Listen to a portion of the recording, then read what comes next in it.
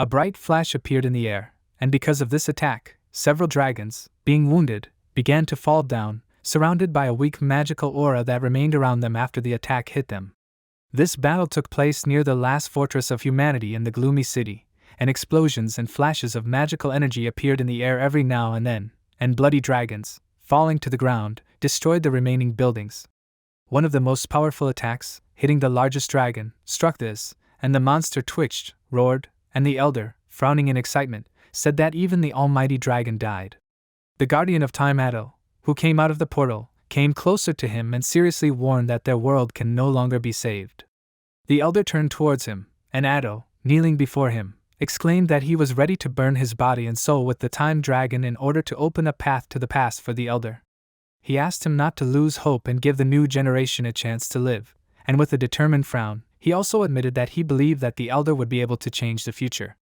He placed his palm on his chest, and the elder, closing his eyes, said that he was one of those who had the best control over the data of time, because he had always watched this place. They all belonged to this time, and he understood that none of them could leave this world. He lightly struck the ground with the end of his staff, and the magical energy that was released formed a magic circle under the end of it, and also began to rise into the air, swirling in a spiral around the elder. From this energy, magical books also appeared in the air, and he, frowning in concentration, raised his staff, simultaneously waving his other hand, and only strengthened the flow of magical energy emanating from it. Soon this energy turned into a shining book, and holding it in his palm, the elder said that he who does not belong to this time must rewrite the fate of mankind. Sharply sticking his staff up, he directed it towards the beam of magical energy, the beginning of which was surrounded by several magical circles, and along with this beam of light, the magical book also went up. Gradually, the number of magical circles increased, the beam of light divided into several parts that twisted into a spiral, rushing upward, and when the magic flew high enough, the eyes of a monster suddenly shone in the sky, which, grinning, called people weak and said that this useless struggle makes them even more pitiful. Having come forward, the monster became more visible, and extended its tentacles towards the beam of magical energy to stop it. Yahello, noticing the monster, frowned in recognition, and confirming his guess, the elder exclaimed that it was the Forbidden God. The Forbidden God, meanwhile, continuing to entangle the magical energy with its tentacles, said that all the pitiful hopes of the people would be swallowed up by despair, and while the Forbidden God was saying this, the people who were still alive and hearing it realized that it wanted to destroy the passage. The monster continued to speak, declaring that they had become humanity, wasting centuries on ruins, and said that with this sad hope, they would turn to dust. The elder, closing his eyes, stood for a while, concentrating, but after that, he raised his hand with the staff, and although he admitted that they could be nothing but dust, he said that they would die as heroes. Addressing the Forbidden God, he said for it to see their final fury, and small particles of magical energy began to separate from his body into the air. Yahello, standing next to him, put his hand to his chest, closing his eyes, and energy began to be released from his body as well. Some knights, standing a little to the side, frowned in confusion, noticing this, and began to ask what was this? One of them realized that this was being done by the Holy Elder, noting that he was performing a ritual of sacrifice. The elder, meanwhile, shouted that their age was coming to an end and soon they would all perish, and turning to the faithful warriors, he invited them to join this great fireworks of the Day of Judgment. The knights, closing their eyes, stood up, repeating the actions of the elder, and decided that they would follow him and die without regrets. A tear ran down the cheek of one of the warriors, but he also closed his eyes, giving up his energy, and thanks to what these warriors, the elder and Yahello did, the passage created before became brighter and more powerful, and the Forbidden God cried out desperately, trying to deny what was happening. They, the people of antiquity, meanwhile thought that they were giving a gift to the people of the future, noting that it would pass through the Milky Way and make a long journey into the past in order to sow the seeds of hope for the future of humanity. The passage they created, breaking through the Forbidden God, rushed into space, flying between the stars, and the warriors thought that this would be the generation of the ancient wasteland, where beasts and monsters rage. They imagined the people who were subject to dragons, and declared that having tamers, these people would fight monsters and obtain the best resources. They also introduced several people surrounded by terrifying monsters, noting that outside the shelter, there would be many dangerous bloodthirsty monsters waiting for them, where death awaited them at every turn. The Blacklight main base had been standing in the dangerous wasteland for hundreds of years, and the current owner of it was an extremely powerful master, and it was he who created a special camp and training method for new tamers. This was the key to the base existing for hundreds of years, and a little later, inside the Blacklight castle, Suhun walked up to the board, reading the announcement that there was no place for slackers in the Blacklight training camp, and those whose eggs had not hatched within 3 years would be immediately transferred to the gathering team, and if any person had any objections, they would be killed. In addition, the announcement said that training beasts was a risk, and so people were advised to enter the camp with caution. Hung sighed, ran his hand over the large egg he was holding, and sat down on a barrel standing nearby, resting his face on his knees. He didn't understand how this had happened, because tomorrow was the last day, and there were absolutely no signs of hatching. He looked at the egg excitedly, and then, raising his head, cursed mentally, because it was very offensive. And suddenly he noticed a bright flash of light in the sky and, opening his eyes wider, became interested in it, and then, looking closer, noticed that something was flying across the sky at high speed, leaving behind a shining trail of magical energy. Hung even shuddered in surprise and asked himself, "What is it?" The shining object accelerated, approaching him, and finding itself very close to the protagonist, the beam became thinner, and several shining magic circles appeared around it, and the energy, crashing into Heng's forehead, began to be absorbed into his head. He shuddered in surprise, unable to hold on to the barrel, and dropped the egg from his hands. The protagonist fell to the ground, losing consciousness, and in his thoughts he saw huge dragons, on whose paws there were huge claws, and huge fangs protruded from their jaws. The dragons were of many different types, and one of them was especially different, as it was larger. But suddenly Hung was distracted from the visions that appeared in his thoughts, as someone began to scream, trying to attract his attention. Opening his eyes, the protagonist heard someone ordering him to wake up. Finally, poking him in the cheek with the handle of the whip, the man repeated the order, shouting for him to get up, and the protagonist shuddered in confusion, looking at the boy, who looked back at him with displeasure, frowning, and asked if he really slept here. There were several other boys standing around, watching what was happening, and continuing his angry speech, the boy declared that the junior disciples could not spend the night in the castle. Hung slightly rose up, looking at him in confusion, and the boy, pointing his whip in his direction, ordered him to answer, and asked if he really slept here. The protagonist frowned in amazement, asking again, and asked himself if it was really just a dream.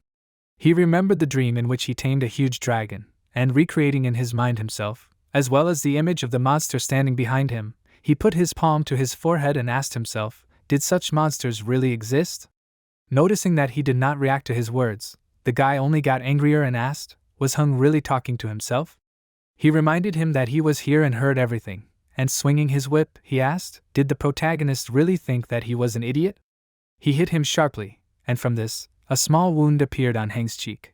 Frowning, he opened his mouth in shock, putting his palm to the wound, and the guy, smirking, said that he heard that the protagonist was going to join the wanderers from the search party today and go into the wasteland to get food. He raised his whip again, about to hit him, and asked if he could come back alive by getting out of the tower. Hung frowned, looking at him indignantly, but before anything else could happen, the egg suddenly began to glow faintly, and the top of it cracked, and one of the guys, noticing this, attracted the attention of the protagonist and announced that his egg had cracked. The other guy froze, never striking, and Hung looked at his egg in shock, then asked if he really succeeded. Grabbing the egg, he raised it above his head, kneeling down, and happily shouted that he succeeded, and this all means that 3 years of trying were not in vain and he finally did it. The boy, as well as several of his comrades, shuddered, looking at Hung in horror, and the boy cursed, covering his mouth with his hand, as he realized that the protagonist, whom he called a worthless person, really did everything right. Smiling kindly, he waved his hands, saying that this was just a huge misunderstanding, and when Heng finally got to his feet, he decided that he would definitely inform the head teacher that he had completed the internship and became a master, as he was sure that in the future the protagonist would quickly reach new heights. However, Lu Yu, coming closer, stopped not far from them, said that there was no need to report anything, and Hung and the boy shuddered upon hearing her voice, and turned around, noticing the head mentor of the Blacklight Tower, Yu. She began walking again, stopping in front of Hung, and announced that he would now be able to interact with his egg. He, repeating these words in amazement, pressed his cheek to the egg and closing his eyes called the one who lives inside this, little, admitting that he was waiting for this very much. The egg was slightly irritating, and from inside this one an inarticulate cry was heard, and hearing this, Hung shuddered, smiled happily and said that it was talking. Yu, closing her eyes, also smiled and said that this was wonderful, and then, placing her palms on the shoulders of the main character, said that more and more young tamers were appearing in Blacklight. And suddenly she frowned, becoming more serious, and drew attention to the wound on Heng's cheek and asked what it was. He carefully touched the wound with his hand, and then, pointing towards the guy with his hand, said that it was he who hit him. Angrily looking in his direction, you asked how he dared to hit the master? She crossed her arms seriously, and said that she would give him 20 lashes and then send him out into the wilderness to forage for food, so that he would receive his punishment there. Hung, hearing this, smiled contentedly, and the boy shuddered and, covered in sweat from horror, began to cry, asking you not to do this. Falling to his knees, he extended his hand towards the protagonist, starting to beg him to spare him. But ignoring him, you turned away, telling Hung to follow her, and Hung obeyed. Soon they arrived at the castle and, entering one of the offices in this one, stopped in front of the table where he was sitting. He placed his hands on the table with his elbows and interlaced his fingers with each other, and after that, carefully examining the protagonist, asked if he was really the first newcomer in this semester? He was the master of the base, and you, looking decisively at Hun, who was standing far behind her, smiled, confirming that it was true, and noted that she heard that he was about to join the search party, but suddenly his egg began to hatch. The protagonist smiled proudly, and you added that he should be rewarded well. Hun only became more happy to hear this, and he, happily closing his eyes, called the protagonist a stubborn boy, since he was able to hand over everything at the very last moment. In his opinion, this was not bad, and he said that Hung had two options. Grinning, he announced that the first option was that he could give him a piece of dragon scale, since his beast in this egg was a scaly lizard. He added that this piece would contain high-grade dragon blood, and this would speed up the hatching process. Hung, startled, became more serious, listening intently, and he, pointing a finger in his direction, added that after hatching, the beast would be stronger than other scaly lizards, and in addition, there was a small chance that it would be infected with a drop of dragon blood, causing it to become very strong in the future. In addition, there was a second option, and he announced that when the time came to have a second pet, he would allow Hung to choose one egg from his collection. The protagonist decided that a bird in the hand is worth two in the bush, and with a determined frown, he admitted that he thought he would choose the first option. He was delighted, smiling, and said that he would arrange for the dragon scales to be delivered today during the day, and also, while standing up, he expressed his hope that in the future, Hung would not forget about this and would contribute to Blacklight through his efforts. The protagonist lightly hit his chest with his fist and frowned decisively, agreeing with this. Apart from the castle, Blacklight itself was divided into two zones, the inner and outer, and the inner zone was where the rich members of the community lived, and it also had a more honest environment. The outer zone, on the other hand, was considered bad and dirty, and was where the lower classes lived. The houses in the outer zone were very different from those outside the gate in the inner zone, and in one of these houses, which belonged to Heng, someone's scream suddenly rang out. The man, noting that he was in pain, asked his interlocutor to let him go, with asking, "What has happened?" Su Qing, who was holding his ear, frowned in displeasure and asked what he knew about pain. Reminding him that he was gone last night, she asked where he was. Hung, closing his eyes, screamed again, noting that he was no longer in pain, and Qing, twisting his ear harder, noted that this morning she went to the inner zone to look for him, but she could not go in, and she had to wait at the gate. She was very worried, and furiously asked what the protagonist even understood. She was going to tear off all his ears, but at that moment, someone suddenly knocked on the door, and continuing to hold Hung by the ear, she turned towards this and asked who was there. The protagonist looked towards the door in surprise, and the guy, entering inside, closed his eyes, resting his palm on his head, and greeted Heng, noting that the owner of the castle ordered this to be delivered to him. He was holding a tray in his hands, on which lay several packages, as well as coins, and bowing, he asked the protagonist to keep it safe. He wished him success in martial arts and raising his beasts, and Qing finally let go of Hung, and after that, they both shuddered in the same way, looking at the items on the tray in shock. Suddenly, Qing smiled enthusiastically and, repeating about raising beasts, asked if the protagonist had really succeeded. She exclaimed that it was very cool, and hugged him, happily closing her eyes. Hung also closed his eyes, and she noted that their mom and dad would be very happy to know that he had succeeded. She understood that they had not sold their previous house in vain, because the protagonist would now become a wet person in society. Hung caught her attention by saying that he would still be living in the outer zone, and Qing suddenly shuddered, noticing that the guy who had brought the money and the scale bundles was still standing at the door, looking at them in shock. They were all silent for a while, exchanging glances, and Ching finally let out a cry, remembering that she was about to go to work. She let go of Hun, who held his neck with his hand, sighing and closing his eyes, as Ching was hugging him too tightly.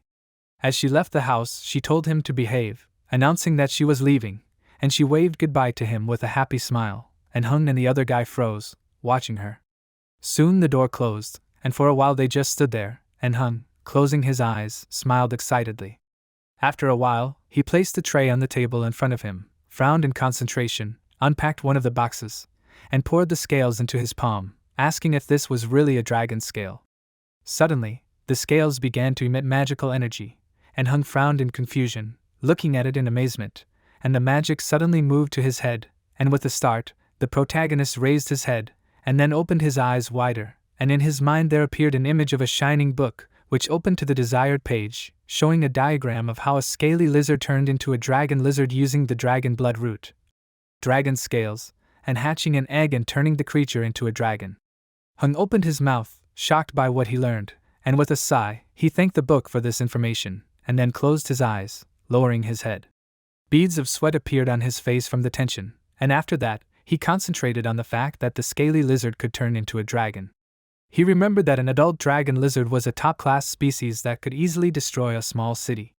The beast that Hun had was a mid-class species, a scaly lizard, and they were two completely different species. Imagining a terrifying dragon, he frowned as he looked at the egg in the basket next to him, and while mentally recreating the image of the root in question, he held his chin in his hand, recalling that it looked like a brownish-brown root, and asked with interest, was it good for him? He remembered the girl standing next to he, and noted that she was so talented that she eventually surprised the owner of the castle by becoming his apprentice. Looking at the scale still lying on his palm, the protagonist also remembered that the first beast she raised was a high-class dangerous species beast. Frowning determinedly and gritting his teeth, he clenched his hand into a fist, imagining what might happen if he could breed a lizard dragon. He soon ran to the medicine store, and after taking everything he needed, he smiled kindly at the shopkeeper as he gave him the money. After returning home, he ground up the root, thinking that if he could breed a more powerful beast, he too could become the castle master's apprentice.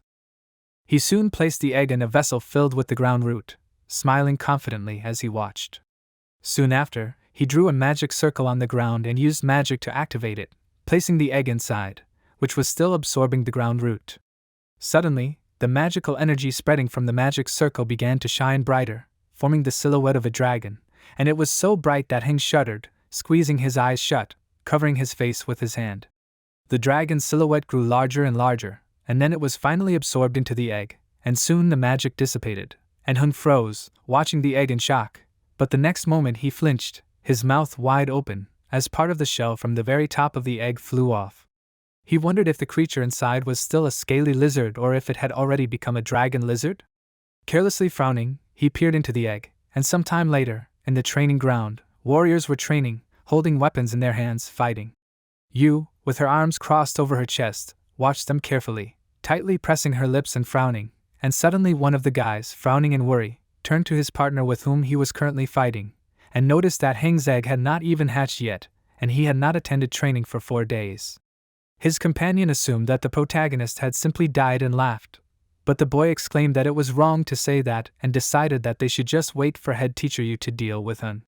Suddenly, Yu frowned even more, startled, and noticed that the protagonist had finally arrived at the training plaza. She cried out in surprise and asked if he even realized that he had to attend training.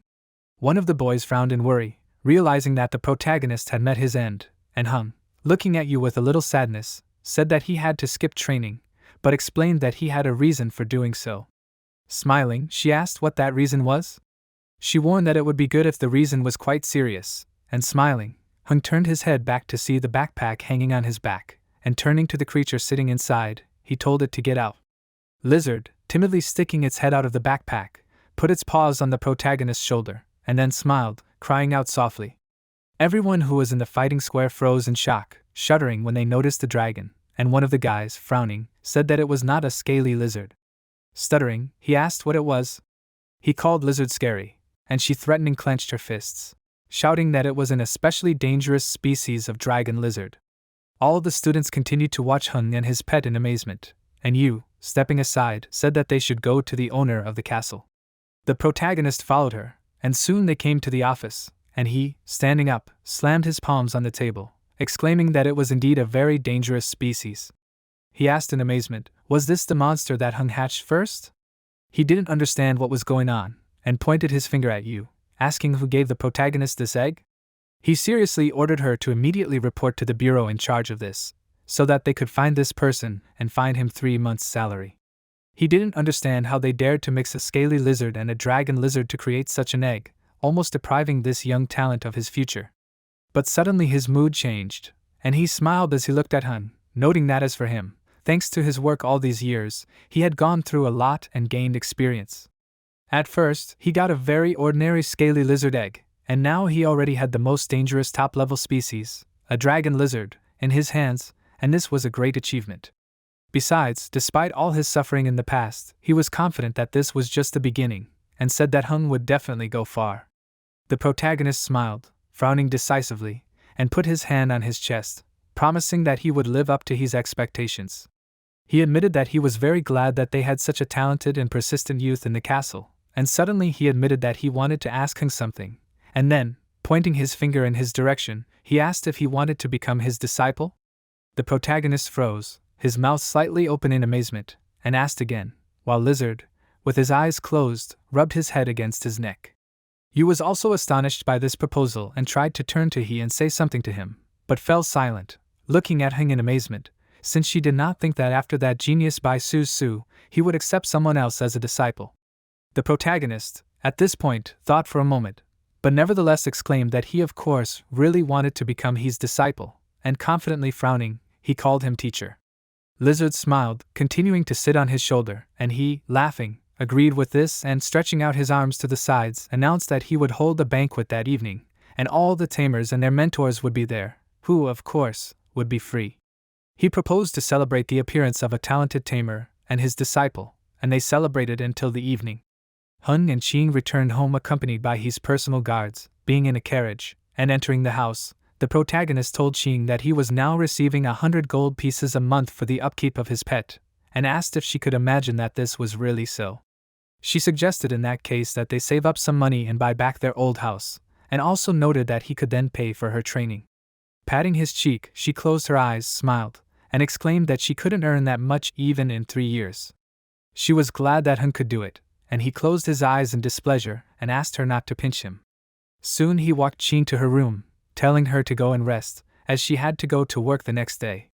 She agreed, and Hun, sitting at the table next to the lit lamp, picked up a book and read that the most striking difference between ordinary creatures and dangerous species was whether they had the innate ability to use magic. The ability to use magic was called magic talent, and talent was the key factor in determining the strength of a beast. The snake dragon lizard, as one of the most dangerous species, naturally had a special affinity for using magic, and in addition to the most common evil attack, the other 6 skills of the snake dragon were Dragon Sleep, which is able to quickly restore strength and regenerate injuries received in battle.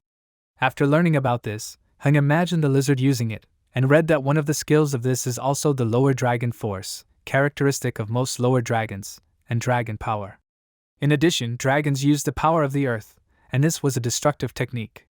Another skill, natural force, allowed the use of nature's energy and resources for magic, and the combination of this and dragon sleep made the dragon lizard so tenacious that the power of this increased, and it stopped almost invincible. The last skill was an extremely powerful ability that was called evil. It was the most powerful technique, possessing destructive power, and was close to the power of a dragon's breath. Hung put his finger to his chin and frowned in concentration as he read the text and thought about everything he had learned. Finally smiling, he looked at the lizard that was sleeping next to him in the basket and confessed that he believed that it would become a true beast master. Suddenly, the lizard's body drastically increased in size, and it no longer even fit into the basket it had been in before. However, despite the inconvenience, it continued to sleep, while the protagonist shuddered, his eyes wide in surprise, and barely held back a cry. A bead of sweat appeared on his face, and he was very surprised that dangerous dragon species grew very quickly. A little later, when it was already morning outside, Hung sat in the training room opposite He, who, smiling, said that the dragon he now had was truly talented. He suggested that he test its strength in 3 magical elements, and choose one to focus on first. Extending his palm forward, he showed the ring on his finger, and declared that the element of his beast was evil. Looking in shock at the ring that began to exude magical energy, Hung asked in amazement, could this really be his beast talisman? He remembered that a beast talisman was an item that allowed one to keep a beast of enormous size inside oneself, where it could rest and recover. He imagined a girl who stretched out her hand to the side, and from the ornament on her wrist, a dragon emerged. The beast would grow so large that it would be difficult to contain, and so the tamers would often use various ornaments in the form of talismans. Hung also presented several ornaments that could become such a talisman, and in the next moment, he was suddenly distracted as he made his beast come out of the ring. With his mouth slightly open in shock, the protagonist looked at the evil elemental lava wolf that had landed on the floor in front of them. Looking at his pet as well, he announced that it was a representative of the second-tier evil elemental beast, the Scarlet Wolf. The wolf shuddered slightly as it came closer to he, and he placed his palm on its head and added that this wolf had been his main beast before, noting that it was very suitable for training the snake dragon, as the 2 beasts matched perfectly together. Hung looked at the wolf with a little fear, wondering if they really matched. He didn't believe it, and the lizard he was holding in his arms also looked scared. He, stroking the wolf's muzzle, said that it was the most dangerous species, combining not only the purebred breed now, but the true animal anger, and it was very harmonious in tandem with Hang's pet. After that, he pointed his finger at Lizard and told the protagonist to put it down on the floor and trust. Hung shuddered in fear, and Lizard reacted in the same way. In the end, the protagonist still listened, putting the dragon on the floor, and it, trembling with fear, looked at the Scarlet Wolf towering over it. Hung froze in alarm, carefully observing what was happening, and in the end, Lizard, still frightened, clenched his jaws tighter, looking pitifully at the protagonist, who, putting his palms in front of him, told it not to rely on him and act on its own. Pointing his finger forward, he smiled and ordered the Scarlet Wolf to use evil breath and show the snake dragon how to do it. The monster opened its mouth, and dark magical energy began to accumulate near it. But before the attack was fully formed, someone suddenly ordered the wolf to stop, and it, opening its eyes wider in amazement, froze, dissipating the energy. Small clouds of smoke remained near its mouth, and he, waving his hand, exclaimed that everything worked out.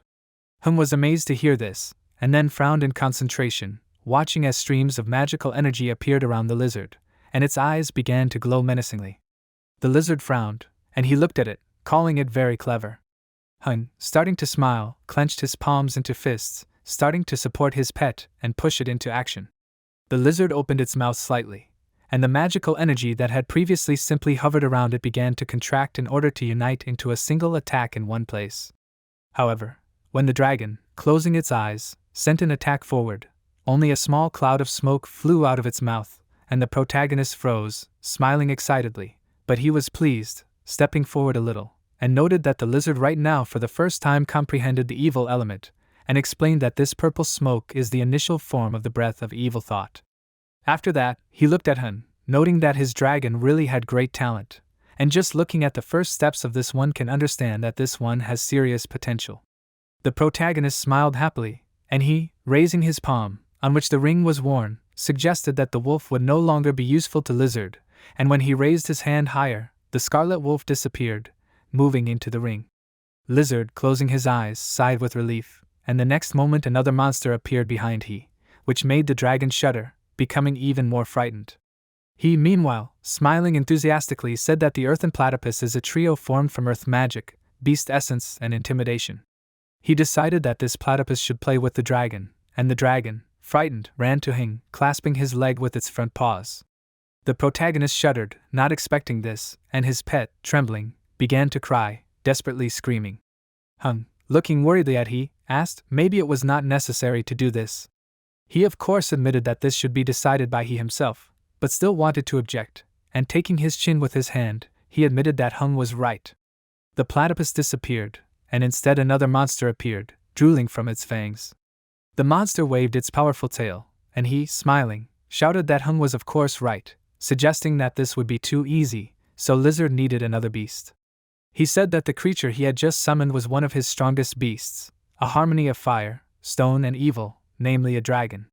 It was a lava tyrannosaur, and after announcing the name of it, he raised both his hands up, presenting a huge monster that roared, frightening Hung and Lizard even more.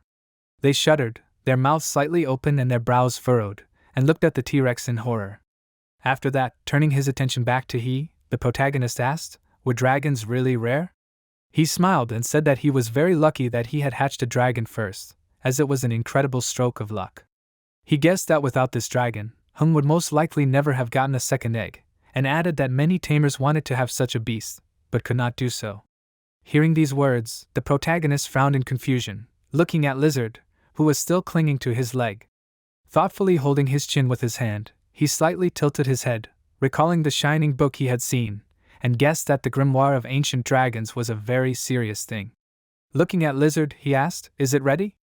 The T-Rex opened its eyes wide and looked at its opponent, and Lizard began to tremble, almost crying, but despite this, he extended his hand forward, commanding his lava T-Rex to move forward, and offered to watch the beast's reaction to Hung. The T-Rex, opening its mouth, roared, and from its mouth, streams of powerful wind flew forward, heading towards the protagonist and Lizard standing next to him. They shuddered, frowning, and Hung barely remained on his feet from how strong the gusts of wind were. He put his hands in front of his face, protecting it, and closed his eyes, clenching his jaw, as he noticed the terrifying pressure that was acting on him.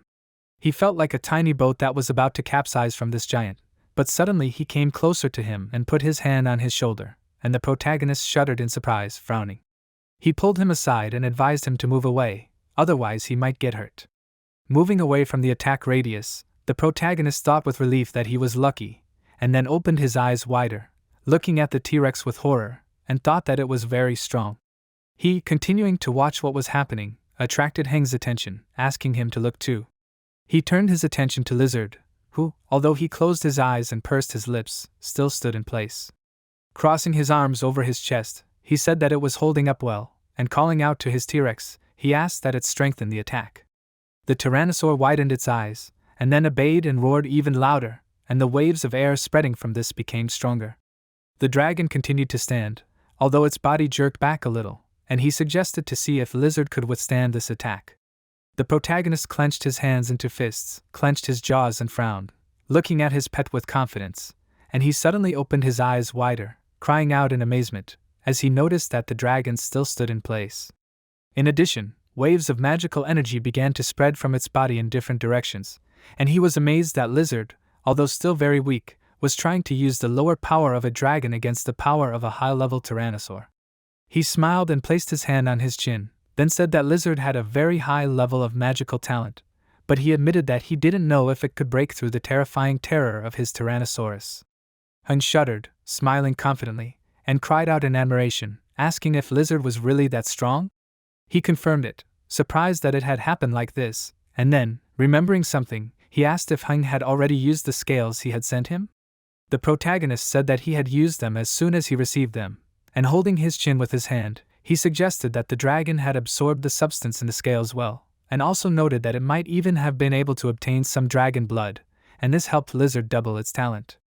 Hung looked seriously at his dragon, who was still standing despite the attack that was directed towards it, and then he, handing him a book, asked him to take it, explaining that in this book he had collected methods and techniques that would help him in cultivating his beast. Besides that, there was also an interesting method to develop the power of the mind, and he also warned Hung not to forget about his spiritual training when he trained his dragon. The protagonist looked at the book with admiration, and he told him that the power of the mind was his personal power, and also the basis for training the beast. Hung clutched the book to himself with one hand, rested his other hand on his head, closed his eyes and smiled happily, and thanked he for this book and advice. After leaving the castle, he was finally able to buy back his family's old mansion, and since people knew that he had become a master tamer, they treated him with respect. Entering the mansion, Hung began cleaning while Qing worked. He swept the floors with a smile, and after some time had passed, he went outside, looking around the house from the outside. Although he could not make the house as it was in his memories, but there was a feeling of relief in his heart, and before telling Qing the good news, he decided to go to her work and pick her up in order to surprise her. After patting Lizard, who was sitting on his shoulder, he suggested that they go, explaining that they needed to pick up Qing from work. Humming softly, he walked to the right place, and at the same time, several dogs, frowning furiously and opening their mouths threateningly, growled, and Qing, who was the target of the animal's fury, screamed in fear.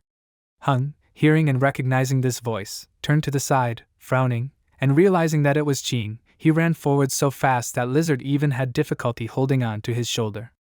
Qing meanwhile tried to order the animals to move away from her, and Shujin, who was standing next to the dogs, crossed his arms over his chest, smirked and said that he told Qing that his dogs do not bite, calling her beautiful and asking where she was running. His two comrades standing next to him smirked, and the guy, waving his hand, said that these dogs just want to play with Qing. She began waving her hand, closing her eyes, and tried to drive the dogs away from her, and Jin in response only laughed, and then, smirking, promised that his dogs would not play with her if she played with them that evening. His comrades, slightly embarrassed, looked at Qing, and one of them even licked his lips, but suddenly Hun, running closer, frowned furiously and asked, "Are they really talking about wanting to play?" He shouted that in that case he would play with the brick and swung the hand that was holding the stone. The boys shuddered and turned around when they heard his voice, and the protagonist ran forward, swung the brick and hit one of the dogs with it. Blood spurted out, the animal, closing its eyes, flew to the side, and Hun, quickly moving, stood in front of Qing, covering her with himself and still holding the brick in his hands. The boys trembled, and the protagonist called them street rats, ordering them to stay away from Qing. He continued to frown, asking if Jin really thought that because his father was the owner of the plantation, he could do anything? Meanwhile, the boy looked at his dog, whose name was Charlie, in shock and angry, called him names, asking how dare he hit his Charlie? Pointing his finger at the protagonist, he turned to the second dog, Jack, and ordered it to rip Heng's throat out. Jack ran forward, and Hun shuddered, frowning, and noticing that he was still standing in place, Qing looked at him desperately, telling him to run away. But the protagonist continued to stand in place, covering her with himself. Jack at this time was very close to them and jumped up, opening his mouth, ready to injure Hun. He closed his eyes, clenching his jaws, but Lizard suddenly growled, frowning, his eyes shining dangerously, and jumping forward, the dragon sank his teeth into Jack's neck. Blood sprayed into the air. Jack and Lizard flew to the side, and frozen in amazement, Hun looked at the fact that the dragon closed his eyes, still sinking his teeth into Jack's neck. The dog only let out a painful cry, the blood increased, and Hun, smiling, praised Lizard, saying that Jack should finish it off. The dragon jerked, tearing a tuft of flesh from the dog's body, and it froze, dying. Noticing this, Jin screamed desperately. His comrade standing behind him frowned, and he called Hun a name and took out a knife. His friends did the same, and Jin offered to cut the protagonist, and after that he and the other guys ran forward, ordering him to die.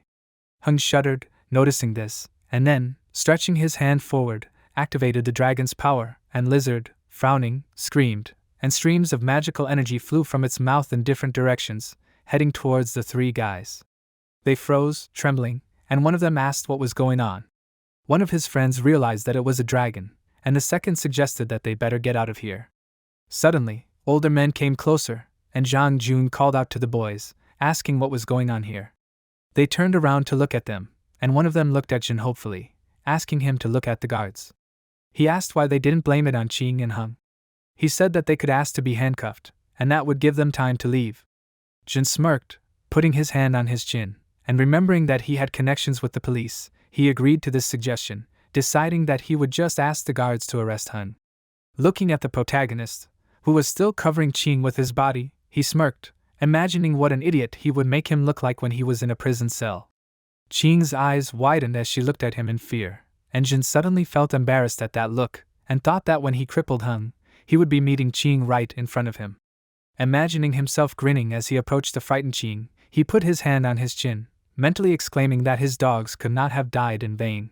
Jun suddenly walked closer to him, crossed his arms, and smiled, asking if that was Jin. Looking at him warily, he asked where he was going. Jin and his comrades shuddered, and then, walking closer to Jun, Jin pointed his finger at Hun, saying that he had killed his dogs with particular cruelty for no reason. He ordered Jun to quickly arrest the protagonist and put him in a cell, and Hun frowned at that accusation. Jun at this time, with a wave of his hand, attracted the attention of two other guards and told them to detain the protagonist. Stepping forward, one of them, clutching handcuffs in his hands, asked how Hing dared to touch Jin's dogs. He told him to be a good boy now, and promised that they would not hurt him. Hung suddenly threw a brick right at the feet of the guards and seriously announced that he had killed the dogs with this brick, telling them to just ask something from this one if they had nothing better to do.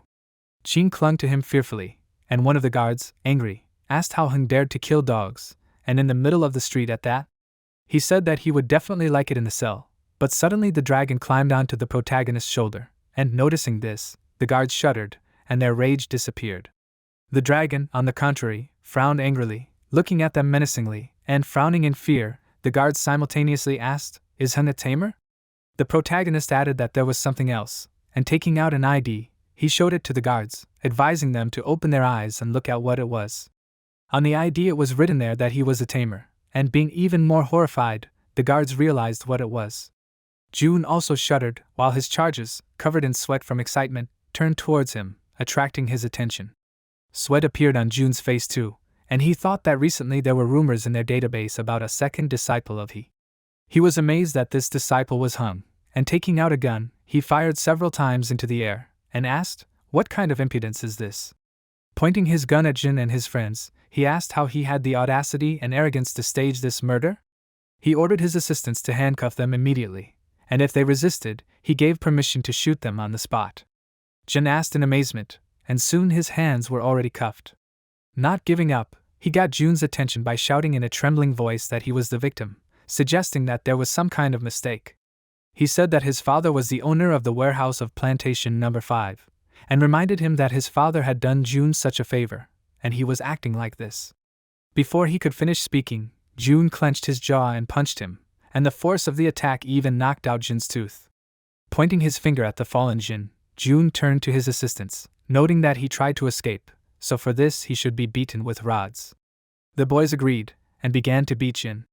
June, meanwhile, walked up to Hung, smiled and said that no one knew that Jin would set those dogs on them. He admitted that he was glad that the protagonist reacted in time before more terrible things could have happened. Hung chuckled and said that the guards had arrived just in time, and June closed his eyes, smiling even more, trying to deny these words. Then, pointing his hand towards Jin and his comrades sitting on the ground nearby, he said that if these three fell into his hands, then if they did not die, they would flay themselves. He asked if Hung was happy. Frowning seriously, the protagonist said that he was hardly happy, since he would still take revenge on Jin as soon as he was released, and it did not matter whether he died after them or not. Frowning, June said that he understood everything, and the protagonist, suddenly smiling, attracted Qing's attention and asked her to go. She looked away in fear, but he, continuing to smile, said that everything was fine, and announced that they were going home. Qing closed her eyes and smiled in agreement, exclaiming that they were going home. June, watching Qing and Hung walk away, turned to his assistants and asked them what they thought was worse, offending the plantation owner or angering the tamer master. Lao Dong declared that there was no point in even thinking about it, since it was better not to anger the tamers. They were only small people compared to them, and he did not want to die yet. Putting his hand on Dong's shoulder, June noted that he was saying everything correctly, and then told him to look for a carriage for them, and he and the other assistant would wait here and then take the three of them to the chamber, straight to the incinerator. The boys shuddered. Dong said that he would carry out the order, and frowned decisively, and June, threateningly looking at the boys trembling with horror, said that they would keep them near the incinerator, and after that they would do something else. He did not say it out loud, but ran his hand across his throat, showing that this would not bring them any good. Soon Hung and Qing came home, and Qing, screaming in amazement, said that it was very cool, admitting that she never thought that she would return here again. Looking around enthusiastically, she said that she seemed to be in a dream, and the protagonist asked her not to faint, and then, handing her some keys, he said that these were the keys to the house. When she turned in his direction, he added that buying out their old house was only the beginning, because it would be better later. Qing clasped his hand with hers and exclaimed that she believed him, adding that only the best awaited them in the future. Suddenly, there was a knock on the door, and Hung turned around abruptly upon hearing it. Walking over, he opened the door slightly and asked who was there. Gua smiled kindly and closed his eyes, noting that the protagonist was indeed very forgetful. He said that he was the deputy director of plantation management, and gave his name, and Qing smiled and ran closer and asked why the deputy plantation owner was here. Hung thoughtlessly looked at her with a start, and Gua said that he had just received news from the police that Chu Dingquan's son had offended Hung, and so he was sure that he naturally had to do them a favor. He announced that he planned to transfer Dingquan to Plantation 30 to plow the land and be an ordinary farmer. The protagonist looked at him seriously. Qing was surprised, and Gui continued, noting that although there were wild animals rampant in that place and all sorts of troubles would happen from time to time, but he thought that Ding Quan, who was at least the leader, would be able to adapt to it. After that, he asked for permission to ask and asked if Hung was happy? Holding his chin with his hand, he smiled, admitting that he was glad that the director had paid attention to this. Gua added that he also heard that Qing seemed to be the senior agronomist in their plantation system, and therefore she could be promoted to the position of deputy director in the agronomy department of their department. Qing, looking at Gua in shock, asked again, and then said that she was not at all suitable for this position, and asked if that was true? Gua, with his palms together, exclaimed that she was suitable for them since she was Heng's sister. Besides that, he exclaimed that she could always find him and ask for a favor if she needed anything. Qing happily exclaimed that in that case she would be happy to help, and Gua declared that it meant that everything was decided. The protagonist simply closed his eyes, not knowing how to react to all this, and then, scratching Lizard's cheek with his fingers, he thought that it seemed that as they became stronger, they gained more and more privileges. The dragon simply looked at him in surprise, and after a while, Hung poured the food, surrounded by a magical aura, into the bowl. It was quite a lot, and smiling, the protagonist looked at Lizard, therefore offering to eat another piece, and declared that it was according to his recipe. He added that it was also very good for dragons, because it will eat, grow and become stronger. Lizard was horrified when he saw the food, and then looked at Hung pitifully, screaming. The protagonist thought at this time that the formulas for tame beast feed were divided into poor quality, average, good, very good, excellent, remarkable, ideal, and perfect. There were only 8 of these types, and the feed that he gave him was of very good quality, just right for a young beast. Hung read all this in the book that he gave him, and mentally added that, besides, this recipe was indeed very important to him as a disciple. However, noticing Lizard's reaction to this feed, he wondered why the dragon did not like it right after it tried the feed. Lizard was still sitting there waving his paw, and closed his eyes so as not to eat it. Hung guessed that it was because of the ingredients, and turned to the side, suddenly noticing a large amount of fish lying on the table. He realized that this was indeed true, recalling what was said in the rituals of the ancient dragons. He frowned, summoning the book, and opened it to the right page, read, "As soon as the dragon lizards hatch, they immediately eat their own shells, and then can go a long time without eating. As a hybrid of 3 species, namely amphibians, dragons and evil, the care of dragons, snakes and lizards cannot be uniform, and it must be focused on certain aspects." At the same time, both dragons and snakes and lizards were quite picky about food and preferred food in the form of living creatures. After reading about this, Hung imagined a dragon eating fish that it caught directly from the river, and finally understood what the problem was, and smiled, and then, patting Lizard on the head, he promised that he would go and look for a new recipe for this. He raised his hand in the air, frowning confidently, shouting that he was giving him a lot of money, so he didn't have to limit the dragon's food, so it should eat more and grow faster. Lizard looked at him enthusiastically delighted. Over the next few days, Hung fed his snake dragon Lizard according to the book of ancient dragon rituals, and when he heard a shopkeeper at one of the small shops announce that the fresh shrimp he had just caught was already on the counter, Hung ran over with his bag ready. A little later, when he returned home, he cut up the fish and made new food with it, noticing that the dragon really liked the new recipe. It really did happily start eating the new food, but it also led to a big problem. And when some time had passed, Hung turned over the bag in which he had money, and almost burst into tears, noticing that only 5 days had passed. Only 1 coin fell out of the bag, which rolled across the floor and fell next to Lizard, who had already increased in size many times. It sat in front of a bowl filled with food, and the protagonist, closing his eyes, still burst into tears, but although there was no money left, his dragon had overcome the baby stage and entered the adult stage. He understood that if they again encountered the dogs, the battle with which then took a lot of strength and energy, then now his dragon would not have any trouble. He crouched down, watching as Lizard began to eat, and imagined it preparing to pounce on the dog, making the leap, slashing at its snout with its claws, and then tearing it to pieces. Imagining Lizard sitting on the dog, Hung mentally noted that it would be able to finish off such a dog in a few seconds with one breath. Besides, with the tough scales that the dragon possessed, an ordinary person with a firearm would pose absolutely no threat, and even if 3 or 5 adult strong men, armed, were to face the snake dragon, it would kill them in a matter of seconds. Thinking about this, he stroked the dragon, but it, unhappy with Hung being distracted, frowned, looking at him menacingly. He simply smiled in response to this, and then suddenly frowned, remembering that he had asked to find him at the castle when the dragon entered its adult stage. However, the surprising thing was that it had only been 5 days since Lizard ceased to be a cub. It was possible that the recipes in that old book were indeed for the ideal or perfect level of food, and Hung put his hand to his chin, frowning as he thought about it. He supposed that since that was the case, it was very important to be careful and keep it a secret, and with a determined frown, he clenched his hand into a fist, smiled and exclaimed that it looked like Lizard would soon have to learn how to use its new skills. He noted that it would be a good idea to stop feeding it formula frequently for at least 10 days, but Lizard ignored his words and continued eating. 10 days later, the protagonist came to the castle and stopped in front of one of the doors, knocking on it. Soon, a voice from behind the door asked him to come in, and when the door opened, he noted that he hadn't seen Heng here for a long time, asking if he was lounging around.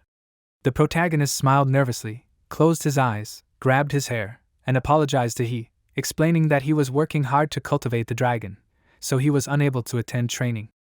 Opening the door wider, he showed Lizard, who also entered, and noted that thanks to his recipe, it had successfully reached the second stage. He cried out in surprise, asking, "Did it really happen that quickly?" Hung simply smiled, slightly embarrassed, and then scratched his cheek, as if frowning, noting that growing up in 10 days did not seem that fast. However, after repeating his question, he suddenly became indignant, frowning, and shouted that it took his 8th disciple Su a month for her beast to advance from the baby stage to the adult stage. Running closer to Hung, he hit him on the head, and with his eyes closed, he cried out, pressing his palm to his head. Still frowning furiously, he asked, "How fast does the protagonist still need?" In addition, the Ice Lotus Su was 2 levels lower than the beast dragon Hung, and after saying this, he put his hand on his shoulders, and also raised a finger in an admonishing manner. The protagonist smiled excitedly, sighed, and actually began to think about what would be better without such a wild growth rate. Suddenly, he calmed down, smiling, and noted that Lizard not only had outstanding combat ability, but also had a unique growth potential. He repeated this again, looking at the dragon, and said, "If this is already an adult and is an adult dragon, then it should probably be familiar with its new abilities." Now it had the power of the dragon of the 1st and 2nd degree, and these were 2 kinds of skills, such as the power of the dragon of intimidation and the power of the dragon of shock and awe. He recreated in his mind the images of how the dragon should use these skills, and Heng added that the breath of evil thought also rose to a new level and formed into a stream of evil thought. He looked at him in shock and asked, "Is he really joking?" He was amazed that in such a short time, he was also able to develop dragon skills to such a degree. The protagonist simply smiled embarrassedly, and then, looking at he with delight, exclaimed that all this was thanks to his hard work with him. Closing his eyes, he mentally rejoiced that he had not yet told him about the master dragon's sleep, the power of nature, and evil attack. Beads of sweat appeared on his face, but he did not pay attention to his nervousness, and then, turning his back to him, admitted that he did not doubt him, offering to go to his training hall and see what Hung and his dragon were now capable of. The protagonist happily agreed, and soon they moved to a private training ground belonging to he. He, moving a little to the side, stood in front of Hung and the dragon, and told the snake dragon lizard belonging to the protagonist to show its best. If this was really the case, he was going to give Hung his personal master's talisman. After all, he had tried hard and gone through many obstacles. He asked if this was true. Besides, he did not understand how one could be a master without his convenient talisman, and pointed his finger towards the lizard. The protagonist was delighted, and looking at the dragon, mentally asked that it not let him down, since it was on this that he depended on whether he would receive his talisman. He, meanwhile, smiled faintly, put his palm forward, and the ring on his finger began to shine, and he, summoning the stone armadillo bear, told it to play with the dragon. Noticing the huge bear, Hung and the dragon were equally horrified, their eyes widened and their mouths slightly open in amazement. Hung looked at he in bewilderment, and asked how many more evil element beasts he had.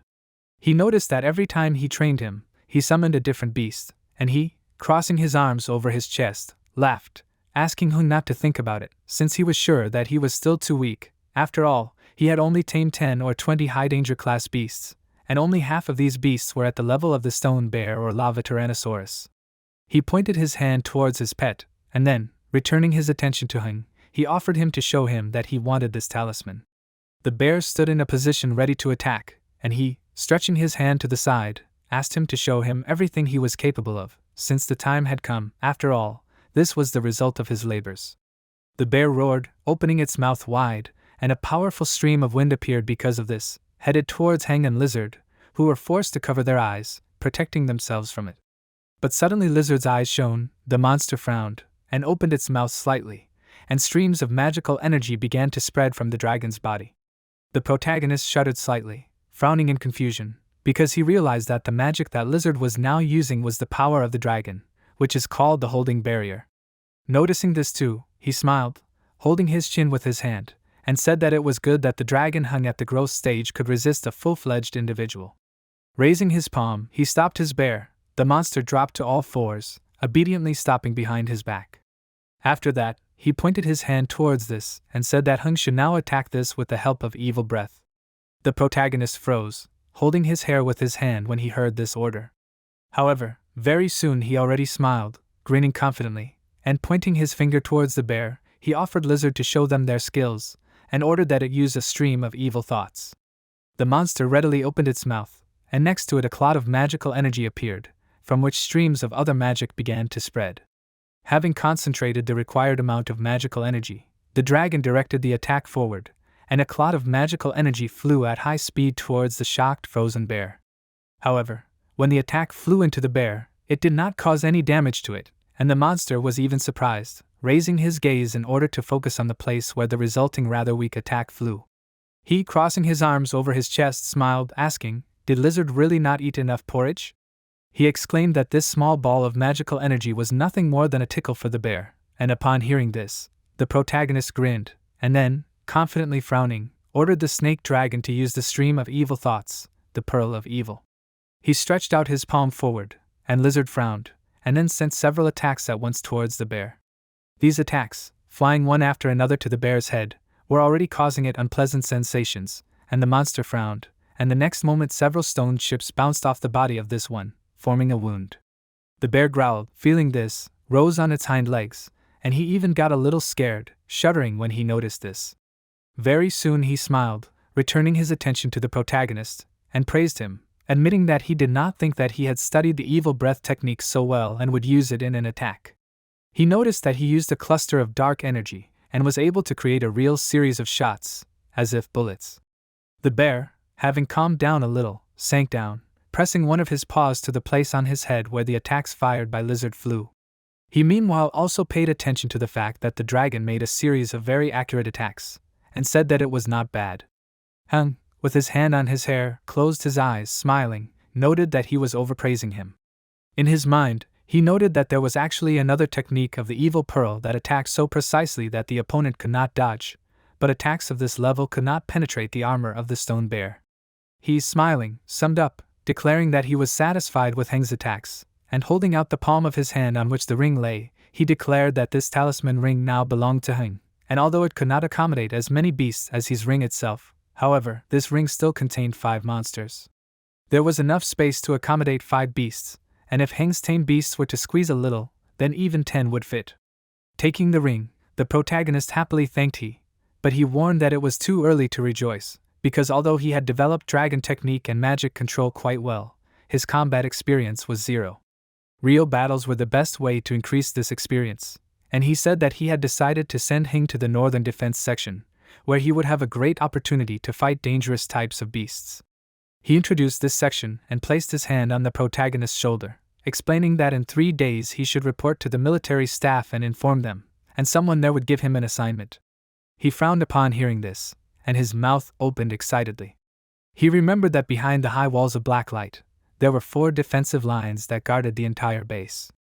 Each section of the defensive lines consisted of military camps, as well as many beast tamers.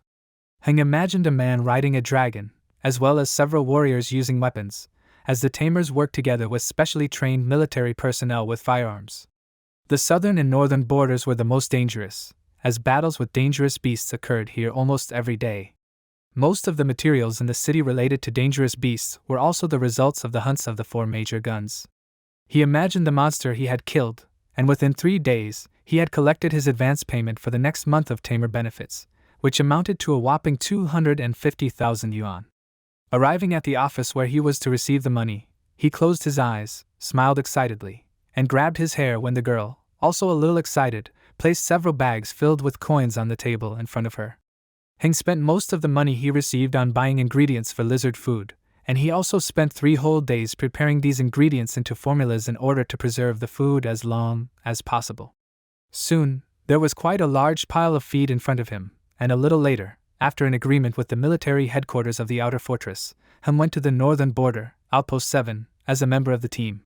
He arrived there in a special military vehicle, and while watching what was happening in the places they passed through the car window, he smiled slightly, thinking that the 4 defensive lines in the territory of the base were largely created for the plantations located in these wild places. After all, the area of land from which crops could be threatened was limited, and a total yield of the 7 plantations inside the gathering could not meet the needs of the 50,000 or 60,000 people living in the city. Working on the plantations outside the city was second only to joining the search parties in terms of danger, and it was also one of the most dangerous industries that the residents of the base tried to avoid, since monsters could appear on the plantation at any time and attack people. If Heng remembered correctly, Ding Quan, the head of Plantation Number 5, was assigned to Plantation Number 30, which was in the Northern Defensive Line's security zone. While he was pondering this, the car finally stopped and the driver announced that this was the 7th observation point, wishing him luck and warning him that he had to go back and report, so he had no intention of delaying Heng. The protagonist, getting out of the car, agreed with this and told the driver to move on.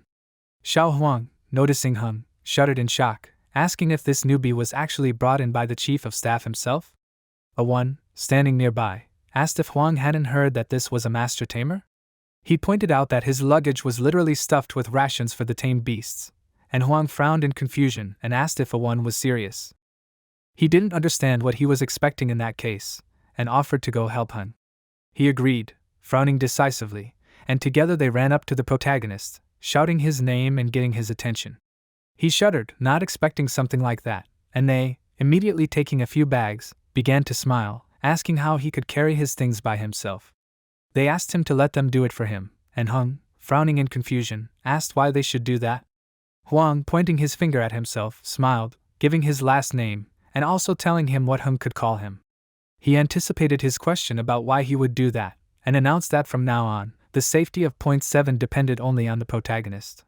Heng thought that such politeness was unnecessary, since Huang was older than him, and so he decided that he would call him by his full name. He smiled as he said this, and Huang even burst into tears, as it was the first time he had met a non-pompous tamer master. Hearing these words, Heng closed his eyes, smiling only more, and Huang, calling out to the other assistants who had also gone down, intending to take the bags of feed, hurried them, offering to finish quickly and arrange a feast for the main character. While the guys were carrying the feed, pulling it out of the car, Heng thought about the fact that there were only 29 guard posts on the northern border, and he had to report a stop at the 7th guard post. More than 10 years ago, this post was blown to pieces by a passing dangerous species, which did not leave a single survivor at the guard post. Since then, the entire modern guard post number 7 was rebuilt on the ruins. This was the place where Heng was supposed to break into his first real fight. He smiled enthusiastically as he thought about this, and after a while they moved to a place where there were huge pots filled with food, and Huang, having filled a plate, went to the protagonist, who was already sitting at the table, and offered him to try a one's dish, and although they did not have special conditions for preparing delicious food, however, in Huang's opinion, what a one cooked was simply excellent. Heng, hearing Huang call him Master Su, asked him to call him by his first name, since they were comrades in arms, and it would be strange if Huang addressed him that way. While they were talking about this, 2 other soldiers sat down next to each other, and Huang noted that the master tamer was a very important person, so he decided that he would call Heng by his full name. Heng chuckled, agreed to this and announced that Huang would call him by his full name, and he would call him by his full name, and at the same time each of them would think of their own. He smiled, closing his eyes, and then, becoming a little more serious, looked at the other warriors and admitted that he wanted to ask them something. He asked if they often encountered dangerous beasts here. A one, biting into a piece of meat, said that here they were still somewhere on the middle line, so the pressure on the defense was certainly less than at more distant posts. However, there were a lot of fish that could slip through the net. Pointing his finger to the side, he asked Heng to look at something. Turning around, the protagonist saw a large number of slain monsters, and the one explained that these were a lot of dangerous beasts that they had caught in the past few days. In the middle and at the end of each month, a military officer came here with a team from the city, who was in charge of transporting resources and honorary rewards. Also pointing his finger at the transparent box filled with monsters that was behind him, which was located behind him, Hung smiled, noting that it was indeed very difficult without a tamed beast. A1 was slightly embarrassed, and Xiao Hu, looking at the protagonist with admiration, asked what his beast could do. He asked him to show it to them, and Huang, hearing this, shuddered and frowned indignantly. He assumed that Hu was completely impudent, and asked if he really didn't know the rules. He wanted to say something about what could be done with tame beasts, but before he finished speaking, Hung ordered his lizard to appear, and it, emerging from the ring, hung above Hang's head for a moment. With their eyes wide open in bewilderment, and their mouths slightly open, A1 and Hu simultaneously exclaimed in shock that this was the most dangerous species. The lizard, meanwhile, landed behind the protagonist, and he announced that this was his tamed beast, the snake dragon. Hu, clenching his fists, frowned with enthusiasm and asked, was the first beast Hung tamed really the most dangerous species? He thought it was very cool, and Lizard meanwhile activated the power of the shock and awe dragon and, concentrating a sufficient amount of magical energy around itself, directed it towards Hu, who screamed in horror. However, Hung suddenly hit Lizard on the head lightly, and it closed its eyes, losing its threatening atmosphere, and the protagonist, frowning, ordered it not to dare to attack their comrades, displeasedly noting that it had no manners. Lizard looked at him pitifully, almost crying, and the protagonist, looking worriedly at Hu, asked if he was okay. He, smiling, said that everything was fine, and noted that Heng's beast was very strong, so he was a great master. A1 suddenly laughed and, pointing his finger towards Hu, asked, was he really saying that he was okay? He noted that he almost shit his pants from fear, as he had done the other time, and Huang next to him also laughed, and he, embarrassed, cried out in embarrassment, ordering A1 not to talk nonsense, since nothing of the sort happened. Some time later, night fell, and after eating, Hung met all 5 of his brothers on duty. Smiling, they talked, and after a short recovery, Hung, on the advice of his mentor, began to train his mind power, using the spiritual hammer. Lizard, with his eyes closed, lay next to him, while the protagonist sat on the floor in the lotus position and closed his eyes to concentrate. The method that he advised him was called Crystal Mind and consisted of 3 stages. The first stage was to remove all distractions and create a crystal environment for meditation around himself, as if meditating on a giant crystal. Hung imagined the crystal, and then thought about the second stage, which was to work with a specific breathing rhythm, where he gradually became one with the meditative environment. Frowning in concentration, he began to breathe steadily, and a shining magical aura appeared around him. Finally, the third stage was about to begin, with the underlying method of the spiritual hammer. As Hing began the third stage, streams of magical energy swirled around him, lifting his cloak into the air, and after finishing his meditation, the protagonist opened his eyes, sighed, and noted that at his current progress, it would only take half a year to achieve a crystal clear mind, which was exactly what he had told him. He looked at his palms, and then thought that a monster like Su, who had refined her mind to crystal clear in just a month or so, must truly be as bright as the moon. Thinking about this, he turned his head, peering through the open window at the moon, and suddenly noticed that a lantern was shining on the roof of one of the towers, and an alarm sounded. Understanding what this meant, Hung shuddered, frowning, and at the same time, Huang ran into his room, urging him, announcing that it was time to get down to business. Looking to the side, Hung frowned confidently. Several insects flew towards the post, and using the device to see it more clearly, the protagonist guessed that it was a dangerous species of the second-rank scythe beetle, and said that instead of legs, it had armored claws that were sickles that could easily split a cobblestone. Huang stood next to him, tightly pressing his lips and listening attentively, and turning towards him, Hung removed the binoculars from his eyes and repeated that it was a dangerous species of the second-rank scythe beetle. Huang thoughtfully put his hand to his chin, noting that the scythe beetle was the most common type of beast in their point. At least these insects reproduce quickly, but killing 4 at once was not a problem. With a wave of his hand, he attracted the attention of all team members and ordered them to prepare for battle. He and Lao Yu were to be at the machine gun position of the watchtower, A1 was to take the forward sniper position on the northwest side. Hu and Xiao Lu were to guard shooting ranges 5 and 6 on the first level. Huang called out to his comrades seriously, offering to help Hung finish off these monsters. The warriors agreed, and soon, having taken their positions, they began firing bullets towards the monsters. These beetles had an ability of a dangerous kind, which was called perception. The monsters protected themselves from the bullets with the armor-casting technique, but one of the projectiles, colliding with the shield, bent, but cracks still appeared on the shield, and it eventually split, and the bullet, whose speed was maintained despite the obstacle, flew forward, striking the monster. Huang, smiling happily, asked the others to look at the fact that they finished off the monster, but noted that the main thing to remember is not to damage the monster's heads, because otherwise they will not be given any military awards for this. He fired again, and Hung, carefully watching what was happening, noted that the side beetle's best skill is armor casting, and it is not very effective, but it significantly weakens the effect of ordinary bullets. Raising his head, he looked at One, who was sitting a little higher on the tower with his weapon. He thought that by continuously firing the machine gun, he could create a great opportunity for the sniper to act, and once again raising the binoculars to his eyes, he peered at the monster whose shield was being fired at by other warriors. Gradually, the defense began to disintegrate, and cracks began to crawl across its surface. Squinting one eye to aim more accurately, One exclaimed that he needed to act now, and clenched his jaws and fired. The shell, hitting the monster, tore its body into several pieces, and Hung asked himself in shock, was this really the battlefield of the northern border? Although all these people were not master tamers, their understanding of the situation and the skills honed in repeated battles were enough to provide all the necessary combat power. He peered at his comrades, who were destroying the monsters one by one, and suddenly noticed that one of the bugs began to run away. The others also noticed this, and Huang, warning about it, started to run away, told the protagonist to follow him, and also called Hu, offering to finish off this monster together. Hu ran with them, and getting into the car, they drove forward, driving outside the tower. Hu climbed out of the hole in the roof of the car in order to take up the weapon. Huang sat at the wheel, and Hung settled down next to him on the neighboring seat.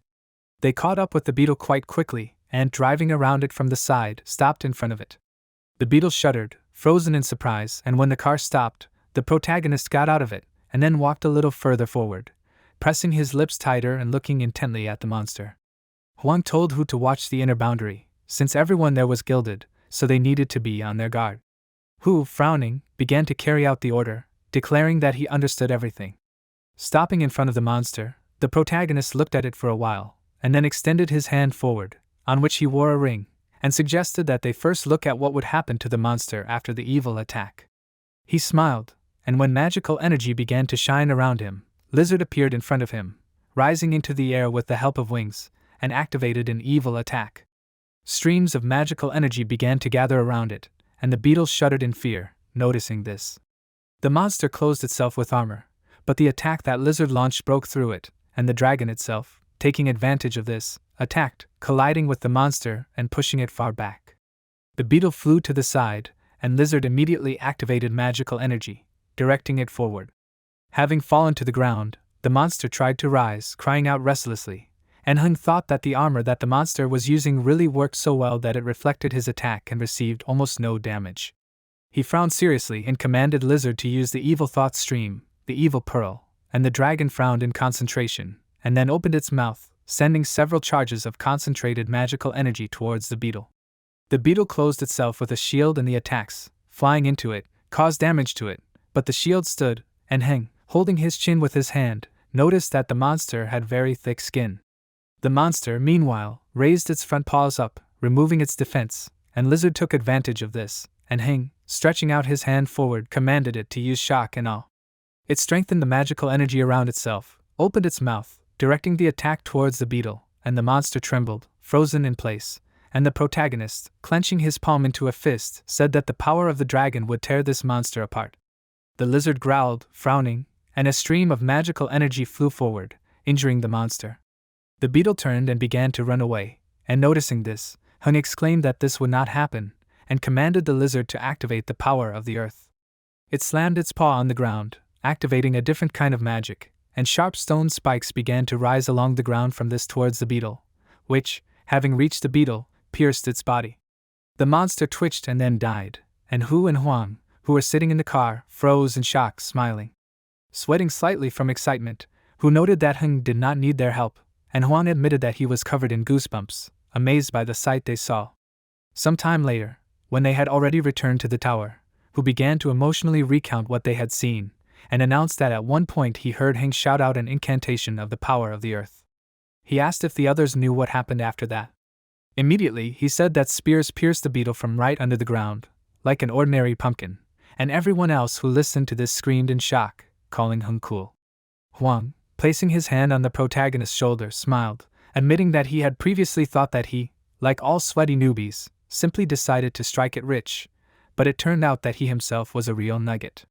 Now he was very impressed and exclaimed that Hung was really cool, encouraging him to continue doing so. The protagonist looked at him in surprise, and then, closing his eyes, awkwardly scratched his head with his hand and tried to refuse these words, noting that they all tried. Suddenly, a soldier ran closer to them, who, attracting Huang's attention, announced that someone was coming here. Hung and Huang shuddered, looking at each other, and Huang decided that he needed to take a look. Frowning in concentration, the protagonist agreed to go and take a look, and together they ran to the edge of the observation tower, frowned in concentration and looked at the command convoy that was approaching the tower. Huang thought it was strange since usually when they were counting the military supplies, the commanders didn't come to them until midday, after they had visited each watchtower. He didn't understand why they had come so early today, and asked about it. Hung opened his mouth, amazed, and thought that it simply couldn't be what he was assuming. Meanwhile, the convoy drove into the tower, and the commander-in-chief of the northern defensive line, Lu Ling, got out of the car. Huang and the other warrior, having come down, frowned seriously, greeting him, and Ling, looking at Huang, noted that they hadn't seen each other for so many years, and he was still the same. He smiled slightly, and Huang, taking out a small handkerchief, burst into tears, starting to wipe away his tears, and admitted that he didn't even think that Ling remembered his name. He was very flattered by this, and noted that the commander-in-chief had come all this way to work with them. Ling cried out, frowning, as he had not expected such a reaction, and then, waving his hand, he tried to calm Huang down, announcing that it was less than 10 minutes' drive from the barrier to this place. After that, he approached the protagonist and asked if he was getting used to it here. He lifted the sunglasses that he had been wearing and looked at Hung, and Hung, slightly shuddering, began to sweat from excitement, and instead of answering the question, said that he needed to report to the commander-in-chief about what was happening. Coming even closer to him, Ling put his hand on his shoulder and asked what he said. Hung, frowning seriously, announced that he had met all of his comrades in service and had adapted well to life here. Suddenly, Ling placed his palm on his head, exclaiming that there was no need to speak to him so formally. He added that the teacher had already told him several times that he had taken on a new, very talented disciple, and smiled, adding that he had heard the chief of staff say that Hung had not seen him when he came to the headquarters, and that they had simply missed each other the last time because he had gone to exterminate those stupid monsters. However, Ling had decided to come again in order to kill and see Huang in person, and upon hearing this, Awan and Huang frowned in shock, wondering at the same time if the commander-in-chief had come to their small post for Heng's sake. Huang closed his eyes and sighed, mentally noting that he had thought that Heng was an ordinary master, but he had not even known that he was the personal disciple of their burgomaster. He also noted that they were lucky that he had not caused any trouble during this time, and at this time Ling, turning his attention to them, asked displeasingly why they were standing like pillars. He asked that they start summing up the battles of the last half-month at the post and not interfere with him and Heng. They immediately agreed to the order, and Ling, returning his attention to the protagonist, pointed a finger in his direction and, smirking, asked him to call his snake dragon. He also explained that the mentor specifically instructed him to come and monitor his development in order to report to him later. Hung became nervous upon hearing this, since he thought that he had forgotten about him as soon as he left the city, but it turned out that he had already sent his spy.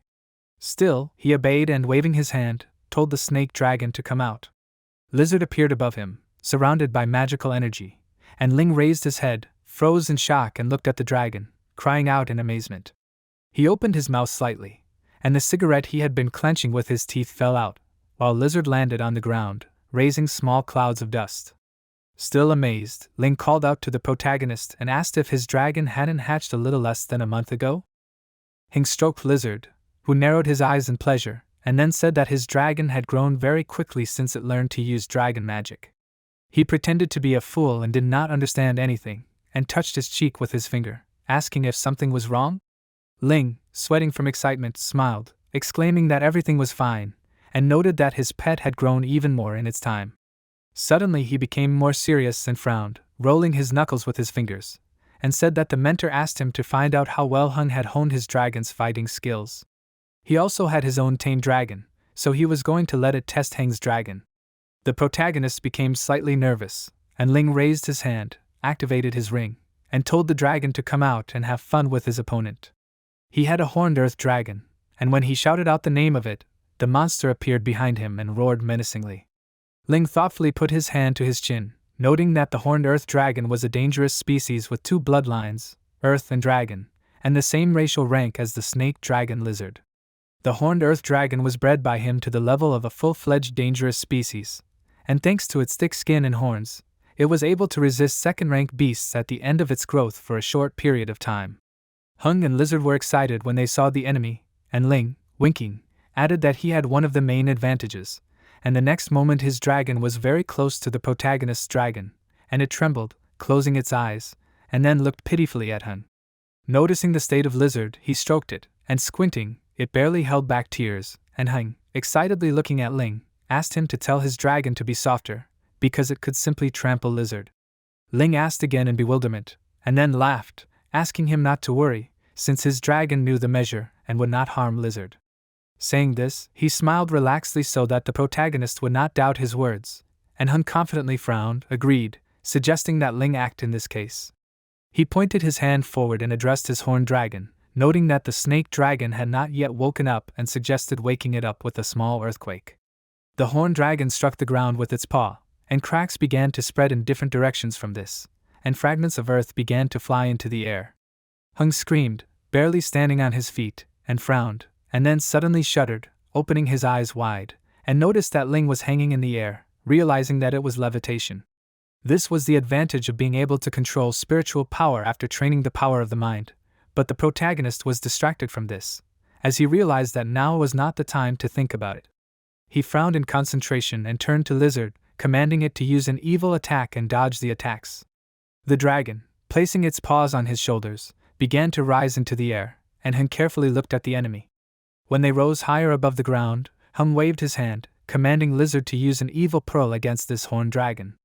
Lizard, who had already released him by this point, released several magic projectiles at once, which were directed towards the dragon. However, this activated durability without damage, and no attack dealt damage to it. Hung, watching this, noted that counting on Lizard defeating the horned dragon was just a dream, and thought that even losing gracefully would already be great. All he could do was show the results of the dragon's cultivation, which he had achieved all this time, and not disappoint the teacher, who was so worried, being tens of kilometers away. He frowned excitedly, and then extended his hand to the side, reminding Lizard that the advantage of this is speed, ordering it to surround the enemy with evil pearls. It sped up, the aura of magical energy around it became larger, and moving quickly, Lizard sent attacks of magical projectiles towards the enemy from different directions. The earth dragon began to look around, but it did not have time to follow Lizard, and at some point it, having stopped, opened its mouth slightly, gathering a particularly strong attack near it, and sent a powerful volley straight into the back of the earth dragon, who cried out in surprise. A small wound appeared on its body, and Hung, frowning seriously, said that Lizard should now use the power of the earth to recover. It instantly fell to the ground, activating another magical energy, and closed its eyes, recovering, and the earth dragon raised its paw, ready to continue the battle. Hung shouted that it was time to use the dragon's power of the earth dance, and the lizard opened its mouth slightly, but then roared, and sharp stone spikes began to rise forward from the ground. These spikes reached the earth dragon, who froze, watching this. Suddenly, the dragon became even more angry and hit the ground with its paw with force, and the resulting shock wave threw the lizard to the side. It, with its eyes closed, flew off, hitting the ground hard, and Heng, excitedly calling out to it, went down the stairs from the high ground, running up to the lizard. Ling, who was watching this, crossed his arms over his chest, closed his eyes and laughed, and said that Heng's tactics were not bad, but the earth dragon's power was already at the 9th level, so the earth dance was nothing to it. Heng frowned, looked at Ling seriously and asked, didn't he say that he should use everything he could to avoid disappointing the teacher? He stroked Lizard, who was almost in tears from pain and disappointment, and Ling chuckled, admitting that he didn't mean to offend the protagonist, since it really looked like that, but he simply already understood what snake dragons lizards were capable of. He walked closer to him, finally landing on the ground, and said that all this was not bad, assuming that he would be very pleased. He placed his hand on the shoulder of the surprised Heng, and then, moving away with him, said that his snake dragon was developing much faster than Ling's own dragon.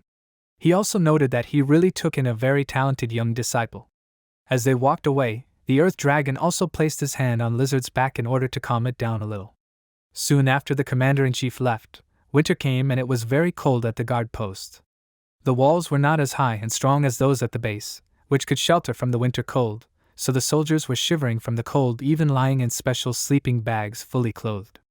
One waking up said in a trembling voice that it was very cold here, and it was only the beginning of winter.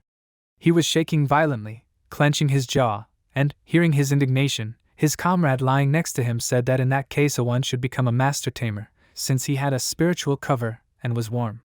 Suddenly, an alarm sounded, and abruptly getting up, the guy warned everyone about it, ordering them to move faster.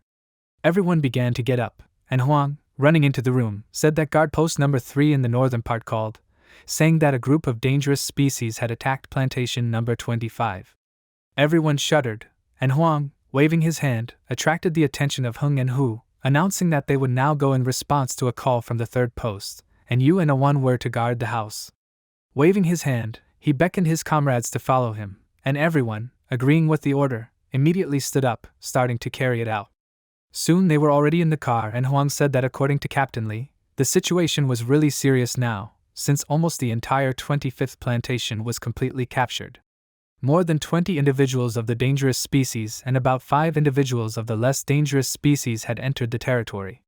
He frowned excitedly as he told this, and added that all the plantation workers were now locked in the staff quarters and they had about a dozen broken guns that they were somehow fighting back with. He imagined the destroyed fence of the tower, as well as the animals that ran into the territory of this one, and said that it was only a matter of time before the animals got inside. He imagined the angry look of one of these monsters and noted that they were going to gather support for all patrol base posts 3 and 4 in the northern sector, as well as the main force, which would almost entirely go out to defend the plantation. The gathering had to be completed by 4 a.m., since the attack would begin at exactly that time. Noting that it was now 4 hours and 30 minutes, he ordered Hu to drive faster, and he agreed to this, and soon they arrived at plantation number 25 at post 3 and gate 6. Several cars drove into the area, and Huang, putting his hand to his forehead, told someone to report that he, Hung, and Hu from post 7 on the northern border had arrived at the designated place. The man standing on the guard tower told them to drive faster, announcing that he would transmit information by radio. Huang agreed to this and they drove on, hearing the voice of one of the warriors come from the radio inside the car, saying that they had done some reconnaissance. The monsters had broken through the 6th gate on the northwest side and were now in the grain area, tearing pieces out of the dead bodies.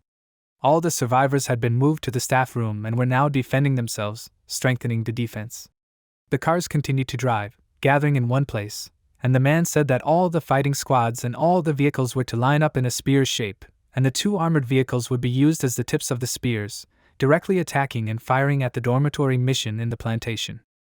The cars lined up as the soldier said and heard him advise them to be more careful, as the dangerous species that had invaded here were poison wolves, which were resistant to attacks and could easily bite off a person's head. The man who spoke ordered the soldiers who were heading to the plantation to immediately kill these monsters and free them. The cars, having reached the right place, began to shoot, directing attacks at the wolves, who, roaring furiously, jumped up, trying to dodge the attacks. Suddenly, one of the monsters, who was a little to the side, frowned, and then, raising his head, screamed, and a large number of wolves immediately ran to attack. Hung, frowning excitedly, ran up to Hu was sitting behind the wheel of the car, and shouted that something was wrong. He asked him to move back a little, and Hu shuddered when he heard this request, and Huang, also not quite understanding what was happening, attracted the attention of the protagonist and asked how he felt. Looking at him, Hung asked if it was true that he also heard that wild howl. He explained that he had heard from the teacher that a dangerous species like the poisonous wolf could evolve into the final form of an alpha wolf. Before he could respond to his explanation, Huang suddenly shouted that something was wrong, asking the protagonist to look at the wolves that were moving away. He looked through the front window of the car at the wolves, asking if the monsters were planning something. Hung clenched his jaw and assumed that the leader who was guiding them was to blame for all of this. In that case, it didn't seem surprising to him that so many individuals had broken through the fortification. Meanwhile, the larger wolf frowned, and magical energy began to spread from its body. This poisonous wolf activated the poisonous fog skill, and clouds of this magical energy descended downwards, flying between the cars. The people in the cars began to ask in fear, "What is this?" Finally, they realized that it was a poisonous fog and began to repeat it, and the man transmitted a message to them on the radio, ordering them to turn on the infrared sight, be alert, and not to miss their teammates. Everyone listened to these words excitedly, and then Heng, looking towards Hu, warned that it was not that simple, and ordered him to move back. He promised that he would do it, and clenched his jaws, starting to fulfill the request of the protagonist, and suddenly Huang, screaming, asked Heng to look at it, and turned his head to the side, noticing a huge wolf, which, opening its mouth wide, jumped on a car that was very close. The monster, waving its paw, dented the roof of the car, and the driver of this screamed in horror, opening his eyes wider, when the metal of which the car was made was dented, and the glass cracked, flying into fragments to the sides. The monster, as well as several smaller wolves, continued to destroy the machine, killing the people inside it, and Heng, looking more closely at the monster, noticed that it was only a companion, which was called a shadow wolf. He said that this was a special ability of the poison wolf leader, called a shadow double, and he realized that this meant that there was another leader here. Frowning, Huang noticed that this monster was approaching, and took out his gun, pointing it at the huge wolf, who ran towards their car. When he reached the car, the wolf collided with it, and from how strong this impact was, the car windows broke, and Huang was unable to shoot, since he had to cover his face with his hand to avoid injury. The car almost flipped over, but it still remained upright, and the wolf ran away from it for a short time, and Hu managed to level the car. Huang, sticking his gun out the window, clenched his jaws, cursing. He noted it was very difficult. He began to shoot, and shouted that he could not even slightly penetrate the wolf's armor. The projectiles he fired at the wolf running next to the car did not cause any damage to the monster, and at one point, pushing off the ground with his paws with force, the monster jumped up, ending up above the roof of the car, and swung his paw to hit the car. The impact of this broke the roof of the car, pieces of metal flew in different directions, and Heng shuddered, opening his eyes wider, and suddenly noticed that the wolf appeared right in front of him, sticking his head into the hole formed in the car. The monster opened its mouth, sticking out sharp fangs, from which saliva was dripping, and the protagonist called Lizard. The next moment, a dragon, shrouded in a magical aura, appeared in front of him, furiously glaring at the wolf, and activated the power of the dragon shock and awe. Waves of magical energy began to spread from this, heading towards the wolf, who shuddered, feeling the power of someone else's magical energy. Not intending to stop, Lizard immediately after this attack activated the stream of evil thoughts, the pearl of evil, forming clots of dark strong magical energy, and directing these attacks one after another towards the wolf. The shells, crashing into the monster, exploded, causing damage to it, and in the end the monster, unable to stand, flew to the side, and Lizard rose into the air to strike again if necessary. But this was not necessary, since the wolf had already died, and the next moment Hen, taking the radio, turned to the commander, calling his name, and asked that the rest of the machine stop firing in order to avoid accidental injuries.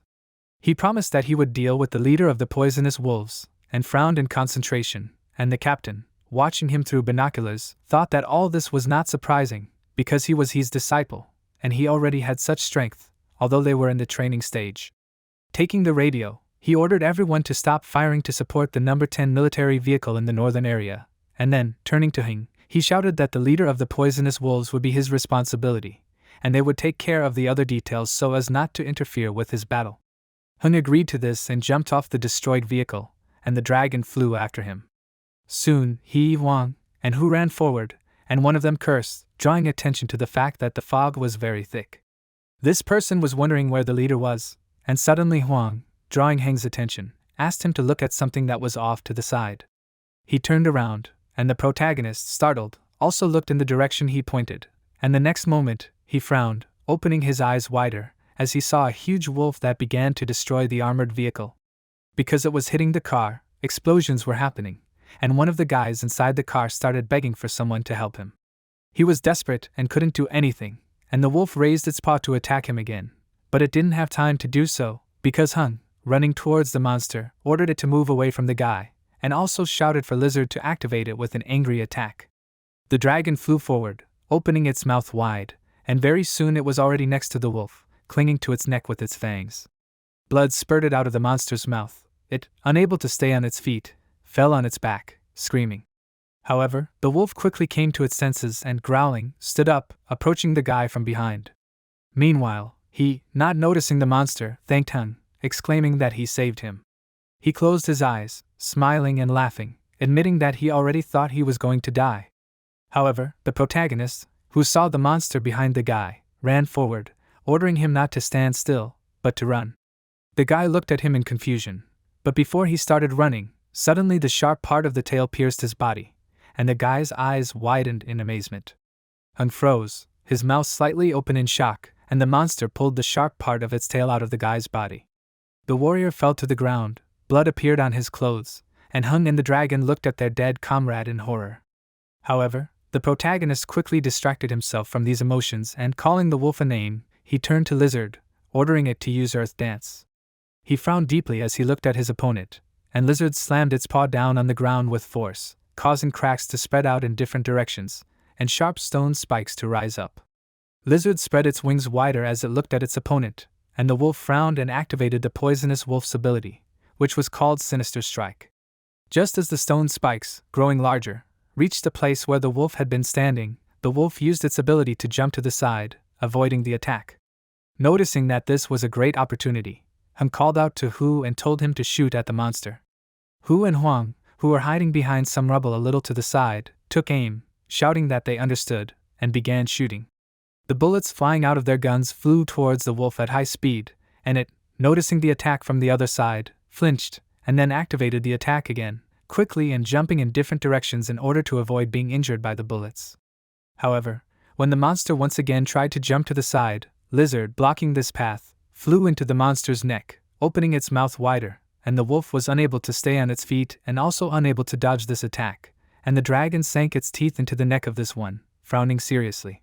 Hung, pointing a finger towards the wolf, shouted that he knew that it would try to escape, and ordered Lizard to activate shock and awe. Flying a little to the side, Lizard froze, sending waves of magical energy at the wolf, who trembled, frozen in place. After that, Lizard activated the dragon's power by raising his paw, and streams of darker magical energy began to flow towards it. Having concentrated the required amount of power, Lizard swung his paw, striking the wolf's head with it, and this blow was so strong that the wolf's body was pierced through, and a large amount of blood flew out from the back of its head. Some time later, the half-destroyed car was driving between the rocks, and turning in his seat towards Hung, who was sitting behind him. Huang excitedly attracted his attention and asked how he was feeling. He noticed that he was in a bad mood, and asked if this was true. The protagonist, touching his ring with his fingers, said that everything was fine, explaining that he was just thinking. Huang smiled, closing his eyes, trying to lighten the mood, and announced that in the past, no one usually brought in the tamer masters for an invasion of this scale, but if it weren't for Hung, there would have been at least twice as many casualties. He also exclaimed that this time, Hung really saved them, and lifting up the sleeve of his shirt, he showed a scar that ran across most of his arm, asking the protagonist to look at it, that he had this scar from the first time he fought to save the plantation. That battle was much more terrible than this one, and more than 50 people were killed and wounded. He remembered the ruins, as well as a large number of wounded dead warriors lying on the rocks in their own blood. He also said that the armored car was smashed to scrap metal by a huge steel gorilla in its mature form, which turned the entire crew into mush. He also recalled the moment when the monster crushed the armored vehicle with its fist, and then declared that in the end it was Chao, who was then the commander-in-chief of the Northern Front, who personally killed the beast and ended that bloody battle. He recalled how the warrior, raising his weapon, stood on top of the body of the slain man and the monster, and, at that moment, taking a small flask in his hands, Huang handed it to Hung, telling him to drink a little, since, according to his assumption, it should become easier. The protagonist first looked at him in surprise, and then, taking the flask, thanked him and said that he understood him. Huang declared that this was inevitable, since they, ordinary people, live here like floating leaves, without roots and support. He knew that no one could guarantee that they would sleep tonight and wake up tomorrow to see the sun, and only if they were master tamers like him would they truly have the ability to control their own fate. The protagonist looked at him in shock and said his name, and then, placing his hand on his shoulder, he said that there was no need to think about such things, suggesting that they return home. He admitted that he wanted to eat the food that One had prepared for them, and Huang laughed, closing his eyes, agreeing with this, and suggesting that they eat more so that One would even get tired of cooking for them, and Hung also smiled. The battle to save the plantations was the first time that the protagonist had faced death face to face, and he seemed like a real fighter who, after this nightmare, finally realized that only constant effort could help him preserve himself and protect others in this chaotic world. And realizing this, he pressed his lips tighter, frowned, and clenched his fist. Over the next month, Hung began special training for himself and Lizard according to the rituals of the ancient dragons, and achieved remarkable results.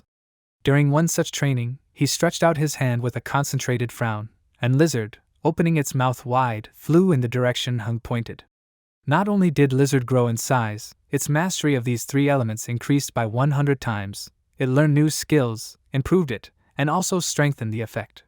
The dragon now looked more threatening, and just when Hung was deep in training, an old acquaintance of his arrived at the 7th post. Ling, who was riding on a super dangerous-looking fire magical lion, waved his hand in greeting as he entered the post, and smiled as he greeted Hung. He, without responding to the greeting, froze, his eyes wide open, and looked at Ling with delight, mentally noting that this was very cool, and wondered with interest if he would also be able to ride his dragon. Jumping down from the lion's back, Ling attracted Heng's attention and, coming closer to him, frowned, smiled, and placing his palms on the protagonist's shoulders, he began to shake him from side to side, exclaiming that he heard that last time he participated in the battle for the plantation and showed himself very well on the battlefield, and he was even praised by the commander. He noted that this was simply wonderful, and declared that this was how the burgomaster's apprentice should behave. While he was saying all this, Hung simply remained silent with his mouth slightly open in astonishment, and did not resist when Ling shook him. However, the moment he stopped, the protagonist smiled slightly excitedly, raising his finger up, and remembered that Ling had said that he should come here every month, and asked if it had already been a month since he was here last time? Ling asked if it hadn't? Without waiting for Hung to answer, he exclaimed that it made no difference, and said that he simply had a few free days, so he decided to visit Hung now in order not to ruin his plans later. He finally removed his hands from the protagonist's shoulders, and then told him to now call his snake dragon Lizard to train it and make up for all the time he had missed. Hung closed his eyes, frowned slightly in excitement, scratched his head with his palm, but still agreed, and in the next moment, he smiled confidently, frowned, and raised his palm, activating the ring, summoning his snake dragon. The monster, whose size was already several times larger than Hung himself, appeared behind him, surrounded by magical energy, and frowned in concentration. Looking at Ling, Ling was very shocked when he noticed the size of the dragon, and sweated from the tension, frowned and shouted that the dragon was growing very quickly. He asked, did Hung really have the perfect formula? He, with an excited smile, said that he always used the formula that he gave him, and guessed that it just suited his dragon very well. Ling didn't know what to say to this and simply froze in shock, and then waved his hand and turned away, asking Hung to put the dragon back, as he was sure that he didn't need to experience this anymore. Hung looked at him in confusion, and Ling waved his hand and explained that according to he, once the lizard reached the middle stage of growth, the protagonist's training on the northern front would end. Hung shuddered upon hearing this and asked, is it really happening so soon? Huang and Awan, who were nearby and heard this, hugged each other and burst into tears, just like their other comrades who were nearby.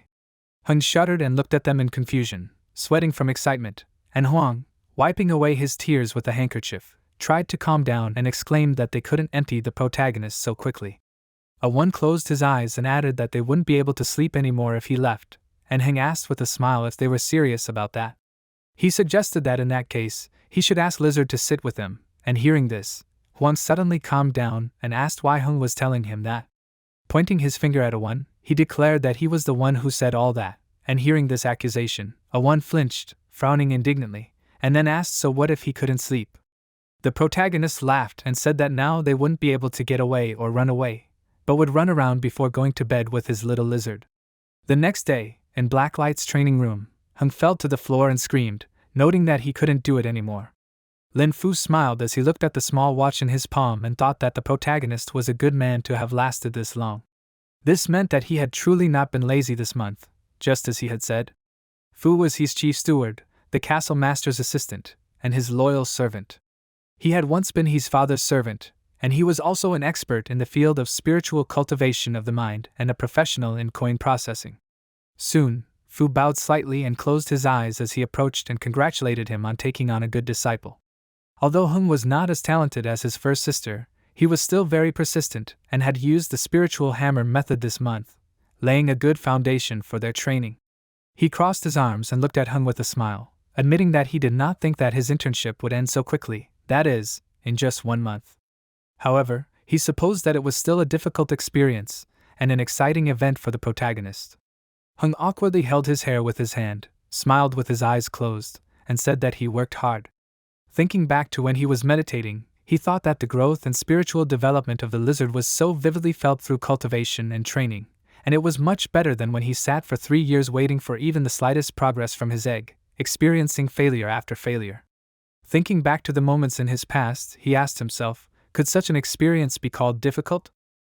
After that, he smiled confidently, clenching his hand into a fist, and he noted that the fact that Heng's snake dragon lizard was trained and raised to such a high level exceeded his expectations and gave him more confidence in Heng's future success. The protagonist looked at him with hope and admiration and asked if he had already arranged to transfer him to another military post. However, he said that this was not the case and explained that he wanted Heng to participate in the Six Lands tournament next month. Heng shuddered at this proposal, and he explained that the Six Lands tournament was held once a year and was a dual tournament held in each of the 6 major bases. Some people thought that it was just an ordinary tournament, but in fact, it was held for the sake of the opportunity to enter the Blood Forest ruins. Heng asked if he really needed these ruins. He wondered if there were any other ruins near their base, and he smiled excitedly and explained that these Blood Forest ruins were naturally very different from the ordinary ruins that could be found throughout their wilderness. He said that the outside of these very ruins is separated by a hidden energy barrier that makes it impenetrable, and the ruins themselves are occupied by an extremely powerful and terrifying race of beasts, and the owner of this mysterious place is a being of terrifying strength and power. As he said this, he imagined a forest surrounded by an energy barrier, as well as the silhouette of a monster that was inside these ruins. After that, he noted that when 6 representatives from each base joined forces against this monster, the beast was forced to come to an agreement with the discoverers, and only then did it promise to open the secret lands once a year on its own initiative, allowing 3 master tamers to enter the secret lands and explore it, holding a tournament. He introduced the portal while talking about it, and Heng called out to him, pointing out that this was a very rare opportunity to enter the secret lands, and asked if that meant that he would have many very strong competitors. He asked if he had the slightest chance of winning. He was very excited and sweating slightly from the tension, clenching his palms into fists, and he laughed and called him stupid, asking him not to worry. Heng looked at him puzzled, and he explained that the area opened to people by the master of the Blood Forest ruins was also only the outer part of the ruins, and the inner perimeter and core were not fully opened, and it was indeed a treasure for new masters like Heng, and it was less attractive to true experts. He held his chin with his hand, and the protagonist smiled resolutely and exclaimed, if he said so, then he would definitely try. He smiled, exclaiming that this was the way it should be, and added that in addition to Heng, there would be 4 other participants competing this time, announcing that he would arrange for him to meet and get acquainted with them tomorrow, after which he would begin a new special training. Heng asked with interest, where would he undergo this training?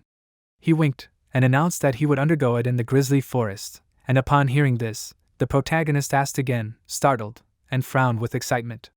In the southern section of the defense line south of the vast wilderness, there was a large black forest that occupied an extremely large area, and this place was called the Grizzly Forest. There were an astonishing number of bears with a body length of 4 meters and a weight of a ton living there, and these bears were not listed among the dangerous creatures only because these monsters were unable to use energy. However, sometimes bears would appear that were astonishing in their fighting power, and these monsters were such that even the masters were afraid of them. Such bears fully deserved the reputation of being able to stop children from crying at night, and when such monsters attacked people, they did not try to fight, but simply ran away in panic. Recalling all this, Heng, with a trembling voice, attracted his attention and asked if the Grizzly Forest was not a dangerous place. He said that he would understand it himself when he got there, and advised him to clean himself up beforehand. He and Fu began to leave, and Heng, still scared, called out to him, but he no longer paid attention to it. A little later, as the evening gradually approached, Heng returned home, pressed his lips tighter and looked at the 2 coins lying alone on the table, thinking that the allowance of 250,000 steel coins was almost used up, and the next allowance payment would have to wait more than half a month. In order to maintain the current growth rate of lizard, there should be no shortage of food, and after thinking about this, Heng turned around, looking excitedly at his dragon, who was eating food with his eyes closed. Postponing the advance payment every time was not a long-term solution, and so Heng realized that he needed to find a way to make money. He frowned seriously, pressing his lips tighter, and thought that there were actually many ways for a tamer to make money. He sat straight on the table, starting to thoughtfully roll the coins, and noted that the tamers of healer pets were able to heal illnesses and wounds, and they had a good income. He imagined a girl who was using her pet to heal a sick man, and also noted that pets related to vegetation could increase crop yields, and they were also paid well for this, and he imagined a similar situation, and then he turned his attention to the tamers of water and electric pets, who also collected resources, but with the help of an ancient dragon, a more effective way could be found, and while thinking about this, Hung closed his eyes, putting his palm to his forehead. Some time later, at the trading market, which was a gathering place for black lanterns, the vendors were asking customers to come to their stands quickly, advertising only the latest and best products at a low price. Someone was trying to entice customers by selling an item for only 2 coins, and Hun walked among the people who were looking at the offered goods, and excitedly thought that he originally wanted to take advantage of the opportunity, but he did not find anything all day. Suddenly, one of the men began to attract the attention of the customers by announcing that they would buy black fat at a high price. Hearing this, Hun shuddered as he approached the store, and tapped his finger on the tabletop, asking seriously if these people were buying black fat. Another man who was also in the store frowned, looking seriously at the protagonist, and confirmed that they were buying black fat, and then said that they were doing so at a high price, and asked what Hun wanted. He assumed that he had the goods, but the protagonist said that he did not, explaining that he just wanted to ask these men what they needed it for. He smiled, showing his good intentions, but the man waved his hand, noting that he shouldn't care what he needed the black fat for, and said that he would buy the product if Hung had it, and if he didn't, he should leave and not interfere with the man's business. When the man lowered the edge of the newspaper he was holding, the paper folded, and Hung was able to read that 1 milliliter of black thick fat was equal to 83 coins. This meant that 1 liter would be equal to 83,000 coins, and he didn't even expect that someone would buy the black fat at such a high price. Smiling faintly, he stepped aside, adjusting his hood, and noticed that he had found a way to strike it rich, because according to the ancient dragon's records, the slime from the surface of the black octopus, the resin of the dark oak tree and the thickener were mixed in a ratio of 3:1:2 at a high temperature for 75 minutes, and thus a black thick fat was obtained. Although the records also said that the dark tree that produced the black resin had long since died out, however, such a thing was not uncommon on the black market, and the protagonist resolutely clenched his fist, realizing that he only had to figure out the thickeners, and in this case he could make money. Soon he was back home and, having set the necessary devices on the table, he began to cook, and, having waited for the right moment, he asked Lizard to press the pedal twice. It obeyed, following the order, and the fire burned brighter, and after a while, everything was finally ready and Hung poured the last ingredients into the cauldron, thinking that among the 13 departments of the 5 bureaus where the Black Lanterns were assembled, there was one institution with a special status, which was called the Dangerous Biological and Energy Research Department. The function of these departments was to study dangerous creatures and strange energy phenomena, and the research department managed 3 institutes that purchased black thick fat in bulk. Opening a small tap, Hung began to pour the finished black fat into special flasks, noting that although selling it could bring in a lot of money, but if he immediately flooded the market with so much black fat, he would have to be very careful so that the secrets of the ancient dragon were not discovered. He frowned in concentration, pressing his lips tightly together and putting the flasks he had made into one box. Not only was the black tree a rare species, but it also grew extremely slowly, and some herbivorous species liked to eat the young branches and leaves of black trees, making it very rare to find plants taller than a meter. No more than a few dozen milliliters could be harvested from a single meter-tall black tree per year, so the sudden appearance of a large quantity of goods on the black market would definitely attract other people's attention, and Hung frowned even more, realizing that it would be best to find a store, sell the black fat, and run away. Some time later, he, wearing a cloak and hiding his face with a hood, had already gone out into the street and carefully looked around, passing between other people, and finally noticed the Hong trading house, realizing that he needed to go there. Entering, he dumped several flasks on the counter, announcing that there were 30 liters, and calculating that the price of this would be 250,000 coins, he asked the saleswoman if she would buy it.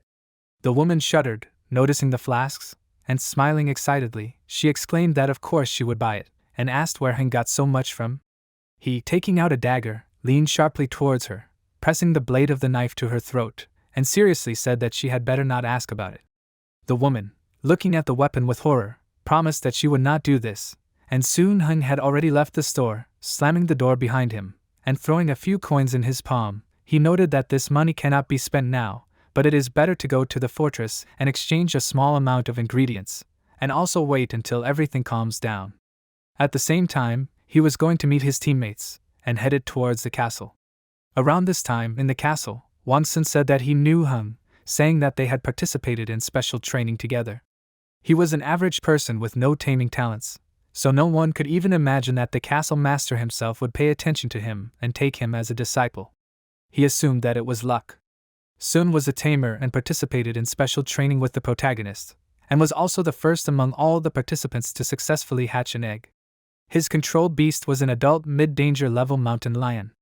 Luo Chong, dissatisfied, slammed his hand on the table and said that Hung was very lucky, because the castle master wanted him to be the captain in the competition. He was a tamer from a rich family, had good talent, and had several controlled beasts, including a mid-danger level red scaly dinosaur, as well as a mid-danger level blood ox in its final stage.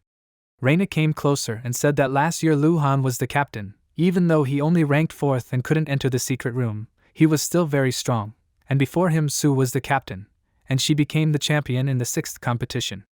Reina was a tamer, and she was currently the strongest.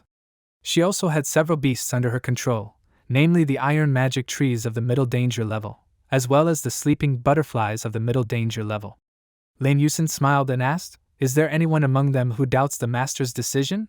She pointed out that not to mention them, even their teacher would not dare to disobey the master, and said that they were all familiar with him, but they had to admit that they underestimated him, since his main pet is the snake dragon lizard of the highest danger level. None of them had a pet of even a high danger level, and she asked if that was not enough to explain their breakup with him. Indignant, Chong stood up from his seat, looking towards Yusin, but before he could say anything else, Fu opened the door and invited Heng into the hall, saying that he was busy, but his comrades had already arrived. He asked that he meet them, and leading Heng to the table, he told them not to be shy, introduce themselves to each other and chat, and he himself decided to leave so as not to disturb the young people. Everyone present in the hall stood up, bidding Fu farewell, and soon he left, closing the door behind him. Sun, smiling, soon sat back down and said that their captain had arrived. Reina, laughing, agreed with this, noting that their captain only had one beast. Heng, hearing these ridicule, pressed his lips tighter, lowered his gaze, but did not say anything, and because of this, the atmosphere in the room was quite oppressive. Suddenly, Yusin attracted the protagonist's attention and, with a kind smile, she said her name, saying that she became a tamer a little over a year ago, and now she is officially a tamer.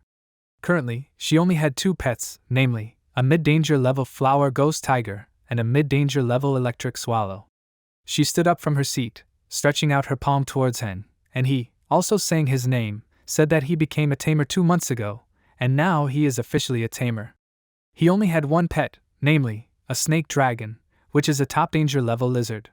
He shook Yusin's hand, and Chong, who also stood up from his seat, suddenly apologized, saying that it was cool to officially become a tamer in 2 months, and especially if his first pet was a snake dragon of the highest danger level.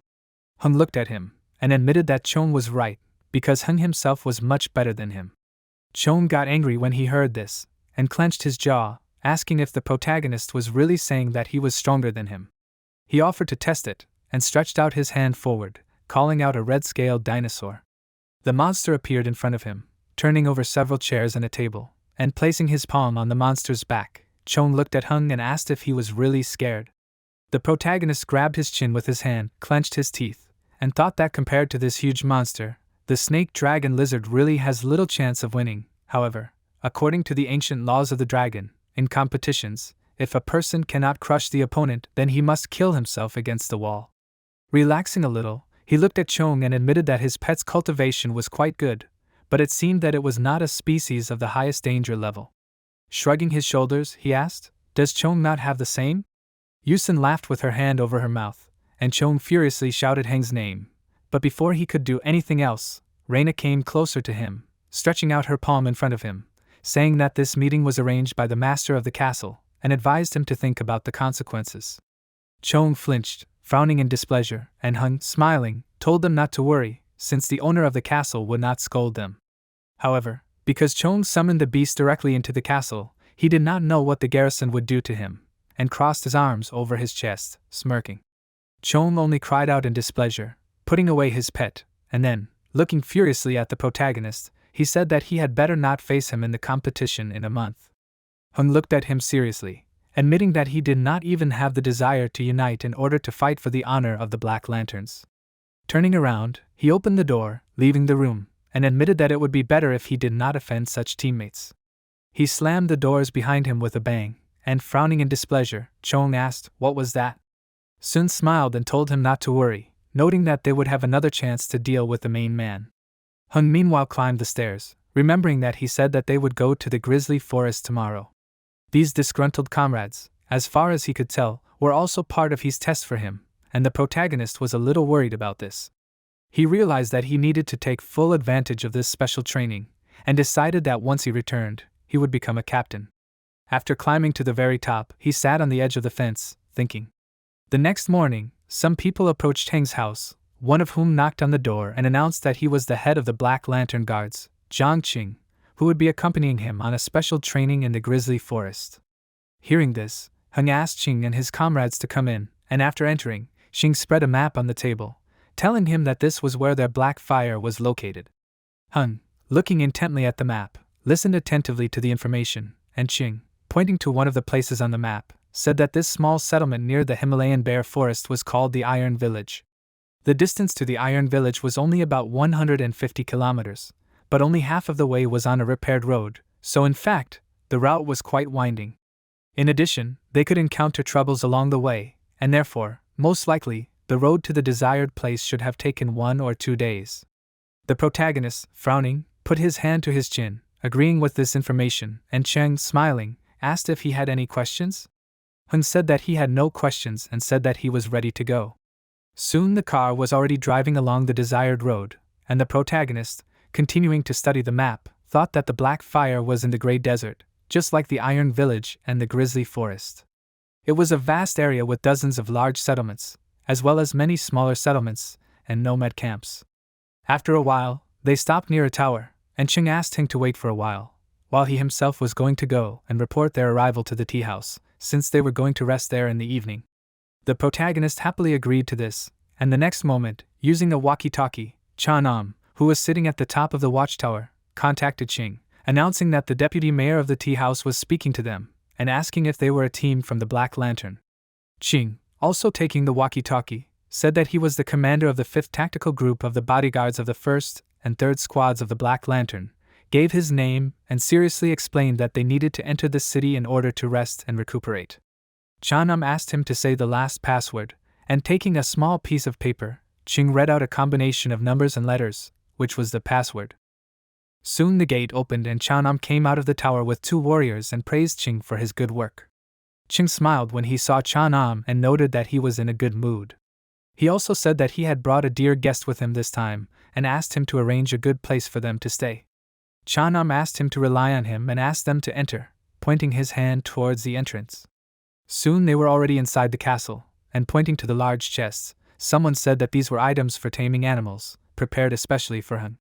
After that, Cheng, closing his eyes, pointed to Chinhan, calling his name, and explained that he would be a private for the protagonist. Hung agreed with this and thanked them for their work, and then told Lizard to come out. The dragon appeared behind him, and, noticing that it was already waiting, the protagonist stroked the dragon, telling it to go already and have something to eat. Cheng and Han were equally amazed, covered in sweat from excitement, and at the same time asked themselves, is this really the animal that Hung tamed? Turning to the side, they noticed that the protagonist did not open the canned food, and assumed that Lizard would eat it along with the box. However, the next moment, they suddenly shuddered, opening their eyes wider, as they noticed that Lizard, having opened its mouth, released magical energy, and the cans filled with food rose from the box, opened, and the food went towards the dragon.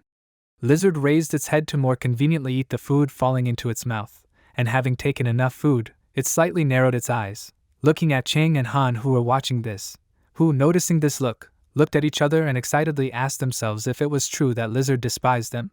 In the end, distracted from these emotions, Han attracted Heng's attention and said that the tea house was different from the Black Lantern, since there was no curfew here, and the nightlife was quite rich. Some of the tea house companions invited them to have fun with them at a bar on the mountain, and he asked what Hung thought about it. The protagonist told them to have fun, but he himself decided not to go, but asked them to find him a guide if possible, since he wanted to walk around the city. And suddenly Lena, opening the door, entered the room and smiling, asked if Hung really needed a guide. Everyone in the room shuddered, looking at her in amazement, and she, looking back at them in fear, cried out, apologizing, and explained that she did not intend to eavesdrop on their conversation, noting that it was Chanam's grandfather who asked her to bring them souvenirs from the tea house. Han, also apologizing, said that he could confirm that Lena was indeed Chanam's granddaughter, and added that if the protagonist needed a guide, then she was the best one. Coming closer to Lena, he put his hand on her shoulder, and smiling and closing his eyes, Hung said that it was wonderful, thanking her for her help. She confidently frowned, smiling, and also agreed with this. Soon the two of them were already out on the streets of the city, and while Hung walked, thoughtfully holding his chin with his hand, Lena smiled, walking next to him, and pointed her hand in different directions, telling about the city. Such architecture as in the tea monastery could not be seen anywhere else, and it was very different from what was in the Black Lantern. Most of the roofs of the houses were in the shape of a triangle, and the houses themselves could be square or rectangular, and this created the impression of volume. According to tradition, the residents of the tea monastery painted the walls of their houses in black and brown, and according to Lena, there are hundreds of such buildings. All the houses and shops in the town were located on the slopes, and a little higher up in the mountains there was a tiny castle made of stones and earth. It was the first building in the tea abode, and the local government met here. Hung imagined this castle, and was suddenly distracted from his thoughts, as Lena, pulling at the edge of his cloak, attracted his attention, remembered something, and told him that they would be holding animal fights tonight, asking if he would like to watch. The protagonist smiled a little enthusiastically and asked if she was talking about animal fights. Lena explained that soldiers and civilians sometimes caught wild animals and then held fighting competitions in the arena with the participation of these animals, and this attracted many spectators. She imagined two monsters that fought against each other in the arena, and added that if an animal was injured or died in the fight, then its meat did not go to waste, and it was used as food for the people of the town. She smiled enthusiastically as she told this, and remembered that today they would bring a special beast that no one had ever seen in the tea house before, and this monster would fight an adult tiger. She knew that many people would come to watch the fight, and pointed with her palm at the men and women who were already approaching the gate of the arena. Hung thought about it, frowning and holding his chin in his hand, and noted that although the tiger was an ordinary beast, it was incredibly ferocious, so watching the fight would be useful for Lizard. In the end, he agreed to go and watch, and Lena was very happy to hear these words. They went to the ticket office, buying 2 tickets to enter the arena, and Balrena, who handed them the tickets, looked at Hung and, attracting Lena's attention, asked if this was really her boyfriend. She didn't know who he was and called him a cute boy, asking if he wasn't from around here. Besides, she wondered why she hadn't seen him in the tea house before. Lena got angry when she heard those words and frowned, asking Balrena not to say stupid things. Taking the protagonist's hand, she began to drag him away from the cash register, asking him to hurry up. Balrena looked at them with a smile, and Hung awkwardly put his hand to his forehead and smiled, closing his eyes. Soon, they arrived at the arena itself, and the people they passed recognized Lena, happy that she had come too.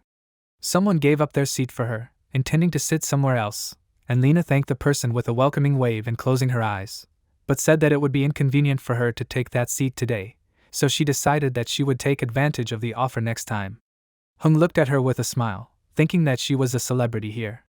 Suddenly, Lad appeared in front of them, smiling and asking who he saw. He said that Lena had taken the time to visit him, and she, frowning seriously, said that she had only come to escort an important guest, so it would be good if he found a better place for them, otherwise she would complain to grandfather.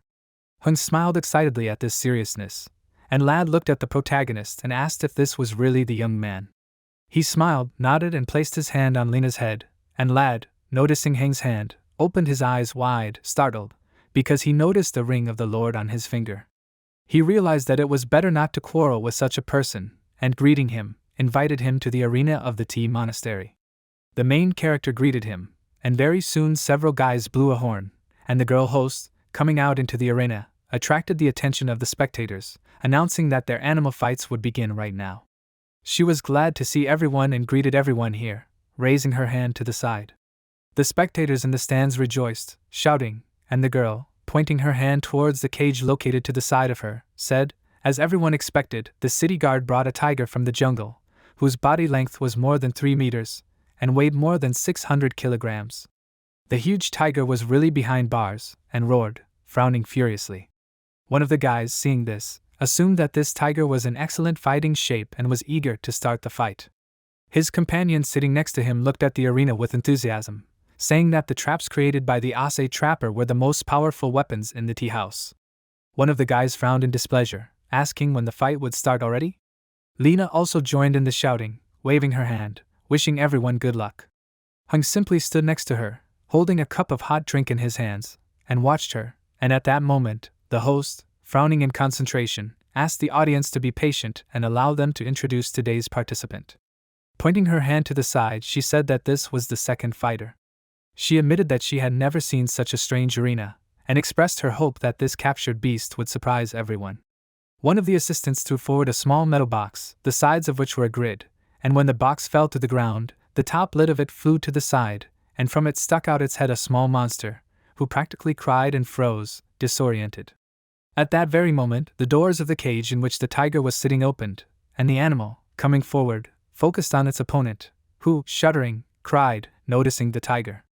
Instantly jumping out of the cage, the monster tried to climb the wall to climb up. The spectators watching this laughed, and one of them drew attention to how this monster ran, confessing that he saw such a strange creature for the first time. Unlike the rest of the spectators who were laughing and smiling, the main character suddenly froze, frowning, and shuddering, wondering if this was really what he was thinking.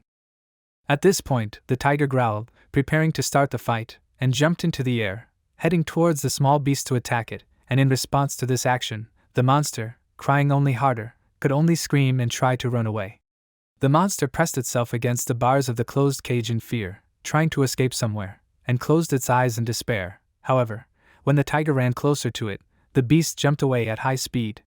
The tiger, because of this, only became more angry and prepared for the next attack, slowly approaching the beast frozen in place and trembling with horror. The spectators were tense when they watched the fight, and one of them was shocked at how fast this beast moved. His companion sitting next to him was amazed at what had happened, as he thought that the tiger would smash the beast like a fly on a table. The boy sitting next to his mother exclaimed that it was cool and asked her what kind of beast it was. His mother simply placed her hand on his shoulder, continuing to watch the battle, and Hung thought that according to ancient legends, there were 4 incredibly dangerous rare species of dragons, and because of their power, these species were called the 4 gods. He thought about it, pressing his lips tighter and recalling the information he needed, and noted that these species included the mysterious species, the fairy species, the miraculous species, and the mythical species. He imagined the monsters that could represent each of these species, and leaning forward a little so that he could see the beast better, he thought that such speed and reaction were definitely not typical of an ordinary beast. He noticed the golden mark on the animal's forehead, the rounded shape of its body, and realized that this beast belonged to a mysterious species, and dragons of this species were natural-born treasure hunters. The dragon at this time, with its eyes closed and crying, tried to escape from the tiger that was chasing it. Hung continued to think and noted that treasure hunters were extremely dangerous, but almost not aggressive, and these beasts had a rare ability of a mysterious species. In addition, such dragons were quite rare, and as the name suggested, these monsters were born to search for treasures, which they fed on. Traces of such dragons could only be seen in very dangerous places, so Hung found it unexpected to see such a dragon here. He decided that he could not miss this opportunity, and seriously attracting Lena's attention, he admitted that he wanted to know something, and asked if he could buy this beast. He pointed his finger at the arena, and Lena told him that Lad had bought the beast from the head winemaker of the Chan Naim Tea Monastery. She also added that Lad was the owner of the tea monastery arena, and all the battle beasts there belonged to him, so he could try to negotiate with him. Hung smiled upon learning this information, and asked Lena to take him to Lad. Soon they arrived at the office and went inside, and Lad, with Lena standing next to him, holding his hand, admitted that he was afraid that it was impossible, and even if the protagonist was her friend, he could not agree to this request. He understood that she knew that the rules of the battle could not be violated, since it could not be stopped until one of the opponents was defeated. Lena continued to look at him pleadingly, asking him to agree after all, and Lad, sweating slightly from excitement, looked at her and waving his free hand that Lena was not holding, he said that it was not about money at all. She frowned, noting that she knew he had bought the beast from Naim for 1,000 steel coins, and said that she would pay 4,000, asking if that was a good deal? Lad closed his eyes, smiling, and did not argue further, but noted that Lena should understand that no one in his family had ever broken the rules of the arena for fighting beasts. Hung finally chimed in and asked if it was true that Lad was worried about the bets already made and the tickets sold. Lad looked at him seriously, noting that as far as he knew, the beast was not that valuable, and asked if he really cared about getting this one. The protagonist asked Lad not to misunderstand him and said that he really wanted this beast, but he did not want to break the rules, and that was why he had a proposal, and he, smiling enthusiastically, asked if Lad would listen to this. Very soon, a voice came from the loudspeakers located in the arena, attracting the attention of the spectators and announcing that due to an emergency, they were forced to stop the fight. The spectators immediately began to be indignant, shouting that they bought tickets, enjoyed the spectacle, and someone even threatened that he would not come again if the fight did not continue. Lad, holding a microphone in his hands, asked the spectators to calm down and listen to him, noting that firstly, the cost of the tickets would be returned to all those present 3 times the amount, and the bets made would be returned in full. Secondly, there was going to be an incredible battle in the arena today, and Lena, who was sitting next to him, smiled enthusiastically, and Lad invited the audience to welcome the new disciple Hun. The protagonist walked out of the corridor leading to the arena, and noticing this, the audience immediately became happy, and one of the guys asked, "Is it really possible for a man to fight a beast?"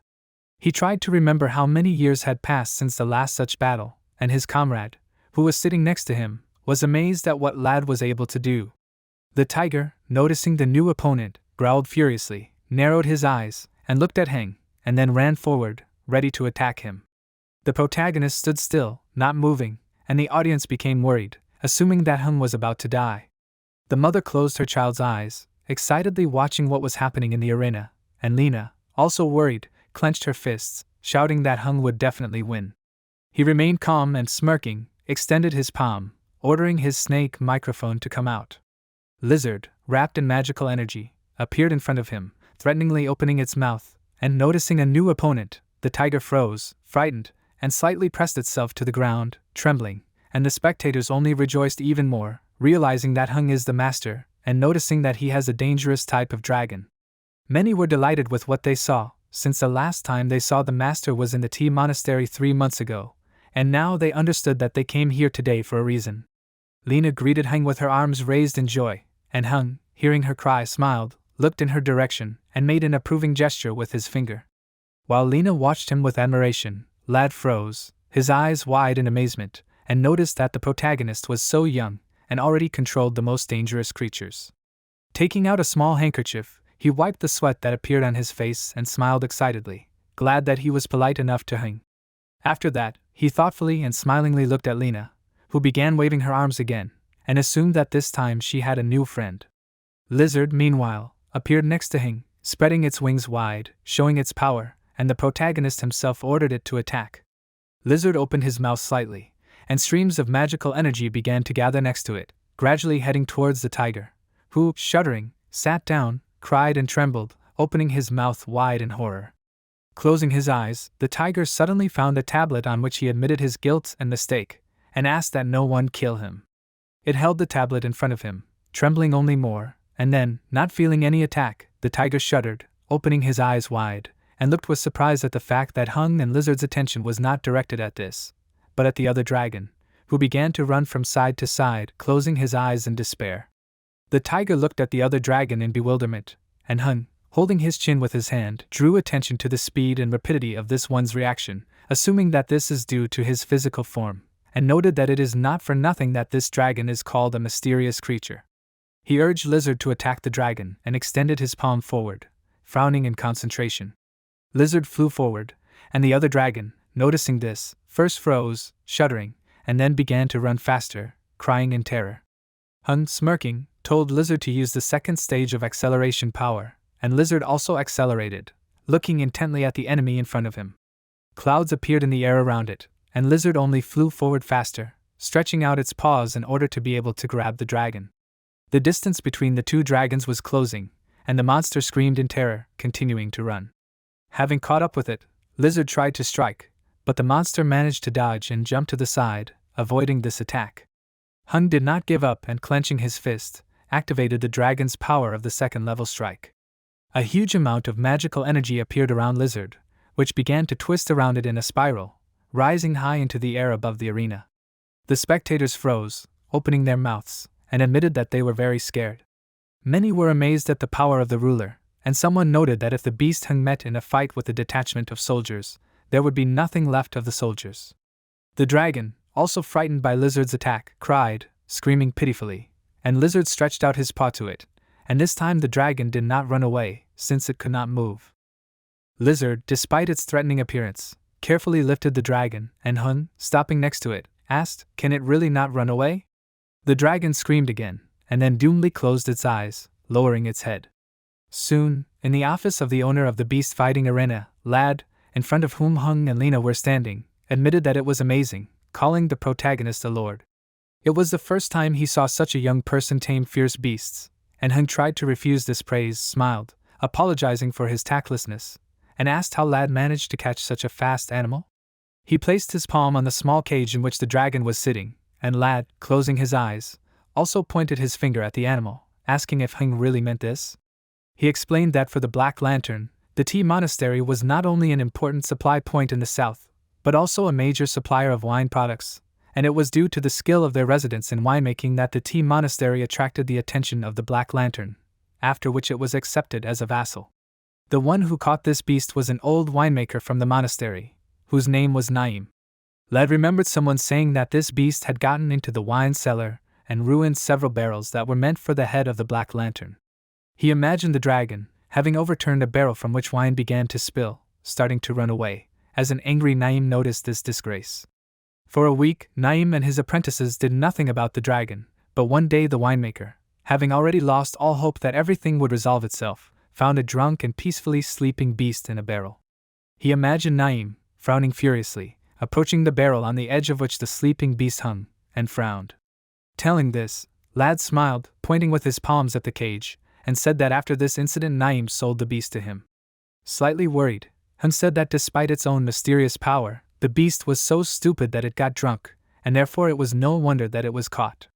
The dragon was ashamed, hearing these words, and bowed its head, closing its eyes, and a little later, near the threshold of the house where Hung now lived, it stopped, smiled and said that Lena had helped him a lot this time, so now he was in her debt. She, embarrassedly closing her eyes, said that she did not need gratitude, since she thought that all this was nonsense. She also added that she heard that the protagonist would continue his journey tomorrow, and therefore noted that now he needed to have a good rest. Hung promised that he would do so, and said that next time he would bring Lena something interesting from the Black Lantern. He went up to his room, putting the cage with the dragon on the table in front of him, and, looking seriously at the monster in the box, he asked with displeasure, "What does all this mean?" Having burst into tears, the beast shuddered, looking at Hung with horror, and he, continuing to maintain a serious expression on his face, warned that if he had not saved the dragon then in the arena, then it would have been dead long ago. The beast's horror disappeared, and it simply looked sadly at the protagonist, hugging the bars of the cage with its paws. Having looked closely at the structure of the cage, Hung noticed that the bars of this one were no thicker than a little finger, and if it had been a snake dragon, then it would have easily broken the cage and escaped. Now he realized that aggression was indeed alien to representatives of the mysterious species, and stuck his fingers between the bars of the cage, stroking the dragon's cheek. It, although still crying, did not resist, and the protagonist thought that now he would have to take care of it, and then noticed that in the ancient dragon books there was no information about what this beast ate. However, he thought of something and, smiling, put his finger to his chin, deciding that the dragon would starve with him for a few days, and in that case it would no longer care what exactly it ate. The dragon shuddered in horror when he heard this, but Hing did not pay attention to it, and turned a little to the side, smiling smugly. Suddenly, the ring on his finger began to shine, and noticing this, Hung cursed, frowning, because he realized that he had been so busy that he had completely forgotten to feed the lizard.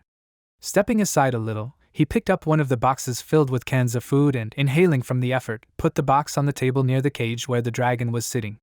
After that, taking a large bowl, he began to pour food into it, and noticing this food, the beast frowned enthusiastically, stretching its paws to its face. Having finished pouring the food, Hung began to stir it, smiling faintly, and from how much the dragon liked the sight of it, even saliva flowed from its mouth. The protagonist, smiling even more, turned to Lizard, noting that if it ate 3 times more than usual, Then they would be able to get enough iron to reach the village by tomorrow evening. The beast continued to look at the food with delight, and Hung, activating the ring, called Lizard, who appeared behind him and, narrowing his eyes contentedly, immediately began to eat. The dragon was disappointed, realizing that the food was not meant for it, and burst into tears, and Hung, hearing the plaintive sounds it made, shuddered, looking at the dragon in surprise, and noticed that it turned its back to him with resentment, hiding its tears. Leaning closer to the cage, the protagonist smiled and asked if it really wanted to eat too. The beast nodded, and Hung took the spoon with which he had previously mixed the food, and putting it in the bowl, scooped up some food. Lizard, noticing Hung's behavior, shuddered in bewilderment, opening his eyes wider, but the protagonist did not pay attention to this and brought the spoon to the beast, telling it to eat. The dragon began to eat the food with pleasure, closing his eyes, and Lizard was horrified, noticing this. It even looked up from its food and, shuddering, opened its mouth and opened its eyes wider, watching the dragon eat the food. Hung, smiling, also watched this, admitting to himself that he did not even think that the treasure hunter would like the same food as the snake dragon. Now he understood that the beast would definitely not remain hungry, and very soon the spoon was already lowered, and the beast looked with delight and hope at the protagonist, who, assuming that it wanted more, asked it to wait a little, and turned towards the bowl where the food lay, but froze, shuddering, and frowned, since Lizard, having eaten everything in an instant, froze next to the plate, sighing smugly and closing his eyes. Hung warned Lizard that if necessary, it would eat less so that there would be enough for this and the other dragon. Lizard was angry when he found out about this and frowned in annoyance. However, Hung was not impressed and lightly hit Lizard on the head, warning him that it was now the older brother and therefore should behave appropriately. The dragon closed its eyes when it received the blow, and Hung asked it to behave more calmly, exclaiming that both dragons would have a good time today. The next morning, Lena, standing on one of the towers, waved goodbye to Hung, who went to the Iron Village. This village was much larger than the tea monastery, and there was an ironworks where people mined iron, copper, and aluminum. Hung sat in the car, studying the information he had, and remembered that it seemed like someone had said that the village was somehow dependent on the grizzly forest. However, because of the law, Ching could not say this directly, so all Hung could do was wait for him to arrive and figure it out for himself. During the journey, he looked at Ching several times, trying to get him to explain, but he just smiled excitedly, saying nothing. Finally, they approached the village, and upon entering it, Hung immediately felt the smog. The air was filled with the smell of burnt steel, smelted from coal, and upon arriving at the village, Ching sent Hung to the center of the village for a leadership meeting. He led him to a tall building, pointing to one of the towers of it, and at that moment, the protagonist finally understood what Ching was silent about. The Iron Village turned out to be a backwater city with a civilian population of 1,000 people and 150 soldiers.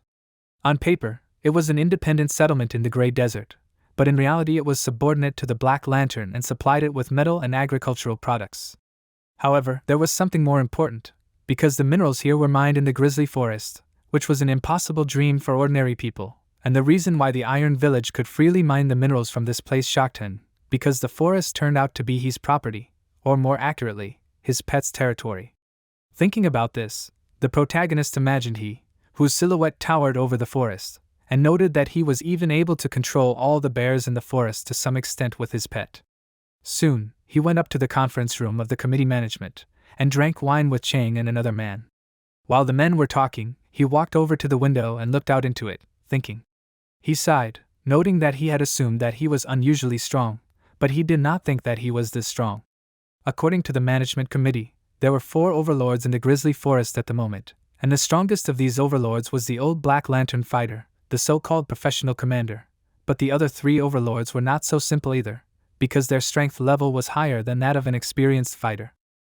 Hung pressed his lips in concentration, thinking that although all of these people belonged to the Black Lantern, he still felt uneasy. After a while, he went to his room, and the lizard, lying on the floor, soon fell asleep with its head on its paws, and Hung sat at the table, stroking the beast that sat opposite him. He thought that pets were no less important than money and power, and noted that it would be stupid to go to the Grizzly Forest and ask the Overlord to recognize the treasure hunter. He knew that the best way to do this was different, and while attracting the dragon's attention, Hung smiled, asking if it would be his companion. The beast looked at him in confusion, screamed, and looked down uncertainly, and the protagonist became nervous when he saw such a reaction, and laughed, asking the dragon to forget about it, offering to eat first, and then talk some more. Hearing about food, Lizard woke up, raising his head sharply, and noticing this, Hung even shuddered in surprise. Soon they started eating, and noticing the behavior of the two dragons, the protagonist indignantly asked what they were doing. He suggested that they do without talking, ordering both dragons to eat properly. Having received an interesting beast, Hung, who was planning to immediately go to the grizzly forest, eventually decided to stay in the tea town for another 3 days. The reason was simple and was that he needed to find a way to establish a mental connection with the beast looking for treasure, so that it would belong to him.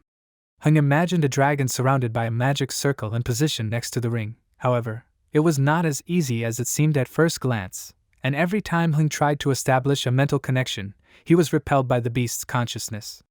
He tried several times, enclosing the dragon in a sphere of magical energy and concentrating with his eyes closed. But even after rummaging through the old dragon codex, he could not find any relevant records.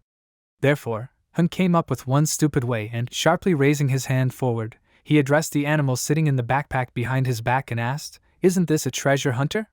He confidently shouted that he would take it with him to search for treasure. However, unfortunately, everything was not as simple as Hung thought, and closing his eyes, he soon irritably called the dragon a name, asking, "What about searching for treasure?" He placed it on the boxes in front of him and, clenching his jaws, looked at it with displeasure, and noted that it had been chasing butterflies and beetles all morning, asking if it was a child. The beast, clinging to the box, also frowned with displeasure, and the protagonist, looking at it threateningly, said that if he found out that it was an ordinary animal, he would feed it to Lizard, and asked if the dragon agreed with this. The beast screamed in fear, and then, closing his eyes, activated magical energy, and concentrated, and then, dispersing the aura around himself, it pointed a finger to the side, screaming to attract attention. Hung was delighted, assuming that the dragon had found the treasure, and turned to look in the direction it was pointing, but noticing that the beast was pointing to the advertisement for the Surabaya hormone drink, he cried out indignantly and asked if the dragon really wanted to say that it had caught the scent of treasure here.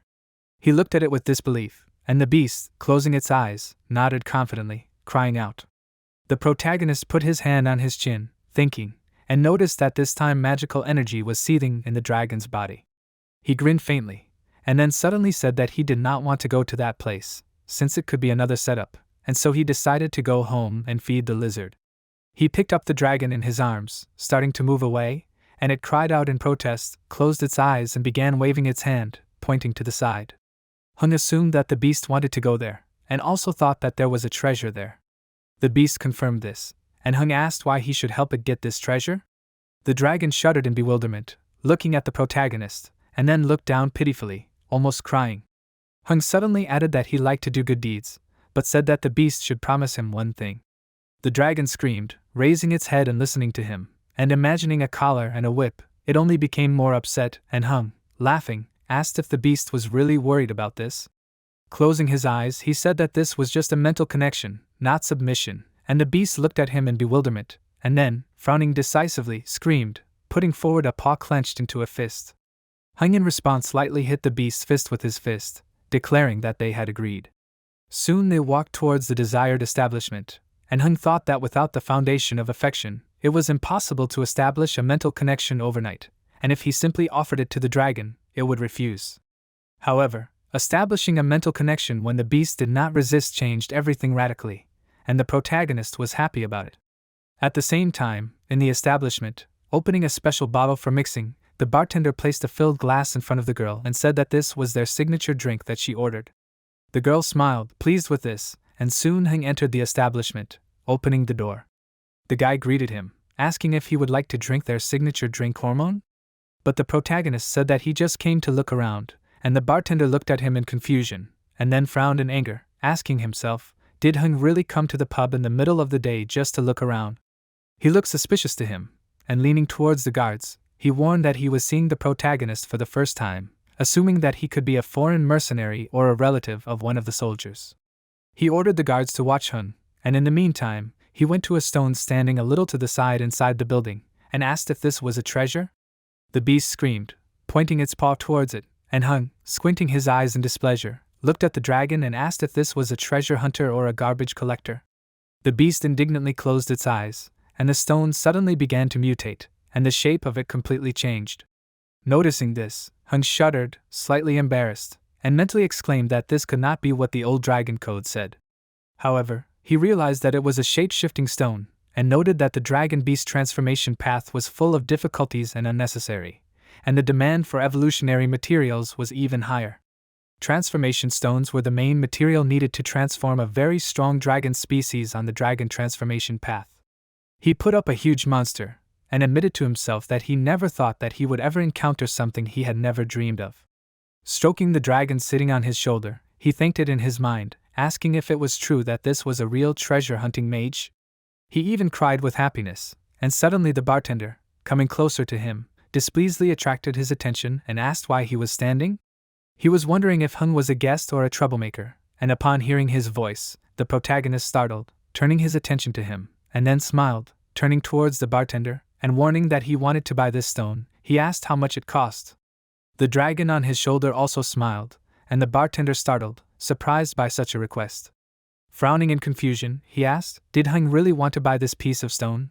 He lowered his head slightly, thinking that this stone was found by the boss in the ruins of the wilderness. However, even after several experts looked at this stone, they all found it useless except for the curvature, and the stone was not used for any other purpose, so it was used here as a decoration. However, if that was the case, he didn't know if other customers would think that their bar lacks style. Finally making a decision, he closed his eyes, started waving his palm, and said that it was a very expensive stone, offering Hung a treat to drink and leave, since he didn't think he could afford it. But the protagonist, smiling, simply told the bartender to tell him the price, and pointing his finger at the stone, he shouted that Hung could have the stone right away for 10,000 steel coins. The protagonist took out a few gold coins and threw it on the table next to the bartender, saying that this would be enough. Pressing his lips tightly, the bartender even became slightly embarrassed, and his cheeks turned red, and he mentally exclaimed that this was a lot. The guards, who were also sitting nearby, shuddered, amazed by the number of coins, and Hung, looking seriously at the bartender, extended his hand forward, saying that he had given them more than what he had offered, but they still had to deliver the stone for him. Looking closely at his hand, the bartender noticed the master's ring, and shuddered in fear, and then, kneeling down with the guards, began to bow, apologizing for not realizing that it was the master tamer who had visited his bar. He was sure that the stone would be delivered, and exclaimed that he had simply indicated the wrong price, since in fact the price was only 1 gold coin. The protagonist, still frowning seriously, said that the masters were making every effort to protect it, and expressed the hope that such a thing would not happen to him, or anyone else again. The boys promised that this would never happen again, and Hung soon left the bar, thinking that there were 2 ways a master could tame a beast in a short time. The first way was for the master to take control by force if the beast was of a lower level than the master. He imagined the tamer towering over the trembling and empty-headed beast, and then thought of the other type of taming, where the animal itself agreed or even wanted to be tamed by the master.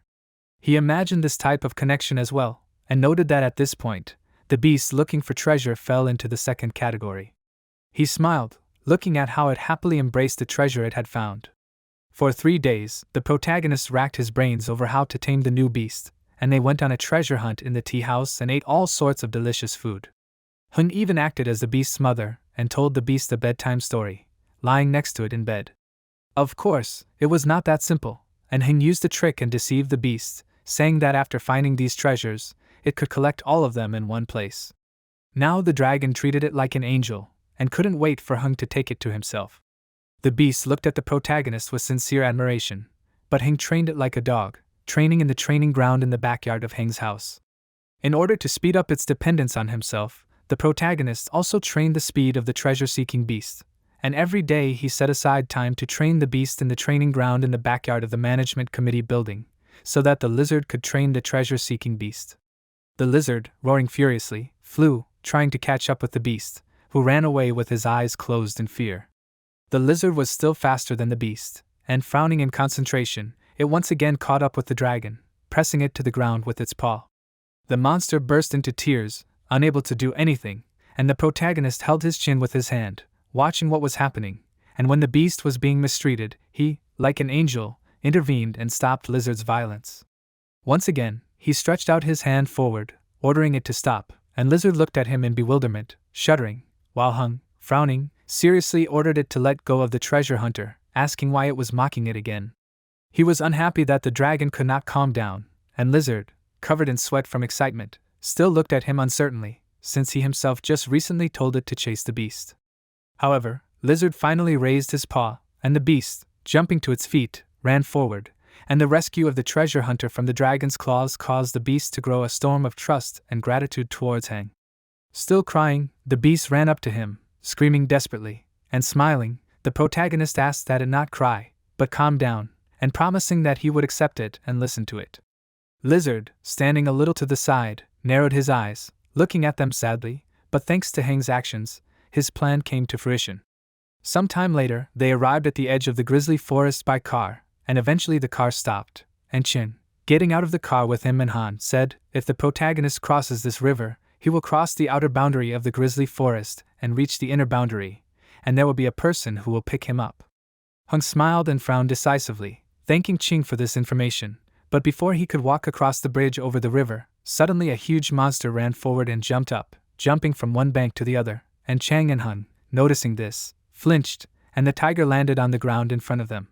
Hei Ju, sitting on the back of a particularly dangerous red fire tiger, smiled as she looked at Hun and guessed that it was him, and then told him her name, noting that she was the master of the grizzly forest, and telling him what he could call her. Chang and Han, placing their palms on their temples, frowned seriously, greeting her, and Hun, smiling affably, waved his hand greeting her as well. Ju, jumping off the tiger's back, said that the mayor had already informed them through the communicator that Hung was arriving in the grizzly forest for a month's training. She thought that he should have arrived a long time ago, but she admitted that she did not expect him to arrive until today. Hung, closing his eyes, apologized for the forced delay and grabbed his hair with his hand, and Ju, coming closer to him, said that Cheng and Han could go back, but before leaving, Cheng asked what to do with the luggage. Ju, touching the pendant hanging on her neck with her palm, told the monkey to come out and smiled, and the next moment a huge monster appeared behind her back, and Hung, noticing this, even shuddered in surprise, learning that it was a silver-backed gibbon, a very dangerous species. He put his hand on his chin, frowned and remembered that this beast was at least up to the full stage, and from its appearance it was hard to tell whether its power had broken through the shackles of the race, and whether it had advanced further. Ju, meanwhile, waved her hand, attracting the monster's attention, ordering it to deliver the things to the base. The monkey nodded, and Ching, pointing to the car, asked it to come here. Ju at this moment jumped on the tiger's back, noting that the base was still far away, and asked if Hung wanted to ride her tiger there. The protagonist thanked her for this offer, but he still had to refuse, since he was going to fly the lizard. He shrugged, and then, stretching his hand up, told the snake dragon to come out. Lizard appeared behind him, and Ju shuddered, and then, slightly opening her mouth in amazement, covered it with her hand, shocked to note that Hung really is worthy of being his disciple, since his first beast is a supreme dangerous species. She soon controlled her emotions and, smiling, offered to see what Hung is capable of, and warned that riding and fighting are two completely different things, rushing forward on the back of her tiger. The protagonist, climbing on the back of Lizard, said that they need to catch up with Ju, and pointed a finger in her direction, frowning in concentration.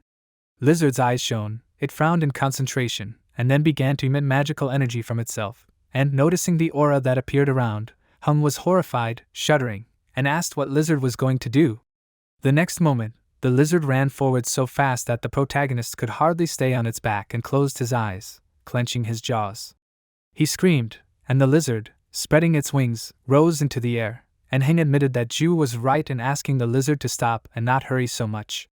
Some time later, they reached the desired place and, getting off their animals, approached a large door, near which Ju stopped and knocked, seriously ordering the guard to quickly open it for them. Shui Yu, slightly opening a small window on the door, smiled and asked if Ju could not be a little more feminine. He said that because of her, the gate was collapsing, but in the end he opened the door, and then, closing his eyes, asked if she could not take the key with her next time? He said that he was already busy and complained that he still had to open the gate for her. Crossing her arms over her chest, Ju looked at him with displeasure and frowned, asking if he was busy. She assumed he was busy hibernating, and asked how dare he sneak into the base to hide and rest while the commander was away. Yu awkwardly grabbed his hair, admitting that he had made a mistake, and announced that he was ready to open the gate for Ju.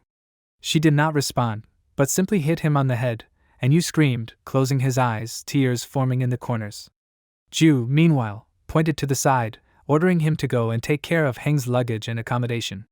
The protagonist smiled excitedly, closing his eyes, and noticed the strange way of communication that Ju used.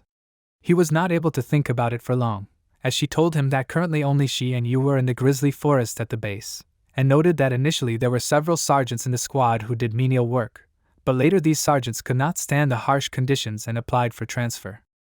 The work was entrusted to their pets, and Ju smiled and also told them that the head of the grizzly forest base and the main master of the base, Lord Suke, had gone to hunt down a dangerous creature in the Grey Wasteland and left a few days ago. Another master, Linjin, was waiting for Hung to arrive at the base, intending to take him along for part of the special master training, but they didn't know that he was a few days late, so Jin started by himself. The protagonist froze in shock upon hearing this, and then awkwardly grabbed his hair, closed his eyes, and admitted that he himself didn't expect that he would be late. But Ju said that everything was fine, and suggested that they go to her room first. Hung shuddered upon hearing this suggestion, and froze with his eyes wide open, but soon followed Ju, and they found themselves in a room with heads of destroyed animals hanging on the wall. While Hung was looking at the stuffed animals with a shocked frown, Ju sat on the bed, watching him with a smile, and finally, dissatisfied with his long distraction, she called out to him, asking him to turn around, and asked if he was an idiot. The protagonist, however, turned towards her, closed his eyes, saying that he was not an idiot, and admitted that the decor was just a little unusual. Ju, smiling slightly, asked if he thought she was the maid here who did nothing but clean. Finally, distracted from this topic, she patted the bed next to her with her palm and asked why Hing didn't sit down. He flinched, astonished by this suggestion, and began waving his arms, trying to refuse it, and noticing his embarrassment, Ju laughed, deciding that she would not tease him. She guessed that he didn't know about the special training program for masters in the grizzly forest before coming here, and she said after getting up from the bed that this could also be considered a rule. Usually, when their masters with Blacklight received their first special training, they were only informed of the specific contents of it after arriving at the base in the grizzly forest. The special training was not only to hone their combat experience, but also the benefits that came with it, and Ju smiled and admitted that she didn't know if Hung had heard of energy fruits. The protagonist shuddered in shock, asking if there were energy fruits in this grizzly forest. Ju said that it was naturally so, explaining that the grizzly forest was rich in bear fruits, which were energy fruits that their Blacklight castle used very often. These fruits increased the strength, endurance of dangerous creatures, and were also useful for evil, beast-like, and attack pets. Stepping aside a bit, she pulled the curtains, revealing a map hanging on the wall, and pointing it out to Hing, she warned that getting such fruits was not so easy, since all the trees with this fruit in the grizzly forest were occupied by warrior bears. With a token received from the owner of the grizzly forest, the grizzly chief, the master tamer could challenge the owner of a certain fruit tree, and with the token, these grizzlies usually did not refuse to fight, and after defeating them, you could get the bear fruit. Hung listened to this, frozen in amazement, and Ju suddenly became serious and, frowning, said that if someone who was not associated with Castle Blacklight dared to steal the fruit, all the grizzlies and even their masters would definitely attack him, and they would chase the thief until he died. Some time later, a loud cry was heard in the forest as the grizzly frowned and looked at the lizard standing in front of it. Jin, who was sitting on a tree branch next to Hing, noticed that the grizzly was ready to accept the challenge and explained that if the lizard could defeat his opponent, the bare fruit of the fruit tree that was over 30 years old would end up in his hands. Hung, looking at the lizard excitedly, sighed, admitting that he did not think it was that simple. Jin slightly bowed his head and explained that each grizzly would only accept a challenge from an opponent whose aura he thought was weaker than his own, and naturally, there would be risks involved in getting the bare fruit. Meanwhile, the grizzly activated its bear roar and opened its mouth, growling loudly, and gusts of wind were directed towards the lizard, who frowned in concentration, looking at the enemy, and then suddenly shuddered, becoming less angry, since the attack launched by the grizzly did not bring any damage to it. Noticing the behavior of the lizard, the bear froze, angry, and the protagonist, worried, thought that he did not even expect that the lizard had the talent to mock. Sitting down on a branch, he called out to Jin and, frowning, asked if it was true that the grizzly accepted the challenge. He said that it was indeed so, explaining that the lizard simply did not deal with this dangerous kind of animal, so it might be very difficult for him. He pointed his hand towards the beasts, and the next moment, the grizzly and the dragon ran forward, preparing to attack each other. During the movement, Lizard activated the power of the dragon, and a magical aura immediately appeared around it, so that by the time Lizard and the bear collided, Lizard was able to stop the bear's paws that were about to strike it. However, the bear quickly got its bearings and, breaking free from this grip, swung its paw, striking Lizard, and it, closing its eyes, flew far back.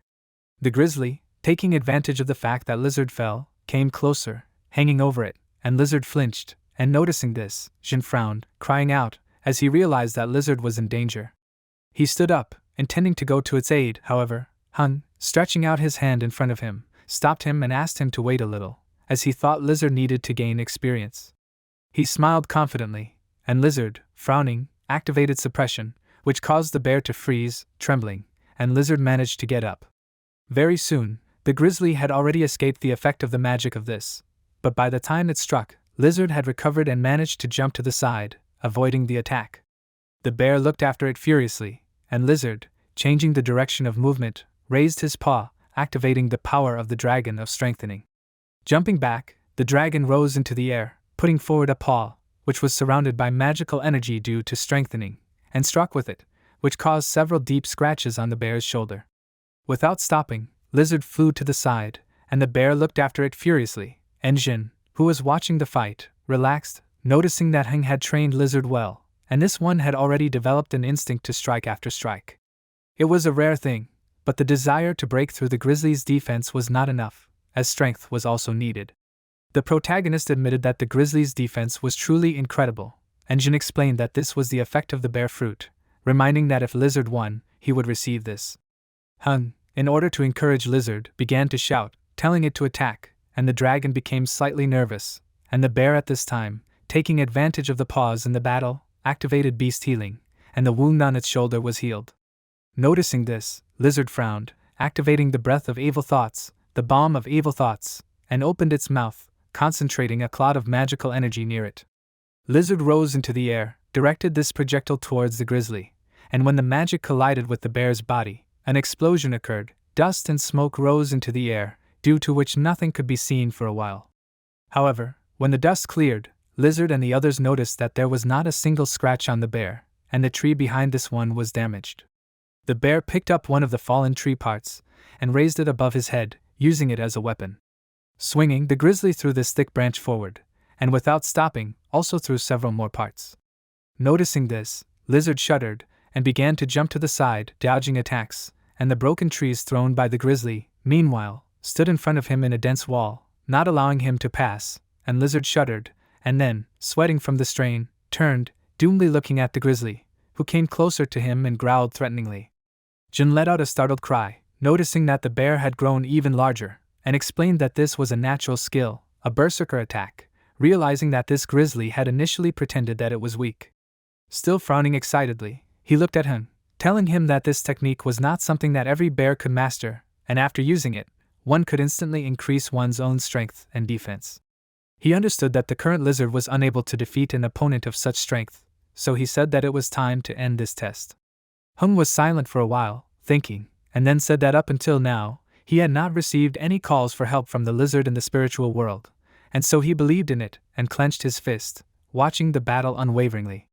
Lizard, cornered, began to look around excitedly, and the grizzly, coming closer to it, swung its paw to strike, and at the same moment, Lizard, frowning, activated an angry attack second speed, and when the bear struck, it flew to the side, and the trees that had previously formed a wall flew apart due to the force of the bear's strike. Dodging the blow, Lizard sank to the ground, but despite the successful maneuver, Jin still shouted that at such a speed, Lizard would not be able to brush off the bear and would be hit. Grizzly at that moment used a bear throw to drive Lizard away, and watching the bear running towards this, Lizard suddenly thought of something and waved its tail, lowering the end of it to the ground, and then activated the second stage of the earth dance. Stone spears began to emerge from the ground, heading towards the grizzly, and upon reaching the bear, these stones blocked the grizzly's path, slightly pushing it back. The grizzly was unable to stay on its feet and fell, rolling to the side and crashing into the trunk of a nearby tree.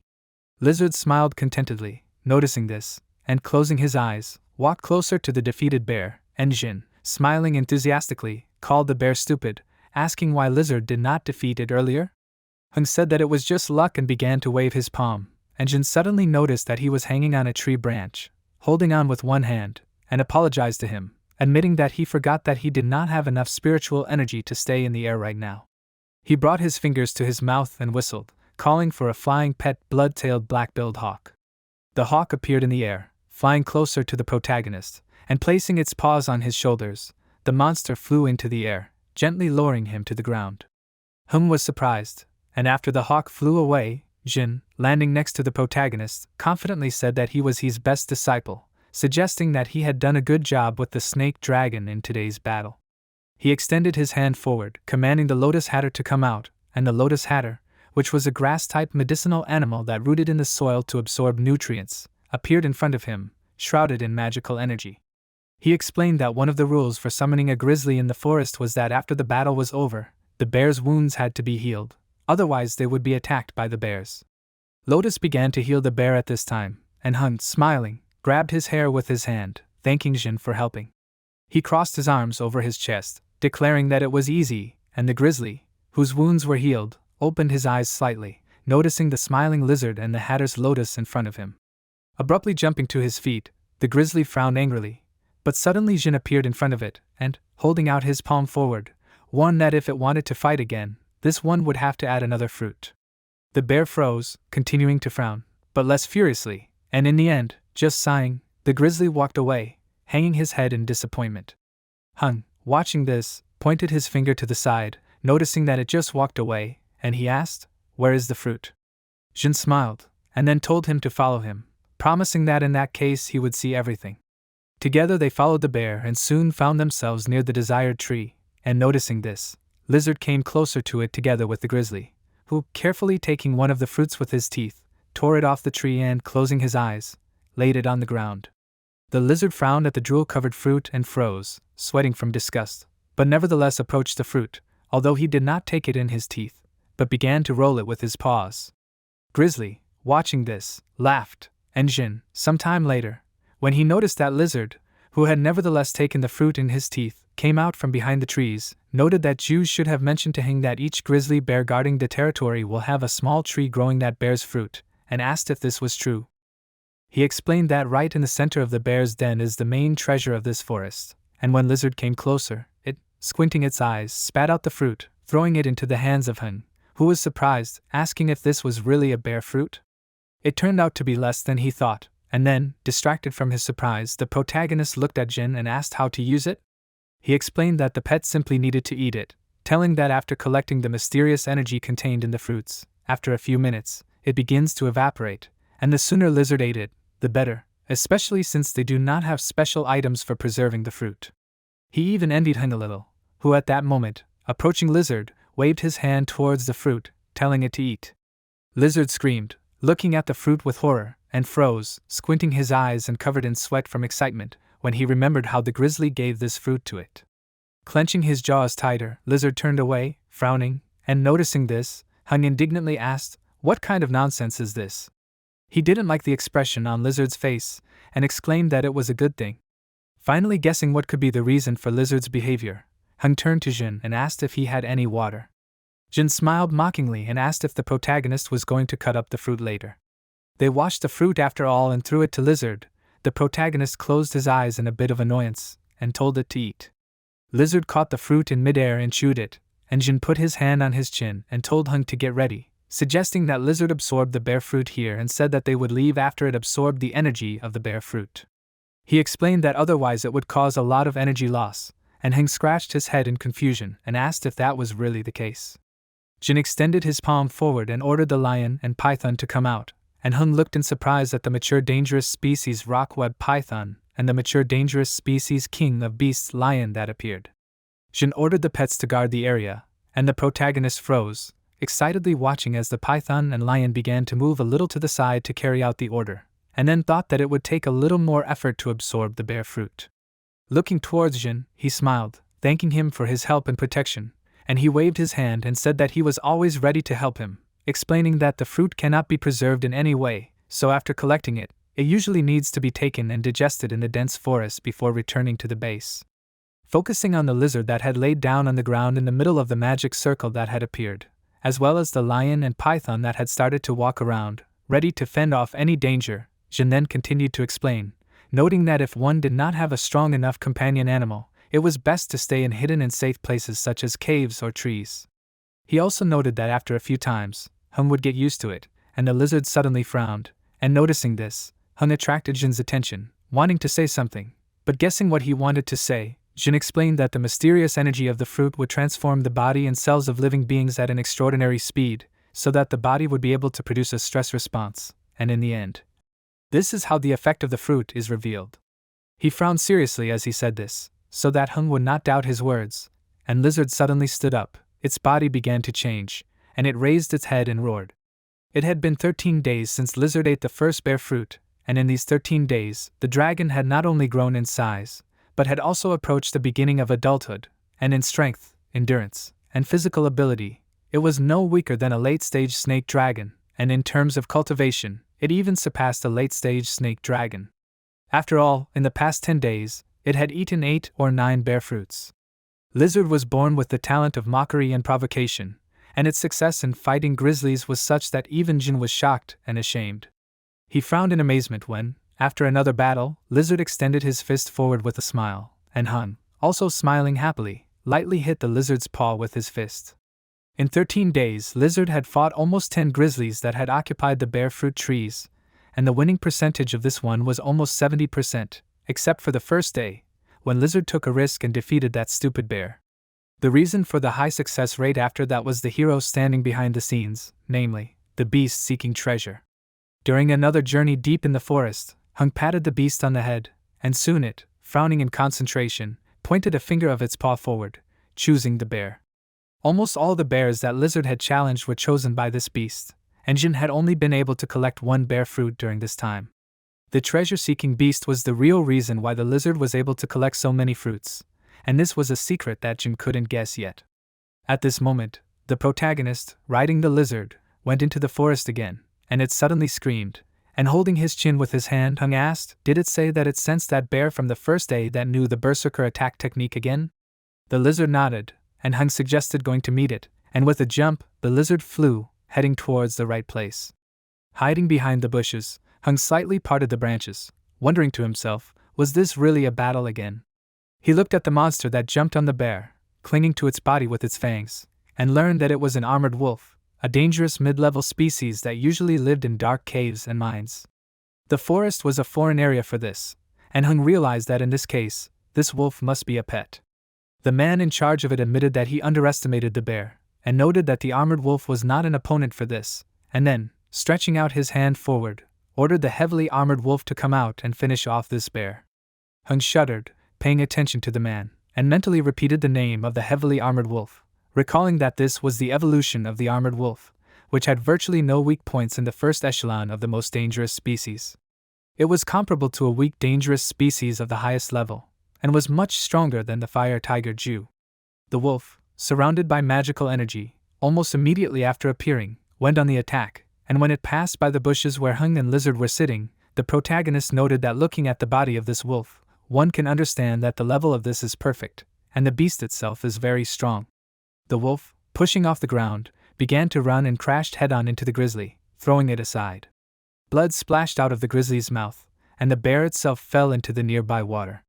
Lizard and Hung were amazed that the wolf defeated the grizzly so easily, and the protagonists remembered that Hwanga once said that the Blacklight castle was created hundreds of years ago, and in the process of its development, the members of this castle were naturally forced to fight and even enter into military conflicts, which means that they made enemies. He imagined several people hiding their faces with masks and put his hand to his chin, noting that the powerful rival force was comparable to Blacklight, and seemed to have a large number of masters who could control these armored wolves and heavily armored wolves, since they controlled the habitat of the armored wolves, just like Blacklight controlled the grizzly forest, and they had the same situation. It was just not as big as the grizzly forest. He imagined the forest where the armored wolves lived, and noticed that now these people appeared in the grizzly forest and actually came for the fruits. He didn't understand how he could save that bear, since even Blacklight couldn't figure out how to preserve the fruits. He watched excitedly as the man and this one's pet approached the tree with the bear fruits. Stopping next to it, the man took out a syringe and, moving the needle into one of the bear fruits, he began to draw juice from it, and Hung froze in shock, watching this, and then suddenly noticed a monster hovering in the air above him, and cursed, realizing that it was a scout. He frowned, and Lizard next to him threateningly opened his mouth, looking at a possible rival. The guy had only managed to collect juice from one fruit by this point when he heard his assistant scream and shuddered, frowning, and then angrily noted that he hadn't known there was someone hiding there.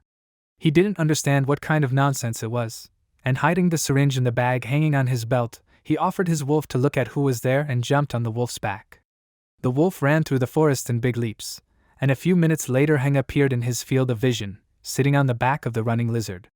Turning back, he frowned in concentration, pressing his lips tighter, and noted that it was possible to escape from a heavily armored wolf of a particularly dangerous type, deciding that he needed to penetrate the forest, hide his identity, and set all the grizzlies on this guy.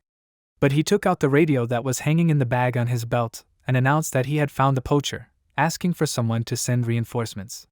He also asked the people to hurry up, but suddenly froze in horror, noticing that the radio was dead, and asked himself, was that really true? He remembered that he had indeed lived quietly for a long time and had not charged this radio, and besides, there were always people nearby. Cursing, he decided that no matter how hard it was, he would spread the news about this poacher, and he frowned stubbornly. While Lizard continued to run, already rising into the air, Hung called the beast seeking treasure, and it landed on his shoulder, and the wolf continued to pursue them. The dragon activated magical energy to speed up, and noticing this, the poacher looked at the protagonist, and then stretched out his palm forward, commanding the heavily armored wolf to use its skills, catch up and kill Hung and Lizard. The wolf stopped, looking back, and then used the fifth stage of the evil attack of the Shadow Tread, greatly increasing its speed. The protagonist and Lizard turned around and were horrified, noticing that the wolf was already catching up, and frowning. Hung told Lizard to use the evil attack of the second speed and remember that they need to head towards the giant trees. Lizard roared and spread its wings wider, and although the acceleration and sustained effect of the evil attack of the second speed were not as good as that of the Shadow Tread, however, the advantage of the speed attack was that it could change direction unlike the Shadow Tread. Since the wolf could not change direction, Hung thought that it would have great fun crashing into the trees. In this manner, they moved quickly through the forest, and Hung, smiling slightly, decided that it would be better to lure the poacher to Suhun. The wolf, once again unable to change direction, crashed into a tree, breaking it, and the poacher shouted that the protagonist really knew how to run away, but then summoned another beast, which turned out to be a thunder tiger with 3 attributes. This was the most dangerous species, and leaving the wolf behind, the poacher jumped onto the tiger to continue the pursuit, this time on its back. He extended his hand forward, giving the tiger an order, and it rushed forward, catching up with him quite quickly. Leaping into the air, the tiger used a thunderclaw attack. However, Lizard managed to dodge this attack, although he received a small injury. The protagonist frowned, realizing that this was an especially dangerous species, a thunder tiger, which was definitely in its prime. The beast sitting on his shoulder closed its eyes in excitement, and Hung, putting his palm on Lizard's wound, realized that at this rate, even if the tiger did not catch up with them, it would kill them. Suddenly, he opened his eyes wider, thinking of something, and asked the treasure hunter to take them to the nearest territory of the bear leader. Nodding, the beast closed its eyes, and Hung suggested that his pets act, since they needed help. Lizard turned sharply, turning into a canyon, and the protagonist, attracting its attention, said that the dragon should not just run away, but use the dance of the earth to try to kill the pursuers. At this time, the beast closed its eyes, using its magic, and Lizard growled, and stone spikes began to appear behind it, blocking the path of the wolf and the tiger. The poacher ordered the heavy armored wolf to clear the way and extended his finger forward, directing the monster to run, breaking through the stone spikes with its body. The poacher then ran along the cleared way on top of the tiger, and looking at Hung, he asked smugly, did he really think that he could escape? Hearing the stranger's voice, and also noticing the stone fragments flying into the air, Hung frowned, turned around, and looked at the pursuer. The poacher and the tiger suddenly stopped, as the guy noticed that Hung had disappeared, and ordered the thunder tiger to find him. The tiger roared, and then sniffed the air, shuddered in horror, sweated with excitement, and trembled slightly. The poacher, noticing this behavior of his pet, looked at it with bewilderment, and, attracting the tiger's attention, asked what happened. Looking in the direction the monster was looking, he noticed the glowing eyes of a beast in a cave near where they were standing, and was so shocked that he could not even form a sentence, but guessed what exactly could be hiding inside the cave. The next moment, with a thundering tread of paws, a huge bear came out of the cave, who, frowning in fury, growled, and the poacher was horrified, cursing, because he realized that it was the leader of the grizzly. Turning the tiger, he ordered it to run away, and the animal, looking at the grizzly with horror, began to run to the side, while the bear chased them, opening his mouth and showing terrible fangs. Hung and Lizard, who had moved a little to the side, froze when they heard the screams, and the protagonist thought that the leader could call the pack to attack this. But it didn't even call anyone, and he realized that even if that poacher was strong, he couldn't handle all the bears. He frowned, looking in the direction where the screams were coming from, and then, sitting more comfortably on Lizard, he suggested that they return to the base, because if they were late, it was unknown how many fruits would be stolen from the grizzly forest. Lizard, starting to move forward, accelerated, and then, jumping up, began to fly, using an evil attack, a speed attack. Soon they began to descend to the ground, but Heng shuddered in horror, opening his eyes wider, as he noticed a magic projectile flying in their direction. He ordered Lizard to quickly jump, and it bounced off the ground and rose into the air, and the next moment, the projectile that hit the place where they were standing exploded upon contact with the ground. Lizard jumped onto the branch of the closest tree, and the guy who came closer said with regret that Hung was lucky and dodged. He called him a name, and the protagonist shuddered, looking at the poacher, and clenched his jaw, asking how he found him. Shrugging, the guy called Hung a name again, explaining that his Thunder Tiger had a skill called Star Mantle. That's why he could find him even if he was 10 times further away, and the protagonist got angry thinking about this skill, while the poacher continued to speak, smirked, and noted that Heng's tactics were clever, recalling that he wanted the grizzly chief to hold the poacher back while he tried to escape back. However, the guy also warned that Heng should know that it was easy for a master of his level to escape from a stupid bear. Unlike the protagonist, he was able to use a scaly lizard as a pet, and pointing towards Heng and Lizard, the guy ordered the Thunder Tiger to kill them. The tiger jumped up, appearing in the air in front of Lizard and Heng, but suddenly it froze, its eyes wide in fear, as they used the evil attack of the second stage of enlightenment. Because of this, the dragon seemed to be a weaker species, but when Lizard used a different type of attack, its true appearance became clearer. Hung smiled and thought, if they used the mystical gift of the treasure-seeking beast, namely illusion, the poacher would mistake the snake dragon for an ordinary scaly lizard, and then suddenly the dragon's power would burst out, and although it would not be able to scare away the poacher and his pets, it would be enough to buy time.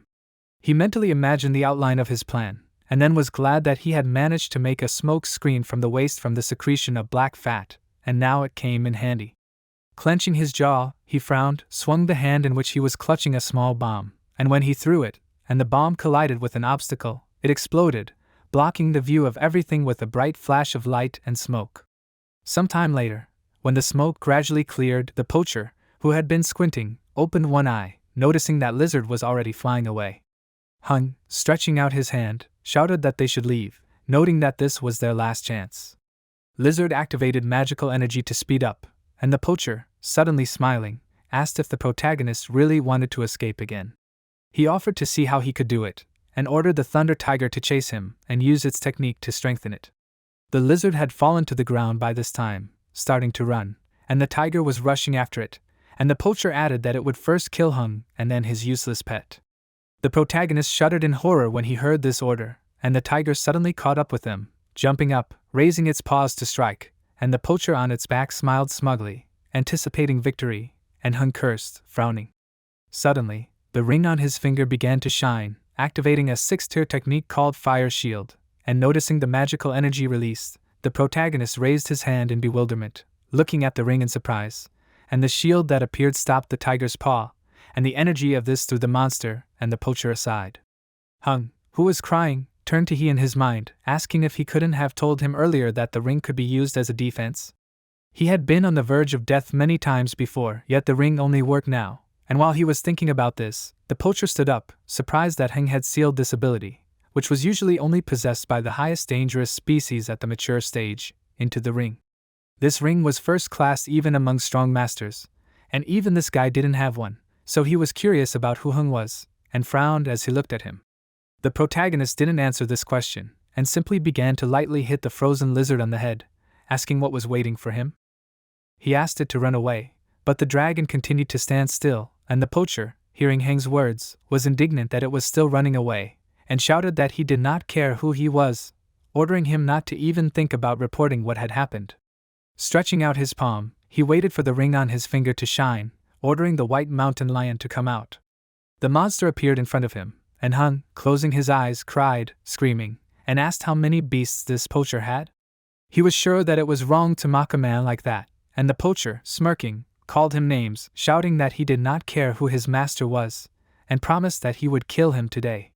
He sat on the lion's back, and Lizard turned around at that time, but did not start running, and the guy grinned and asked, "Are they really not running away?" Hun, turning towards the guy, suddenly grinned, showing the monster that flew closer to him, and asked if the poacher recognized this animal.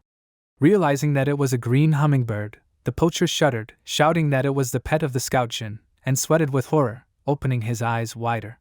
The next moment, a huge monster jumped out from behind the trees, on whose back Jin was sitting. When the beast landed, Jin, frowning seriously, asked who dared to offend Hun. In the grizzly forest, the poacher frowned, looked at him and asked, "Is he really brave enough to stop him?" Jin smirked as he nodded, and exclaimed that not only did he dare to stop him, he also dared to kill him, calling him names and noting that he was from the Fire City. The boy shuddered when he heard this, and Hun mentally repeated the name Fire City, recalling what he had heard of them, and exclaimed that the city's full name was Sinfire. He imagined several men as well as a wolf within the walls of this city, and thought that as one of the deepest and most prominent among the large gathering places, this city had always been a rival of Blacklight Castle, and unlike the grizzly forest, it seemed that their leader had a deep connection with the wolf-type pet subclass of animals. Hung frowned, and then, recalling one of the poacher's pets, he realized that it was no wonder that the main pet of the people of this city was a wolf. His face was covered in sweat from excitement, while the poacher shrugged and admitted that he was afraid that Jin was asking too much, as he was sure that he did not have enough strength. He laughed, stretching out his hand and using magical energy to rise into the air, then sent his 3 pets to attack, ordering them to tear Jin apart, and he himself was going to see if he would still be cool when he died. The beasts opened their mouths, baring their fangs, and headed towards Jin, who laughed shortly, frowning confidently and grinning, and offered to see how good he was when he beat the poacher to death. He concentrated magical energy near his palms, and then summoned a mountain python and a moon leopard. The python entered into a fight with the tiger, the leopard attacked the lion, immediately injuring it, and Jin himself grinned again. Suddenly, the wolf, trying to attack him, swung its paw, growling threateningly, but he managed to dodge and hang, excitedly stretching out his hand towards him, turned to him, intending to help, but suddenly the fist of another pet, enveloped in fiery magical energy, hit the wolf, throwing it aside, and the wolf fell, hitting the ground with force. The poacher froze, covered in sweat from the tension, clenched his jaws and opened his eyes wider in amazement, as he realized what exactly he was seeing in front of him. The fire avatar, possessing poisonous, combat, fire, magic and light attributes and belonging to an especially dangerous species, stopped next to Jin, who crossed his arms on his chest. Hung looked at him in shock, realizing that the moment he first released the python, an avatar had appeared, and it was simply using the magic stealth skills to wait for its turn. Frowning, the protagonist pressed his palm to his chest, mentally exclaiming that this was the master of the 5 attributes pets. The wolf, part of whose fur had caught fire, meanwhile stood up and roared, attacking towards its opponent. The poacher at this moment, having slightly controlled his emotions, asked, "Is this a fire avatar?" He admitted that Jin had a rare pet, and realized that in that case, it was no wonder that he dared to challenge him. Although their intelligence knew about Jin's pets, however, he had never received information that their Blacklight Castle had such a rare pet. Jin exclaimed that if he knew about it, he should be killed, and smiled, and the guy asked if he really thought that his fire avatar could kill him. He assumed that Jin was daydreaming, and shouted that the heavily armored wolf was one of the strongest in the especially dangerous ranks of beast species. He declared that it would kill the avatar. When he stretched out his hand forward, the wolf began to concentrate magical energy around itself, and at the moment when the poacher ordered it to activate Shadow Tread, the wolf ran forward, looking intently at its opponent, and the fire avatar took a fighting stance, strengthening the fire aura around itself, and smirked, and at the moment when the wolf ran closer to it, striking with a clawed paw. The avatar managed to dodge and clenched his hands into fists, waiting for an opportune moment to strike. When it struck once, the wolf flew a little to the side, but the avatar did not stop there and struck the wolf from below in the jaw, and this blow was so strong that the monster flew far back. When it fell to the ground, clouds of dust rose into the air, and the protagonist, clenching his jaw, opened his eyes wider, covered in sweat from excitement, and asked himself, how could Jin be so strong? The poacher, meanwhile, walked up to his wolf, placed his palm on its body and asked, "What kind of incredible strength is this?" He guessed that Jin thought that this was a strong blow to his heavily armored wolf, and concentrating magical energy around himself, he clenched his palms into fists, activating the weighted armor on the heavily armored wolf. The monster's physique slightly changed, and Jin pointed his finger at the wolf, attracting the fire avatar's attention, commanding it to roast the enemy, and sending it forward. The avatar smirked, clapping his hands, and then tightly pressed his lips, concentrating, and clenched his palm into a fist, concentrating a powerful flame next to it. The poacher ordered the wolf to activate Shadow Step, and it ran forward at high speed, but Jin did not give up either and used Firestorm, so the fire avatar also accelerated, dodging all of the wolf's attacks. The wolf responded with claw-tearing and crushing spells, increasing the number of magic flows around itself, and thanks to this, reflecting the blows that were dealt by the fire avatar. The avatar also increased the amount of fire streams around itself, and soon, when the wolf and the avatar collided, their magical energy merged and turned into a powerful explosion. When the fire dissipated, everyone saw that the wolf, frozen in place, was trembling, looking at the avatar, who was covered in magical energy. The poacher's mouth dropped open in shock, admitting that the avatar was worthy of being such a rare pet, and this one even had 2 abilities of the 6th level of enlightenment. He supposed that in that case, it was no wonder that it had injured his heavily armored wolf so much. He activated the ring again, summoning a fire scale beast of a particularly dangerous type, and Jin smirked and asked if he really thought that he could deal with it by summoning some nothing. However, the guy smirked back and said that he didn't need to fight it, but only delay it, and explained that he was very tired and had spent a lot of energy, and then, taking the radio, he asked if anyone wanted to help him kill a few people. For a while, everyone was silent, standing in a cloud of dust that had not yet cleared from the recent battle, and Hun, calling out to Jin, wanted to tell him something, but Jin, having guessed what exactly he wanted to talk to him about, crossed his arms over his chest, frowning seriously, and confirmed that this was indeed what the protagonist thought. He also said that he had informed Ke, so it all depended on who came first. Hun guessed that Jin had another plan for this, and he looked at him with a slight smile and asked what he meant. The poacher was curious about what kind of riddle they were making, and, turning his attention to his pet, he suggested going and trapping Jin and Hun. The monster walked forward, jumping up to strike from above, and the fire avatar prepared to counter this attack. Jin exclaimed that he could delay these beasts for a little while longer, and activated the avatar's fire enlightenment. The monster swung its hands and hit the ground, and it cracked, and immediately after that, the avatar used Firestorm, and a large number of streams of flames were directed towards the monster, who looked pitifully at the attack rushing towards it. However, the poacher was not going to give up and ordered it to use Fire Strike and Fire Exit. The monster began to concentrate magical energy around itself, stretching the air currents in order to stop the attack, and suddenly a lizard flew through it, which, sticking its head out of the dense wind right in front of the monster, bared its teeth, looking at it furiously. The monster was scared, and the poacher, frowning in displeasure, asked how dare such a worthless thing approach him. Heng, stretching out his hand forward, ordered the lizard to use an evil bomb and a bullet of evil thoughts. Having fallen to the ground, it released a dense magical attack towards the enemy, and also activated the dance of the earth, and the ground underneath it began to crack, lifting up fragments of stones into the air and directing it towards the poacher, who cursed, noticing this attack. The next moment, from the collision of several attacks with an obstacle, a large amount of dust rose into the air. However, when it began to dissipate, everyone noticed a dark, large silhouette among it. It was the most dangerous type of fighting chimpanzee that stood above the poacher, protecting him from the blow. The boy laughed, putting his hand to his head, and suddenly Luo Yu came closer to him, and noticing him, the poacher grinned, noting that Hung and Jin were unlucky, since his people arrived faster. He suggested that you get rid of these two and leave, since he was sure that they could not be allowed to linger here until that person arrived. Yu, who was riding a particularly dangerous type of manticore, came closer, and stopping, the manticore waved its tail, directing several needles wrapped in magical energy towards the lizard. Hung cried out in excitement, stretching out his hand towards the lizard, and this one put its tail in front of itself to take the attack on this one, and when the spikes pierced the body of this one, the tail of this one was cut into several pieces. Lizard let out a pitiful cry, almost crying in pain, and the protagonist only became more terrified, while the chimpanzee roared, then ran to attack and jumped up, swinging his paw to destroy Heng, Jin, Lizard and the fire avatar standing next to each other. Lizard looked at this in horror, but was unable to do anything, and Jin, noticing that the main blow of the chimpanzee was aimed at Hun, warned him to be more careful, and sent forward his fire avatar, which took the blow of the chimpanzee. Blood spurted from its mouth. The chimpanzee frowned in fury, and then used the giant leg combat technique. It raised its leg to deliver another blow, but before it could damage the fire avatar, someone used the power of the red fire tiger, and this attack threw the chimpanzee aside. Turning happily to the side, Hung realized it was Ju and Yu and declared that they were saved. Yu and Ju were standing nearby, their beasts next to them, and Yu, looking at his opponents with fury, called them names and asked if they really thought that they had no one in Blacklight.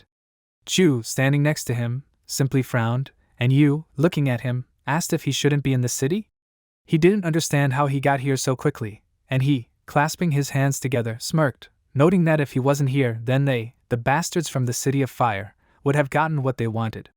Calling them names, he promised that today would be the end for them, and the poacher, calling him names, noted that if he was here, it meant that he was prepared, so it would be better if he didn't come. Yu beside him simply frowned in concentration, and then, putting his palms together, noted that this was a secret weapon against Master Ke, but this time it was meant to bury them. He called Ju and the others names, adding that because of this monster, a large number of masters had died, so even their master from Blacklight would be shocked to see it. He ordered the steel-armed monkey to come out, and a huge monster appeared behind him, raising its head and roaring furiously.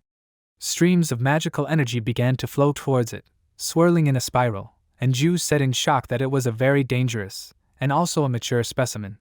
She knew that this was very bad, and the monkey meanwhile ran forward, intending to destroy them, but before it could land a single blow, someone's magical attack threw it aside, and noticing that the monkey had flown into the trees standing even behind them, Yu, the poacher, and their beasts widened their eyes in amazement and shuddered in horror, and then turned around, starting to run in the direction where the monkey landed on the ground with a crash. Hung was also shocked and did not understand what kind of nonsense this was, and Ju, with her mouth slightly open in bewilderment, looked to the side a little, saying that this was one of Master Ke's strongest pets, namely the nightmare green dragon, which was currently standing not far from them. Yu, frowning, said that this was undoubtedly the strongest mature super dangerous species, belonging to the terrorist species. The golden-backed steel monkey was destroyed by 2 blows from this monster, and the dragon meanwhile, roaring, rose up, and Hung froze in shock, and then opened his eyes wider, covered in sweat, and asked, "Is this the power of a super dangerous species?" Yu cursed, realizing that Ke was already here, and warned that he was a Grand Master. But before he and the other poacher managed to escape, a bright flash of light suddenly appeared in the air, which then began to quickly fly from place to place, transforming into a powerful attack. Yu tried to dodge, and he did so, and the poacher was attacked and, screaming, began to fall along with his pet, and then dissolved into a powerful light.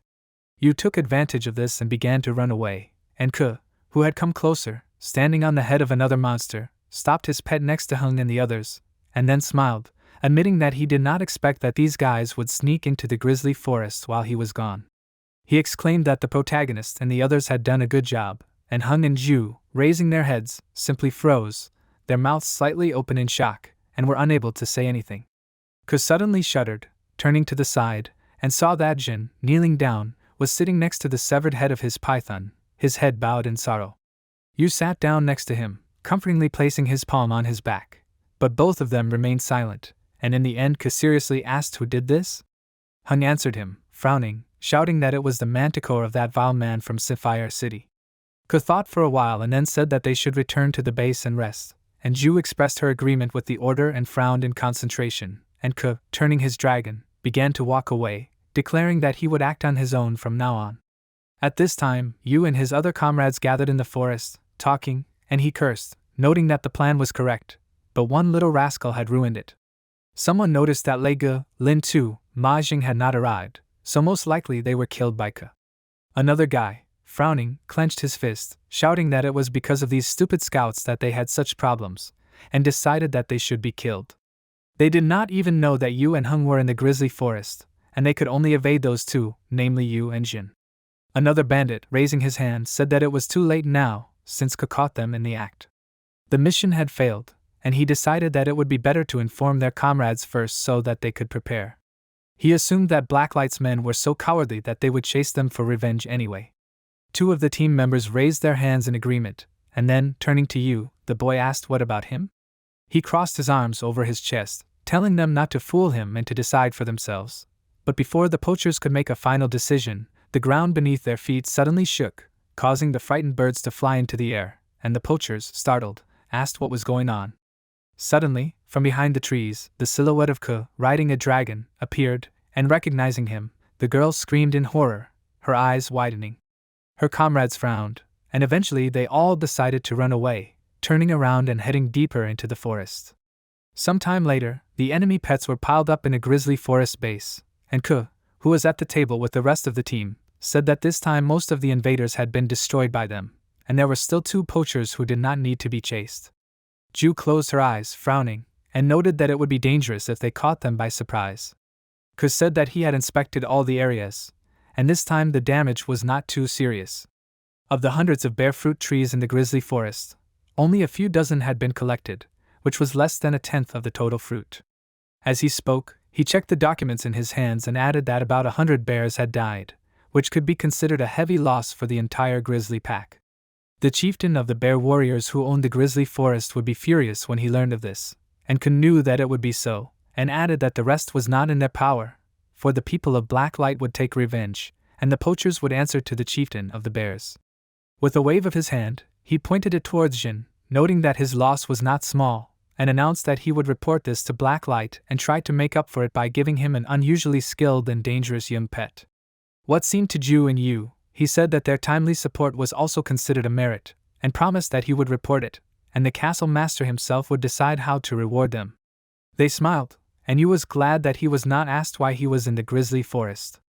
He sighed in relief, but the next moment, Ke suddenly threw a stack of documents at him, frowning and noting that he almost forgot to ask him something, and asked if he wasn't supposed to be in Rivet Town. He wondered what Yu was doing in the forest, and Ju, who was sitting next to him, laughed, and Yu, putting away the documents, smiled excitedly, asking if he didn't come to support Jin and Hung. But Ke was still angry and frowned, ordering him to stop pretending, shouting that he didn't care about him, and ordered him to go back to Rivet Town. Yu stood up, scratched his hair, smiling awkwardly, and said that he was on his way, and Ke, smiling, looked at Hun, exclaiming that the plot of the people of Sinfire was foiled thanks to him, so he deserved a reward. He was sure that the burgomaster would be pleased and reward him, and added that since he was in his territory, he could not turn a blind eye to his merits, noting that they had many good things in the base's warehouse, so he could choose a few. Hung awkwardly closed his eyes, putting his hands in front of him, and said that if it were not for Jin's timely appearance, even if he had broken through to them, he would most likely have died. Putting his hand on Jin's shoulder, he suggested another option, deciding that it would be better to give this reward to him. He looked at the protagonist with a puzzled look, and Ke was glad that they were getting along well, and asked them not to worry, promising that they would both receive a reward. He believed that the decision on the reward and compensation for Jin would be made by the castle master, so he said that Hung did not need to worry. Standing up, he called him to follow him, deciding that he would take him to the warehouse, and he awkwardly grabbed his hair and smiled, asking if Ke could wait until tomorrow to choose. He explained this question by saying that he had not had the best day today. When night fell, the protagonist sat in the room with a book on the table in front of him, and noted that after a long time of work, he could finally rest. If he wanted to choose treasures, he supposed that it would be very bad not to check it in the Dragon Code. The final direction of the evolution of domestic animals was the same, which was to turn the animal into a real dragon, which meant that it would become the top of the food chain.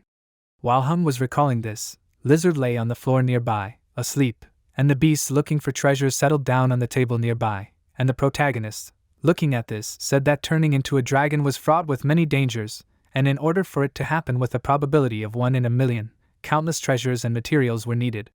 Therefore, the cost-effectiveness of transforming a treasure-seeking beast into a dragon would be higher, because with a treasure-seeking dragon, the probability of obtaining evolutionary materials should be much higher.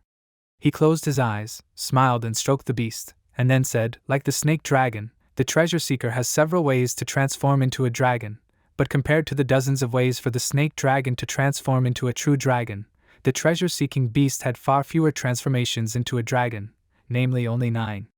But in 8 of these ways, the treasure-seeking beast's ability to obtain treasures should be weakened, and it would at least become a mixed-type dragon, and the only way to maintain the treasure-seeking beast's ability to obtain treasures was to transform it into a treasure-hunting dragon beast. To Hun, this was a mystery, and he carefully read the book, turning the pages. Finally, he stood up, closed his eyes, and decided that he would then have to wait until dawn to go treasure hunting in the warehouse.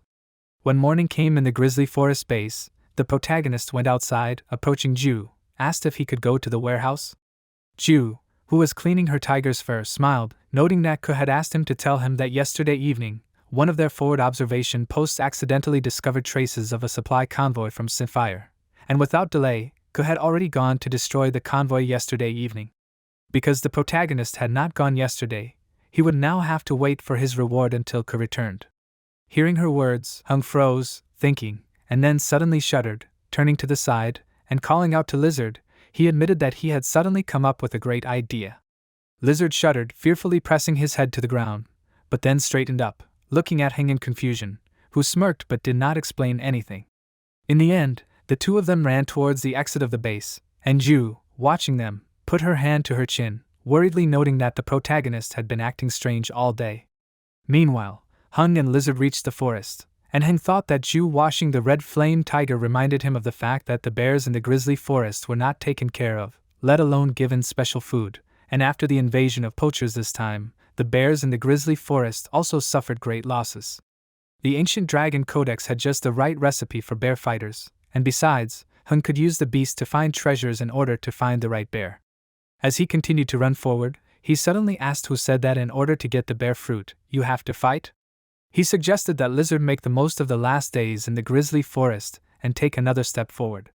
Lizard tilted his head slightly, still not understanding what exactly the protagonist wanted, and in the end, under Heng's guidance, with the help of the treasure-seeking beast, Lizard and a special formula contained in the old dragon codex, they made very delicious dishes by roasting them over a fire and feeding them to the bear. Hung treated and cupapped the bear, and the grizzly was very pleased. In addition, the protagonist also collected a lot of crops in addition to the 3 bear fruits and now had several rare bird eggs, all to make Lizard stronger. Having received the new ingredients, Hung even jumped for joy, squinting his eyes and raising his hands up.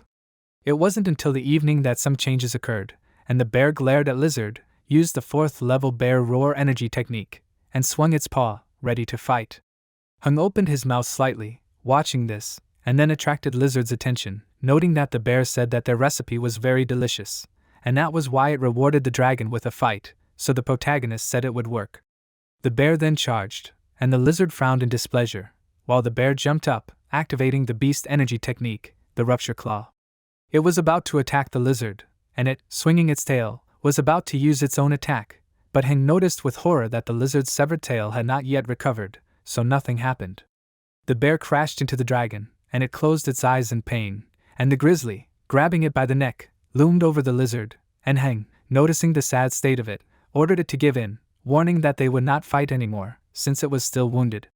However, Lizard growled back at the bear, and the grizzly only became more angry, and then raised its paw to attack, but Lizard managed to intercept this one's paw, stopping the attack, and then closed its eyes, and a flash of magical energy appeared near this one's body, and it used the dragon cry, and the attack power of this one was so great that the bear flew back.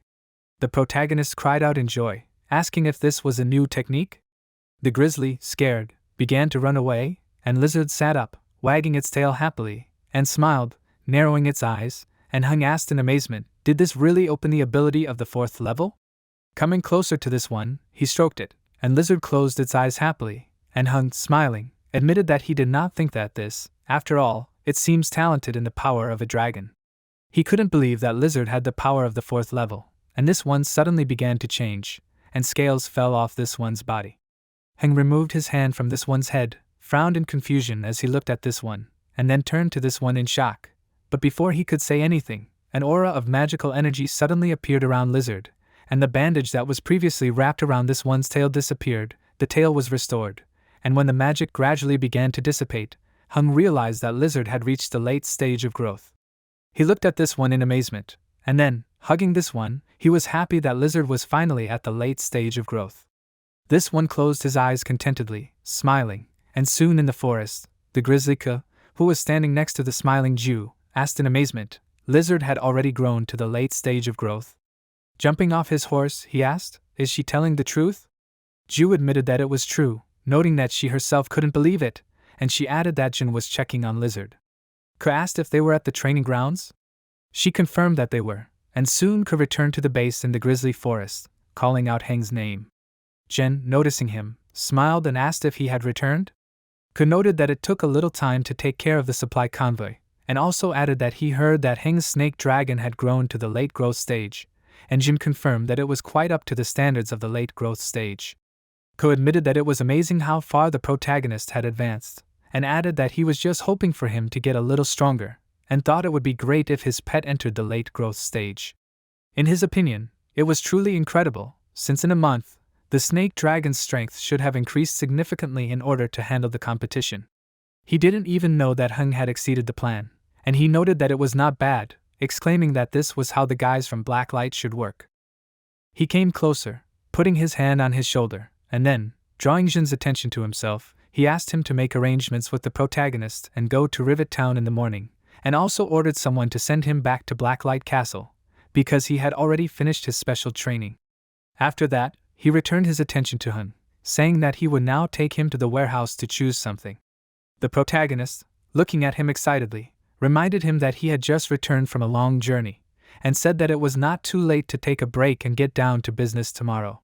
Ignoring his words, Ke turned around smiling and warned that now, delaying until now would be considered breaking his promise, and since he had promised Hung 2 things, he decided to make up for it by noting that he could choose one more thing. Soon, they were already in the warehouse at the base of the grizzly forest, and they began to walk up the stairs of it, and Heng excitedly asked if he could really choose what he wanted. Ke, with his hands outstretched at his side, warned that he would wait here and told Heng to choose. He agreed and ran inside the warehouse, starting to look around, and asked in shock if this was really the warehouse of the grizzly forest. The treasure hunter, who was sitting on his shoulder, looked around excitedly, and the protagonist noted that the grizzly forests were extremely vast and covered not only forests, but also lakes, rivers, valleys, and even mountainous areas. There was a wide range of materials from different regions, so if he could only choose 3 materials, he had to think about it, and after telling the beast to wake up, Hung smiled, lightly tapping it on the head. The beast shook its head, distracted from looking at the treasures, and the protagonist advised it to remember what he told it last night. Removing the beast from his shoulder, he said that if there were such things in this warehouse, then it should find these things, and noted that in that case, he would help it turn into a treasure-seeking dragon beast. The beast frowned decisively, cried out in agreement, and raised its hands, and then quickly began to move through the mountains of treasures. Hung, watching this, noted that everything depended on luck, and if he could find these items, then it would be good. But suddenly he was distracted from his thoughts, his eyes widening, as he noticed that the beast searching for treasure had jumped onto the statue standing in the center of the warehouse and was hanging on it. Pointing his fingers at the beast, the protagonist warned that if it did not behave well, he would make the lizard eat it. He ordered it to go and find the treasure, and the beast looked at him with disappointment, and some time later Ke was already holding a large piece of evil fibrous root in his hands, as well as a dried magical flower, and noting that it was good material, he asked what Hung would do with it. He asked if he was sure that he did not want to ask for one more thing. The protagonist thanked him for the reward, and said that he remembered his sister mentioning a fertilizer that improves the soil on plantations, which was produced right here. He was referring to the bag of mud he was holding in his hands, and as soon as he finished speaking, the doors of the warehouse closed, and Ke said that the door was closed, so he congratulated Heng for getting the root and the magic flower, as well as the drilling mud, into his hands. Hung smiled with his eyes closed and thought that this thing was the core material of the essence of the dragon treasure, and this mud could be changed into something valuable and sold. Some time later, in Rivet Town, the man supervising the actions of his wards warned them to be careful when putting the boxes in the car, telling them to be careful with the master's treasure. Jin, who was standing nearby next to the protagonist, warned him that Ke had recently destroyed many of the gathering places of the people of Sapphire, and so they might do something in return, noting that he should be careful on the way. Suddenly Yu came closer, placing his hand on Heng's shoulder, greeting Jin and asking what he meant by that. He wondered who he was looking down on, and already hugging Heng's shoulder, he noted that when he arrived at Rivet Town, he had entered their territory, and he promised to bring him back safe and sound. Hung smiled, and Jin agreed, deciding to return in that case, since Ke had business for him. After saying goodbye to Hung, he shook his hand, exclaiming that they were always waiting for him in the grizzly forest, noting that they would always welcome him. The protagonist promised that he would definitely return, thanking him for taking care of him all this time. Yu, looking at them with displeasure, ordered them to stop being affectionate, and turning to the soldiers, told them to check the fire extinguishing installations again, since they were leaving soon. Their objective was to get to Blacklight's gathering place, and the soldiers, agreeing with the order, began to do so, and at this time, a group of poachers gathered in the forest near the city, and the girl exclaimed that everything was confirmed, announcing that she was talking about a message from their informant in Rivet Town. Today, a group of city guards from the city were supposed to escort an important person to Blacklight Castle, and according to the information received from their informant, it was this important person who most likely interfered with their operation, and it was the guy with the Fire Guardian ring. Yu was happy to hear this, and clenched his hand into a fist, noting that he had also received news that Jin had left the base. They decided to wait for the convoy for the one escorting the protagonist, and kneeling down, Yu spread out a map in front of him, pointing to a place on this one, and said that the convoy would pass here, and they would be waiting for them in this valley. Hiding behind some bushes, they arrived at an important location, using binoculars to get a clearer view of the passing convoy, and calling Hun a name, Yu noted that he had arranged for him to be hunted so that he could taste death. He asked him not to worry, promising that he would make him pay for his brother's death. Suddenly, an explosion sounded behind him, and he turned around, startled, asking excitedly what had happened. Jin, standing nearby below, accompanied by a fiery avatar, said that Yu was in a tree, and ordered him not to hide. Smiling, he added that his two companions had been killed, and as for him, he could handle him on his own. Yu said that was impossible, and Jin asked him to take another look at Heng's team, noting that they had stopped near the entrance to the valley.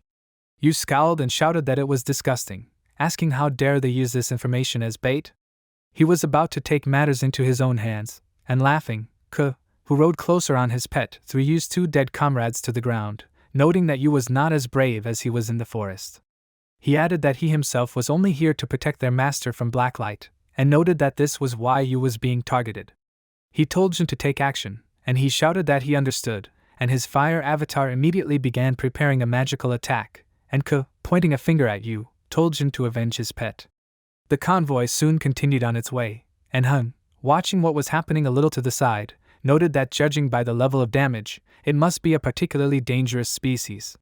Jin told him to leave half an hour later, but he suddenly flinched, distracted from his thoughts, as he noticed Jin and Ke ahead. They flinched, stopping, and the protagonist, getting out of the car, thanked them for their protection, and noted that if Ke returned to Blacklight Castle in the future, he would definitely repay him. Ke simply suggested that they go, noting that it was not worth keeping the burgomaster waiting. 2 days later, they arrived at Blacklight Castle, and he, sitting opposite Hun, noted that he heard that it was a long way. He asked him for permission to see what had changed during this time, and the protagonist promised that he would not let him down, and then summoned the lizard, and noticing this, he stood up, and then began to examine the lizard, even opening its mouth. Hun was astonished when he noticed this, and then closed his eyes, mentally saying that lizard had better not move, because if he was upset, they would both get it. After finishing his inspection, he said that many of his subordinates had been destroyed in the city, and even in the places where people tamed armored and heavily armored wolves, and because of this, even Jin had suffered from them. Hun asked if it was true that these people would not take revenge on the grizzly forest again. He noted that Jin and Ju were there, but he told him not to worry, because the master of the grizzly forest had secretly returned, and everyone who came except for the top members of Sinfire would die. After that, he turned his back on Hun, admitting that he was very pleased with his success this time. Sitting back down in his chair, he said that the protagonist had not only exceeded the training requirements, but had also played a major role in investigating the Bracon incident in Grizzly Forest. He asked him to tell him what exactly he wanted as a reward. The protagonist raised his index finger up with a smile on his face and turned to Zhou and asked him if he still had the scale of the Supreme Dragon that he had awarded him. The protagonist then asked him if he could have more of it. Zhou sat on his throne with a surprised expression and asked him if he only wanted this. After that, Zhou noticed that he had made a great contribution and asked him why he did not want a normal reward and if he wanted anything else. The protagonist looked into Zhou's eyes and addressed him as a master and asked him if he could ask him to help with the reward for Linjin. After that, the protagonist began to talk about how at that time in the Grizzly Forest, if it were not for Linjin who sacrificed his main beast to save him, he might not have returned.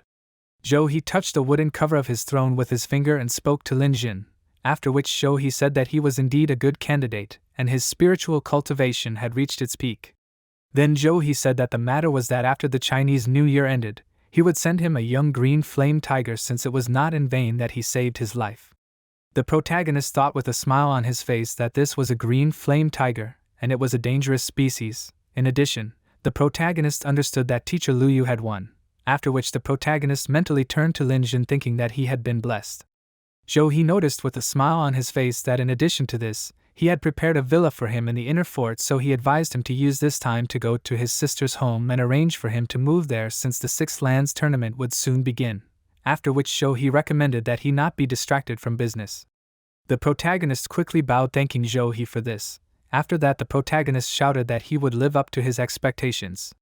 The protagonist turned around and walked in the opposite direction. He silently watched him go, then addressed him by name and told him that he had something to teach him and that he always paid too much attention to morality, and this was not good. Exhaling air from his lungs, he shouted that in the world of masters, strength should be held in high esteem, and when there is a fight, you need to fight and show your full strength. After that, with a confident expression on his face, he said that on the second floor is his treasury, and in addition to the dragon scale, he can choose 2 more items, and he must remember that the one who survives is the one who is absolutely not weak in spirit. With a serious expression on his face, looking ahead, the protagonist thought that the one who is stronger is the one who survives. After that, the protagonist clasped the palms of his hands in front of his chest and bowed to He told him that he understood him. On the way home, He's words made the protagonist think for a long time, because after experiencing the incident with Sapphire, Suhun realized that he could make a choice for himself in favor of moral principles. The protagonist thought about this while flying on his dragon over the high mountains, surrounded by thick clouds. The protagonist understood that moving towards moral principles implies that a person must decide everything with his own strength and prove his place through his own strength. When the protagonist thought about this while looking ahead with a tense expression on his face.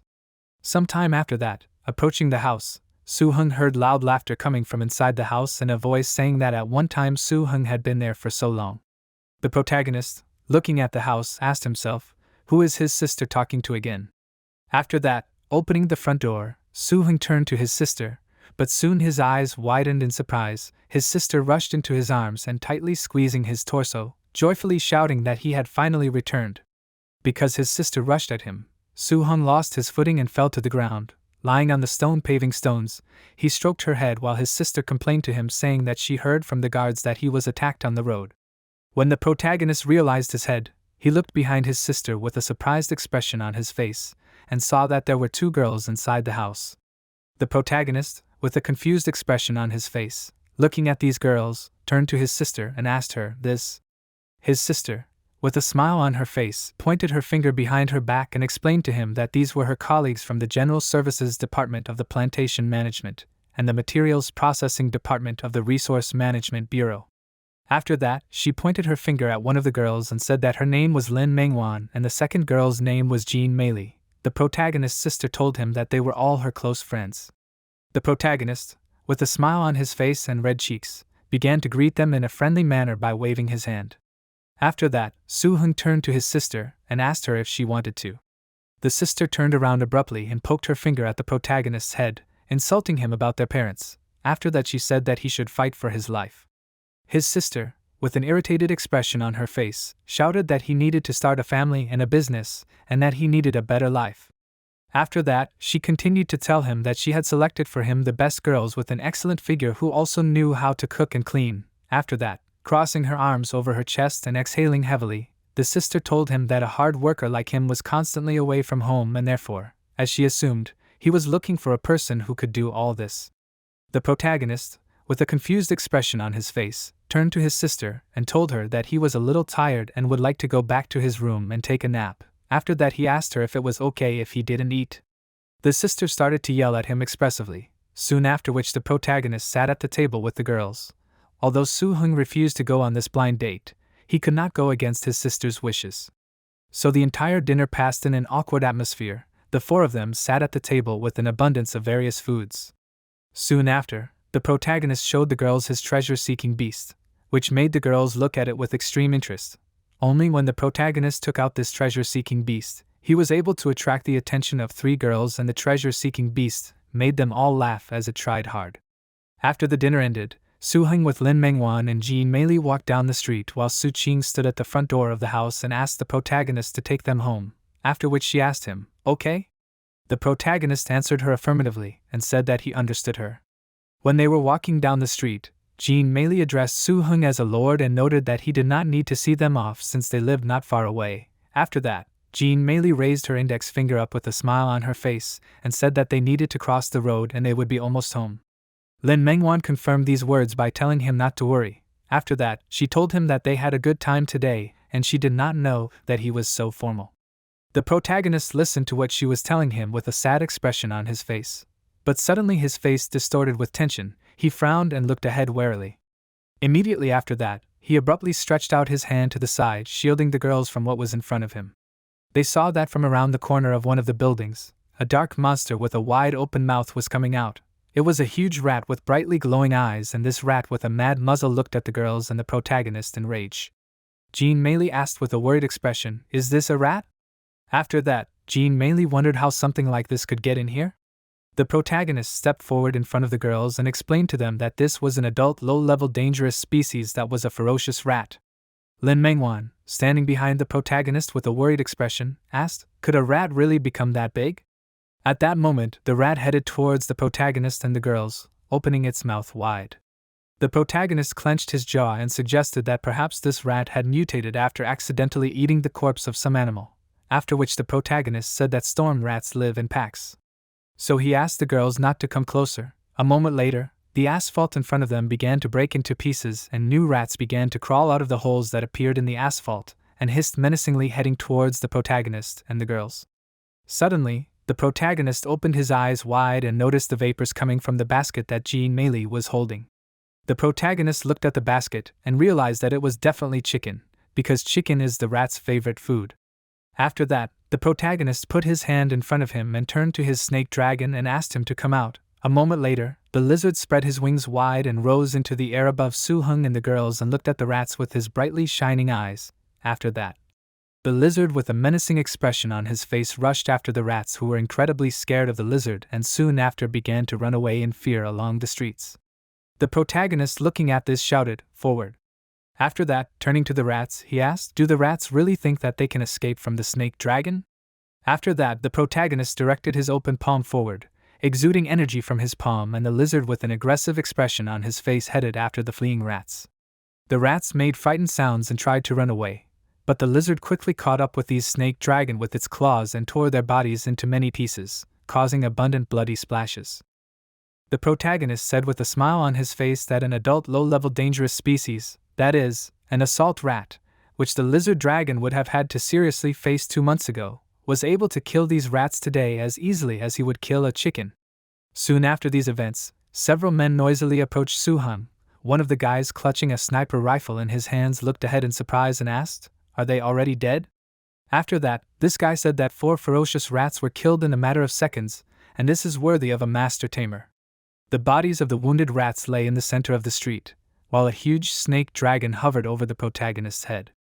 The protagonist addressed the guards and said that at this time of year the rats do not have enough food, so the rats dig the ground in search of food. He ordered to request a bloody-tailed cat from the security bureau, after which the protagonist explained that otherwise such an intrusion into a civilian building would be on a large scale. The guards pressed their clenched fists to their bodies and answered him affirmatively, after which they said that they would follow his instructions. Then the protagonist noted that he also wanted these 4 rats to be sent to the chambers of the inner fort. The protagonist put his hand on the back of his head and asked the guards to say that Villa 73, that is, Suhun, takes these rats. The villas located next to the Blacklight fortress are rich and famous, and it is mainly a complex for masters. The villa number 83 that Zhou He gave to Suhun was originally Zhou He's residence, and therefore he was very envied. The one who expressed his dissatisfaction the most was Lu Ling, who lived in the house opposite. But when he saw the protagonist's sister, he fell silent. The protagonist doubted that this old man could have any thoughts about his older sister, and he always thought that this senior comrade was a little flashy and shy. Soon after, one of the people serving in the city turned to the guy who was carrying a box in his hands, inside of which was the killed protagonist monster, and turned to him, after which he asked him to be careful and not to dirty the courtyard of Master Suhun. The protagonist, as a master who owns 2 pets, had other plans to process the corpses of these ferocious rats, especially because the snake dragon has such a big appetite that, combined with the transformation into a dragon and the opening skills, the transformation of consumables requires a lot of money. Many young guys who served in the city carried various things from military equipment and brought them to the protagonist's villa. The high cost was explained by the fact that the black thick liquid that was used to make strange items is a strategic material, and it is not worth selling large quantities that can be traced. The mutated ferocious rats that the protagonist encountered this time made the protagonist remember another thing from the old Dragon Code. This thing is the incense of the bloodline.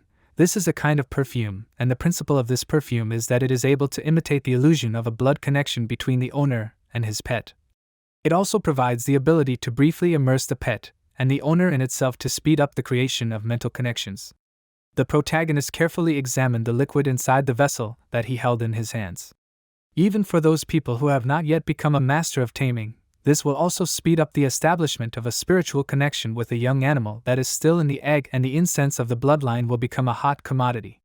The protagonist, while putting a lot of incense into the box, understood that according to the recipe of the old Dragon Code, after extracting incense from the corpses of ferocious rats, one must add the poison of bladderwort called dreamworm and the hairs on the back of the lower leaves of the moon orchid. The protagonist realized that the combination with the next substance would lead to the stage of distillation and purification. At this moment the protagonist poured incense from one glass vessel to another. Looking at this perfume, Suhun asked, "Did it work?" After that, he suggested that if it really worked, it was a great way to make money because after all, the cost was quite low, and he didn't know if it worked. After that, the protagonist raised his head up and looked at the treasure seeker beast sitting on the table in front of him. The protagonist addressed the treasure seeker beast, thereby attracting its attention. The treasure-seeking beast looked questioningly at the protagonist, who was holding an open container of perfume.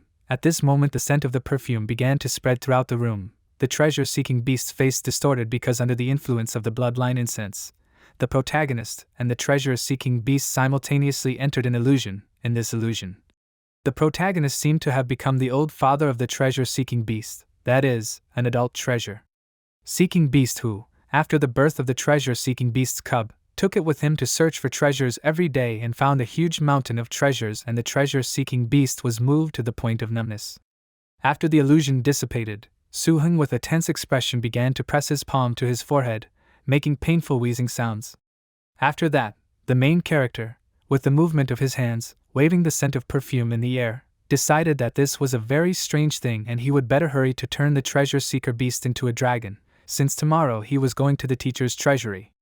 At that moment, the treasure-seeker beast, still in the illusion, was cheerfully waving its paws, after which the treasure-seeker looked intently at the main character and with a sharp movement of his whole body began to jump on him, screaming loudly. The main character, frightened, turning to the treasure-seeker beast, shouted that he was not his father. Some time after these events, in the building of the burgomaster's treasury, the main character stood opposite the Grand Master. The Grand Master, crossing his arms over his chest, addressed the main character by name and told him that if he did not come next time, he would find him. The protagonist put his hand on the back of his head and apologized to the Grand Master, and explained that he had been so busy moving these days that he had forgotten. The Grand Master laughed and said that he knew that he had work to do. After that he told Suhun to follow him. After that the Grand Master approached the massive gate. From behind these gates tentacles began to appear that enveloped the body of the Grand Master. Unknown dark tentacles began to squeeze the hands of the Grand Master. The protagonist watching this thought that this was a parasitic guardian beast that is an especially dangerous species, that is, a squid crocodile crab. He knew that this was a mystic and a guardian of the double line, and the natural skill is solid gold that can enhance the strength of the entire treasury. The protagonist understood that whoever opens the door must receive a verbal agreement from the owner, otherwise this person will be eaten in one gulp. The protagonist, who was watching this with a surprised expression, understood that compared to these treasures, the treasury of Chief Su could not compare.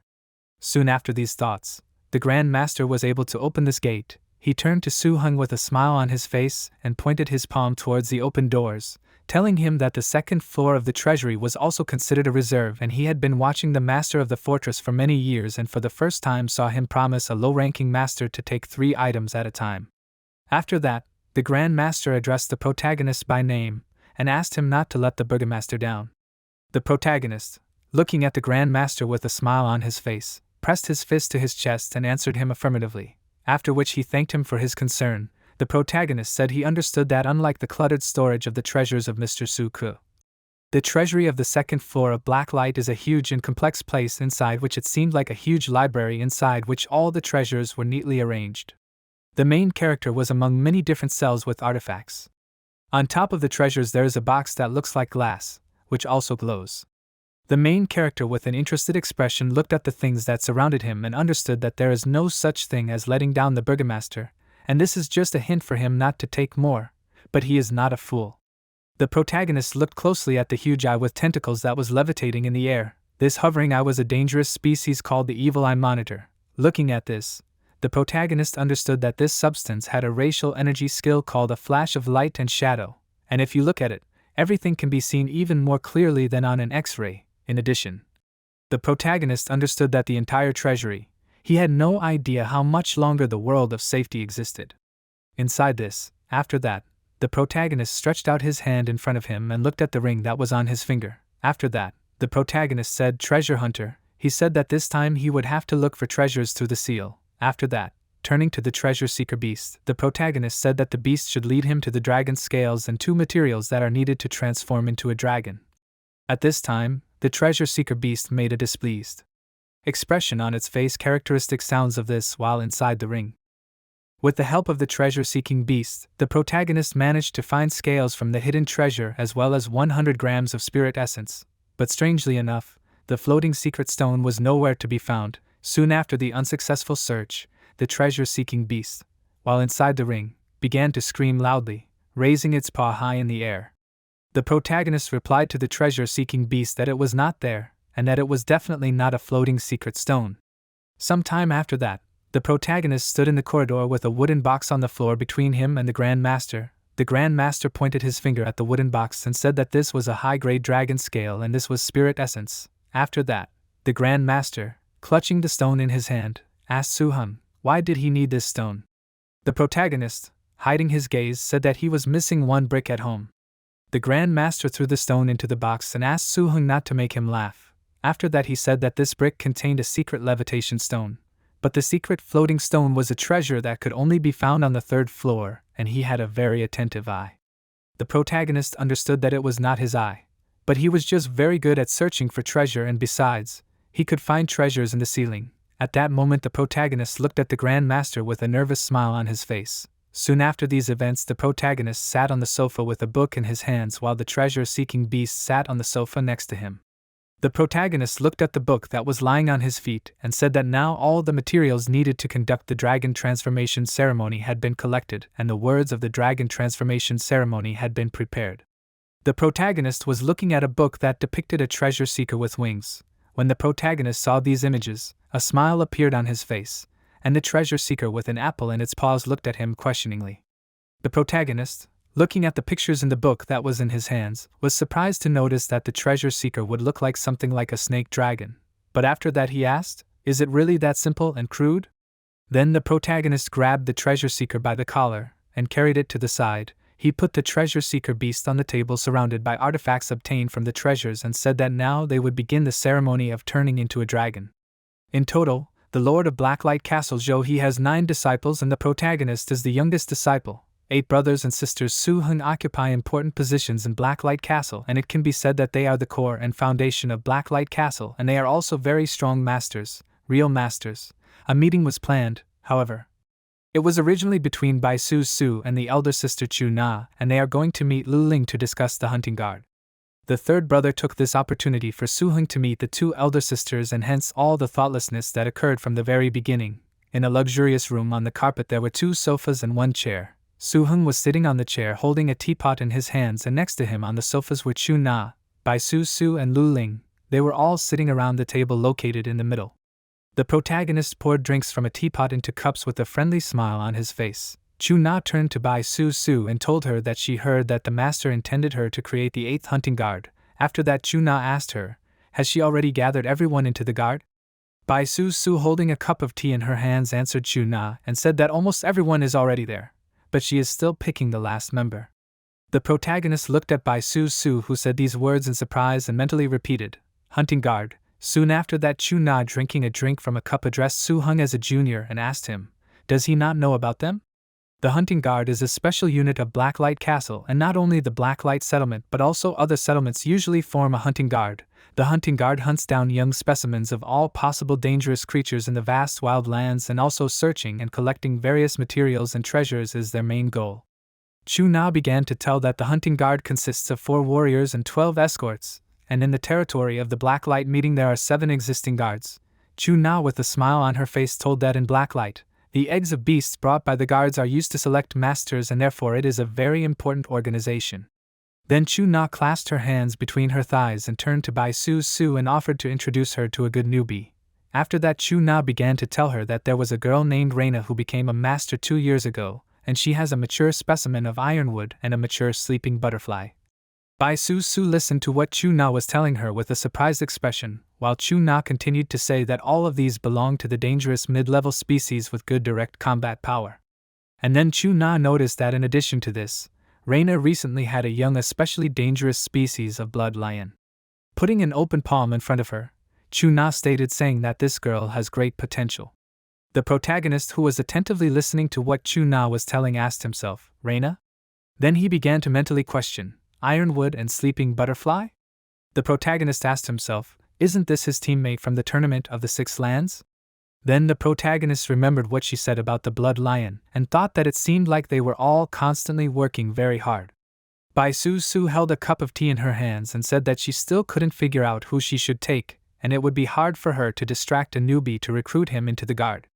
Lu Ling interrupted their hesitant conversations by lightly tapping his spoon on the porcelain cup. After that, Lu Ling drew attention to himself and turned to Bai Su Su and pointed at himself with his thumb and asked her permission to introduce her to a newbie with great potential and an older brother.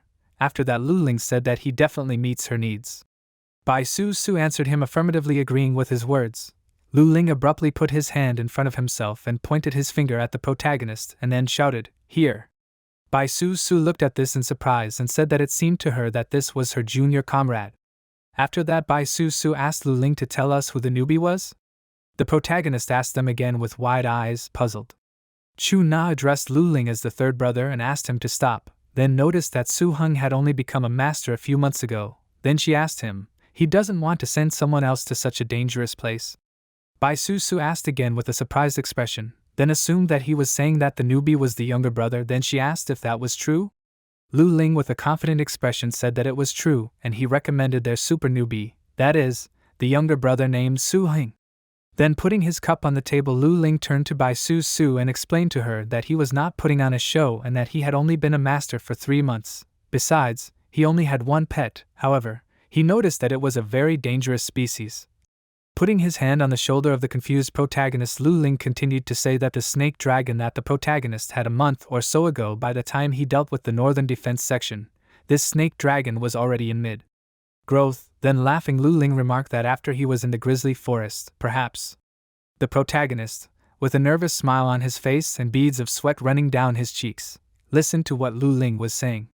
After that, he asked, couldn't this be almost late growth? Lu Ling then turned to the girls and asked them, isn't a person with a very dangerous species in the mid-growth stage a super rookie? The girls listened to what he was saying in bewilderment. But after that, Bai Su Su put her palms together and turned to Suhun and asked him if his snake dragon would grow up soon. Chu Na at that moment impatiently turned to Suhun and asked him to show them his snake dragon. The protagonist, with a confident smile on his face, stretched out his hand in front of him, after which his ring began to glow brightly. He turned to Lizard and asked him to come out. Immediately after his request, a huge snake dragon appeared in front of him, which took up almost the entire room. The protagonist, in sincere bewilderment with a pale face, looked at his snake dragon and mentally cursed, realizing that its size. Lu Ling said in surprise that this is the body and aura. After that, turning to Suhun, he confusedly said that he did not doubt his talent, but at a late stage of growth. The protagonist explained, saying that the snake dragon became like this just recently. Chu Na, with a wide smile on her face, squeezing the palms of her hands, turned to the main character and told him that she thought he needed practice now. After that, she asked him to come to her hunting guard and she would show him everything, after which he would be able to practice his fighting skills. Bai Su Su, with an uncertain expression on her face, turned to Chu Na as the 7th sister and noticed that her hunting guards were in full force and that she was missing one. Chu Na abruptly grabbed Bai Su Su by her cheeks, thereby closing her mouth and not giving her the opportunity to say anything else. With an expressive expression on her face, she agreed with Bai Su's Su and said that she would not tease her anymore. After that, Chu Na turned to Suhun and noticed that he would be hers in the future. The main character watching the girls' competition thought that it seemed to him that he should decide for himself.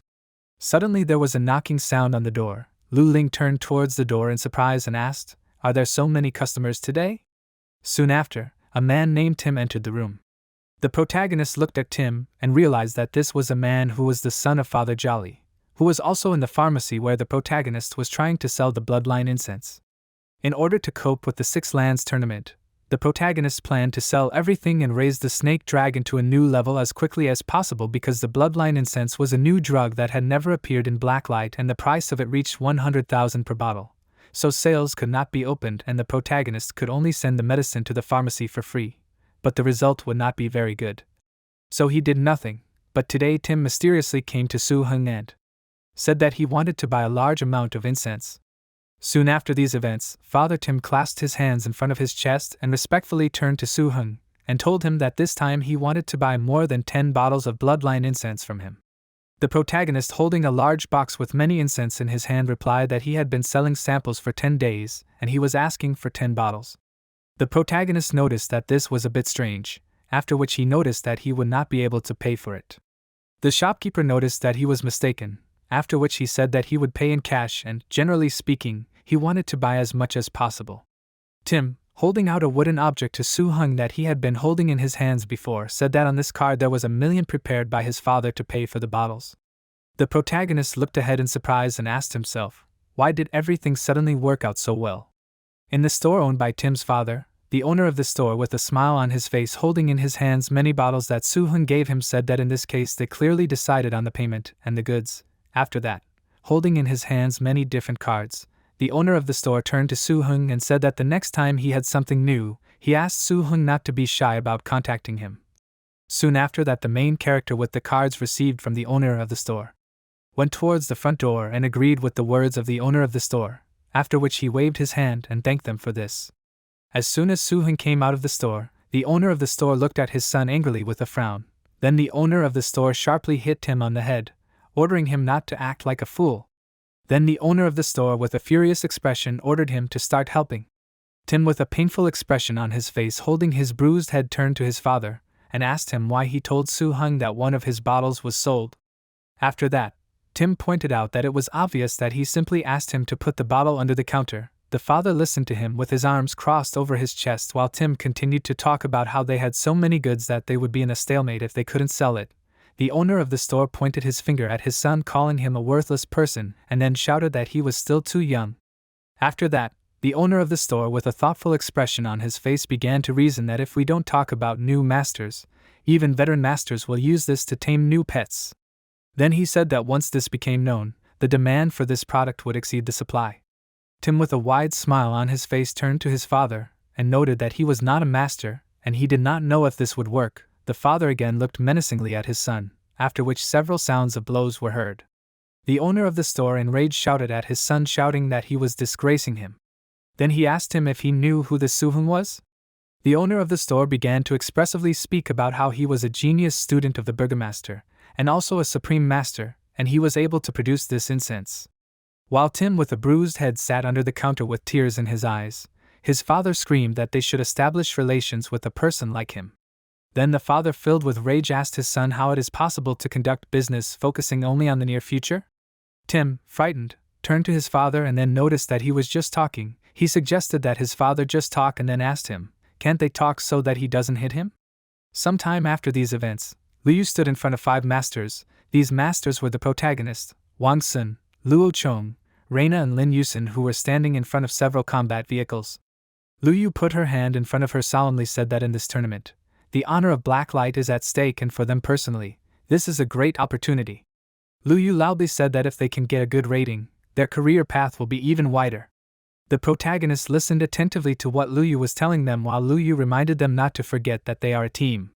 Luo Chong and Wang Sun listened with surprised expressions as Lu Yu shouted that they should help each other together. Reina and Lin Yusin also listened attentively to Lu Yu's speech with their eyes wide open. Lu Yu opened his mouth wide and asked them loudly if they understood her. The masters answered affirmatively in unison, after which Lu Yu remarked that it was good and ordered everyone to get in the car and get ready to go. After that, Lu Yu turned to Wang Sun and told him that he and Luo Chong would be riding in the third armored car, and Reina and Lin Yusen in the second armored car. After that, Lu Yu pointed her finger at the protagonist and told him that he would be riding with her in the first armored car. When the masters began to sit in their designated armored cars, Wang Sun and Luo Chong sat in the same car and began to talk. Wang Sun crossed his arms over his chest with an irritated expression and asked why they weren't sitting with Lu Yu and why was Suhun getting all the best. Luo Chong waved his hand with a smile on his face and turned to Wang Sun and explained that he had only recently become a master and that he was probably just afraid of them, after which he asked Wang Sun not to be angry because he would have many chances to show him where his place was. Compared to the Grizzly Forest, the Six Lands tournament is much further away from Blacklight Castle, but thanks to the good roads, the actual time to complete the route is much less and it can be covered in just 2 days. The column of armored vehicles moved along the mountain slopes on which there were roads intended for these vehicles. This time, in addition to Blacklight, the Red Scorpion City, Lianing Castle, the Wensha City and Lian City are also participating in the tournament. Although Blacklight Castle is very strong, the other 5 places also have their own specialized equipment, and it is not yet clear who will win. The column of armored vehicles stopped in a field where a temporary camp was assembled, inside which there were many tents, and between these tents there was a fire around which people had gathered. Lu Yu, who was sitting on the bench near the fire, addressed the masters around her and said that the third group should stay awake during the first half of the night and check the fortifications around the camp, and the first and second groups should cook food for themselves and their pets. The masters around her obeyed her command. Soon after that, the protagonist, slicing carrots with a knife into a huge pot, turned around to look at Lu Yu, who was commanding the people, and thought that the general preparation would take some time, so he needed to cook more. Suddenly, he looked ahead in surprise with a questioning look. He saw that his ring began to glow with a bright golden color, and the protagonist, with a happy expression, thought that this was the treasure-seeking beast. After that, he turned to the treasure-seeking beast and asked to come out. Soon after, the treasure-seeking beast appeared above Su Heng's palm while being enveloped in energy. Then the treasure-seeking beast looked ahead with a surprised expression on its face. The protagonist touched the treasure-seeker beast's newly appeared wings with admiration and shouted that these were the scales that were on it. The protagonist shouted that this was the dragon bloodline that was granted by the scales that they had taken from the treasury. After that, the protagonist looked at the treasure-seeker beast's new appearance with a thoughtful expression.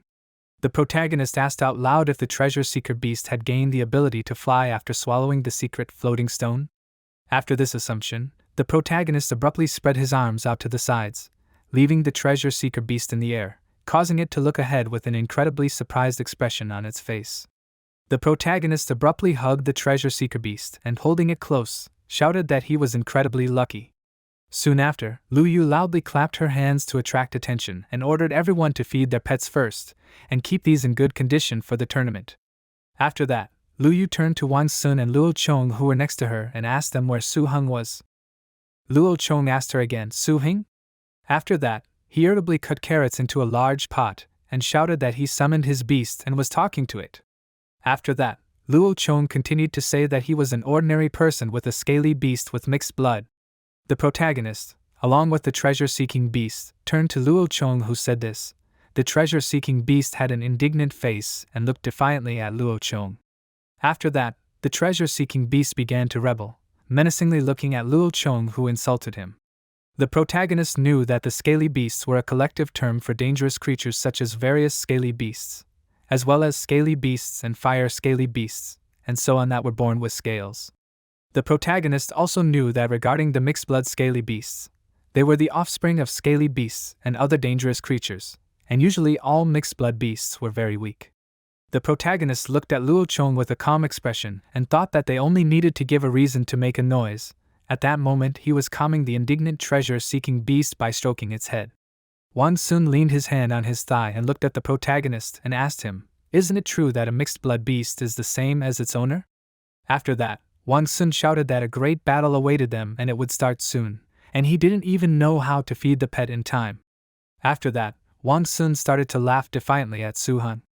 Then Wang Sun turned to Luo Chong, who was standing next to him, and remarked that, however, what kind of power could he have with this mediocre little beast? Wang Sun suggested feeding the beast first and then forgetting about it. At that moment, Wang Sun released his beasts. A sand mountain lion appeared on his right and a steel beetle on his left. An iron demon tree appeared near Reina, as well as a sleeping butterfly with a blood lion, a ghost flower tiger, and an energy swift appeared near Lin Yusen. Lin Yusen looked at the other masters and their beasts, and said that in the special training, Lu Yu said that this time they all represent Blacklight Castle. After that, Lin Yusen with a worried expression began to remind that they are a team and they are one whole. After that she suggested that it is not good to gossip like that. Then she asked if that is true. Luo Chong, demonstrating his big red beast levitating in the air, remarked that in a team you only need to listen to the one who is stronger, and if he is weak, he will drag the team down. Then Luo Chong demonstratively shouted that they still have to count on Suhun. Suddenly, his huge red monster began to look ahead in fear and shake with fear while looking forward. Luo Chong's beast was scared because Suhun released his snake dragon, which roared menacingly, spreading its wings wide, standing behind the main character. The snake dragon began to threateningly approach the beast Luo Chong. Suddenly, with a sharp movement of its entire body, the snake dragon hit the beast Luo Chong on the head with its tail, which caused the beast Luo Chong to fly to the side as if it had no weight at all. Luo Chong watched this in a shocked state with his eyes and mouth wide open, after which Luo Chong furiously asked, "What is he doing?" The protagonist looked at Luo Chong in surprise and pointed his finger at himself, and asked if he was talking to him. At this moment, the protagonist began to turn around looking for someone to whom Luo Chong could turn. Luo Chong looked aggressively at the protagonist, suggesting that he wanted to start a fight, after which he asked him, "Is that so?" At this moment, Luo Chong raised his hand up and summoned a bloody wolf, which threateningly began to bare its teeth while looking at the protagonist. The protagonist, with a smile on his face, began to explain that this was not so and this was not a misunderstanding. He shouted out confirming that this was all a misunderstanding. Then the protagonist, with a nervous smile on his face, began to explain that he did not even give the snake dragon an order, and it seemed to him that the snake dragon was not in a very good mood, after which the protagonist asked if someone had said something bad about the snake dragon. At that moment, the snake dragon, being behind him, looked menacingly at the steel beetle belonging to Wang Sun, which made the steel beetle feel uncomfortable. A moment after that, the snake dragon, with a sharp movement of his mighty body, leaned his massive paw on the head of the steel beetle, after which the snake dragon pressed the beast into the water. The protagonist turned around at the noise and shouted loudly in surprise, after which he turned to the snake dragon and asked him how he could behave like this. Then the protagonist said with an irritated expression that he was ashamed of himself. Wang Sun looked at this in bewilderment with an irritated expression, shouting, "He!" Luo Chong turned to Suhun in a rage and asked him what he was doing. After that, Luo Chong began to remind him that they were a team, and didn't he know that they should stick together? The protagonist turned to the masters standing next to him and remarked that it was normal for them to make offensive remarks about people and their pets with mixed blood. After that, the protagonist quoted Luo Chang's words, saying that the team would listen to the one who was the strongest, and if they were weak, they would drag the team down. After that, the protagonist crossed his arms over his chest with a confident smile on his face and asked, "Isn't that so?" Wang Sun frowned and shouted, "Suhun." The protagonist approached Wang Sun and assumed that they would have to count on him. Then he asked them if that was true. The protagonist clenched his fists and turned to Wang Sun and asked him if they could have a training session. At this moment, the snake dragon standing behind the protagonist roared furiously, opening its mouth wide. Wang Sun, with a confused expression on his face, crossed his arms over his chest, began to hide his gaze, and said in confusion that he was talking about his scaly beast and not about the snake dragon, after which he said that he had misunderstood everything. The protagonist stared into Wang Sun's eyes and asked him if he was afraid. Wang Sun, with a frightened expression, assumed that they were a team. Then he asked if that was true.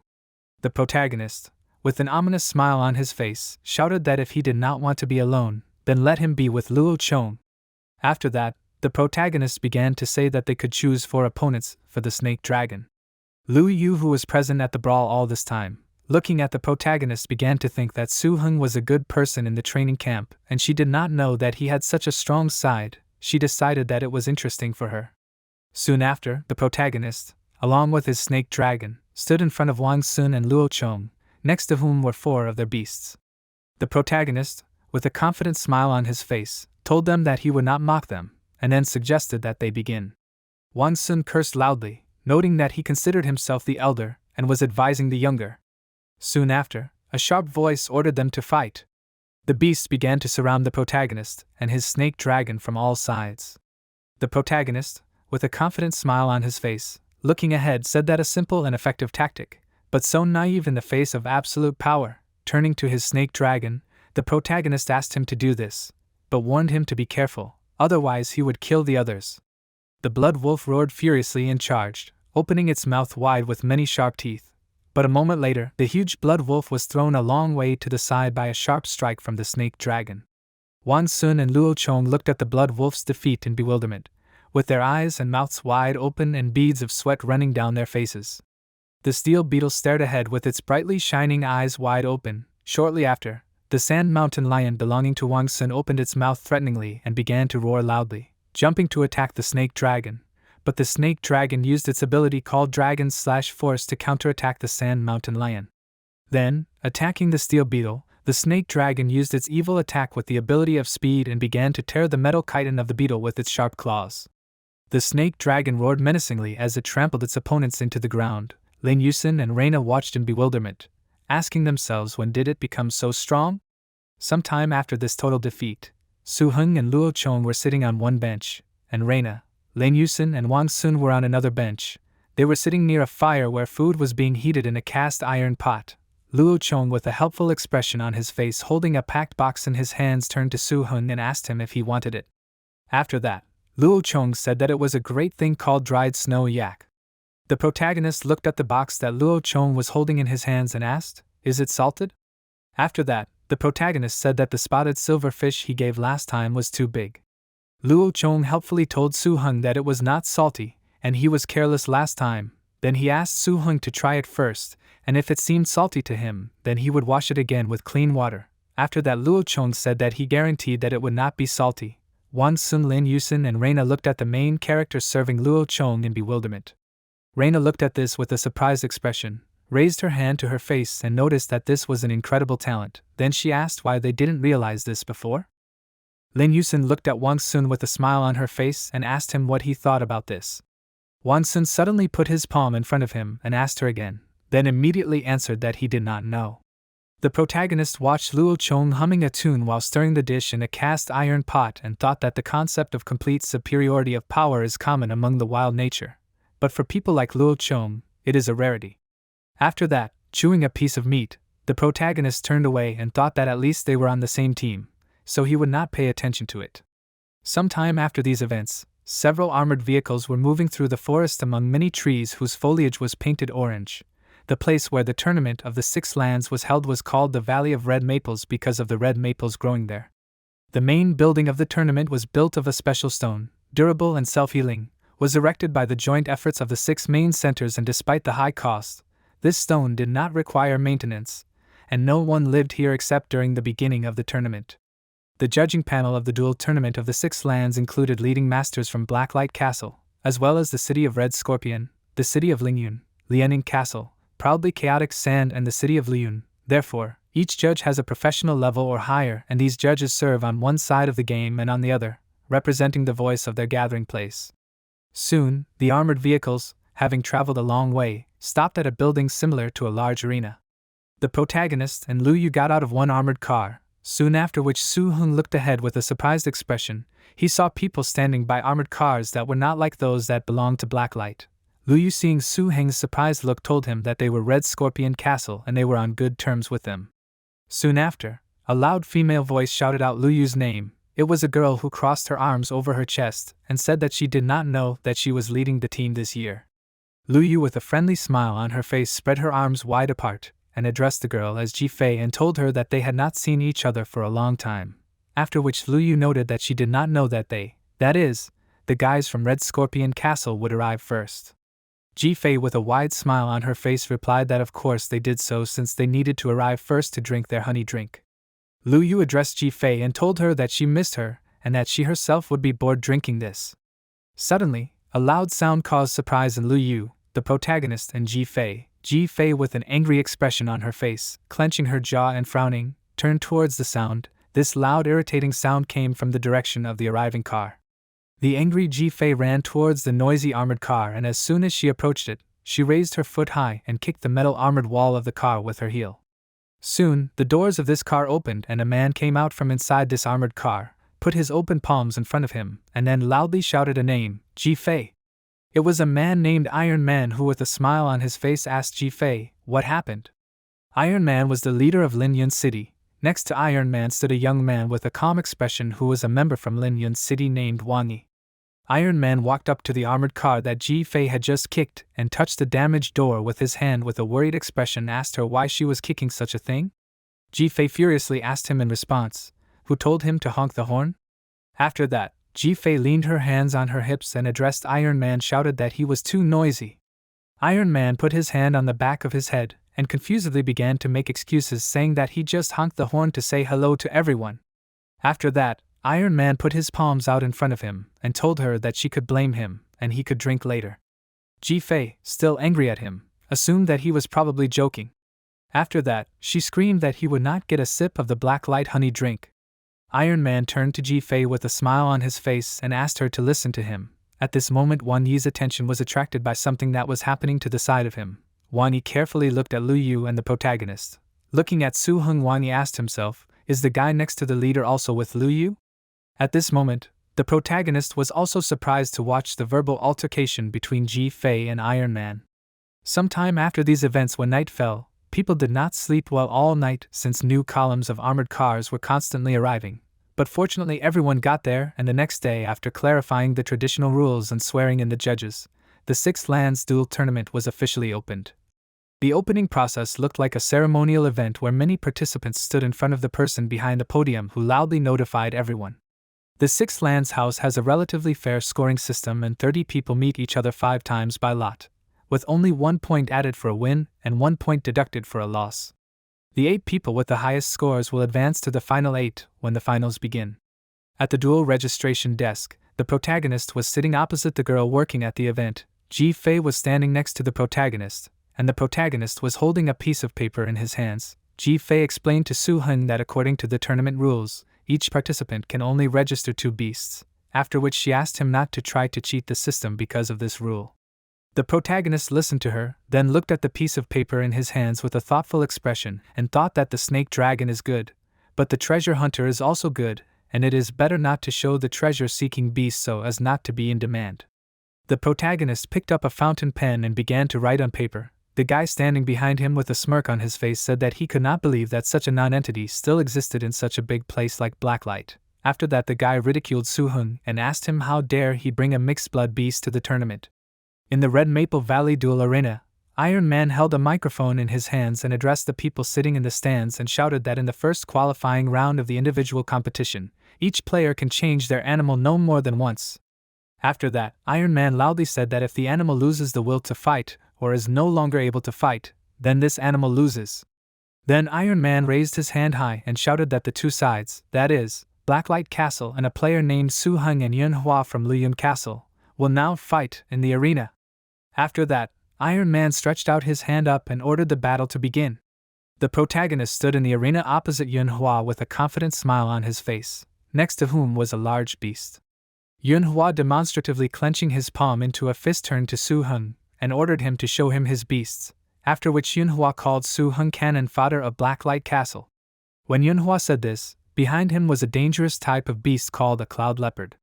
The protagonist looked at Yunhua and said which of them was cannon fodder, after which the protagonist said out loud that this was only a dangerous mid-level species and he was afraid that he would not even be able to win.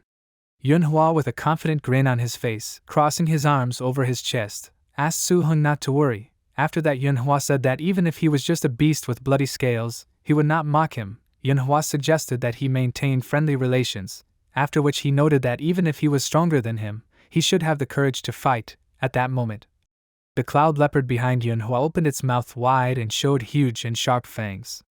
People sitting in the stands with annoyed expressions on their faces shouted that this was nonsense. People asked what was so dangerous about a mid-level species. After that, a voice addressed to the players asked them not to waste time and fight. The protagonist stretched out his hand in front of him and released the snake dragon from his ring, after which the dragon stood up in the arena, looked condescendingly at his opponent, then curled up and went to sleep right in the arena. The protagonist looked at his snake dragon with his eyes wide open and his mouth in disbelief. Yunhua, with an irritated expression on his face, tensed his jaw and asked, "Snake Dragon?" After that, Yunhua angrily shouted that this one doesn't even have the will to fight, because it's a low-class one. After that, Yunhua turned to his beast, calling it a cloud leopard, and commanded it to attack. A moment later, the cloud leopard opened its mouth wide, jumped high into the air, and with its sharp claws extended, rushed to attack the snake dragon, but the snake dragon, with a slight flick of its tail, sent the cloud leopard flying into the distance, and it flew away helplessly. Yunhua, with his eyes and mouth wide open and sweat dripping down his face, in disbelief, shouted that the snake dragon had used an incredibly unworthy move. Iron Man, addressing the public, announced that the main character from Blacklight has won victory. After that, Iron Man turned to Yunhua and asked him to call his second pet for the second round. Yunhua raised his hand up and addressed Iron Man as the judge and said in a confused manner that he was reporting that Suhun was cheating. Iron Man looked at Yunhua with a surprised expression and then turned to him and noticed that he didn't even know what kind of monster called the snake dragon was. Yunhua asked him again, "The snake dragon?" After that, he asked him, "Isn't his best monster a mixed blood?" Yunhua then smiled and asked Iron Man, "So what?"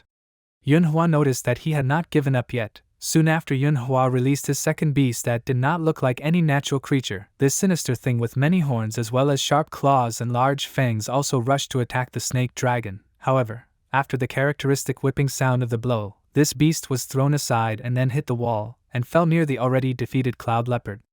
The spectators with irritated expressions shouted that this was unfair and they were protesting. Then one of the men shouted that Blacklight Castle was sending a participant with a very dangerous look to the tournament. The guy sitting next to the indignant man answered these shouts affirmatively, and shouted that this was still late growth. Luo Chong turned to the dissatisfied spectators and noticed that they were mocking, after which Luo Chong shouted that the snake dragon Suhun had not yet reached maturity, although there was not much time left until then. After that, Luo Chong noticed that this is not considered exceeding the limit of the established tournament. Addressing the audience, Luo Chong began to say that according to the rules, you can take any pets. Addressing the irritated guy, Luo Chong asked him, "What is it?" After that, Luo Chong began to prove that, to tell the truth, Suhun is just super and he was able to grow such a monster himself. The dissatisfied spectator looked at Luo Chong in confusion, after which Luo Chong continued to loudly shout that one day all the animals will stand in line for Suhun to pick them up. Luo Chong began to mock the dissatisfied spectators, sarcastically calling them geniuses and asking them if they know what strength is. After that, he advised them to look at the main character in order to find the answer to this question. Wang Sun and Reina looked at each other with surprised expressions. Wang Sun suddenly turned around in the opposite direction and raised his hand up and began to swear that this guy most likely allowed Suhun to beat him half to death. The confused Wang Sun began to declare that he had never been like this when he was with him, and he did not even know this guy who said all this.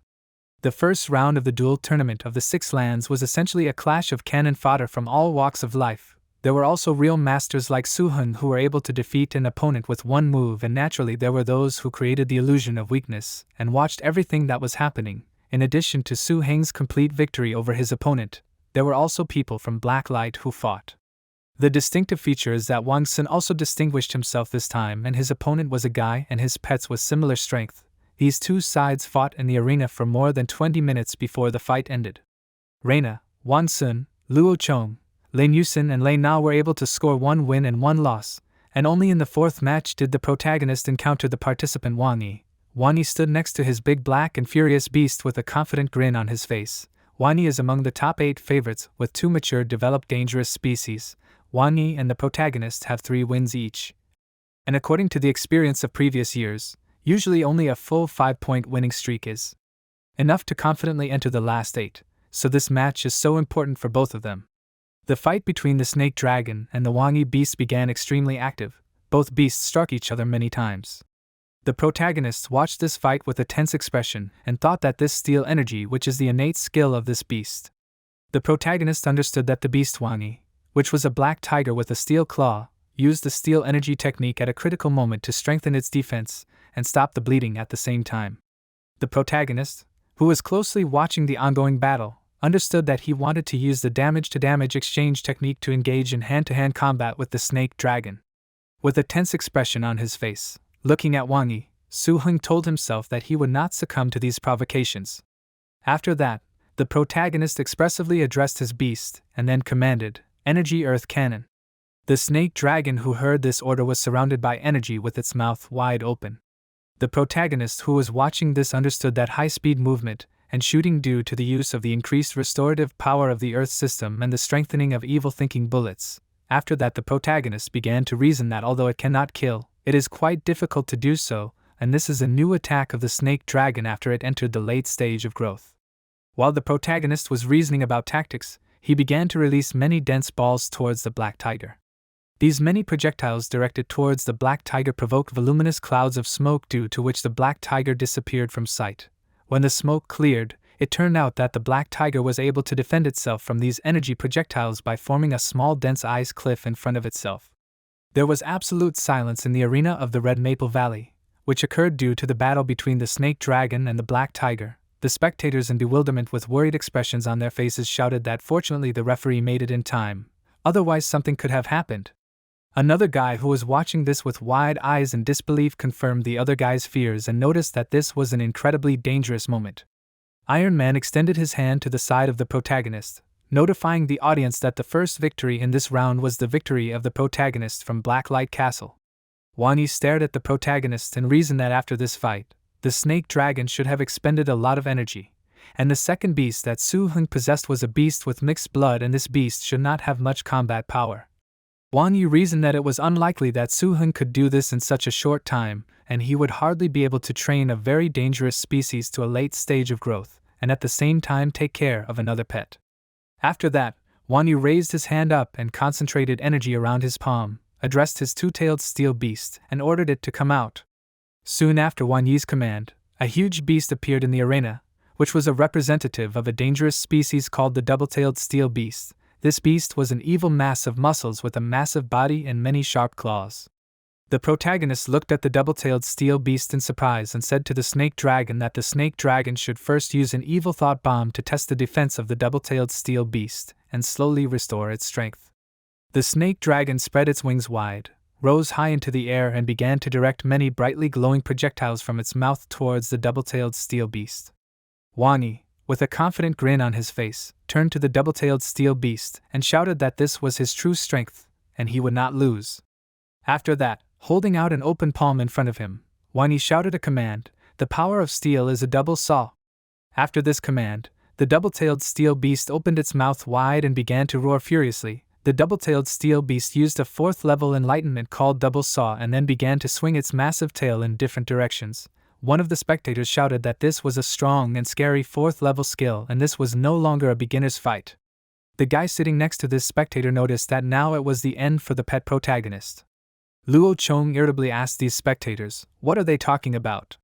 After that, Luo Chong clenched his fist and shouted that his boss must have another trick up his sleeve.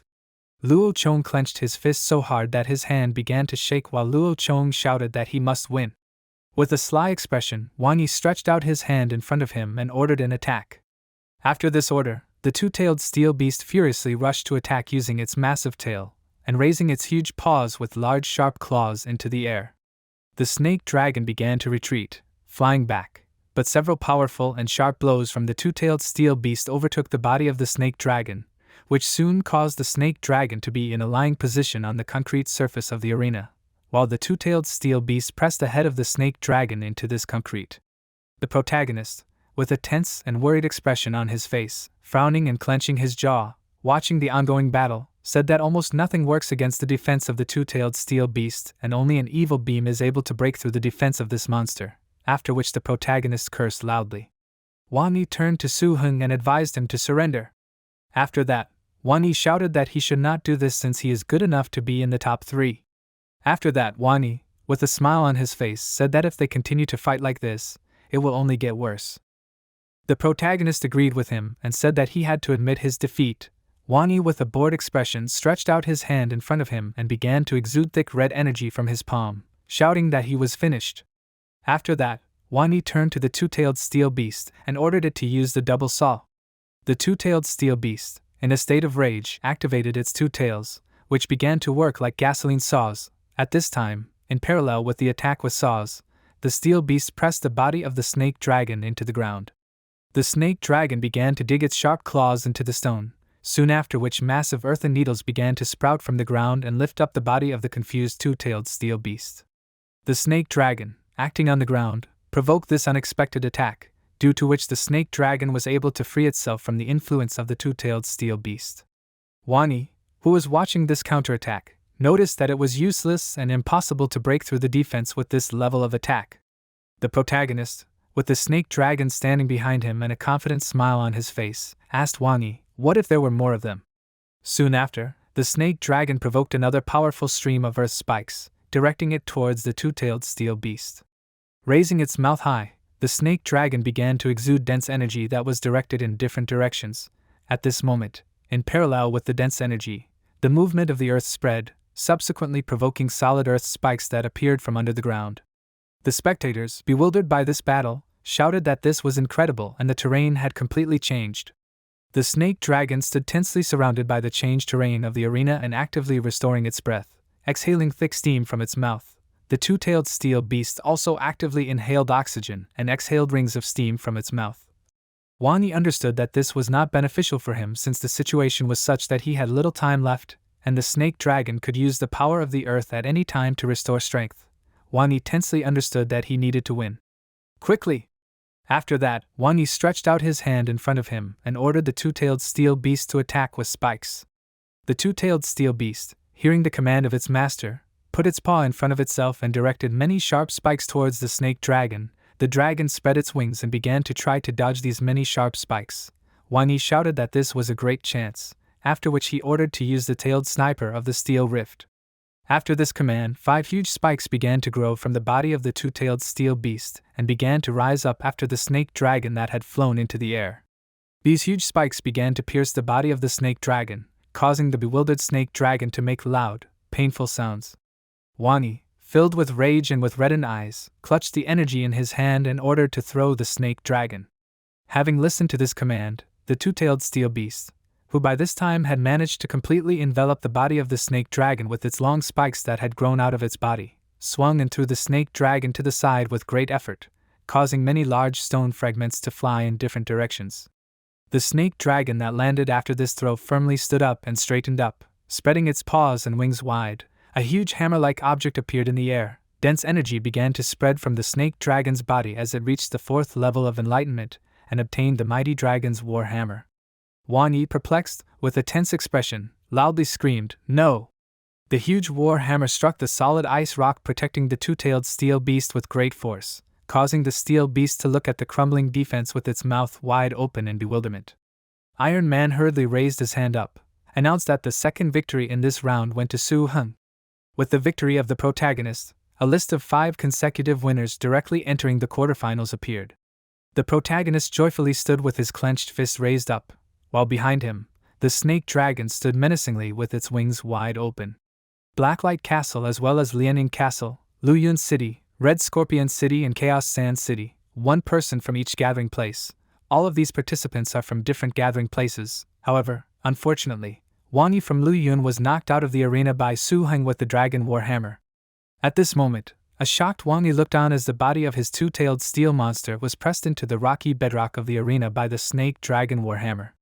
People with 4 wins and 1 loss were left with 6, and unfortunately, the remaining participants from Blacklight were not included in this list and would be spectators until the end of the tournament, and after the qualifying rounds, 3 of the 6 were in the last 8, and the first was naturally Wani, whose strength was beyond doubt.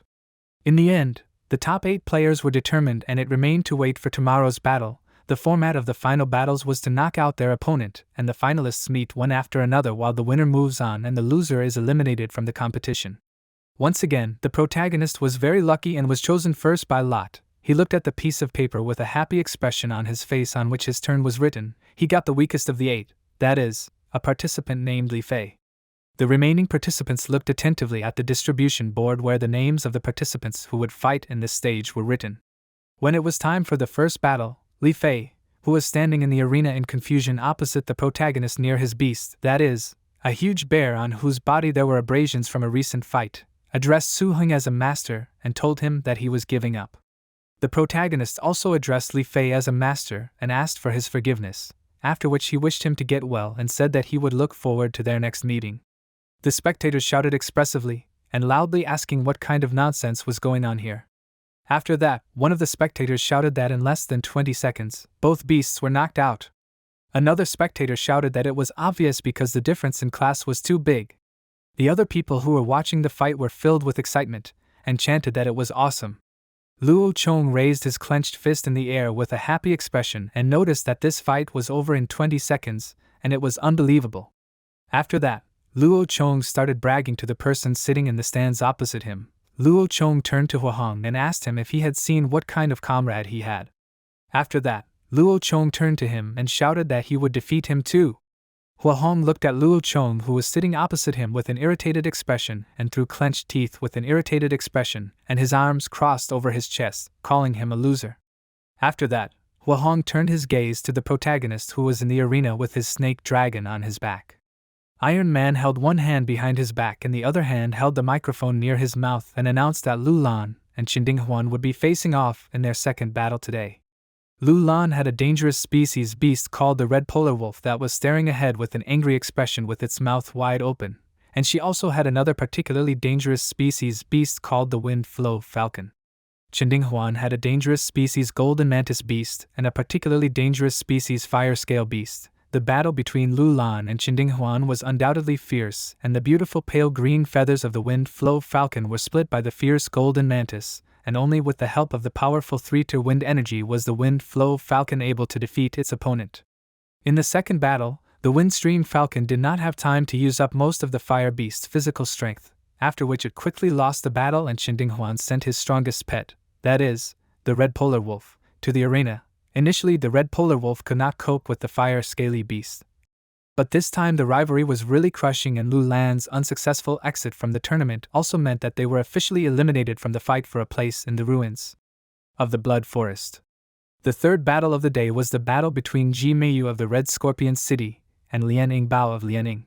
Ji Meiyu had a particularly dangerous type of Scorpion King and a particularly dangerous type of Blood Scorpion in his arsenal, and Lianing Bao had a particularly dangerous type of Fire Monkey and a particularly dangerous type of Explosive Beast. In the battle, the Blood Scorpion, clad in strong armor, relying on its high defense and thick blood, struck with its tail and was about to give the Fire Monkey a training session with Scorpion Poison. The Fire Monkey, in turn, grabbed the tail and threw the Scorpion to the ground, and at that moment, when everyone already thought that everything was over, the Fire Monkey dealt a fatal blow that turned the tide of the fight. In the second battle, Lianing Bao used an Explosive Beast and tried to deliver a long-range fire strike, but he was opposed by a large scorpion that could hide in the ground. Everything hit the iron plate, and it was obvious that this time Lianing Bao really lost in luck, and Ji Meiyu successfully advanced to the quarterfinals. Soon after, Wang Yi stood in the arena with his two-tailed steel beast, and Huahong stood next to his winged beast. With a gloomy expression, Wang Yi stood in front of Huahong and with beads of sweat flowing down his face, mentally cursing. Realizing that this was unfair, Wang Yi began to reason that first he met Suhun, that is, a perversity warrior who has a particularly dangerous appearance, and then he managed to get to the quarterfinals and he met Huahong, that is, a guy whose level of combat perversity is not much less than Suhun. After that, Wang Yi raised his head up with a nervous smile on his face, looked in front of him and thought that the people of Luyun City do not admit defeat so easily. Soon after, Wang Yi with an extremely upset expression on his face watched as his two-tailed steel beast was being bullied by Huahong's beast. A huge griffin grabbed the two-tailed steel beast by the tail with its beak and began to circle the steel beast in different directions. Looking at this, Wang Yi asked himself, what else can he do if not give up? Soon after these events, Huahong walked up to the place where the stands were located where Suhun was sitting. Huahong, standing under the stands, asked if he was Suhun from Blacklight. After that, Huahong noticed that they were currently tied for the same score. Huahong suggested that they not wait for the lottery but just fight. After that, Huahong asked Suhun if he dared to do it. The protagonist, with a nervous smile on his face, getting up from his chair, asked himself what happened and why was he looking at him like that. Then Suhun thought about wanting to draw lots. Suddenly, Luo Chong stood up and with an aggressive expression on his face, demonstratively clenching his palm into a fist, addressed Huahong as a non-entity from Lianin and asked him, why don't they do it? After that, Luo Chong began to shout aggressively that his comrade named Suhun would kill him. Immediately after that, Luo Chong once again called Huahong, who had approached them, a worthless person. The protagonist, in a state of shock, looked at Luo Chong with his eyes and mouth wide open, the protagonist suddenly approached him and threateningly grabbed Luo Chong by his clothes, telling him that he had insulted him. Luo Chong, with a confused and frightened expression, asked Suhun for permission to explain himself. The protagonist sharply slapped Luo Chong on the cheek with his palm, ordering him to explain himself. After that, Suhun began to insult Luo Chong. Shortly after these events, Suhun stood in the arena opposite Huahong. Huahong looked at the protagonist and said, "Suhun from Blacklight." After that, Huahong with a tense expression frowned and said that only now he realized how worthless he was when he defeated and humiliated Wang Yi. Then Huahong said that he could immediately see that he was out of shape. The protagonist, with a nervous smile on his face, put an open palm in front of him and addressed Huahong by name, asking him for permission to explain himself. Then Suhun said that in this case there was a misunderstanding. Huahong told him okay, then he said that he did not need to explain anything since he understood everything. Suddenly a loud voice belonging to Luo Chong shouted out confirming this idea, after which Luo Chong, turning to them, said that there was no need to explain anything. Luo Chong turned to the protagonist and asked him to defeat Huahong. Huahong raised his hand up and released his beast, which was a huge monkey with massive sharp fangs. It was an evolved form of a fire monkey, a dangerous species in the initial stage of its development called a fire monkey. The protagonist, with a tense expression looking at the fire monkey that appeared, thought that Huahong removed his main strength, which was the hawk beast, and replaced it with a monkey, clearly trying to exhaust the snake dragon's stamina. After that, Suhun came to the conclusion that this fight would be tough. Soon after, the fire monkey and the snake dragon stood in the center of the arena surrounded by deformed terrain. The snake dragon was actively restoring its breath, standing opposite the fire monkey, who leaned its massive paws on the ground. Huahong, who was watching the ongoing fight, thought that this was great, and he planned to simply use the monkey's agility to wear out the opponent, since he had another pet. After that, Huahong decided to see how Suhun could handle such a plan. Soon after, the fire monkey jumped high into the sky, opened its mouth wide and began to exude dense fire energy from its mouth. The fire monkey then made a sudden jerking motion, sending several fire projectiles towards the snake dragon, who was taking these exploding blows with his body. Soon after, the snake dragon landed on the ground and began to look around worriedly. Huahong looked at the snake dragon's actions with a thoughtful expression and asked if he wanted to use the 4th level enlightenment ability called Dragon Hammer to try and sneak up on him. Huahong then abruptly turned to the fire monkey and ordered it to use armor. A moment after, the fire monkey was completely enveloped in dense fire energy as the armor called Flame Fury was used. The fire monkey, wrapped in fire armor, rushed to attack with its arms wide apart, and at the same time roaring loudly and threateningly. The snake dragon, with its mouth wide open, looked at the fire monkey approaching it, then straightened up, spreading its wings wide and spreading its paws in different directions. A moment later, the fire monkey's hands and the snake dragon's paws collided with each other, and the huge beasts began to fight.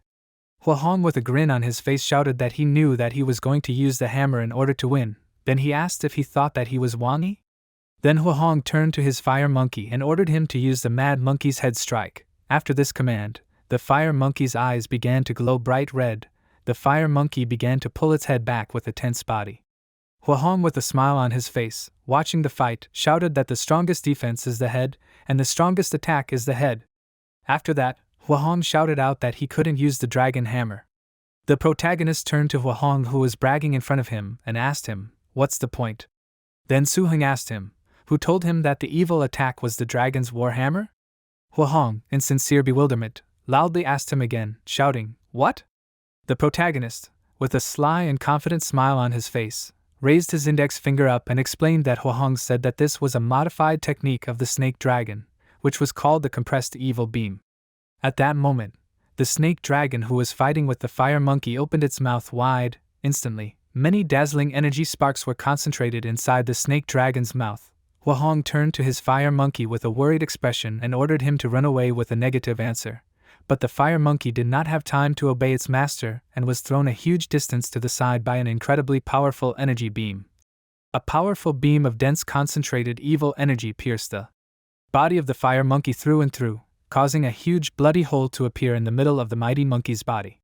Huahong looked in bewilderment as his pet was pierced through and through by a powerful attack, and blood was actively dripping inside this hole. Iron Man, clutching a microphone in his hand, shouted that Suhun from Blacklight Castle wins in the first round.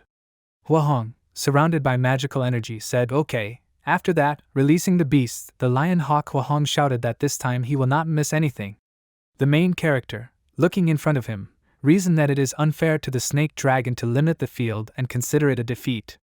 The protagonist thought that the lion hawk was very good at aerial combat, but the snake dragon had never participated in aerial combat before and he needed to figure out what to do to break the enemy. Hwahong, with a thoughtful expression on his face, stood next to his lion hawk and understood that the previous round had not exhausted the snake dragon at all and his will to fight was insane. So it would be difficult. The protagonist turned to his snake dragon and said that they could try.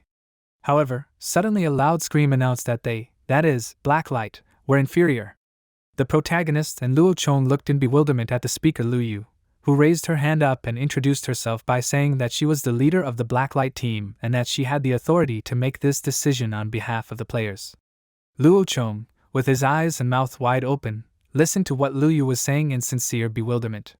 Lu Yu's sudden decision puzzled the protagonist for a while, but he soon realized what was going on and it turned out that this 6-seat tournament was just a competition for 3 places to enter the Blood Forest Ruins. The first, second and third places have absolutely the same reward and there are no additional rewards and in Lu Yu's opinion, it is best to gain reputation, but if this does not happen, then it is not so important, and the main point is to maintain strength after entering the sacred place and get the greatest benefit. This is the real winner. As a result, the protagonist won the qualification to enter the ruins by taking second place in the finals, and Ji Meiyu and Hwahong took first and third place, thus the tournament was completely over. Sometime after these events, Suhun approached a large tent that was surrounded by trees with golden petals. Entering the tent, Suhun turned to Lu Yu and asked her, was she looking for him? Lu Yu, sitting opposite him on the chair, asked the protagonist to sit down. After that she said that she thought that the fort master had already told him about the origin of the Blood Forest Ruins, and that what she was about to say was very important to remember if he could gain anything from entering the Blood Forest Ruins.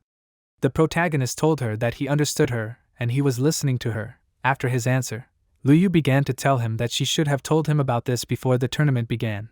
But the burgomaster did not have very high hopes for winning the tournament this year, so she would tell him what she thought. Raising her index finger up, Lu Yu said that this is why it took her time to tell him this. In Su Heng's mind, a memory appeared of how the burgomaster, with a wide smile on his face, showing his thumb extended upward, addressed Su Heng and told him to take a seat and that he was watching him. Disappointed by this news, the protagonist now asked himself with a gloomy expression, did he really not even believe in him? Lu Yu said that he became the second Blacklight master to get a place in the last 3 tournaments of the 6 lands, and last time their Blacklight castle took a place in the quarterfinals, and before that it was his 8th sister, that is Bai Su Su, who also took a place. However, Lu Yu looked closely at the protagonist and asked him if he knew what was the most valuable thing in the ruins of the Bloody Forest. Su Heng, with a confused expression looking at Lu Yu, put his hand on the back of his head and looked in front of himself in bewilderment, asked himself how he would know this if she did not tell him. Lu Yu began to tell him that in the ruins of the Bloody Forest there are many young animals that are extremely rare in the outside world, and the potential of these animals often becomes amazing because these animals feed on the energy of this secret place for many years. These animals are so valuable that these animals are often difficult to find. However, according to the agreement with the owner of the ruins, you cannot take many animals with you. Lu Yu also clarified that in addition to this, if there is an opportunity for this, then you can also take with you valuable resources and the Blood Forest Ruins rich in rare materials of the Blood and Dragon systems, and even if they cannot use these items themselves, they can use these to exchange materials with other masters. There are quite a lot of resources and animals in this place, and this is an ideal place to search for treasures. The protagonist, listening to Lu Yu's story with a smile on his face, thought that if she says so, then this is great. But he understood that she does not know that he has a treasure-seeking beast. Then Lu Yu said that the Blood Forest Ruins were so vast that even the amount they had explored over the years of tournaments was less than 10 times larger than the ruins themselves, not to mention how small the area they had personally explored was. Then Lu Yu showed off the book she had been holding in her hands and said that this was all the information they had found over the years of Blacklight's research. Lu Yu addressed the protagonist and suggested that he explore the area that had already been explored, since it would ultimately be safe for him. Handing the book she had been holding in her hands towards the protagonist, she noted that she had to emphasize to him once again the importance of ensuring safety, even given the verbal promise of the Lord of the Blood Forest to protect those who came from the tournament. However, Lu Yu clarified that over the years there had been many people who had been completely buried in the secret relics and no longer came to the surface. The protagonist picked up the book Lu Yu had handed him and told her that he understood her. Then Lu Yu handed a certain pendant towards Suhun and asked him to take it with him before leaving. The protagonist looked at the pendant he was already holding in his hand in surprise and asked her what it was. Lu Yu explained to him with a smile on her face that it was an artifact that the castle master had sealed the trace of his first pet's power, which was originally intended for the Six Lands duel. Lu Yu told him that the castle master had left her a secret weapon, and since he could penetrate the ruins, he'd better take it with him, that is. Sometime after this dialogue with Lu Yu, the protagonist and several other masters stood in front of a tall dark building that was the entrance to the Blood Forest ruins. Lu Yu put his hand on the monument standing next to Iron Man and Ji Fei, who were also holding their hands on the monuments, and shouted, offering to start. After her command, the monument on which she held her hand began to glow with a bright energy force, and soon from these monuments, a bright glowing energy began to rise upward. The protagonist asked, "Is this the mental energy of a great master?" And then Suhun said that he was sure that the master had the same power. The energy emanating from the activated monuments formed a large magical portal high in the air that glowed with a bright energy light. A sudden voice from nowhere asked, "Has it come that time of year again when the secret opens its shoulders?" At this moment, the head of a red dinosaur climbed out of the portal that appeared in the air and addressed the masters. The protagonist, pressing his clenched fist to his chest, answered this voice affirmatively, addressing it as my lord, and said that it was time to open the annual portal to the Bloody Forest ruins. The voice coming from the portal suggested doing this in that case. At that moment all the masters who were near the entrance to the Bloody Forest looked in front of them, pressing their fists to their bodies. Soon after, the portal descended down, appearing in front of the masters. Lu Yu, looking in front of her with a smile on her face, said that through this tunnel you can overcome the energy barrier and get to a secret place. Turning to Suhun, she told him that he had 1 month to explore, after which she explained to him that after the time expired, he would be sent here by the Lord of the Bloody Forest ruins.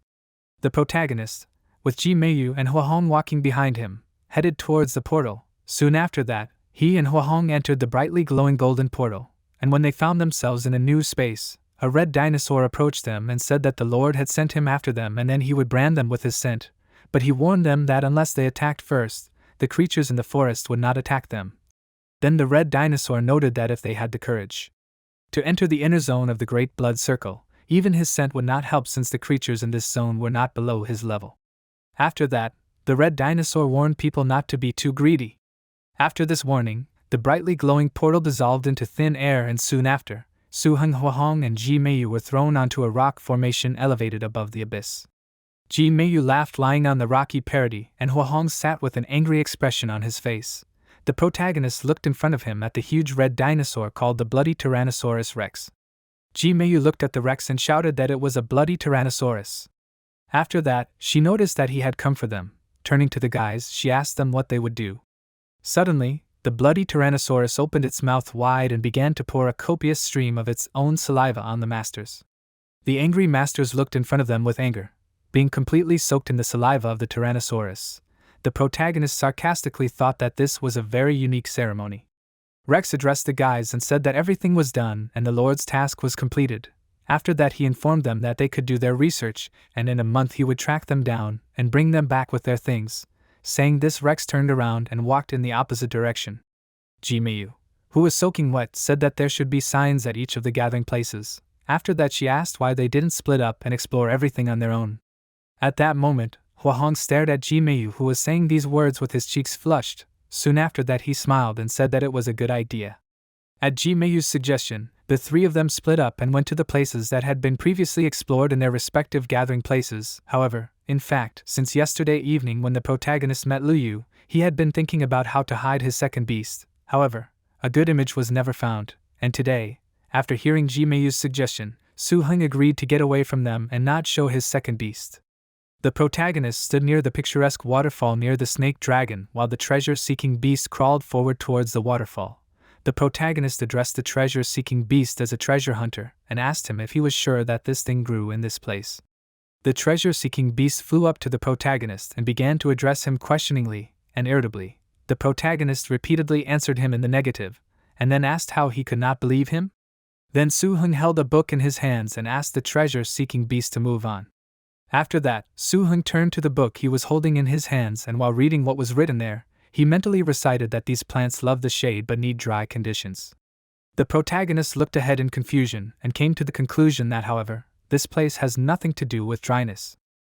Shortly after these events, Suhun was flying through the gorge while sitting on the back of the snake dragon. The treasure-seeking beast was flying in front of them with its paws outstretched. The protagonist was looking ahead and thinking that since the treasure-seeking beast learned to fly by digesting the levitating stone, this beast no longer likes to be held. Looking at the back of the flying treasure-seeking beast, the protagonist with a nervous smile on his face thought that it was difficult to hold a treasure hunter if he weighed more than 20 kilograms. Suddenly, the snake dragon opened its mouth wide and began to make loud sounds. The protagonist looked ahead in surprise and then asked himself loudly, "What?" Looking at the plain in front of him, Suhun thought that this was a different area. He understood that these were dry conditions and it should be.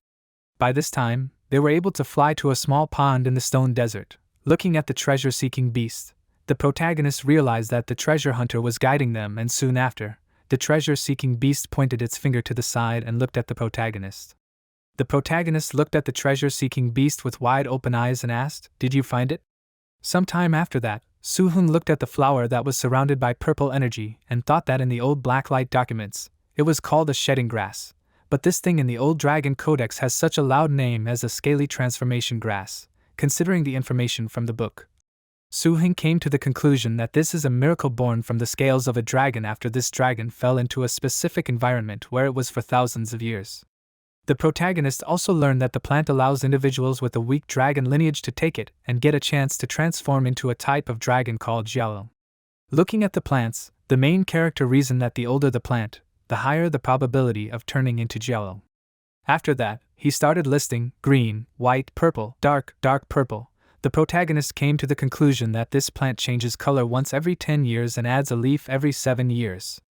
At this moment, the snake dragon glared at the treasure-seeking beast, while the protagonist stared at the plant with a surprised expression. Soon after, Suhun clenched his fist with a happy expression from the emotions overflowing in his face, realizing that he had encountered a top-quality plant. Suddenly, they heard a sound coming from the side, causing Suhun and the snake dragon to tensely turn towards where the sound was coming from, and the treasure-seeking beast screamed loudly in fear and grabbed Suhun's face in an attempt to hide. The protagonist turned to the treasure-seeking beast and asked, "What does he want to say?" The treasure-seeker beast only screamed in fear, pressing its body against the protagonist. After that, Suhun cried out in fear, "No!" Addressing the snake dragon, he ordered it to hide. After that, the snake dragon abruptly transferred them to another space, after which they all watched what was happening with frightened expressions on their faces, hiding behind the rocks. They saw someone's huge paw step on the ground. The protagonist thought that he needed to be more careful because in that place where the grass grows thickly, many creatures from the dragon race hide and hunt and guard the ripening of the scaly grass in order to devour it. The protagonist saw how the figure of a massive beast approached behind the rocks. Later it turned out that it was a huge toad. Looking at this, the protagonist cried out that this is an especially dangerous species, that is, the Uri toad. The protagonist knew that it was a water and lightning and poisonous creature, with a tense expression looking ahead while copious amounts of sweat dripped down his cheeks. The protagonist thought that it looked like this toad should have reached a mature stage. The scaly grass shrouded in energy was attractive to the toad, who stared straight at this grass, after which the toad jumped high into the air approaching this scaly grass. However, suddenly something began to bubble in the lake near this grass, and suddenly a huge crocodile jumped out of this lake and opened its mouth wide and aimed at the toad. The protagonist, perplexed, covered his mouth in surprise and thought that this was a giant dark crocodile of the deep pond, and this was a special kind of water, evil beast. The protagonist guessed that perhaps this deep pond crocodile had reached the limit of its growth. Then Suhun cursed, realizing that the toad had no way to move and would die very soon. But suddenly the toad, with a surprised face and wide open eyes, began to concentrate many sparks of energy around itself. It was a huge number of golden sparks that spread from the mouth of this toad towards the puzzled crocodile of the deep pond. The crocodile of the deep pond, frightened by the sparks, stepped back and hit the toad with its tail, causing the toad to fly up. The protagonist, watching this battle, asked himself, "Is this a battle between especially dangerous species?" Then Suhun thought that unfortunately the toad's first movement is limited, so the toad will not be able to get out of this situation. Suddenly, from powerful energy and electrical discharges, Suhun's hair rose into the air, causing him to exclaim in bewilderment. In a shocked state, Suhun raised his head up and thought that there was incredible tension here. He assumed that it was possible. When he raised his head up, he saw that the toad was levitating in the air, spreading a huge amount of electricity around its body. The toad was swelling at a huge speed, becoming wider and wider, while sparks were inexorably sparkling around the body of the huge toad. After that, a powerful electric discharge coming from the body of the toad went towards the crocodile of the deep pond and struck the crocodile's body with an electric discharge, which caused the crocodile with surprised eyes looking ahead to begin to smolder, as its skin was fried by electricity. The main character, hiding his face from the explosion, shouted that it was strong. Soon after these events, the toad stood in a dried-up pond, as due to such a powerful discharge, all the water was dried dry and in the place of the recent pond there were only dead fish, which were also fried. The toad was near the defeated crocodile, whose skin was black. The protagonist, looking at this with a tense expression on his face, began to reason that he had never thought before that everything would end like this, and that there really were many dangers in this bloody forest. The protagonist came to the conclusion that he would not be able to get this grass. At that moment, the toad, once again turning its attention to the scaly grass, approached it, and sticking out its tongue, almost touched the leaf of scaly grass. However, the crocodile suddenly opened its eyes and rushed to attack with its mouth wide open, chasing the toad. The toad turned back in bewilderment, while the protagonist watched in shock as the fight between the especially dangerous species of animals began again.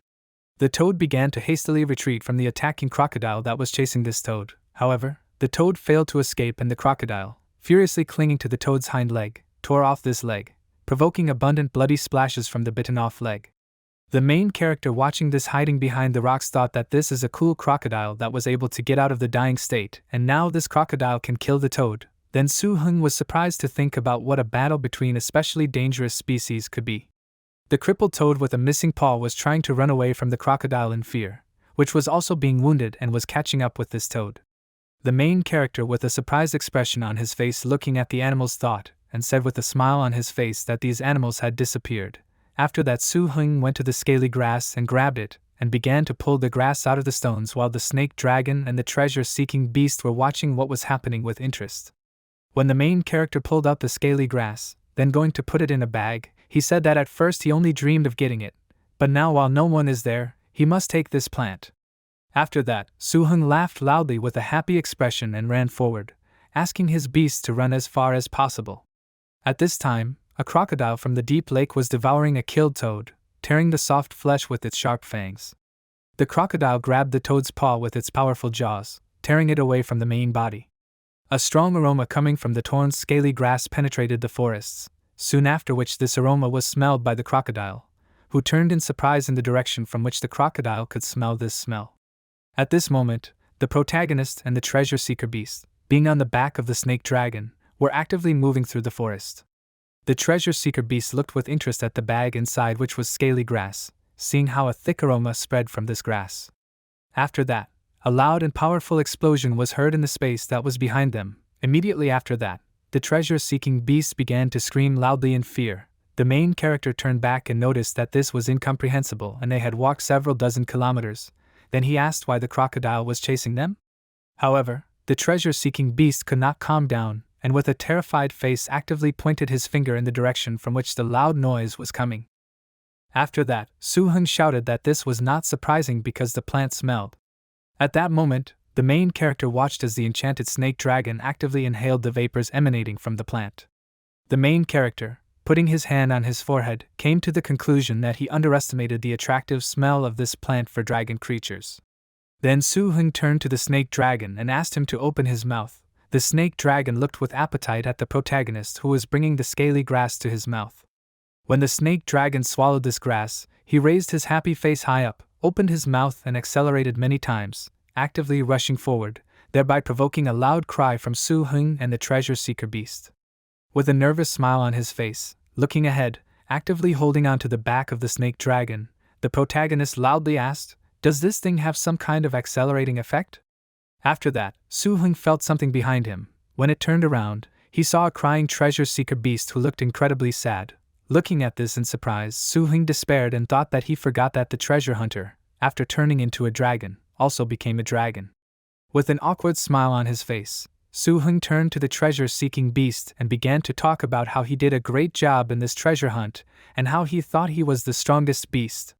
He asked the treasure hunter not to worry and explained that if they found anything, they would give it to him first. Then he asked, "Okay?" With a sad expression on his face, the treasure-seeking beast placed his chin on Suheng's shoulder, after which Suheng extended his little finger to the treasure hunter and offered to make a deal, then noticed that he did not go back on his words. The treasure-seeking beast, after a while of silence, extended his miniature paw to meet the little finger of the protagonist, shaking it. Then Suhun, with a smile on his face, turned to the side and rushed forward on the actively moving snake dragon.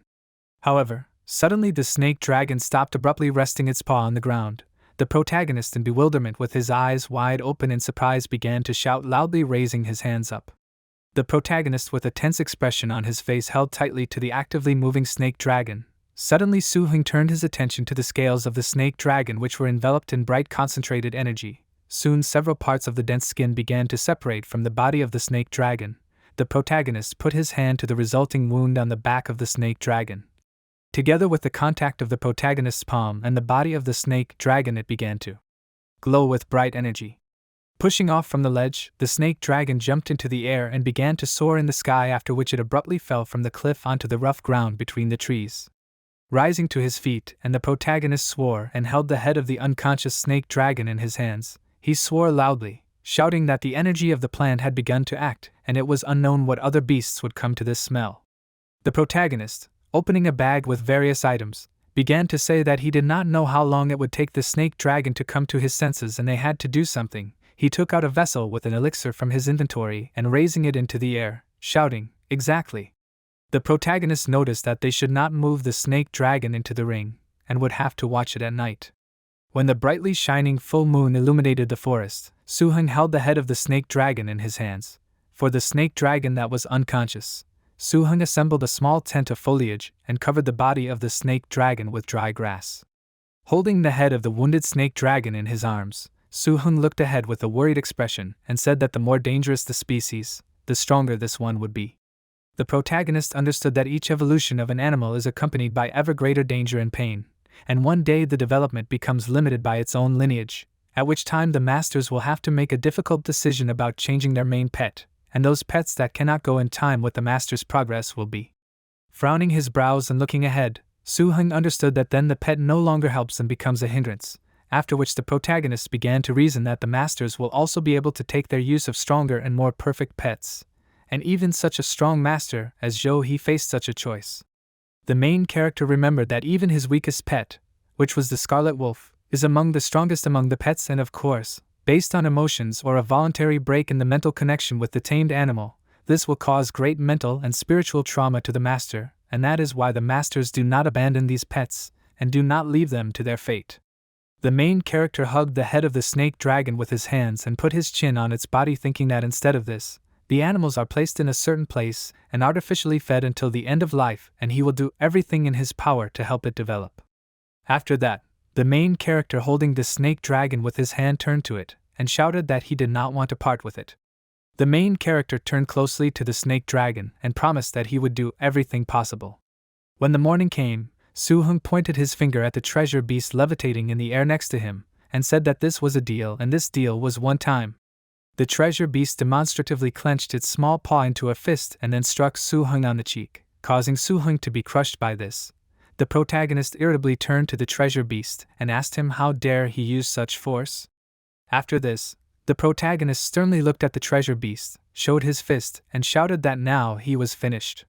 Then the protagonist suggested to do it again. He shouted, "Rocks, scissors, paper." Suhun made a gesture indicating scissors. The treasure beast at this moment also showed a gesture of scissors, and suddenly a large paw of a snake dragon appeared between them, which was clenched into a fist and showed a stone.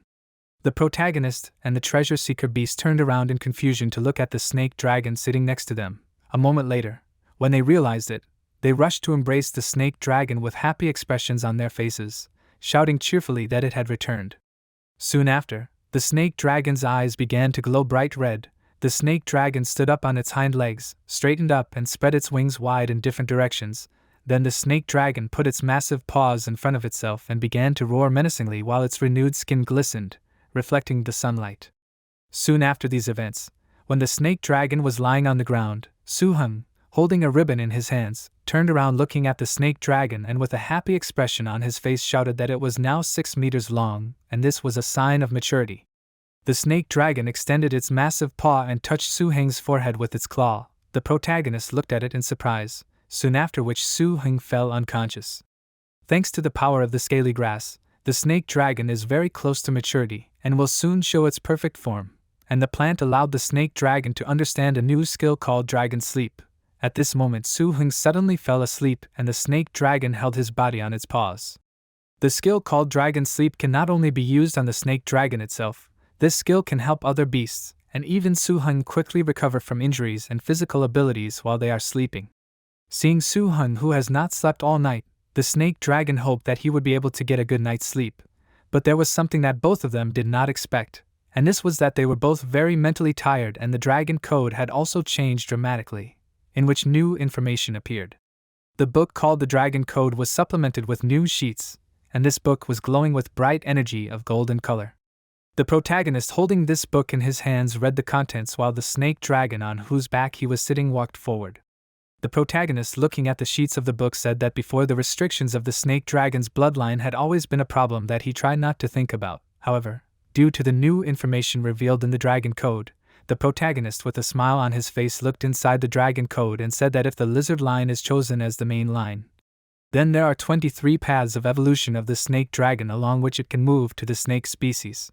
The protagonist understood that among these beasts, there were intermediate types of horror, namely, the hammer-tailed horned dragon lizard, which stood on the same level as the bloody Tyrannosaurus rex, that is, the lord of the bloody ruins.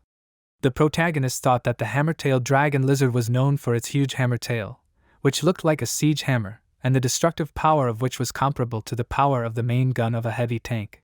The protagonist also understood that the electric horned dragon lizard was a dragon lizard born with the power of lightning, and had a sharp horn capable of releasing lightning, and this horn was also an indestructible combat weapon for the electric horned dragon lizard. The protagonist thought about this with a thoughtful expression on his face and thought that in addition to all this, there were intermediate types of horrors, as well as high-level horrors such as the hill dragon lizard, and also the magma dragon and battle lizard, as well as other beasts. Among these beasts, the dragon combat lizards are a race of dragons that follow the path of meat shields and firepower, and the dragon lizard combat system, that is, the high-level steel fire system of the terrifying species, can be called a mobile military fortress because its signature technology is the fusion of steel fire, a metal storm of flame that can make the enemy more afraid to live. The protagonist thought about this with a surprised expression on his face, his eyes and mouth wide open in surprise while he was reading the book. After that, the protagonist said that usually both masters and even teachers of this level, if they managed to obtain one of these evolution methods, the protagonist shared his thoughts that he was afraid that these masters would cry with joy for him. After that, the protagonist put his hand on his head with a tense expression on his face and shouted that he didn't even know what would be the best choice from all of this. Suddenly, the sheets of paper began to actively turn over. The protagonist looked at this in surprise and said that this. Sometime after these events, inside the Blood Forest ruins, Suhun sat on the back of the snake dragon. Looking inside the book, Suhun read that if the snake dragon chooses the snake dragon as its main bloodline, it will have 37 evolutionary paths to transition to the horror species. These species include the fog dragon, storm dragon, ice dragon, frost dragon, inferno dragon, and other types that are at the intermediate level of horror. After that, the book wrote that the fog dragon snake, as the name of this beast suggests, is a terrifying type of dragon with a fog and water system that is able to fly in the clouds and be invisible. The protagonist with a thoughtful expression imagined the appearance of the fog dragon snake, and in his opinion, this ability is too conspicuous and the value is not very high, so Suhun looked for another method. There are only 11 ways to transform into a high-level terror species using the snake dragon lineage in general, and these species in particular include the earth snake dragon, Tengu snake dragon, shock snake dragon, thunder snake dragon, wind snake dragon, thunder snake dragon, and others. And although the earth snake dragon with earth abilities will perfectly inherit the earth system talent that the snake dragon Suhun recently acquired, however, his snake dragon lacks the talent of the evil system, which will undoubtedly cause the snake dragon whose main strength lies in the evil system to lose a lot of strength. The protagonist understood that the wind and thunder snake dragon that combines the power of wind, dragon, Evil and lightning belongs to the highest level of high-level terror species, and this dragon that skillfully uses the power of wind and thunder is a high-level terror species with almost perfect racial potential.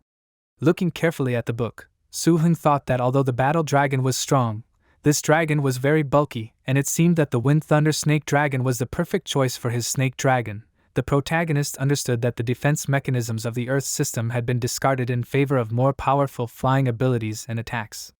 After that, the protagonist placed his index finger on the sheet of the book around which energy began to curl. The book wrote that in order to metamorphose the snake dragon into the wind thunder snake dragon state, the following ritual materials were needed. Next, a list of the necessary materials was presented: a complete dragon snake lizard in the amount of 1 piece and an advanced wind thunder dragon blood crystal in the amount of 1 piece, 5,000 dragon blood essences of secondary wind and thunder breeds, a complete wind and sound stone in the amount of 1 piece, a complete sound and thunder stone in the amount of 1 piece, and wind and thunder essence in the amount of 1,500 samples. The protagonist, sitting on the flying snake dragon with a big smile on his face, shouted that now that they had a direction, he ordered to fly forward. The snake dragon spread its wings wide and flew over a vast desert area called the Tonkin Plain. The protagonist, sitting on the snake dragon, said that he thought that they had exhausted all their luck. After that, the protagonist, with a worried expression on his face, said that over the past 3 days they had not encountered anything valuable, and judging by the map that Liu gave him in this area, they would be in unexplored dangerous zones. After that, the protagonist turned to the treasure beast and ordered to exchange thoughts.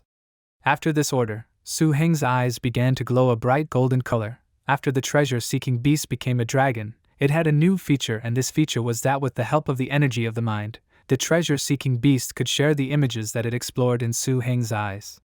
Now Su Heng, with a concentrated expression on his face, his hands on his knees, looked intently in front of him, while being enveloped in golden energy, while on his shoulder lay the treasure-seeking beast, which loudly screamed the characteristic sounds.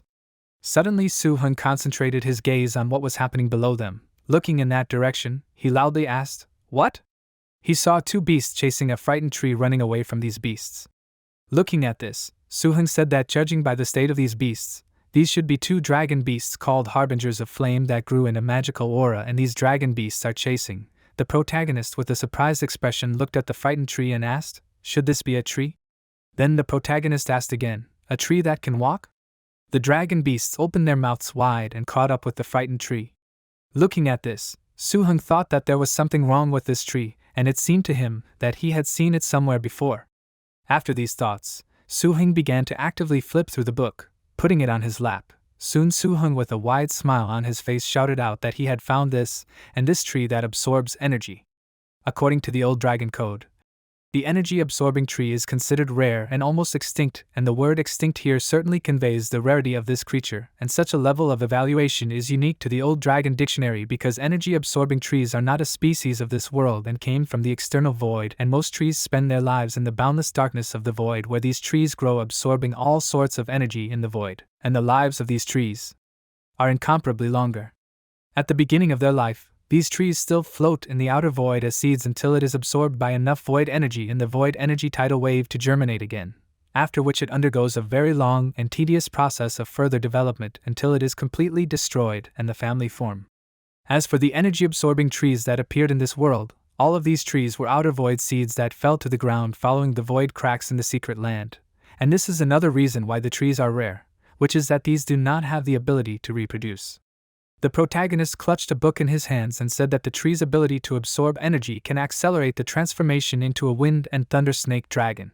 The snake dragon turned to the side questioningly, after which Su Heng thought with a confident smile on his face that the energy-absorbing tree did not have combat power, and therefore it was captured by the Harbingers of Flames. But the power of this tree was very great. The protagonist understood that the energy-absorbing tree belongs to the 4 extremely dangerous systems, that is, the void system, the magic system, the devouring system, and the plastic system, and much less common are secret systems such as the treasure hunter. Now the protagonist knew that the tree is capable of consuming a large amount of energy and accumulating it in its body and, if necessary, growing energy in the form of fruits, and this greatly helps the beast since it quenches the thirst of the beasts and has many advantages. An even more surprising fact is that the tree that absorbs energy is capable of producing fruits with the same properties by consuming samples. If these are fruits or ingredients of a higher order, then if you eat it, it can create it. It works approximately like a combat laboratory for masters. After that, the protagonist, with a smile on his face, sitting on the snake dragon, said that every master who has an energy-absorbing tree can easily create an entire army of high-quality pets. After that, the protagonist turned to the snake dragon and asked him what he thought about it. In response to Suhun's question, the snake dragon began to happily move its wings with a happy face, showing its attitude towards his question. The protagonist, sitting on the snake dragon that was rapidly moving from one space to another, shouted for them to follow forward. Soon after, high above the mountains surrounded by clouds, Suhun, holding a treasure-seeking beast in his hands, sat on the snake dragon that was hovering in the sky. Some time after these events, two dragon beasts were dragging a tree. The protagonist, the treasure-seeking beast, and the snake dragon were watching them while hiding behind a rock. Suddenly, a small rock was thrown towards one of the dragon beasts and hit it right in the head. The irritated dragon beast turned towards where the rock came from and saw that the treasure-seeking beast was levitating in the air, provoking the dragon beast to attack. Suddenly, many small rocks were thrown towards this irritated dragon beast, causing bruises to appear on the skull of this dragon beast. Immediately after this, the angry dragon beast rushed to chase after the treasure-seeking beast who was mocking this beast. The second dragon beast located near the frightened tree began to roar menacingly at this energy-absorbing tree, thereby ordering this tree to stay in place. After that, the dragon beast turned around and headed in the opposite direction, and the frightened energy-absorbing tree looked ahead in confusion. Suddenly, this energy-absorbing tree dodged a sharp stone fragment that flew past it in horror. This fragment hit the back of the dragon beast, causing this beast to bleed profusely. Immediately after that, a dragon hammer exuding thick energy appeared above the head of the dragon beast that had just been wounded in the back, who looked at this dragon hammer with fear. The dragon hammer that was levitating in the air suddenly fell, landing directly on the head of the dragon beast, thereby piercing the head of the dragon beast into the hard sandy ground. Shortly after, the protagonist squatted down with a thoughtful expression and looked at the dragon beast's head stuck in the ground while the snake dragon was behind him. Looking at this, Suhun said that in its mature stage, the dragon beast is indeed worthy of being a dangerous species. Even after the dragon hammer, this beast only lost consciousness. After that, the protagonist said that this technique could not kill the dragon beast even when it hit the target. Suddenly, the snake dragon turned to the side in surprise, shortly after which the snake dragon was already standing next to the energy-absorbing tree, looking at this with annoyance. The protagonist turned to the side in surprise and saw that the treasure-seeking beast and the snake dragon were looking at the incredible frightened energy-absorbing tree with greedy and hungry eyes. The protagonist approached the energy-absorbing tree with a smile on his face and said that it needed to be tied up. At that moment, Suhun was holding a rope in his hands. Soon after that, the snake dragon, the treasure-seeking beast, and Suhun began to tie up the energy-absorbing tree with their joint efforts. The protagonist tightened the knot on the body of the energy-absorbing tree and shouted that it was great. Then they attached the tied energy-absorbing tree to the back of the snake dragon. Some time after these events, when night came, Suhun, along with his pets and the tree, were sitting surrounded by rocks near a fire. A dish was being cooked in a cast-iron cauldron on the fire. The protagonist rose from the rock and approached the energy-absorbing tree and said so. The energy-absorbing tree looked up at Suhun, who had approached in fear. The protagonist stretched out his hand in front of him with a smile on his face and said that if the contract was successfully concluded, then the snake dragon and the treasure hunter would not have to worry about food. The protagonist stuck his hand out in front of him and began to exude thick energy from his palm. At this moment, when Suhun's mind energy connected with the energy-absorbing tree, a strange image appeared in Suhun's mind. In the image that appeared in front of Suhun just a while ago, the energy-absorbing tree, which was not confident, suddenly put on sunglasses and a jacket and began to act defiantly. This energy-absorbing tree began to show itself off by saying that it was a tree in the mountains that absorbed energy, raising its hand up and holding a microphone in its other hand.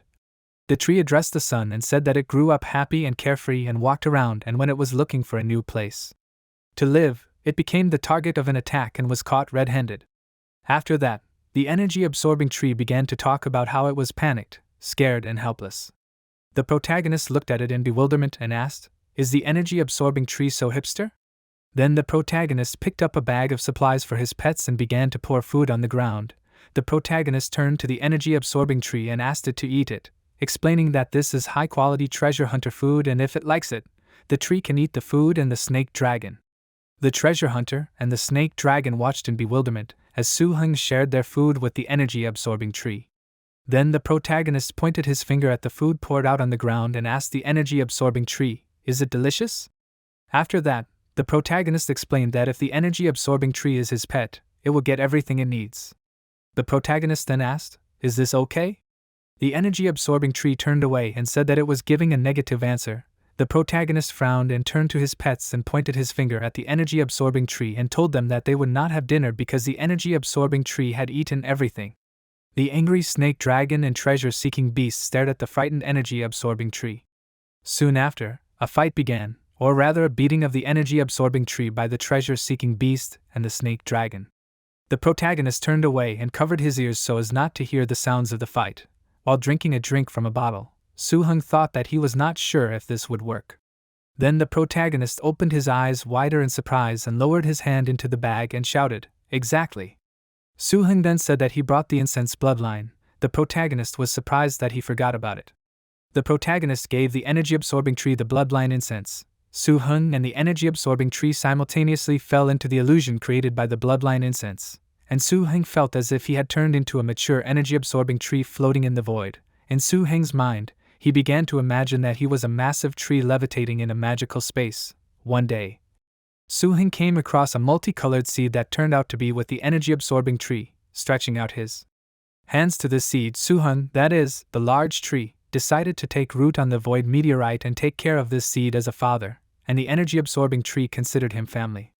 At present, Suhun and the energy-absorbing tree raised their hands up with wide smiles on their faces. The protagonist turned to the energy-absorbing tree and with a wide smile on his face, he friendly proposed to negotiate with him. The energy-absorbing tree looked at Suhun with awe and addressed him as a father. The energy-absorbing tree extended its hand towards Suhun's hand, and when their hands touched, a powerful burst of dazzling energy caused a surprised reaction from Suhun, whose eyes also began to glow with bright energy. Due to the dazzling light coming from Suhun, the energy-absorbing tree, as well as the snake dragon and treasure-seeking beast, began to close their eyes as they were blinded by such a bright light.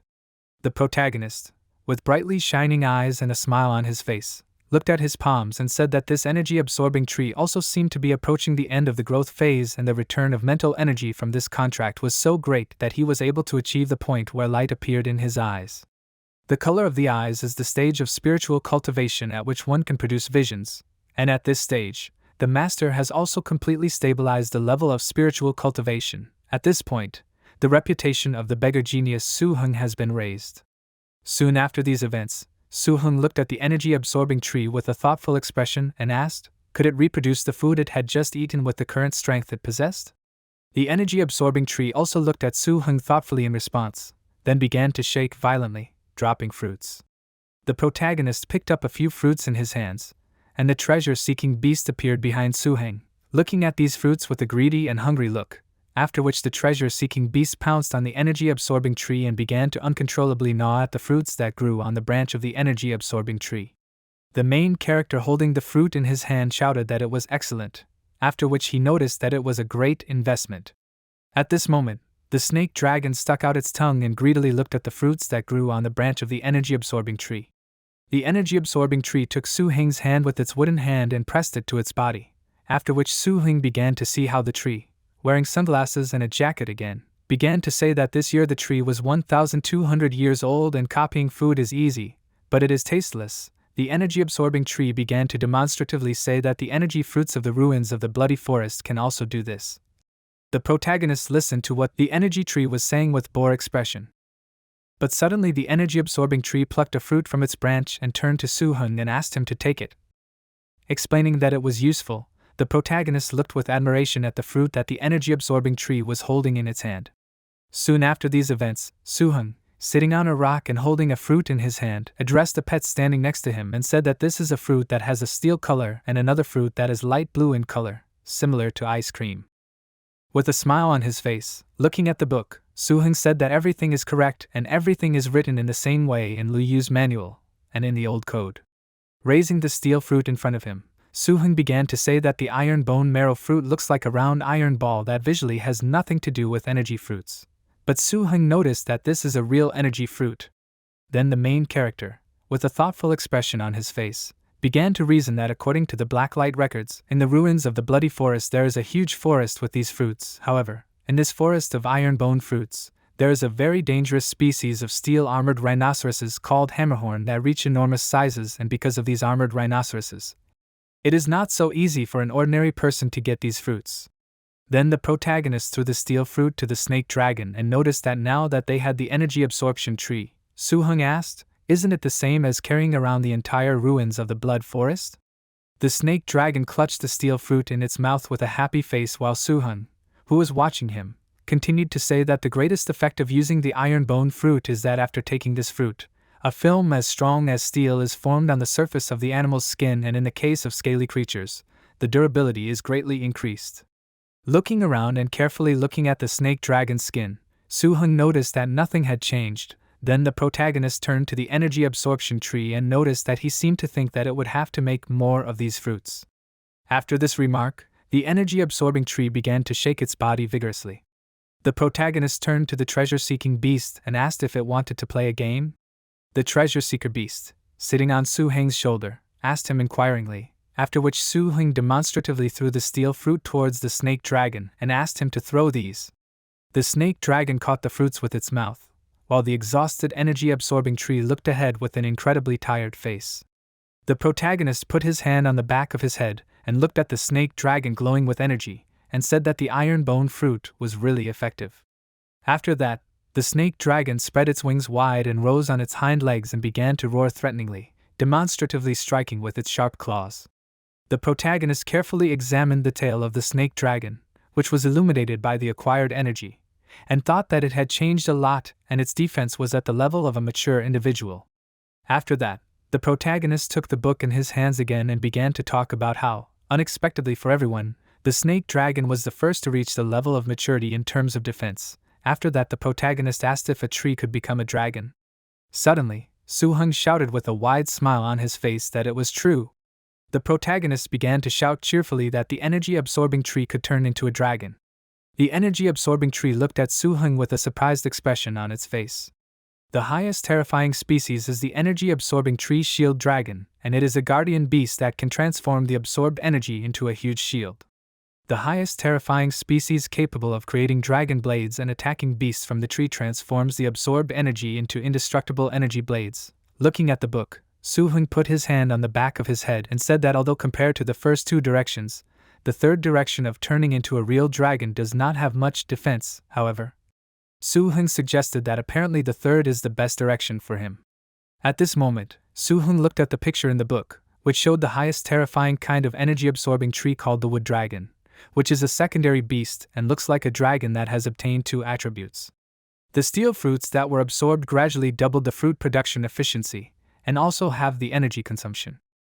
Sometime after these events, the protagonist, as well as the snake dragon and the treasure-seeking beast, stood in front of the snowy mountains, in front of which there was a dense forest. It was the forest of black tombs in the territory of the ruins of the blood forest, and in accordance with the principle that one should not go empty-handed after checking the old dragon code. The protagonist also told the treasure-seeking beast the materials needed to transform the energy-absorbing tree into a dragon. However, unfortunately, after running across all the plains, they still did not find anything, and it was for this reason that Suhun changed the location of the next stop to the forest of black tombs, which was not far from the main area of the ruins of the blood forest. Walking between the massive stones, the protagonist approached a large number of bloody bones. Most of the grass that grew in the forest of black tombs had a creepy dark red and almost black color, and the whole forest was so dark and gloomy that it resembled a black cemetery, which is why this forest has such a name, and this place is much more dangerous than the plain on which they were before. The field was massively strewn with large and small bones. This place was much more dangerous than the plain they had been on before because there was a large and complex population of insects living in this place, and it was dangerous. But this was the place that needed to be visited. The protagonist understood that according to Blacklight's predecessor, there were quite a few terrifying beasts buried in this area, and some people were picking up treasures, that is, the dragon crash flower, which could only grow on the corpse of a terrifying dragon, and of course, the reason that made the protagonist gather up his courage and go to the Black Tomb Forest was very simple, because with the help of the energy-absorbing tree, the snake dragon had finally digested all the residual energy of the scaly grass in his body and successfully entered the mature stage. With his huge paw, the snake dragon stepped on the human skull, thereby breaking it. The protagonist, with a smile on his face, addressed the snake dragon and said that with the cultivation skill of the 4th level of compression, the long-range attack of the dragon's power, and the roar of the dragon's spirit. After that, the protagonist said that they should have the right to go deep into the forest of black tombs. Suddenly, the protagonist looked ahead in surprise. Beads of sweat flowed down his face profusely. Moving forward, sitting on the back of the snake dragon, the protagonist said that according to the documents that Liu gave him, it was assumed that there was a shallow stream here. After that, the protagonist asked, "Why is there a ravine?" With a thoughtful expression on his face, looking at the book, Suhun said that the stream dried up and turned into a 10-meter ravine, and this is certainly the kind of destruction that can only be caused by a terrorist species. After that, the protagonist raised his head up with a tense expression on his face, looking ahead and asked, "Should they go further?" The snake dragon stood near the abyss in the ravine while Suhun continued to say that half of the time that was given to him had already passed in search.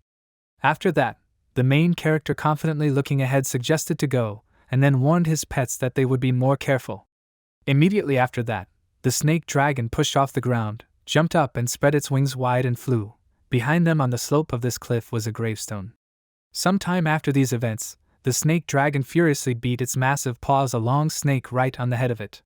Soon after that, the main character with a book in his hand stood near a huge snake and said that something went wrong because it was less than half a day's journey to these. At that moment, the snake that lay unconscious near the main character was a special dangerous species called a green python. The protagonist was thinking out loud that they had encountered more high-level dangerous species here than in the entire previous week combined. Then the protagonist began to think that besides this, it didn't match the map. At this moment, a huge python with its tongue outstretched stood behind Suhun with bright red glowing eyes. The protagonist abruptly turned back and looked in front of him with a tense expression. Then he grabbed the treasure-seeking beast by the head and shouted in fear, "Snake dragon!" At this moment, a huge snake that was able to awaken with its mouth wide open fiercely attacked Suhun and his pets who were avoiding this snake. This snake had become a super dangerous species which was now an evolved green boa constrictor. The evolved green boa constrictor used an evolved evil attack called Flying Slash, and then rose up a huge distance with its mouth wide open. The protagonist noticed with a tense expression that it seemed to be a mature specimen, and they needed to be more careful. At this moment, the evolved green boa constrictor stared at Suhun flying away on the snake dragon. The protagonist addressed the snake dragon and asked him to go deeper into the forest where the evolved green boa constrictor would not be able to get through. Soon after, the evolved green boa constrictor tried to strike at the flying snake dragon, but the snake dragon dodged this attack, causing the evolved green boa constrictor to hit its head on a hard rock. Then, in a rage, with its mouth wide open and its eyes glowing brightly red, the evolved green boa constrictor rushed in pursuit of the flying snake dragon. The evolved green boa constrictor began to rise upward with great force, hitting the rocky cliffs. Some time after that, the snake dragon with Suhun and the treasure-seeking beast sitting on its back were in a small cave, and the furious evolved green boa constrictor looked at them with its mouth wide open. Looking back, Suhun thought that the evolved green boa constrictor was not pursuing them, and how he thought this green punch had escaped. After that, the protagonist with a smile on his face holding the treasure-seeking beast in his hand said that now they can be sure that they are on the right path. The treasure-seeking beast responded with displeasure to Suhun's remark. The protagonist responded negatively, addressing the treasure-seeking beast and explained that if they returned the same way they came, they would surely encounter this python again. The treasure-seeking beast continued to irritably talk to Suhun with phrases characteristic of this. The protagonist frowned and asked the treasure-seeking beast again, "What does this mean?" Then the protagonist asked the treasure-seeking beast with displeasure. The treasure they had been looking for more than half a month and had not found was right in front of them? All this happened because with the help of the energy-absorbing tree, the treasure-seeking beast finally entered the middle growth phase and the detection radius of the natural skill also increased from several kilometers at the early stage to 15 kilometers and this time.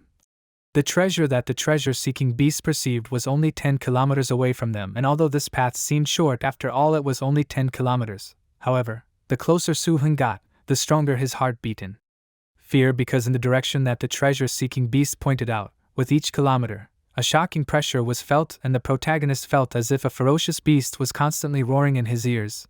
They moved around the space with frightened expressions. actively trying to achieve their goal, and of course because of this terrible pressure. The protagonist did not meet other dangerous species along the way, and this made him happy but at the same time made him even more worried. In the forest with tall thin trees, Suhun turned to the treasure-seeking beast and asked how close they were. The treasure-seeking beast that glowed with bright energy put its miniature paw in front of itself and began to shout loudly. The protagonist, sitting on the snake dragon, frowned and shouted that this was the terrifying power of a dragon. After that, the protagonist noticed that they were almost there, but due to the pressure, the snake dragon was almost unable to fly. After that, the protagonist said that he was simply afraid that this area was the territory of a certain group of terrible dragon-level creatures. Sometime after these events, the protagonist and his pets were in a cave inside the forest of black tombs that was incredibly gloomy and vast. In the face of the possible existence of a higher type of terror, and even beyond that which is a mortal threat, the reason why the protagonist decided to move forward was not because he had exceeded his own capabilities. The protagonist chose to believe in the rich metaphysics of the repeated successes of a treasure hunter, and soon, under the guidance of the treasure-seeking beast, the snake dragon led the protagonist to the source of the aura. However, that place was empty as the treasure-seeking beast had told him, and there were no dangerous creatures that could pose a threat. In this vast cave, the nest was located, and the height of the entire entrance to the cave was more than 10 meters, and the highest. The cave exceeded 20 meters in height, and resembled the lair of a huge dragon of terrible appearance. The protagonist looked ahead with a surprised expression with his eyes wide open. Unfortunately, there were too many bones in the nest, which Suhun looked at with a surprised expression. This countless number of bones were stained with blood. The protagonist opened his mouth wide in surprise and said that it was a huge nest. Then he asked loudly in horror, "What?" At that moment, the horrified protagonist looked at the massive puddle that was surrounded by a large number of bones. Looking at this, the protagonist shouted that it was a dragon's blood pool. After that, the protagonist, with a wide smile on his face, clenching his palms into fists, ran forward shouting that the transition from plums to seeds really exists. Dangerous creatures, although less intelligent than humans, but at the same time, these created a wild and preventive civilization, and the dragon's blood pool is part of that civilization, because in order to feed offspring, some powerful dragon-fighting creatures create a special breeding tool called the blood pool to enhance the potential and concentration of the dragon's bloodline in the offspring. And the way in which the pool was created was bloody and also barbaric and primitive, and it was created with the essence of blood and even the life force of a huge number of dragon creatures. The protagonist ran up to the blood pool and looked at his pets and asked what they were waiting for. After that, pointing his finger at the blood pool, Suhun ordered them to drink it. The joyful protagonist with a wild look shouted that this was the dragon's treasure. The snake dragon and the treasure-seeking beast with happy faces and hungry looks rushed straight into the blood pool, after which they landed near this pool and began to greedily absorb the liquid from this blood pool. The protagonist, with a thoughtful expression on his face, looking at his pets, noted that this would not work because it was too slow. After that, the protagonist stretched out his hand in front of him and summoned an energy-absorbing tree. After a moment, the energy-absorbing tree, spreading its wooden arms wide, appeared in front of Suhun.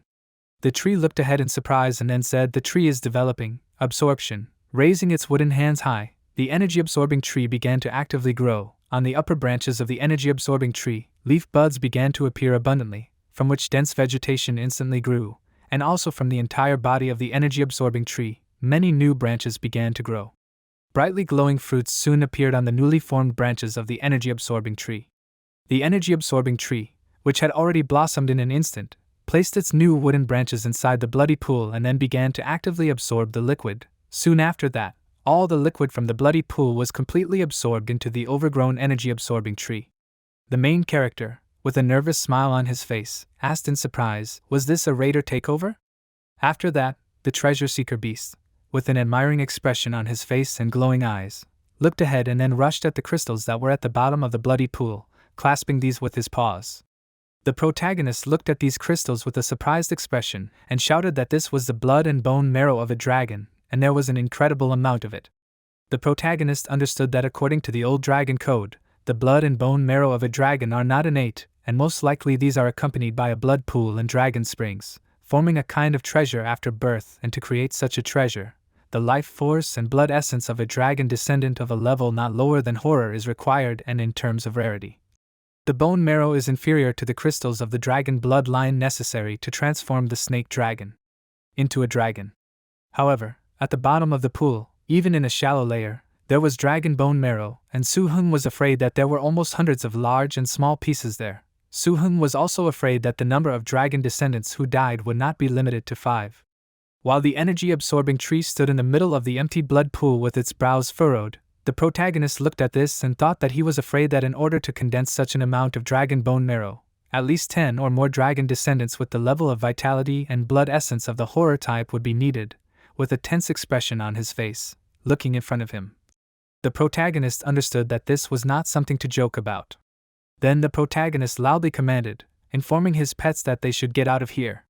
Suddenly, his face tensed up and turning to the side, he looked in front of him in surprise. He saw that a certain object was at the bottom of the blood pool near the energy-absorbing tree. Looking at this, the protagonist thought that this was the cocoon again, and the treasure-seeking beast was once again refining its bloodline, looking in front of him. The protagonist thought that the treasure-seeking beast had actually activated the bloodline refining ability, and forceful refining would not only not help, but could also seriously injure the beast. After that, the main character put his hand on the trunk of the energy-absorbing tree and began to absorb it into his palm, thinking that then he would first collect at least the energy-absorbing tree, and when the treasure hunter was purified, they would set off. The main character knew how dangerous this huge lair was, and a voice in his heart sounded saying that he needed to run. Therefore, the main character wanted to collect everything as quickly as possible and quickly leave this place. The main character took the tree with his ring, but right in front of him were 2 mysterious giant eggs with blood-red parts that were covered with dark red lines. Looking at this, the main character turned to the snake dragon and shouted that this was the biggest chance in his life, after which the main character asked the snake dragon to eat as much as he could within 10 minutes. Then the protagonist warned that after the time passed, regardless of whether the treasure-seeking beast had cleared its bloodline or not, they would leave. The protagonist again turned to the snake dragon and ordered it to hurry. The snake dragon affirmatively opened its mouth wide. With a thoughtful expression on its face, the protagonist reasoned that the teachers and sages of Blacklight Castle, he turned to them in his mind and asked them to bless him for a safe return. After that, the protagonist frowned and thought that this time he would not let Blacklight Castle down. Inside the cave of the Forest of Black Tombs, Suhun was loudly cursing while at the bottom of the empty blood pool surrounded by many brightly glowing crystals, with a tense expression on his face. The main character stuck his finger in his mouth and cursed repeatedly while looking in front of him. The main character said that he simply could not. After that, the main character, sitting on his knee next to the snake dragon lying on his back, began to loudly ask why he ate so little. Then the main character, looking at the crystals, shouted that there was more. Rising to his feet and holding a massive backpack in his hands, Suhun said that the time had come and they had to go. At that moment, 2 bright red eggs with dark lines were visible inside his backpack. When the protagonist was about to leave, he suddenly turned his attention to what was happening behind him. At that moment, the snake dragon was greedily devouring the skin of a massive red beast. The protagonist, with a smile on his face, turned around and asked, "Is this the scaly armor of one of the best types of horror?" After that, the protagonist and the snake dragon turned towards where there was a massive shadow and thick dark energy emanated from this shadow. The protagonist, with a tense expression on his face, opening his eyes wide and hearing a loud, frightening roar, asked, "What?" The snake dragon, clutching a piece of monster skin in his teeth, also looked ahead in surprise. After that, the protagonist cursed expressively, shouting that they needed to get out of here. The protagonist ran towards the cocoon and addressed it as a beast seeking treasure, and shouted that it was better to fail in purification than to lose his life. Then the protagonist tensely turned to the side saying that they needed to run. He looked at the cocoon inside which there was a beast seeking treasure. Looking at this, the protagonist shouted that they needed to wait because the treasure hunter would soon break out of his cocoon. The snake dragon frowned and looked seriously in front of him, and then climbed out of the cave. The protagonist nervously turned to the snake dragon and asked him if he had also just felt it. Soon after, a huge dinosaur with an incredibly long neck appeared in front of them. The protagonist turned to the snake dragon and said that they could wait for this while the treasure beast would be purified. At that moment, the huge herbivorous dinosaur, clutching a tree branch in its teeth, turned back in surprise. The protagonist looked ahead questioningly, after which a bright red beam began to reflect in his eyes. An incredibly powerful concentrated energy beam pierced the body of a huge dinosaur through and through, causing pieces of flesh, skin, and huge crushed bones to fly in different directions, instantly killing the huge dinosaur. A powerful explosion caused by this beam occurred. A massive crater appeared in the ground from which smoke and steam came out in abundance. A terrible sight of mature age called the bloody Tyrannosaurus Rex, opening its mouth wide, menacingly growled idea forward across the field where a herbivorous dinosaur had recently walked carefree. The bloody Tyrannosaurus Rex's gaze focused on Suhun's backpack, which contained red eggs with dark lines. The protagonist sat on his knees among many stone fragments and coughed uncontrollably from the dust, while the snake dragon was behind him. When the protagonist finished coughing, he said that the bloody Tyrannosaurus Rex was at least 2,000 meters away. Suddenly, the treasure-seeking beast appeared from under the rocks in its new appearance. The protagonist, with a smile on his face, looked at the treasure-seeking beast and asked, "Is the cleaning complete?" The treasure-seeking beast rushed forward on its grown paws. Looking at this, the protagonist said that now there is nothing to worry about, putting on the backpack with the eggs that Suhun got from the bottom of the bloody pool on the snake dragon. The protagonist, sitting on the back of his pet, extended his index finger in front of him and ordered to get out of here. Soon after, the snake dragon spread its wings wide and flew forward, but the bloody Tyrannosaurus Rex again sent many energy projectiles towards the flying snake dragon. The snake dragon flew towards these huge energy projectiles. The protagonist with a tense expression clenched his jaw and frowned, saying that if they were hit by this attack they would die instantly. Then the protagonist said loudly, "Eggs." The protagonist explained that the bloody Tyrannosaurus Rex was trying to seal the hole and save the eggs. After that, the protagonist looked in front of him and said that he would take these eggs. Suddenly, a hairy paw touched Suhun's hand. It was the paw of the treasure-seeking beast. The protagonist turned around questioningly and saw the bloody Tyrannosaurus Rex opening its mouth wide and concentrating a new powerful energy attack in the form of a beam. The protagonist looked at the approaching powerful concentrated energy beam with wide eyes in bewilderment, while the treasure-seeking beast held Suhun's hand with its paws. An incredibly powerful explosion occurred from contact with the concentrated energy beam, but the treasure-seeking beast was able to save Suhun at great speed by carrying him upward. The treasure-seeking beast was able to successfully purify itself, which led to it rising to the level of an extremely dangerous species, that is, a dragon treasure-seeking beast. The protagonist addressed the treasure-seeking beast and asked that the height of 40 meters not be exceeded. At this moment, the treasure-seeking beast with Suhun on its back spread its wings wide and looked at the powerful explosion below them. Looking down with a fixed gaze, the treasure-seeking beast began to shout out phrases characteristic of this. The protagonist addressed the treasure-seeking beast and said that he himself had gone crazy, because these eggs were very valuable and these could attract something from there. At this moment, the treasure-seeking beast sent a spiral energy flow downward. Looking at this, the protagonist shouted that this was incredible. Spreading its wings wide and surrounding itself with an energy shell, the treasure-seeking beast began to scream, soon after which the appearances of their bodies began to blur in space. The protagonist looked ahead in surprise and clutched the straps of his backpack in his hands and shouted that this was an innate concealment technique, and this was the benefit of cleansing the bloodline. The treasure-seeking beast dodged the powerful laser-concentrated flow, holding Suhun on its back, dodged this attack coming from the bloody Tyrannosaurus Rex. The protagonist exhaled the air from his lungs with relief and noticed that this was a very difficult moment, but fortunately the treasure hunter cleared his bloodline in time, after which he turned towards the irritated and loudly roaring bloody Tyrannosaurus Rex. Suhun noticed that with the current speed the treasure-seeker beast should overtake the two-legged bloody Tyrannosaurus Rex. At this moment, the bloody Tyrannosaurus spread its legs wide and raised its head up, opened its mouth wide and began to roar frighteningly loudly. Concentrating a clot of magical energy in the center of its mouth, the bloody Tyrannosaurus sharply raised its head up and opened its mouth and sent a new concentrated energy beam upward. This concentrated beam curled around its own axis at great speed, covering great distances. The treasure-seeking beast sharply dodged this beam, spreading its wings wide, and the protagonist looked ahead with a frightened expression. After which the protagonist cursed in surprise, noticing that the distance was already more than 2,000 meters, but the bloody Tyrannosaurus Rex was still approaching.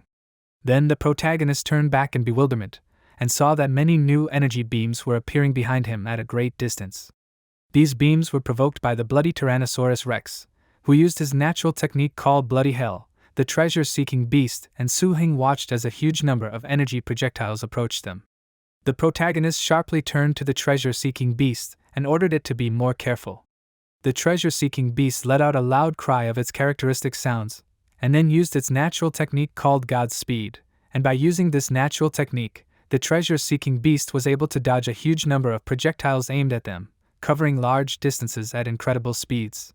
The bloody Tyrannosaurus Rex looked in bewilderment at the protagonist and the treasure-seeking beast, who were actively moving away from it. Realizing their escape, the bloody Tyrannosaurus Rex opened its mouth wide and began to roar loudly. Sometime after these events, the treasure-seeking beast with Suhun on its back flew over the river near a massive tree with pink foliage, and soon after, landing on the ground, the exhausted treasure-seeking beast lay on the ground, almost unconscious, and the protagonist, frightened, regaining his breath, then turned to the treasure-seeking beast and shouted that he would receive a reward for this escape. After that, the protagonist, who was still not recovered from running, noticed that, however, next time they would not dare to fly until he learned to break. The exhausted treasure-seeking beast tiredly tried to answer by making the characteristic sounds. Then, the protagonist, kneeling on the ground, pointed his hand to the side in front of him and released the snake dragon. The protagonist turned to the snake dragon and with a tired expression on his face, and asked him to look after them since they needed a break. While in a makeshift tent made of dry grass, Suhun and the treasure-seeking beast were resting in this tent while the snake dragon stood at the entrance of this tent protecting their rest. The protagonist slept all night using the fruits of the energy-absorbing tree, but the treasure hunter, however, now he can rather be called a treasure-seeking dragon. According to the dragon code, treasure beasts are already born with abilities. These have 3 abilities. The first is called treasure hunting talent, the second is treasure summoning, and the third is mystical premonition. The treasure hunting talent that the treasure-seeking beast originally possessed and also treasure summoning can awaken some special treasures and come out of the hidden state. As for the mystical premonition, it is much superior to the previous ability, and in short, the treasure-seeking dragon, although it does not have the ability to fight, but is incredibly good at showing itself in petty theft. In addition to the previously used skills of concealment and Godspeed, the treasure seeker has obtained the mystical skill of dragon soul transformation by purifying its bloodline. Now the treasure-seeking dragon is similar to the ghosts in the ancient texts, but this is a new way of using mental energy, and the treasure-seeking dragon can collect the souls of dead dragons nearby to use them for its own purposes. While the fog was spreading over the treetops growing near the tall sharp rocks, the crocodile was devouring energy fruits while standing near the lake. Suddenly the crocodile looked intently in front of him. The crocodile saw that the scaly grass that had been in front of him until recently had suddenly disappeared in an unknown direction. The crocodile was furious at the realization of this incident. With the help of the treasure-hunting dragon, Suhun was like a tiger with wings. The grass they were looking for could only be regarded as a snack after they had been in that cave. But now Suhun had obtained it, and everything else had fallen into his hands. In the blink of an eye, it was time to leave the bloody ruins. The protagonist was sitting on a certain object and looked at the 2 red eggs he had stolen from the cave with a thoughtful expression, while the snake dragon and the treasure-seeking beast stood near the energy-absorbing tree and picked the fruits from the crowns of that tree. The protagonist looked at the eggs and said that according to Lu Yu's words, the human masters who enter the Blood Forest ruins must explore the secret lands and are forbidden to take the young pets out of the secret place unless they have been bound to the tamers of the spiritual connection. After which the protagonist said with a tense expression that otherwise they will never be allowed to leave the Blood Forest ruins. The protagonist angrily squeezed his head with his hand, saying that if this is a terrible sight, then he cannot simply tame it with his strength and bloodline. Then the protagonist turned to the happy pets who were eating the fruits plucked from the energy-absorbing tree. Looking at his pets, Suhun asked, "Are they just eating, right?" Then the irritated protagonist turned to the pets eating the fruits and asked, "Can't they do anything to help take these eggs out of here?" After this question, the treasure-seeking dragon and the snake dragon began to look at the big red egg with appetite. The protagonist slapped his face with his palm and shouted, "Of course." After that, the protagonist realized that these eggs were almost like energy fruits. Looking angrily in front of him, he asked his pets, "Why is the only thing they want is food?" Then the protagonist looked at the energy-absorbing tree with a thoughtful expression and shouted, "Exactly." The protagonist slapped his palm with his fist because he came to a realization. The protagonist's idea was inspired by the green boa constrictor he encountered last time and the deep-sea giant crocodile that was so angry that it was going crazy. Of course, the participation of the snake dragon was no less important. The protagonist understood that these were reptiles that had a common predatory feature, and this feature was that they swallowed their prey with their mouths, and after passing through the stomach acid of complete consumption, it was decomposed into energy and nutrients, which was the key to smuggling these 2 large eggs. The protagonist stood in front of the 2 massive eggs stolen from the cave and looked at the snake dragon. Shortly after that, The snake dragon swallowed these eggs and lay on the ground with a swollen belly. At the moment, the snake dragon was 7 or 8 meters long in size, and this body was not inferior to a large truck, but replacing a full stomach would be extremely easy. After that, according to the plan, Suhun had to launch the snake dragon into a ring. Raising his hand up with a confident smile on his face, Suhun looked in front of him. Then the protagonist walked to the energy-absorbing tree and plucked a fruit from the branch. His pets watched Suhun's actions with surprised faces. The protagonist picked a bright blue fruit.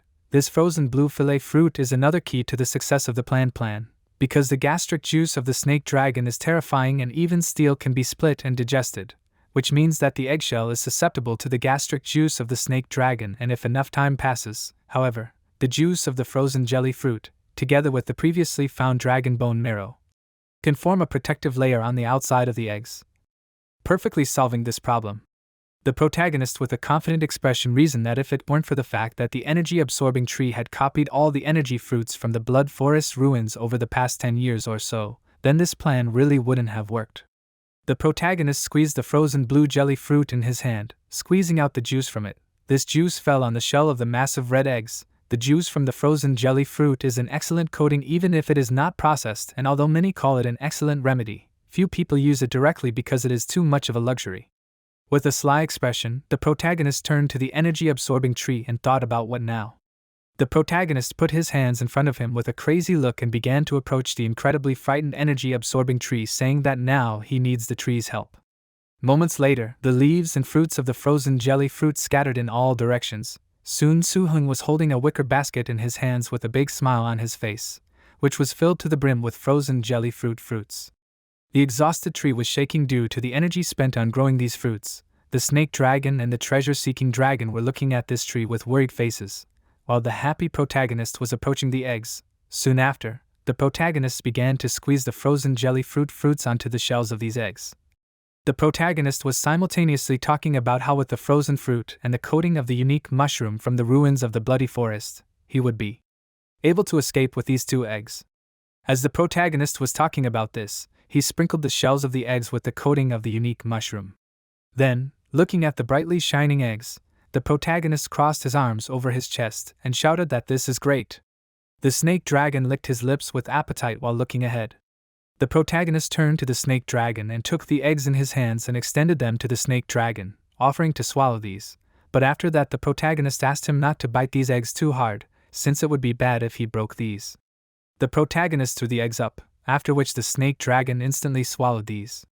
After that, the snake dragon licked his lips again and looked ahead in surprise. The protagonist with a smile on his face explained that these were not intended for him, since he still needed these. The next morning, the bloody Tyrannosaurus Rex roared loudly. At that moment he stood in front of the protagonist Hwahong and Jimayu, notifying them that time had passed. Then he called them 3 little people and ordered them to pull out everything they found from the secret place so that they would give it to him so that he could check if there was any contraband. Then Rex explained that if everything went well, he would take them away. After that, the bloody Tyrannosaurus Rex brought its snout closer to Jimayu and her small backpack. Rex began to sniff Jimayu's things and say that she was passing. After that, the bloody Tyrannosaurus Rex began to sniff Hwahong's 2 stuffed backpacks and say that he was also passing. When the bloody Tyrannosaurus Rex turned his attention to the protagonist, he looked in bewilderment at the incredibly huge backpack on which Suhun held his palms. Jimayu and Hwahong also looked in bewilderment at Suhung's huge backpack. The protagonist, with an awkward smile on his face, put his hand on the back of his head and noticed that his prey was a little bigger. The bloody Tyrannosaurus Rex began to sniff Suhung's backpack. At that moment, Jimayu and Hwahong, who was watching this process, mentally hoped that the protagonist would be left here. They prayed that Suhun would not pass. Bloody Tyrannosaurus Rex exhaled the air from his lungs and noticed that although he had collected a lot, he was passing. Hwahong and Jimayu angrily shouted that this was unfair. The protagonist thought with a smile on his face that his plan was going well so far. Soon after, bloody Tyrannosaurus Rex ordered all his pets to be summoned, including those they had tamed here. He explained that he would check if they had any prohibited pets. The protagonist looked ahead with a tense expression and asked himself to calm down. Hwahong stood next to his pets with a confident smile on his face, holding a small beast in his hands. Bloody Tyrannosaurus Beast looking at this noticed that it was a bloody moon demon wolf, and that was great. After that, bloody Tyrannosaurus Rex turned his attention to Jimayu, next to whom a red bat was flying. Looking at this, bloody Tyrannosaurus Rex noticed that it was a bloodthirsty bat, and that was also great. Then the bloody Tyrannosaurus Rex turned his attention to the protagonist, who was surrounded by his pets. The bloody Tyrannosaurus Rex silently and stared at these pets. Huahong turned towards the energy-absorbing tree and noticed that it was strange because it did not meet the requirements. The bloody Tyrannosaurus Rex began to sniff the frightened energy-absorbing tree that was shaking with fear. The protagonist watched what was happening with a tense expression and thought that it was good that he had an energy-absorbing tree because it would attract attention to itself. The bloody Tyrannosaurus Rex opened his mouth wide, turning to the energy-absorbing tree, and noticed that although this was an ugly plant, it would pass. The energy-absorbing tree was shocked by such a blatant insult and was very upset. The protagonist exhaled with relief from his lungs and thought that he had managed to pass. The energy-absorbing tree at that moment was upset at the humiliation it had suffered. Suddenly, the bloody Tyrannosaurus Rex turned his attention to the snake dragon's stomach, which was greatly swollen. Staring at the snake dragon's stomach, the bloody Tyrannosaurus Rex said, "His stomach." The protagonist opened his eyes and mouth wide in surprise. Soon after, the bloody Tyrannosaurus Rex and the snake dragon stood aggressively opposite each other. Menacingly opening his mouth, the bloody Tyrannosaurus Rex thought that inside there was a heart that was still alive and powerful. The bloody Tyrannosaurus Rex understood that the powerful bloody creature was a cub of their race. The protagonist frowned, holding his hand behind his back and thinking that if anything, he had a talisman from the master. Soon after that, the protagonist began to doubt, realizing that even if he could block the attack of the bloody Tyrannosaurus Rex, however, there would still be no way to get out of the ruins of the bloody forest. When the protagonist thought about this, he squeezed the talisman he received from the master in his hand behind his back. At this moment, the bloody Tyrannosaurus Rex, approaching its wide-open mouth to the snake dragon, furiously thought about how these insidious people were trying to steal their cubs in this way. Suddenly, the bloody Tyrannosaurus Rex looked ahead in surprise, thinking that this was a familiar feeling. He asked himself in surprise, realizing that it was similar to the smell of that guy. In the ruins of the Blood Forest, the Tyrannosaurus Rex clan is extremely strong, not to mention the bloody Tyrannosaurus, and even the leader of the bloody Tyrannosaurus has 20 to 30 representatives in the group. But as a result of the evolution of the bloody Tyrannosaurus, the most dangerous species of Tyrannosaurus in the entire group of these are only 2 left. And although the race has not yet transformed, the strength of these representatives has already broken through the racial shackles and reached unimaginable heights. One of these can compare with the entire pack, and the second is the old patriarch of the tribe who is responsible for taking care of the tribe's economy. This old patriarch of the tribe is fair and kind and is very loved. However, not long ago, the bloody Tyrannosaurus Rex, who is known as the strongest warrior in the clan, created a problem. Not content with being the strongest warrior, this bloody Tyrannosaurus decided to challenge the patriarch, and the tradition of the Tyrannosaurus Rex is to be warlike, and there is nothing wrong with that. However, in the battle, this bloody Tyrannosaurus Rex used a sneaky trick, causing the old patriarch to receive a severe injury that has not yet healed, and as a result of this battle, the bloody Tyrannosaurus was expelled from the territory, and then was expelled from the pack. The bloody Tyrannosaurus Rex occupied a large area of the forest in the northwestern part of the ruins away from the habitat of the pack and hunted dragons like crazy. This bloody Tyrannosaurus built a blood pool to raise offspring, while this method has long been banned by the Demon Lord. Each blood Tyrannosaurus can only claim the position of patriarch once. However, that blood Tyrannosaurus has already been defeated, but the descendants of that Tyrannosaurus, after being purified by blood, can grow up and become new patriarchs. After remembering this story, the bloody Tyrannosaurus Rex stared at the snake dragon and thought that he felt strange. After that, looking at the protagonist who had his arms crossed over his chest, the bloody Tyrannosaurus Rex asked himself, "This guy is not trying to cheat, is he?" After that, the bloody Tyrannosaurus Rex approached Suhun and decided that let this man take the offspring of this worthless person, and maybe the offspring will turn against their creator. Then the bloody Tyrannosaurus Rex turned to Suhun and said that he checked, and inside the snake dragon's stomach there was only food. Turning to Suhun, the Tyrannosaurus Rex told him that he could remove it and he would pass. After that, the bloody Tyrannosaurus Rex showed his outstretched thumb up and winked at Suhun. The protagonist responded with a smile on his face and also showed his outstretched thumb up in response. Jimayu looked at this in confusion and asked, "When did these two get to know each other so well?" Huahong frowned and said that he should make a note to inform his people about this. Soon after these events, when Jimayu's energy portal opened, the protagonist and Huahong were thrown out of it. As soon as they got out, Suhun was loudly called by name. the protagonist turned around and shouted out in surprise that it was Suhun. After that, the protagonist asked, did he come for him? Suhun, with a serious expression on his horse, ordered Suhun to follow him. Then he explained that it was urgent, and they would talk on the way. The protagonist, sitting on the back of the snake dragon, asked Suhun, are those nobodies from Sinfire causing trouble again? Suhun, actively moving forward on his horse, answered him in the negative, then shouted out that this wave of disaster.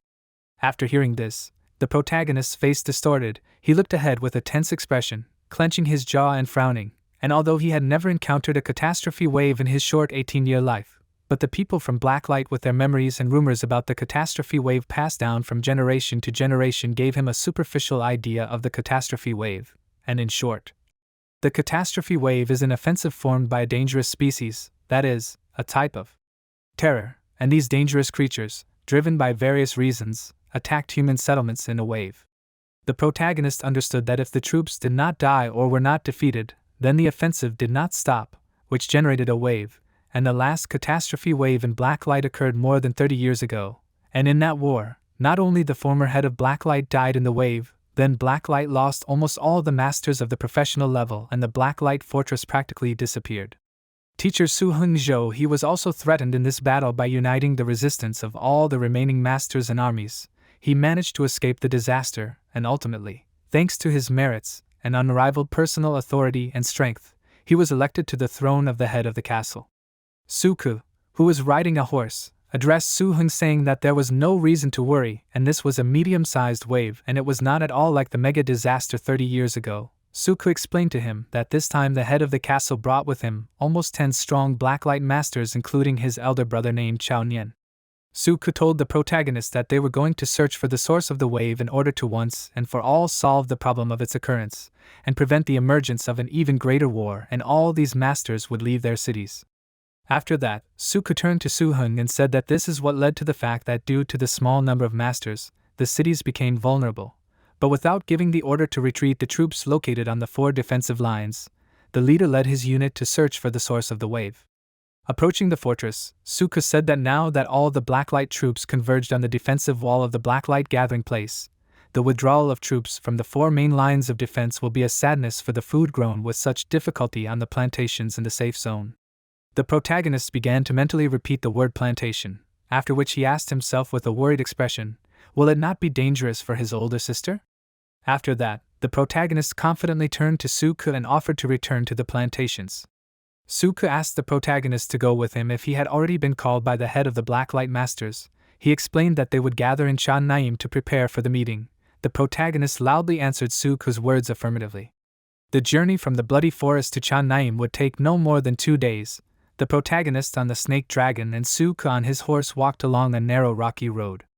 Even if the snake dragon has amazing endurance, the Ice Lake Magic Foal's endurance is not that great, but their speed is also different. Ultimately, it was important to stop periodically to give the pet a rest, as well as feed and water it so that it could regain its strength. At the halt, the Ice Lake Magic Foal absorbed water from a reservoir that was brightly glowing with magical energy. Under the pretext of replenishing water supplies, the protagonist walked around Suhun from the side and hid in the bushes near a small stream. The snake dragon spat out 2 dragon eggs and everything else that it swallowed. Soon after, the protagonist and the treasure-seeking dragon entered a small ravine, and Suhun hid the eggs in a good place so that the beasts could not find the treasure. As for why the protagonist avoided Suhun, it was because Suhun did not trust the person he respected, and rather he did not want to spread the fact that he secretly brought out the terrible-looking cubs from the secret place of the Blood Forest ruins. As for the energy-absorbing tree, Suhun did not hide it, and gave Suhun some fruits that could help his horse recover its ghostly powers.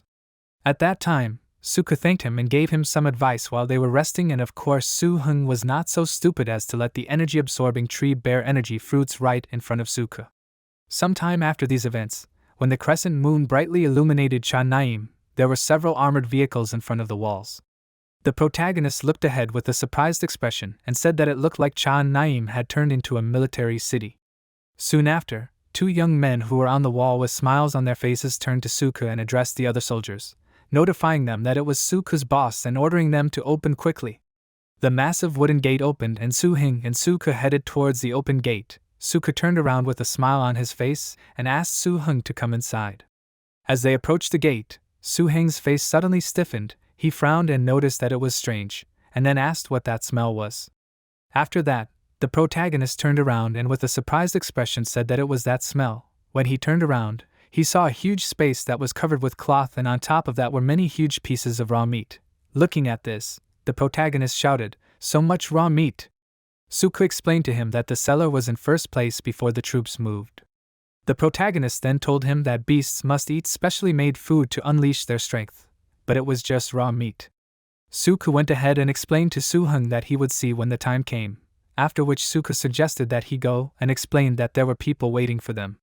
Shortly after these events, the protagonist and Suku were sitting at a long conference table with many people around them. The man sitting at the head of the table put an earphone in his ear, and from the earphone, he was addressed as the boss Gao Zun and informed him that this was the Blacklight Castle Command Headquarters. The man sitting at the head of the table was the chief commander of Heishu City named Gao Zun.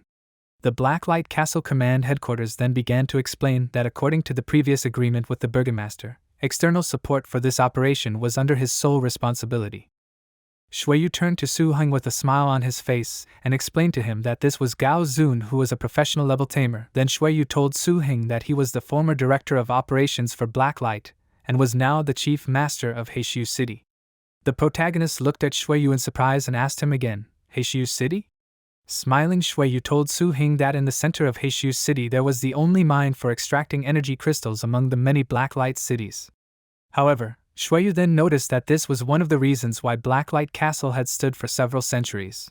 Looking at Gao Zun, Shuiyu told him that he was a ruthless man who guarded Heishu City and the girl next to him was a master of making poisons named Xia Yuping. Shuiyu told Suhun that she had single-handedly protected the energy mine and that she had led a group of 6 super dangerous species under her command and had dealt heavy damage to the mature low-level terrorist species that had arrived there. The protagonist looked ahead in bewilderment with his eyes wide open in surprise and asked again, "Was that so?" The protagonist then asked, "Was it really possible for her to defeat the terrorist species just by using super dangerous species?" The protagonist knew that dangerous species were weaker than super dangerous species. Then came super dangerous species. Then came the terrifying species on the strength scale, and the most formidable opponents were the terrorist species. Suku abruptly turned to the talking Shuiyu and Suhun and ordered them to come out and help with the cargo, after which he told them not to gossip. The surprised protagonist and Shuiyu abruptly obeyed Suku's order, and soon after, they were unloading raw meat in wooden boxes from the truck. The protagonist turned to Shuiyu and asked him what was going on with the Blacklight Castle. After that, the protagonist remarked that he didn't think Suku and the others were in a hurry. Shuiyu accepted the wooden box of meat from Suheng's hands and explained to him that there was no use in rushing and that there was a big difference between a large group fighting and a small group fighting, that is, a group like theirs. Then Shuiyu remarked that they would eventually encounter a wave of disaster, and so they needed to work out the details of their tactics. Shuiyu stated his thought by saying that in any case, Gao Zun and the others were veterans, so they would do as they were told. The protagonist interrupted Shuiyu and asked him why he hadn't seen Linjin and Heiju. Shuiyu explained to him that Linjin stayed in Rivet Town because there were metal deposits there, and the gathering place for blacklights was very important, so it couldn't be neglected. The protagonist and Shuiyu were talking while holding massive boxes of meat in their hands. Soon after, Shuiyu noticed that when he asked the castle master about the request to give Linjin a pet, Shuiyu told Suhun that Linjin had long wanted to thank him. At that moment, Shuiyu and Suhun, who were standing near the huge meat warehouse located on the ground, heard a loud roar. This sound came from the side. When Suhun turned around, he saw that a huge beast was approaching them with a loud sound. When Suhun looked closely, he saw that it was Heiju, who was sitting on the back of a huge bear behind which there were several more threateningly large bears. The protagonist, looking at this, joyfully shouted, "Heiju!" At that moment, Heiju, with a smile on her face, was sitting on the back of a representative of a particularly terrible species called the Lord of the Forest Grizzly. Shuiyu looked at the huge bear in bewilderment, and noticed that if you look closely, then Shuiyu asked, "Is this the Lord of the Grizzly Forest?" The protagonist smiled and noticed that it looked like it. Then the protagonist said that he never suspected that this time even such a creature would rush to support Blacklight Castle. Many huge grizzly bears led by the Lord of the Grizzly Forest with Heiju on their back stood in front of the soldiers. Gao Zun addressed the master of the Grizzly Forest with respect and greeted it. The Lord of the Grizzly Forest began to roar in response, thereby demonstrating the spiritual transmission of words. Gao Zun responded by saying that the food intended for these has already been prepared and they will soon distribute this food to the bear warriors who have come such a long way. Shuiyu, who was holding a wooden box with large pieces of meat in his hands, turned to Suhun and remarked that as he saw the owner of the grizzly forest was once the leader of bear fights in the lower terrible species, but the head of the castle brought it to the level of a special already basic species. Shuiyu, with a smile on his face, remarked that the strength of the burgomaster truly surpasses imagination. The protagonist and Shuiyu were standing in front of a huge meat warehouse located on the ground while many grizzly representatives were among this meat. Looking at this, Suhun said that he made the grizzly warriors do what they say. Then the protagonist shared his impressions and said that he was afraid that the master of the grizzly forest is not just a special terrible species and has considerable intelligence. Then the protagonist noted that now it is not surprising that the head of Su could prepared such a huge mountain of meat. Suddenly, a massive beast paw approached the box that Suhun was holding in his hands. It was the paw of the master of the grizzly forest on whose neck Heiju was sitting. Heiju jumped off the master of the grizzly forest and looking at Suhun and Shuiyu called them two fools. Then easily holding two massive boxes filled to the brim with raw meat in her hands, Heiju asked them, "Is it too heavy for them?" Irritated, Shuiyu whispered to Suhun and began to tell him that by some unknown coincidence, Heiju had received the approval of the first son of the lord of the grizzly forest, and this was simply madness without limits. Otherwise, this time she would be leading the mission of the military bear army. Heiju, with a smile on her face, grabbed Shuiyu's ear and asked him, "Is he always telling something again?" The protagonist, with an awkward smile on his face, looked ahead and thought that he was sure that Heiju was the only one who could control this guy. The army of military bears that came from the grizzly forest quickly recovered thanks to the abundant food and under the command of the lord of the grizzly. These were located on the hillside outside the walls of Chan Naim and were fast asleep, causing the city to be enveloped in the sounds of loud snoring. However, it was also obvious to the protagonist that a big battle was approaching and he definitely did not have time to rest that night. Under the arrangement of the boss Suhun and his three companions, that is Heiju and Shuiyu, at night in the secret passage behind Chan Naim a strange convoy was discovered. Heiju, who was walking near the protagonist, and Shuiyu approached a young guy in a service uniform and ordered everyone to help unload. After that, several young guys who were dressed in service uniforms began to hurriedly unload many wooden boxes from trucks. Suddenly, in front of the protagonist, a massive metal object hit the floor with a loud crawling sound. The protagonist looked at it in bewilderment with his eyes wide open and asked, "What is this?" Then the protagonist asked, "Who has such a big head?" At this moment, the protagonist looked at a massive one-piece steel helmet with cutouts for the eyes and ears. With a smile on his face, Shuiyu looked at the protagonist and spread his hands and asked him to guess whose idea it was. Right before Su Heng's shocked eyes, the army of grizzly forest battle bears obediently walked towards the center of the caravan, and with the help of people, the bears were dressed in custom-made battle armor made of special steel. The guys who served in the castle put massive steel armor pieces on the bears' bodies. This armor was incredible, and the shine was visible all over the armor. In addition, an iron unicorn horn was added to this armor. Suhun had every reason to believe that this was a group of ordinary battle bears that had not yet mastered the use of energy, and before armoring, these bears had become strong enough to fight mature beasts of the terrible level alone. The protagonist, with a serious expression, looked at the bears dressed in armor, and thought that these had become much more powerful. While the bears were busy with the armor, the people did not sit idle, and according to the plans of Suku and Gao Zun and other powerful masters, the armed forces of more than a dozen vassal states including Chan Naim and Heishu City were centralized. Reinforcements of 70 to 80 armored vehicles came to Chan Naim as well as 1,000 regular troops.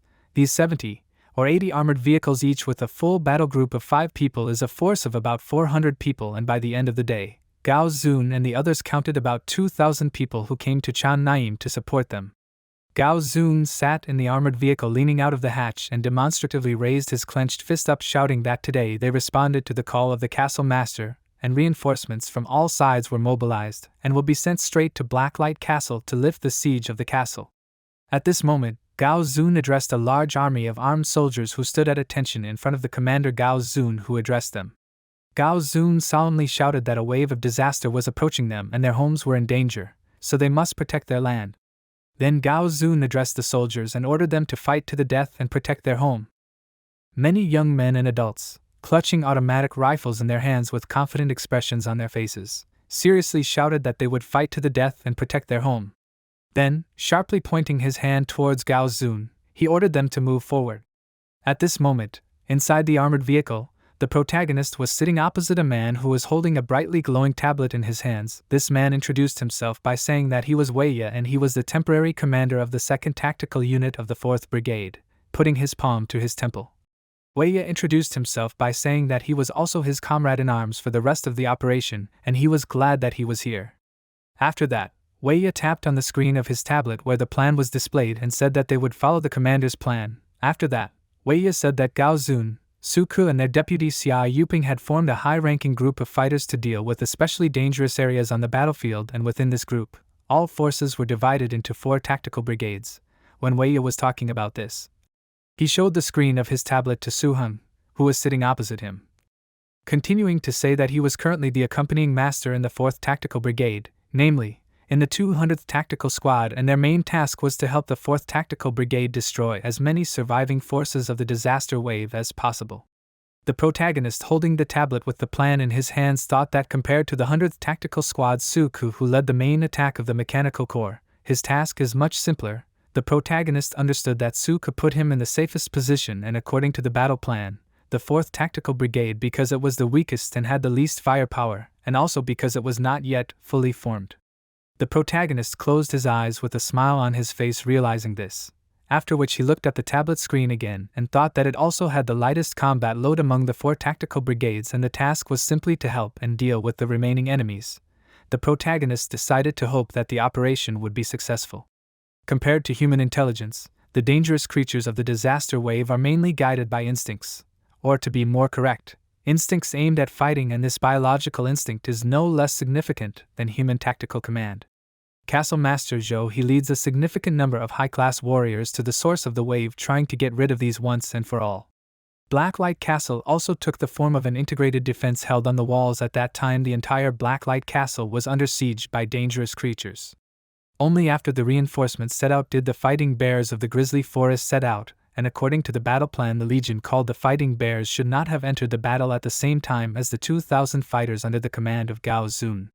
After all, in the midst of the battle, when there is constant, uncontrollable shooting, it is difficult to prevent the bullets and artillery from accidentally injuring these large beasts that attack the enemy army, and according to the battle plan, that Gao Zun and the rest of the mechanized army should have entered the battle first with the wave, attracting medium and high-level combat units hidden in the wave of the master, and advance along the flanks forward, and the mechanized corps will move in one direction under the cover of the army of battle bears, and eventually these broke through to the foot of the city wall, and then rested against it, and formed a single fire network with the defenders of the castle Blacklight.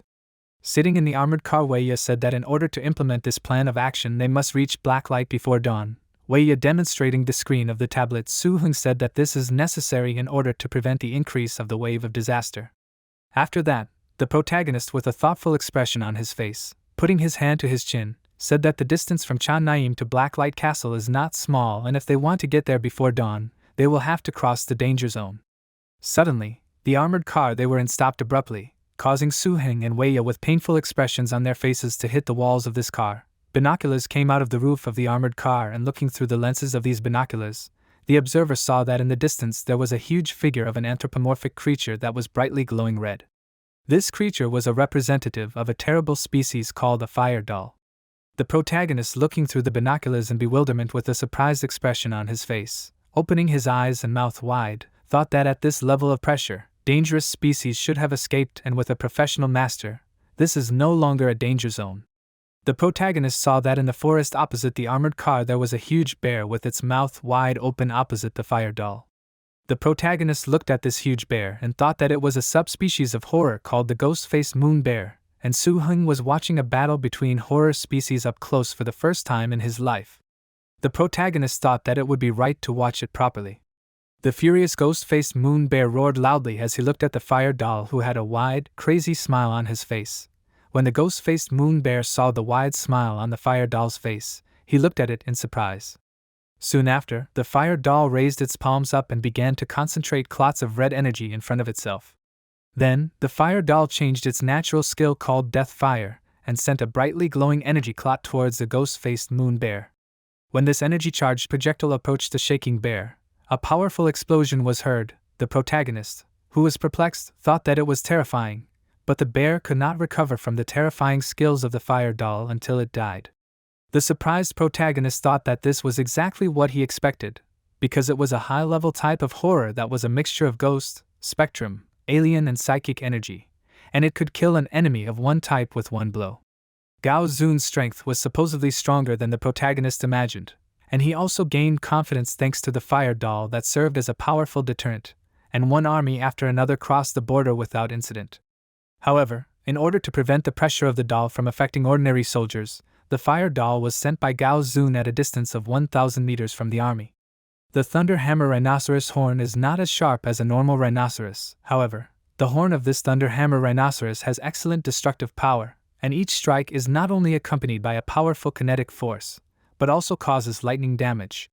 This Thunder Hammer rhinoceros followed the column of armored vehicles. The Thunder Hammer rhinoceros was assigned by Gao Zun to go at the end of the entire army, responsible for rear security, and in this way, even the remaining monsters that were able to escape the pressure of the doll will be destroyed, because the Thunder Hammer rhinoceros is majestic like a fortress and no one can bypass this beast. Gao Zun, who was in the armored car, talked on the radio and addressed the cars and crews, ordered them to stay close to each other and keep the maximum possible distance between themselves, because the next section of the path is one of the most dangerous on the way to Blacklight, and this is the most dangerous part of the journey. After this, Gao Zun ordered to be very careful and try to pass without losses. At this moment, Suka was standing next to Gao Zun, and then he started to climb up the stairs. Gao Zun turned to Suka and asked him if he took them too. Suka answered in the affirmative, and then continued to climb up, and soon after, he climbed out of the hatch of the armored car. Raising his hand up, Suka began to exude various energies from his palm. He addressed them as guys and ordered them to get out.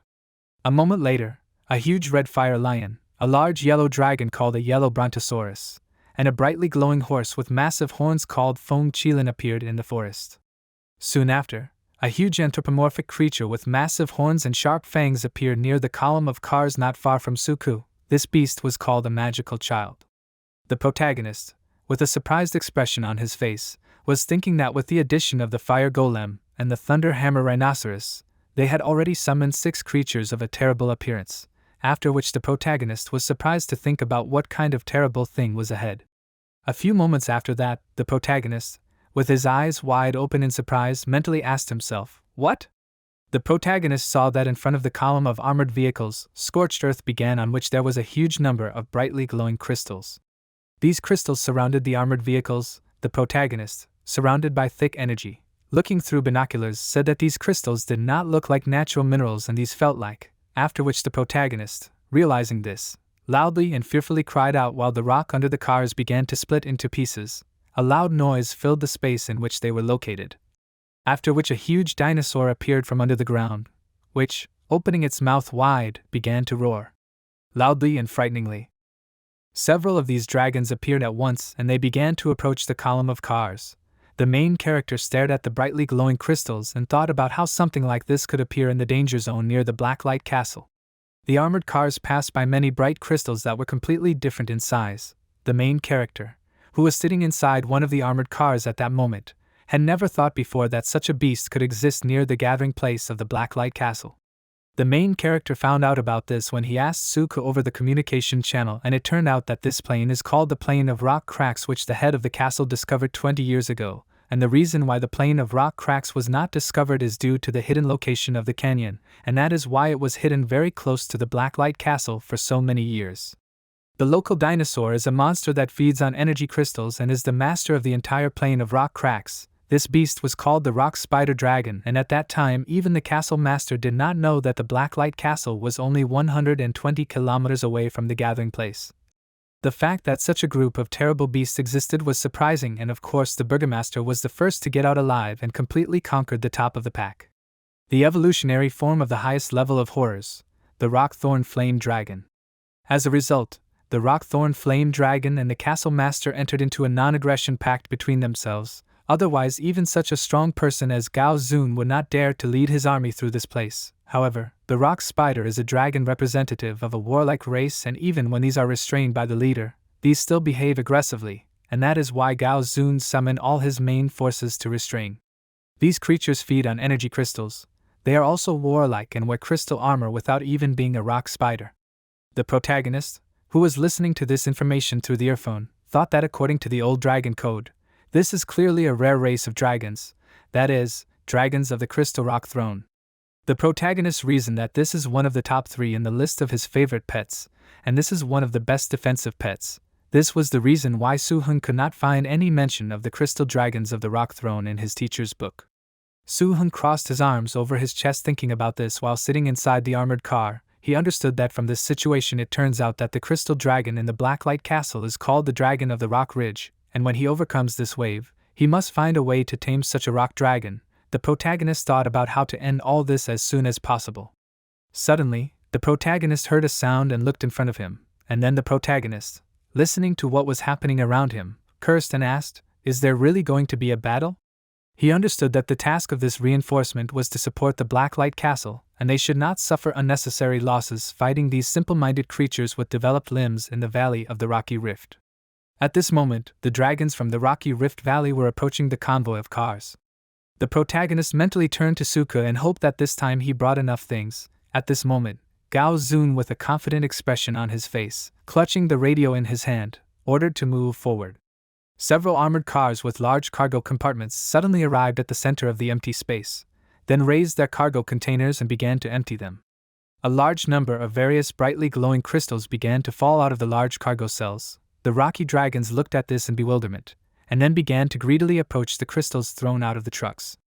At this moment, the rocky dragons were distracted by the crystals and the convoy moved forward. Gao Zun, who was watching the situation, ordered everyone to leave. Having passed through the territory of the crystal dragons without any danger on the army bay, there were no more dangerous creatures that could stop it, and finally around 4 o'clock in the morning, reinforcements reached Blacklight. A column of armored vehicles moved along a high concrete wall while the entire space around this high wall was filled with countless different aggressive beasts. In Su Heng's opinion, the most terrible thing was that behind these walls, countless dangerous creatures converged in a wave of disaster, and the tide of disaster was accompanied by constant hissing and roaring. A huge number of different angry beasts stood in the field with brightly glowing eyes. Most of these races were most often encountered in the Grey Desert, but the number of these was simply shocking, and the most numerous were the systems of beasts and insects, and periodically, against the background of the wave of disaster, powerful and dangerous creatures appeared that emitted streams of energy towards the 30-meter city wall. The fighters who defended themselves on the walls in response opened artillery fire on the attackers, thereby clearing the territory, and the parties were in constant confrontation. The roar of a 2,000 army and hundreds of vehicles attracted the attention of the tide of disaster. This tide, after the unsuccessful attack, instantly turned into a huge strip that rushed towards the reinforcement ranks. Many angry wolves began to run to the side at great speed. The guy who was driving an armored car at that moment looked at the screen with a worried expression on his face. After that, the guy turned to the commander-in-chief and said that 2 tides were approaching them in 2 hours. When Gao Zun approached him, this guy continued to shout that it mainly consisted of a pack of monsters, and among them, the 6-fingered sword spider and the rotting-toothed worm wolf posed a great threat. The guy showed these beasts on the tablet screen. Gao Zun, looking at it, noticed that it was just a dangerous species that was not worth worrying about. After that, Gao Zun, again clutching the radio in his hand, addressed all the troops and ordered to take advantage of the gaining strength tide to occupy a 50-meter zone in front of the walls of the Blacklight Castle and gain a foothold on it. Then Gao Zun ordered everyone to be careful and avoid the walls while they fought the garrison. After that, Gao Zun addressed the soldiers around him as divisions and ground troops, after which he ordered to cover the fire of the mechanized units with all their might. He clarified his order by saying to kill high-level ones. The guys who listened to him synchronously answered him affirmatively, obeying his command, and then began to scatter in different directions to pass the command to the rest. At that moment, several tanks with incredibly long metal barrels directed their powerful fire towards the approaching wolves in huge numbers. At this time, loud repeated commands were heard on the battlefield ordering them to reload faster. Gao Zun, clutching the radio in his hand, expressively ordered them to destroy them. From the roar of artillery, the wave of disaster fell like wheat harvested by a scythe. Soldiers from automatic guns and tanks with shells from barrels attacked the approaching beasts. However, only dangerous species were quickly destroyed, but there were also incomprehensible monsters that crawled out in the middle of the wave. These creatures held back the fire of the advancing beasts in flocks, and these also had a common feature, because these were representatives of a terrible species. An enraged wolf and an insect brightly glowed with dark energy, breaking through towards the soldiers. The protagonist, looking at this with a worried expression on his face, cursed, realizing that ordinary fire did not even harm these beasts. At this moment, a fire doll appeared among the tanks actively firing at the beasts, which used a 7th level power called a wave of fatigue light.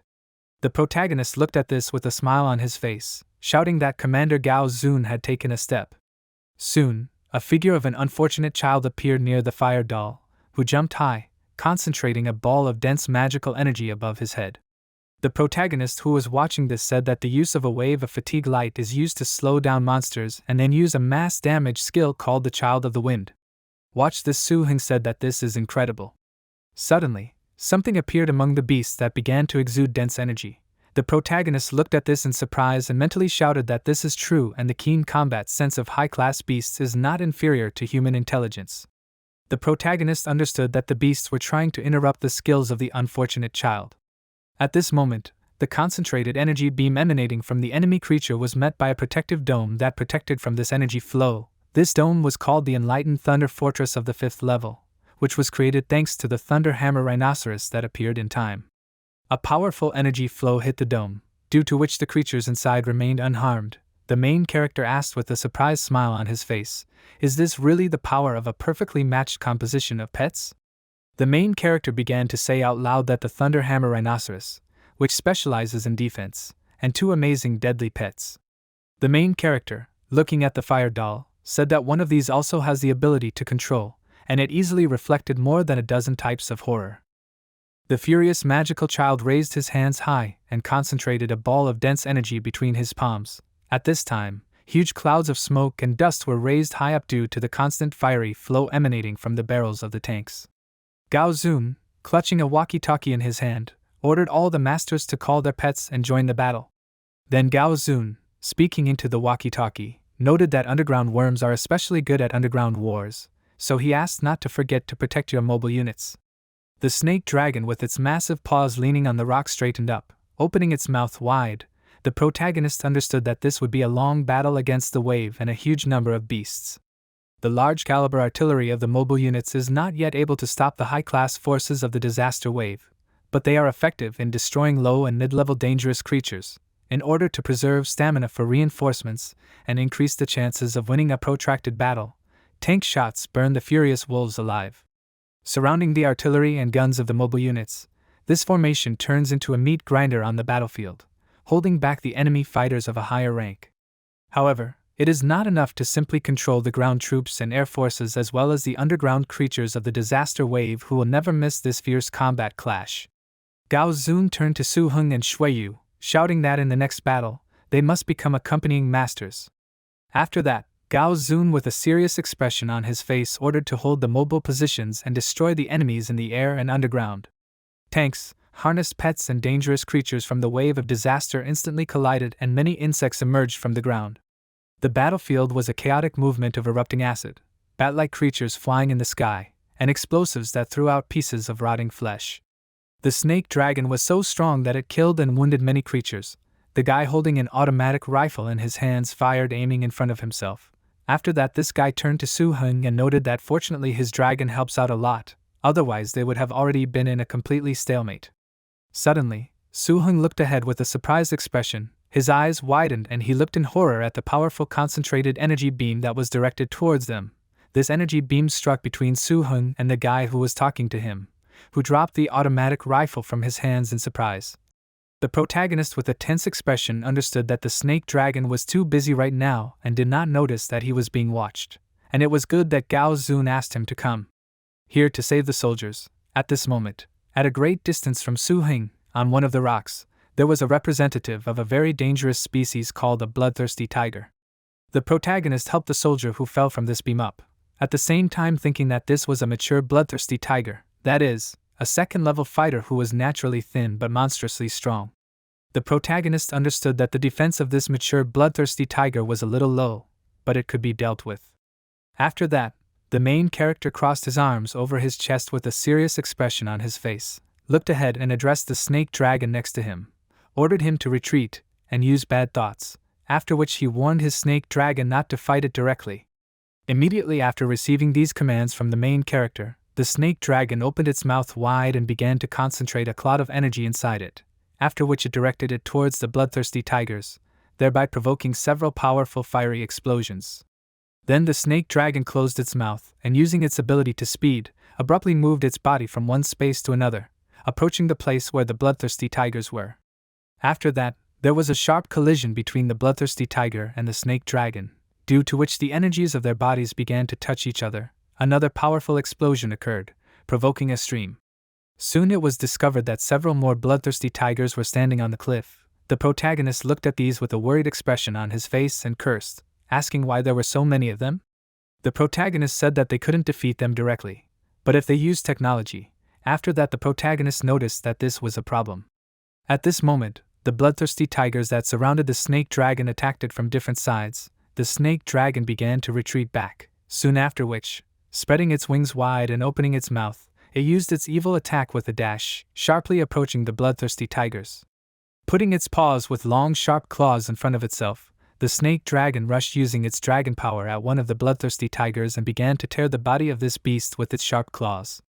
Some time after this, the snake dragon with a full stomach, because of which its belly was widely inflated, flew near the main character and tanks.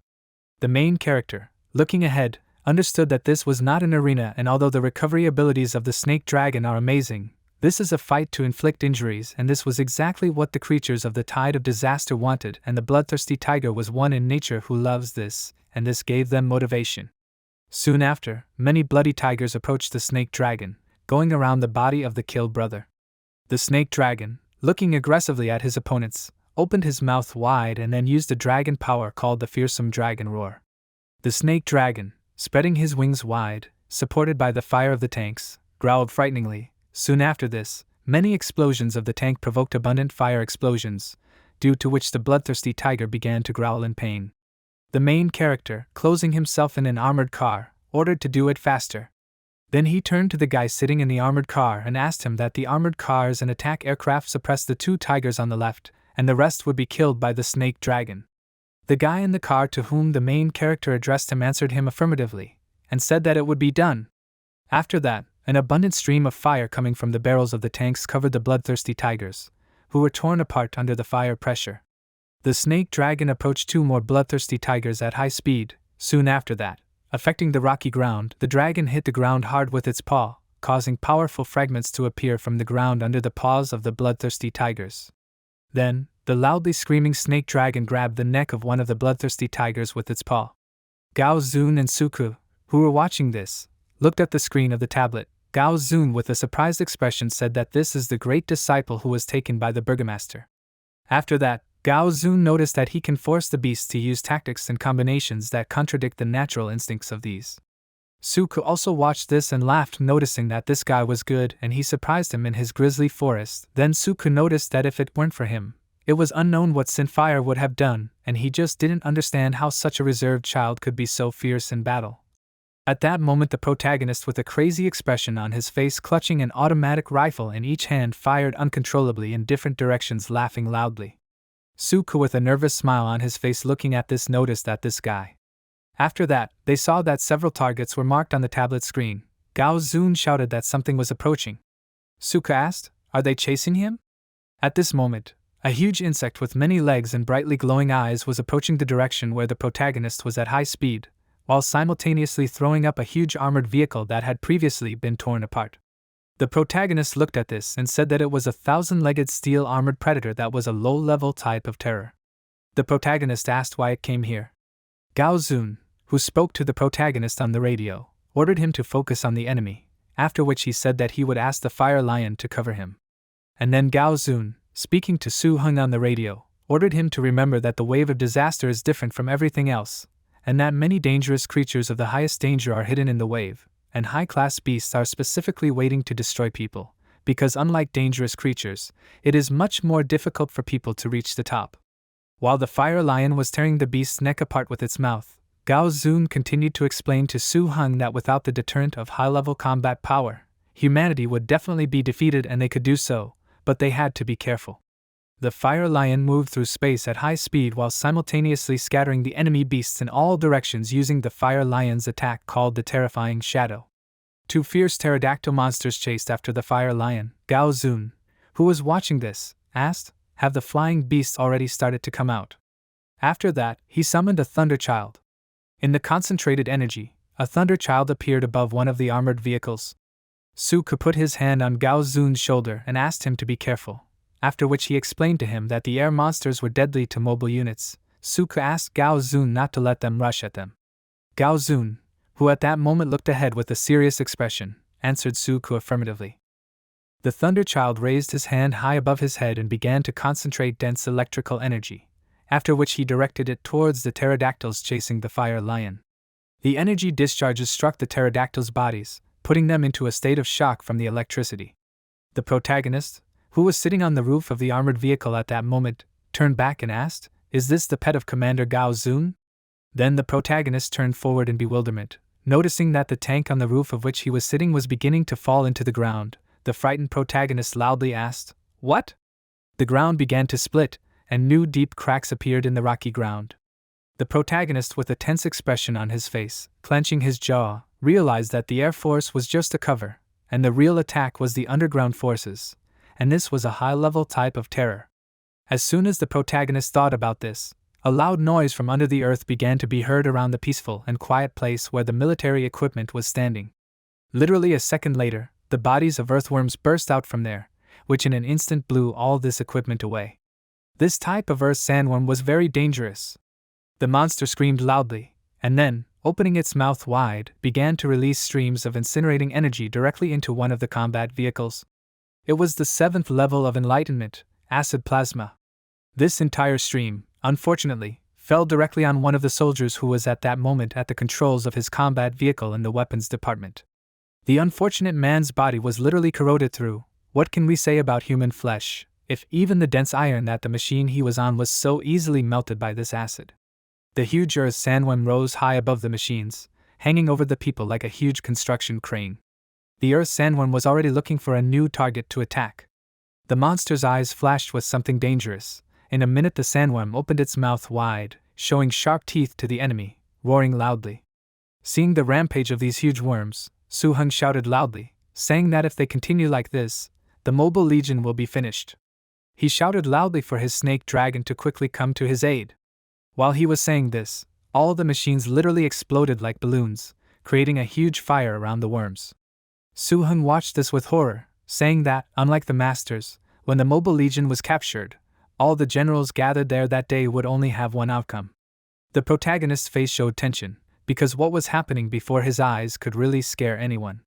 Suhun cursed loudly, gritting his teeth and frowning his brows. He was sweating from nerves, clearly aware of the situation around him. Behind him was his snake dragon lizard, whose body had been hit by the same acidic liquid of these earth sandworms. The snake dragon raised its paw, quickly healing the damage with magic. The protagonist turned his gaze to his snake dragon in surprise, and then thought about how they should have protected them. After all, protecting them was the mission of the Masters. His gaze became serious, and he fixed his eyes on the battlefield. Suhun thrust his hand forward, using the mind energy technique called Dragon Scale Armor. Gao Zun called out to everyone on the radio, telling them that it was time to destroy the wave of disaster. He informed them that all they could do was destroy the monsters. Suhun, who was holding the radio in his hand, listened tensely to Gao Zun, nodding in agreement with him in his mind. Moore continued giving orders, telling everyone to make sure they weren't killed by the terrifying species. Gao Zun said that this was a war of attrition with no end in sight. They kept firing at the monsters that were advancing on them, while Gao Zun reported on the radio that it didn't matter whether it was him or them, someone would definitely go into this battle. He shouted out in despair on the radio that today was the day, encouragingly shouting that they would be included in the nursery rhymes of their descendants. His gaze was filled with righteous rage. Gao Zun clenched his fist, holding the radio he used to communicate with the others in his other hand. All the members of the human troops were surrounded by terrifying monsters, but they did not stop fighting for a second. Gao Zun shouted that this would be a testimony to the glory of their ancestors. The huge monsters continued to advance towards them, and although the humans were tiny compared to them, they still had their faithful assistants. All the masters had pets with shields, and among the night darkness of the wave of disaster, there were many bright flashes of hope. All these beasts and mythical creatures tamed by humans were ready to fight the advancing pests, also not retreating a single step, just like their masters. Suhun sighed heavily, loudly saying that it was hard. He said that he and Shuiyu would not be able to hold back this horror. Suhun was healing his arm that was injured in the battle, looking around cautiously to avoid being attacked by surprise. The protagonist turned around, saying that even a snake dragon was having a hard time right now. Right above his pet, a huge earth sandworm was towering over them, ready to attack at any moment. This huge monster screamed loudly, opening its claws, but suddenly the protagonist heard strange sounds of new arrivals approaching them. Shuiyu loudly shouted that it was Heiju and her battle bears. Indeed, bears dressed in iron armor were coming out of the fog of battle, led by Heiju, riding on the leader of the pack. Heiju moved closer to the huge earth sandworm on her bear, preparing to engage this huge monster. The worm also did not plan to give up quickly. The worm lunged forward, and the bear reached out with its huge paw towards the worm, cutting off several of the monster's legs with its claws. From midnight to dawn, from dawn to dusk, Gao Zun, Suhun and his troop did not stop fighting. Once the bears got the hang of the battle, they quickly began to neutralize the enemies, and even the huge earthworms quickly fell under their onslaught, unable to withstand such a confrontation. Together with the garrison of Blacklight Fortress, they defeated more than 200,000 dangerous creatures. Only when the blazing sun was about to go out, the terrible battle finally ended. Suhun looked at the battlefield with a joyful face, where there were many corpses of defeated enemies, while Heiju and Shuiyu talked among themselves, also smiling at their long-awaited victory, which each of them definitely deserved. While everyone was celebrating this victory, Blacklight Castle suffered greatly. 3 walls were breached, and 20% of the city's civilian population was injured. The surrounding area was truly devastated, with some buildings still engulfed in flames that were gradually dying out. More than half of the tens of thousands of allied troops who had gathered in Tinmu were left forever on the scorched earth. Many people who had bravely fought against the monsters that surrounded them died that day. The Master Tamer Division, which had about 100 people when they entered the war, was reduced to only 39 people. Only a few were able to return from this battle alive. It is possible that after this war, Blacklight Castle will need at least 2 or 3 years to recover. But at the same time, one should not forget that a crisis is also an opportunity for development. After the battle, people began to work on the site where the battle took place, clearing away the corpses of monsters, because the carcass of each type of horror was the most valuable asset of any gathering place. Flesh, blood, fur, scales and bones were excellent materials for creating miracles and all sorts of rare items. And this place was now simply overflowing with these goods. Therefore, if Blacklight Castle could recycle the profits from this war, then it would be a great step into the future for this city. The door to the bright future before the residents had already begun to open. After some time, equally important affairs began in the Beast Training Center. A very dangerous kind of monster, which was called the Healing Easy Pollinated Flower, was also doing work. Suhun, who was sitting nearby on a chair near the bed of his snake dragon, said with a smile on his face that it seemed like the snake dragon was enjoying himself. He turned to Lan, telling her that her mastery of beasts was simply magnificent. At this time, Lan focused all her strength on healing the protagonist's pet, using the abilities of her beast. Suhun continued to speak while smiling, that from now on, if the snake dragon was hurt, he would come to her for help. Lan smiled at him, and wiped the sweat off her face, saying that it was good, but also pointed out that the healing easy pollinated flower might be weak for this. Indeed, Lan's flower was very tired after healing such a big patient as the protagonist's snake dragon, so the flower pitifully swung its legs and arms from side to side, looking at the dragon with dissatisfaction. At this time, a man suddenly entered the healing room. He bowed to the protagonist, addressing him as master, saying that Lord Huahong was calling him to the inner council hall because the Lord Burgomaster had returned. Suhun smiled, turning to him, asking, "Has Master found the source of the waves?" After that, the protagonist followed behind the subordinate, approaching the door of the inner council hall. As soon as he entered, Suhun asked the master with a smile on his face, "Has he really returned?" Zhou smiled at him, replying that he had indeed returned. He placed his hands on his waist, telling the protagonist and everyone else that now that they were all gathered, they should get down to business. Zhou began to explain that this time, they were looking for the source of the disaster wave, but what they experienced was truly strange. Everyone listened attentively to him, trying not to miss a single word that could help them in their case. Suhun thoughtfully placed his hand on his chin, saying that it was truly strange. Zhou then continued to explain that this time, he and the protagonist's brother Chao Nian were able to figure out the source of the disasters. They discovered an abyss that was like a huge mouth with sharp teeth, about 1,000 meters in diameter and hundreds of meters deep. As soon as they started to descend, they found traces of a mountain-sized creature inside the abyss. So they dove deeper into the abyss to find out what was going on, but the giant creature was nowhere to be seen. However, just as they were feeling relieved, they realized that there was a spiritual energy fluctuation coming from the bottom of the abyss. It was the huge mass of darkness they had found when they descended, but the very bottom of the abyss. He said that there were dozens of horror species and a sea of dangerous species guarded by dozens of wriggling creepy larvae. The wriggling larvae were black, their bodies covered in tightly packed holes.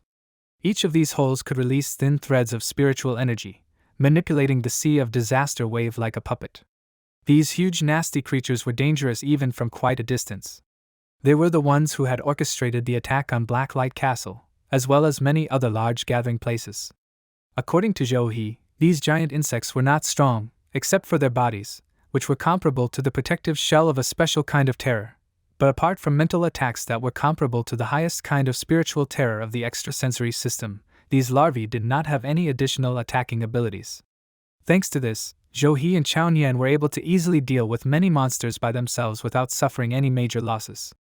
Zhou said that they had eliminated all the dangerous creatures at the bottom of the abyss together with Chaonian. They stood on the huge pile of dead bodies of these terrible creatures, like hunters who were bragging about their huge prey. Zhou also said that they had managed to take something away in the end. He held out a rather heavy object, the surface of which was uneven. Zhou carefully placed it on the table in front of everyone, and everyone in the room began to examine it with their eyes. Suhun looked at it in surprise, and then a sharp pain appeared in his head. The pages of the dictionary appeared in front of his eyes, and Suhun thought that this was the very same catastrophic nest. He nervously thought that this was a plague that had lasted for thousands of years, a plague of extermination. Suhun also knew about the Twilight City, which was the last hope of mankind. It was like a vision flashed through his mind. He thought that the old days would soon arrive. Only through destruction would new life come. A terrifying monster and people, as if subordinate to this creature, whose energy was flowing out of them. While the protagonist was tormented by these horrors, Zhou tried to shout to him, as did the rest of the people present, trying to rescue him from his subconscious.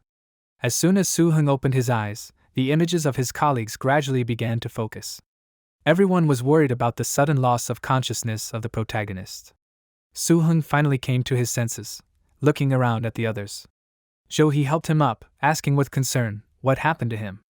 Suhun pressed his hand to his head, trying to stand up with fatigue and a strange pain. Suhun then extended his palm forward, trying to awkwardly say that he was okay. He said that he might have been a little tired these days, but he would catch his breath a little now and everything would be fine. The male lead tried to justify himself by saying that when he heard that Zhou had come back, he was so happy that he couldn't help but laugh. Zhou responded with understanding, saying that Suhun must have had a hard time this time.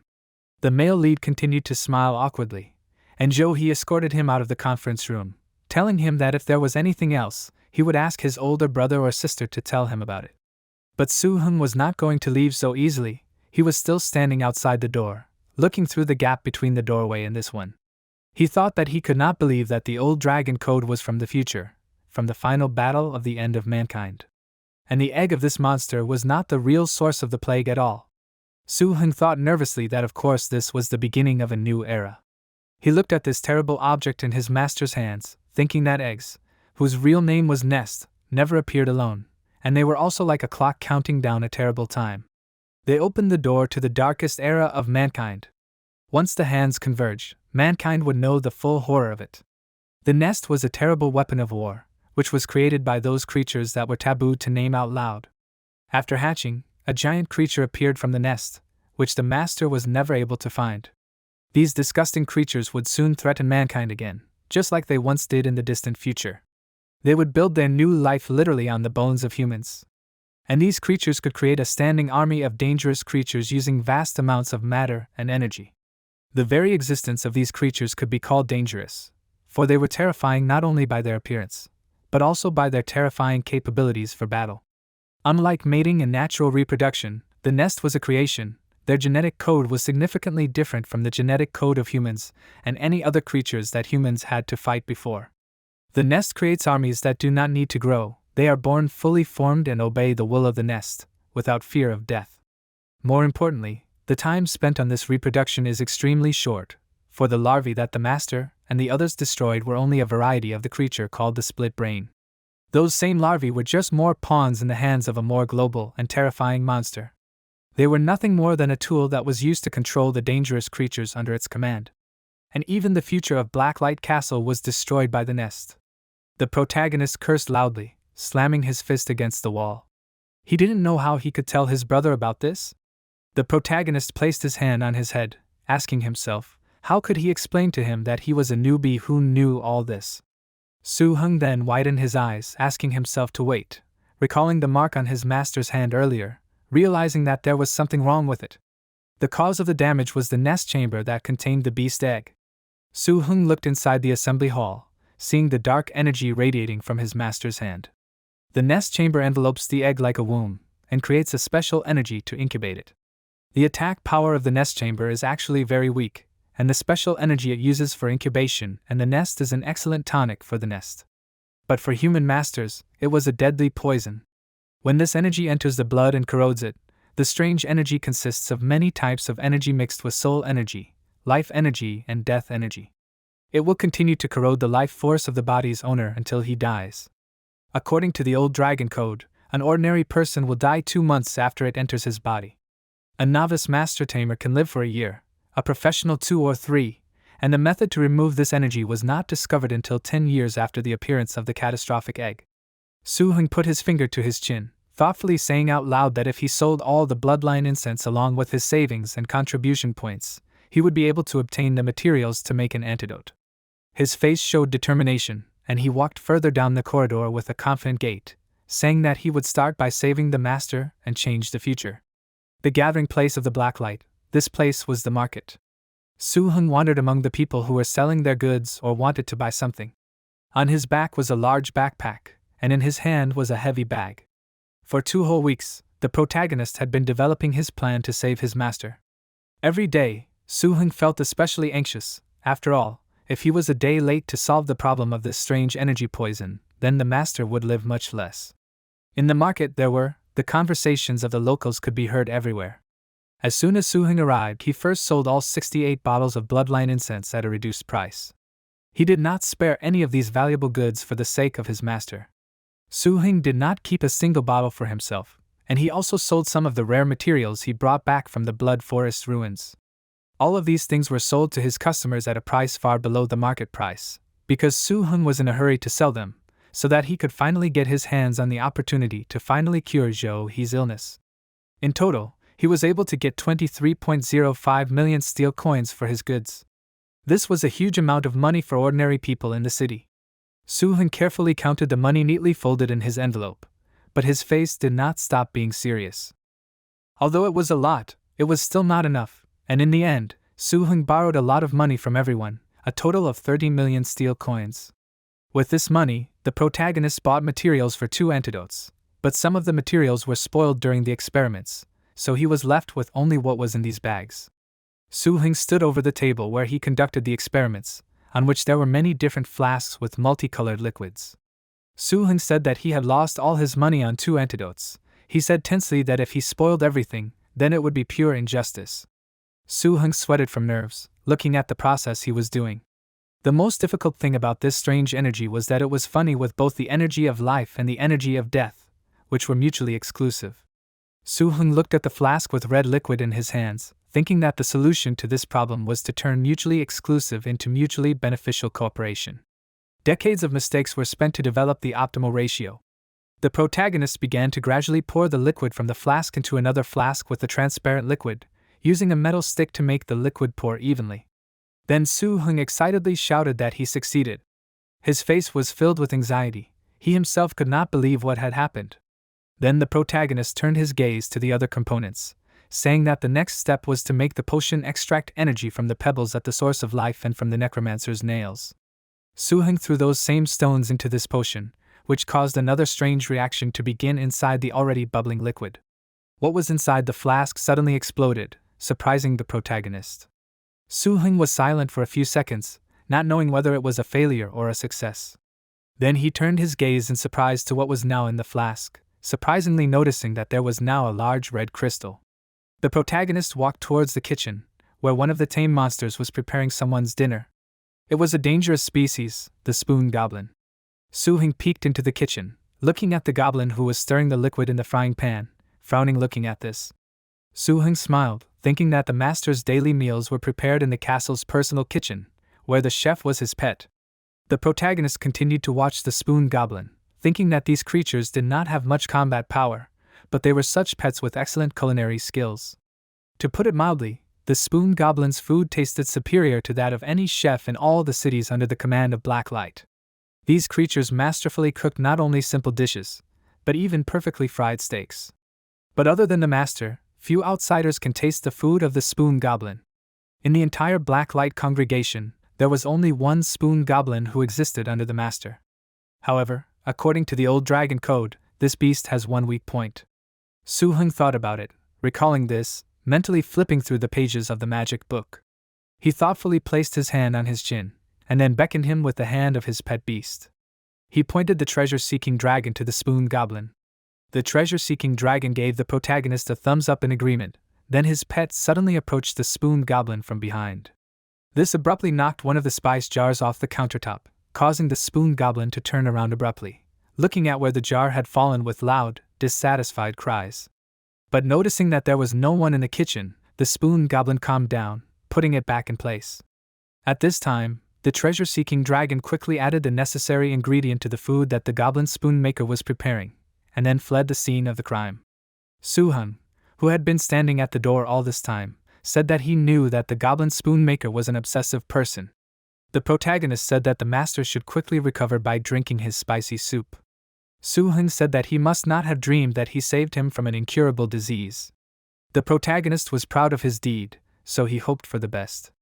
At this time, Johi was sitting in his office, filling out documents. Suddenly, he felt an unpleasant pain in his hand and dropped the pen he was using to write down notes. Dark energy emanated from his hand, which bothered the protagonist.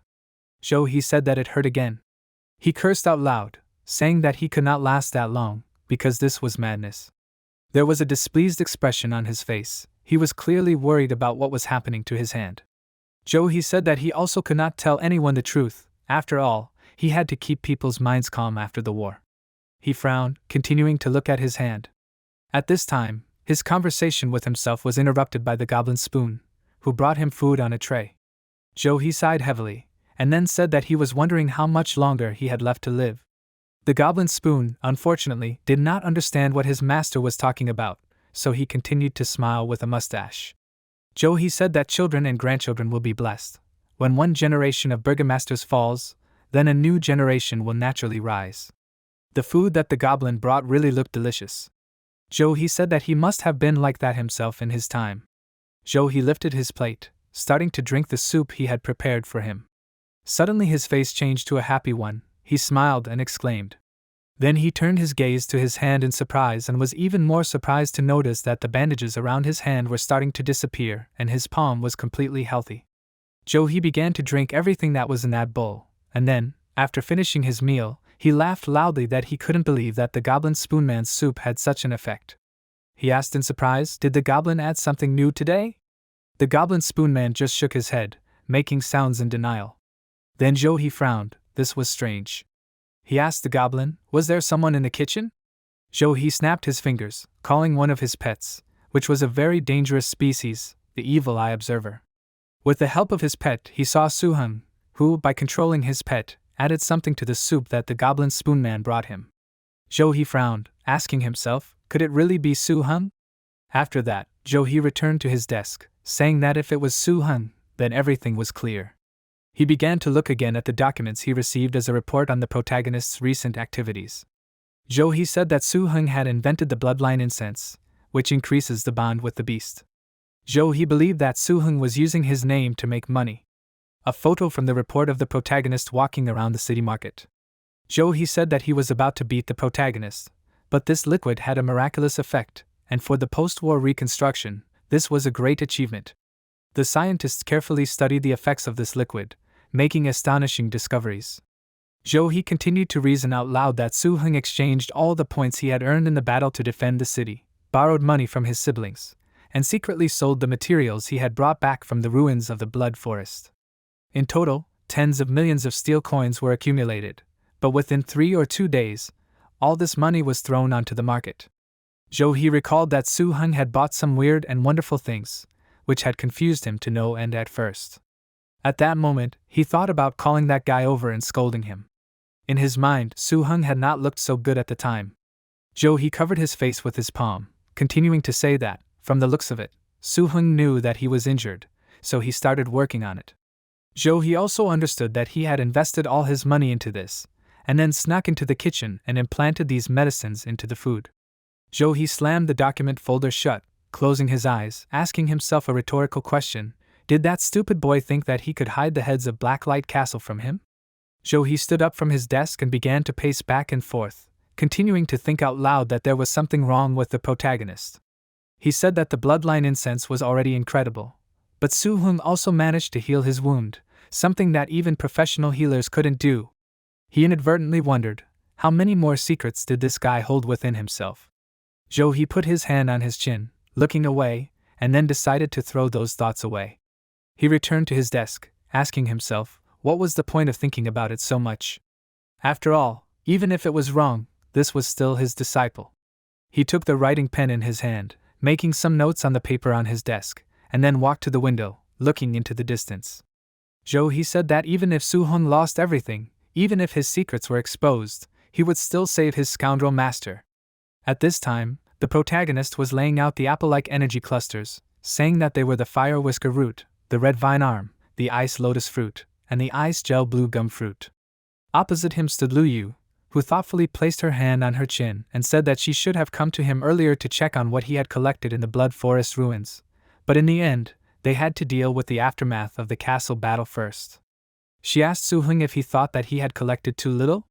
Suhun stopping laying out those same fruits from his bag, and then said with a smile that this was only the first bag. After all, the rest were with his snake dragon. His dragon immediately showed up, happily showing off a huge bag that was tied to the dragon's body. Luyu coughed in surprise, looking at the size of this bag. She said to herself in surprise in her mind that Suhun had emptied the Blood Forest ruins. She realized that it was more than the 6 participants who had surpassed him combined. There was surprise in her eyes, but then she pulled herself together, thinking that she would look good in front of the burgomaster. After all, Suhun had done well. Luyu smiled, saying that everything looked fine, and then added that there was barely enough volume, but she wondered what the quality of these collected items was. Suhun leaned over to the bag that the dragon had carried away, starting to take out the things that he had brought out of the Blood Forest. As soon as he took out a huge red item, Luyu opened her mouth wide in surprise, asking, "How is this possible?" Suhun said with a calm smile on his face that it was a lesson from a unicorn with dragon blood. He also added that he examined it, and it had a remnant of a beast's soul in it.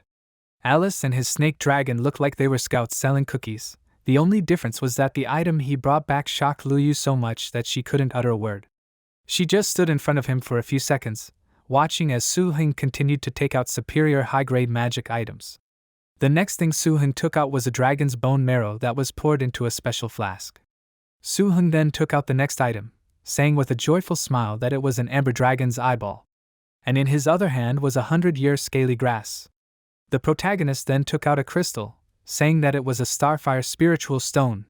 He and the dragon smiled cheerfully, as if these items didn't have such a shocking meaning to people.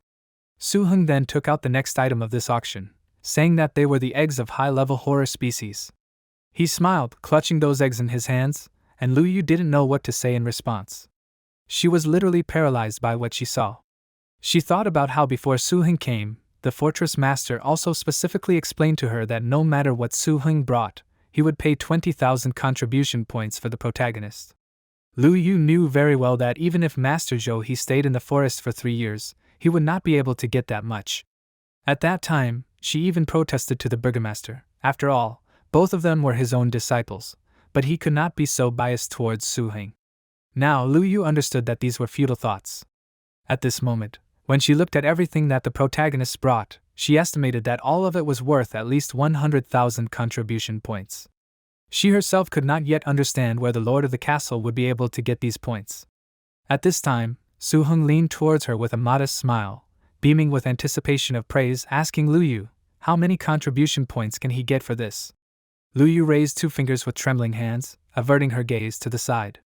The protagonist and his snake dragon looked at Lu Yu happily, while Suhun asked her, are they really willing to give them 200,000 contribution points? Lu Yu bashfully averted her gaze to the side, not knowing how to answer him, and then placed her hand on her face, answering him that they were only willing to give him 20,000. Suhun and his dragon looked at her with dissatisfaction and awkwardness, and then Suhun scratched his cheek with his finger, asking, is that all? But then he remembered that the city suffered great losses after the wave of disaster, and still agreed to this price. After a while, he and his dragon headed out of this room, waving their hand at her as they left. Lu Yu helped him in return with a friendly smile, silently watching them leave, and when the door slammed shut, she shouted loudly and angrily, saying that it was wrong to bully a person like that. She said that Suhun was a very good boy. Lu Yu shouted that he was one of her disciples, so why did Suhun have to be the only one being bullied? Lu Yu slammed her hand on the table in anger, causing the magic items to roll off the surface of it, falling to the floor. She then confidently walked towards the door, opening this door with a quick movement of her hand, saying that she had to talk to the head of the castle. Faced with an angry Lu Yu, he thought that the green light he gave to Suhun had caused jealousy towards others. After all, no one knew yet that Suhun had cured the castle master. As a result, he was directly attacked by Lu Yu, and it was only after Lu Yu showed he the list of materials that he realized what was going on. Looking at this list, he was a little worried that he would need to talk to the head of the Blood Forest ruins. He knew that Suhun really wasn't the one who came for the glory and to obtain it using the castle master's name. In the end, in order to please his disciple, he decided to personally take him to the warehouse. He carefully looked at the list of what Suhun had managed to collect, still not fully believing his eyes. But after a while, he led Suhun to the right place, telling him that he could take whatever he wanted and symbolically deduct points for participation. The castle master was very happy and proud of Suhun. He watched with a smile as his disciple walked around the warehouse with his eyes shining with delight, choosing the reward that he definitely deserved. The protagonist's eyes were shining with delight. After all, giving away 200,000 contribution points was very ugly. After all, it would attract attention and create unnecessary risks for Suhun. He said that although the painting of Qiaobaohua did not have much offensive capability, Suhun. As a teacher, he understood that he had to protect his precious disciple. He smiled like a father whose child had accomplished a feat. He raised his hand, asking the protagonist, why did his hand suddenly recover? Suhun tried to think of an answer with a nervous smile on his face, saying that his master was a professional taming master, so he said that he was sure that its recovery ability was far beyond normal. He thought that Suhun was still pretending. He looked at his disciple, silently looking at him, and then said that he heard that the material needed for the protagonist was not in the warehouse. Suhun replied that he had exchanged some contribution points for the Blood Forest ruins and was looking for materials in the storage room, but there was no suitable one, so he wanted to know if he could borrow it from his master? The protagonist stretched out his hand in an attempt to explain this, while his master listened carefully to this. Then he turned around, telling the protagonist to follow him. Once they arrived at the place, Suhun looked around and said that it didn't look like a treasure room. He walked up to one of the paintings hanging on the wall, saying that it was a painting of Qiaobaohua, explaining to the protagonist that it was a door that opened up a world of treasures. The next moment, he touched the painted canvas, and the painting seemed to suck him in. The painting suddenly had a face, and it turned to the master with a smile. Suhun asked in surprise what was this. He told him that it was a magical painting of Qiaobaohua, which was considered to be the only pet of his that had reached a racial level higher than that of the terrorist species. The two of them stood in front of this painting, which was absorbing the energy flows around it. He smiled and said that unfortunately, it did not have much offensive potential and could only be used to store items. He then invited the protagonist to go inside and said that he would show him what was inside. As soon as they entered the portal, Suhun saw the space that was inside this portal. He walked ahead of him. He said that although the Qiaobaohua painting did not have much offensive capability, but its defense and security were unmatched. He told the protagonist that if he did not have permission, he would not be able to enter the inner space even if he destroyed the entire painting. Zhou put his hand forward, saying that of course, whoever could destroy the Qiaobaohua painting would have to at least be in existence that surpassed the terrifying appearance. Zhou said that these were all from his collection, and then asked the protagonist to take his time, telling him that he would wait for him outside. The protagonist immediately began to look around, while Zhou, who walked ahead, continued to tell him that after he selected the items, he just needed to call out to the Qiaobaohua painting and it would transport him from there. Then he pointed his hand to one side of the painting, telling the protagonist that he advised him to look in that direction. Suhun asked him in surprise, turning his gaze to the place where his master pointed. After that, Zhou left the protagonist, and Suhun began to look at the magic items that were lying on the shelves in that place. The protagonist said in surprise that he couldn't believe that Zhou had prepared all the materials that would benefit the snake dragon in advance. He thought that the master had taken special care of him. The protagonist began to reason out loud that he wanted all of this, but 20,000 contribution points might not be enough for that. He thought about it embarrassingly, continuing to look at the items around him. Well, then he told himself that he should forget about it.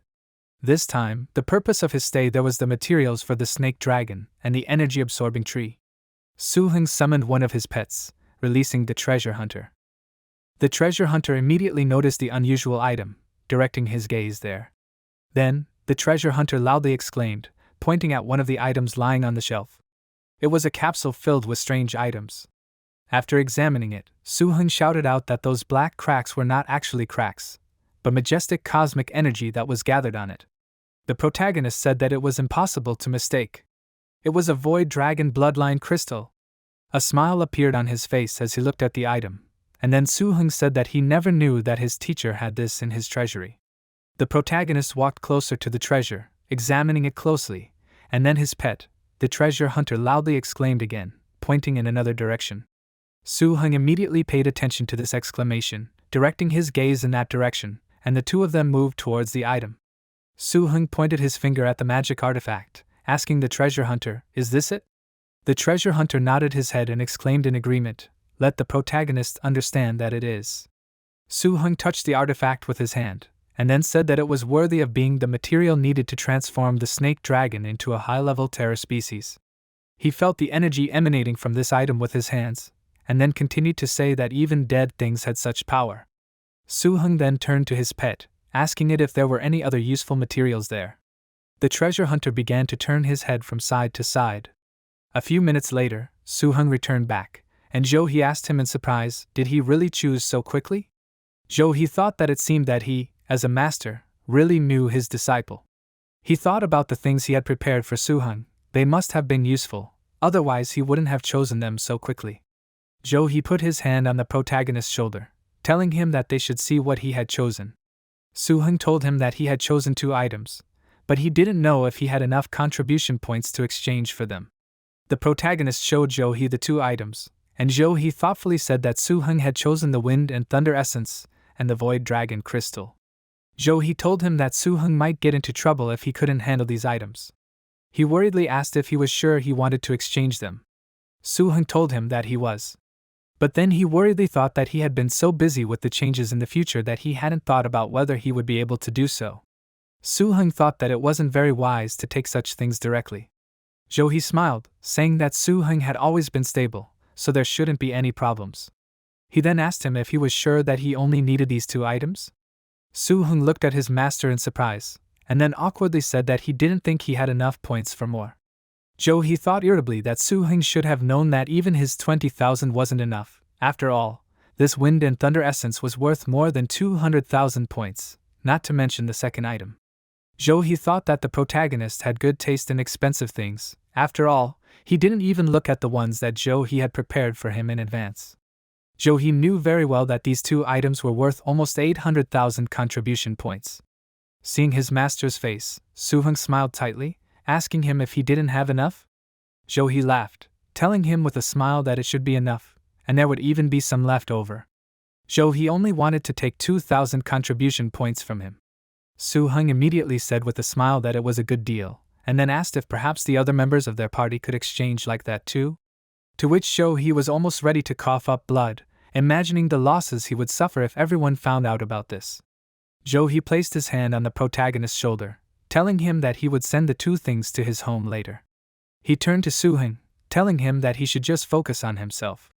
He then added with a smile that he didn't need to worry about them anymore, telling him to put the two materials to good use, and that he would look forward to his performance. Suhun told him not to worry, as he was going to try his best. Then He put his hand on his chin, saying that these two terrifying-looking eggs that the protagonist brought back, he had already checked them. Suhun looked at him in surprise when He reminded him that it was he who brought back the two terrifying-looking eggs from the Blood Forest ruins. He said that, in theory, Suhun could have kept the two eggs for himself, but instead, he selflessly gave it away instead of collecting. He said that Liu came to him, hoping to return the two beast eggs to Suhun, but he refused her. He said that growing in the Blood Pond Dragon's Spring was different from normal growth, and caused the beasts to gain a heavy, ferocious, and hostile aura. The eggs were already emitting streams of dark energy. He also added that the slightest misstep could cause irreparable damage to the Mind Sea. Only professional craftsmen could tame such beasts, and this was the reason he kept the beast eggs. He said that the life force of these two dragon eggs was so strong that it far exceeded the hatchlings of high-level terror species, and was not inferior to the hatchlings of the supreme terror species. He said that he thought that these two eggs were about to break free from the racial shackles and advance to the next level. He held the protagonist's cheek, telling him like a worried parent that he was lucky that the owner of these two eggs did not notice him. Otherwise, even if Suhun had 9 lives, it would not be enough. They walked further down the corridor while He explained to him that the situation of these two eggs was not very good, because the nutrition of the circulatory system had been cut off for too long. He said that the life force of these two eggs had become very weak, and if they did not do something about it, the eggs would die. Suhun looked at his master in shock after hearing this information. Suhun placed his hand on his head, thinking that if so, it was too expensive. He asked himself, is there a cure for this in the Dragon Code? He looked at the protagonist, thinking to himself, was he hit on the head that hard? Why is he always grabbing his head? However, he also thought that this was the first time this stinky guy encountered the horrible-looking eggs. He patted the protagonist on the shoulder, telling him that he was a stupid boy. After all, the disciple's matter was the master's matter. He told him not to be upset. After all, his master was already fixing the situation with the two eggs. He told him to come with him. After that, they came to one of the large doors in the corridor, from which large streams of dark energy were emanating. As soon as the protagonist raised his gaze upward, he saw that the eggs were in a special device that was surrounded by red crystals, and were also suspended in the air by chains. Suhun shouted in surprise, asking what is this? In the places where the chains were attached to the floor, there were altars on which stood dragons pierced by swords. He explained to the protagonist that he simulated the effects of the blood pool and the dragon fountain using the remains of the 4-square pillar, and a large number of types of horrors. He said that this would help these two snake eggs restore their vitality. He pointed to one of these altars where another dragon lay, and then said that so far everything was fine. The eggs were indeed nourished by this blood energy, suspended in the air. Suhun looked around in surprise and silence, while he began to lean down towards the cloth that was hiding something else. Suhun thought that the dragon's power was so terrifying that it blocked the chain made of special material, but they still made people tremble. Suddenly, he quickly removed the cloth from what was on the floor, and Suhun finally saw what was hidden there. Right in the middle of the floor, there was a heart beast belonging to a terrifying species. Suhun covered its face with his hand in surprise, sensing the dark energy. He smiled and said that it was great, it was a good decision to use the mental barrier. Suddenly, he took the protagonist's hand in his, making a small cut, which surprised Suhun. He told him that masters can subdue charged beasts by either using their spiritual power to suppress them, or by forcing them to voluntarily form a contract through a higher level of communication. A fairly large drop of blood emerged directly from the protagonist's wound, heading towards the device that was restraining the eggs. He continued to say that if he used his blood to incubate these two eggs, he would be able to lay the foundation for future taming. The two of them watched as that large drop of blood flew towards its target. Suhun thought that trying to suppress the terrifying sight with his current abilities was certainly stupid. The drop of blood entered the egg incubation device while Suhun thought that he couldn't believe that his master had spent so much effort to pave the way for it. He raised his eyes to the device while Monster Heart continued to watch them. He said that these two eggs would only be ready to hatch in 2 or 3 years, so he said that he would come from time to replenish their energy, and then hand them over to the protagonist when they hatched. Suhun listened to his master, placing his hand on his thigh, and then told him with a smile that if these 2 eggs hatched, he would only need 1 young beast. After all, he didn't need 2 young beasts, so he could take the second one himself. Suhun asked his master not to tell him that what would hatch from these bloody Tyrannosaurus Rex eggs was nothing more than a special kind of horror. He laughed and told him that even if the first class was a first-class horror kind, it was still limited to improving his strength, so they had better shorten them willingly. He then devoured his fist that was literally ablaze with flames, saying that besides, no one said that Suhun couldn't use 2 offspring. He summoned his pets, telling the protagonist to look at this. 2 large monsters appeared in front of him, and Suhun asked in surprise, could this be a fire-poison man like his brother Linjin? He explained to him that this was not a fire-poison man, but a secondary evolved race of fire-poison man. It is a terrifying kind of fire-poison spirit. His pet leaned closer to Zhou as he continued to explain. However, this pet had long since broken through the racial shackles, and now its strength was at the highest level among the best types of horrors. He crossed his arms over his chest, saying that he summoned them to show the protagonist that 2 harnessed pets of the same race could be trained to fight together. So, with proper cultivation, the 2 harnessed pets would combine into one, attacking and defending, and their strength would be much greater than either one alone. The protagonist's eyes immediately lit up with delight. He said that he never thought his master would have such a situation. He told him not to rush, because one day he would become a truly strong master.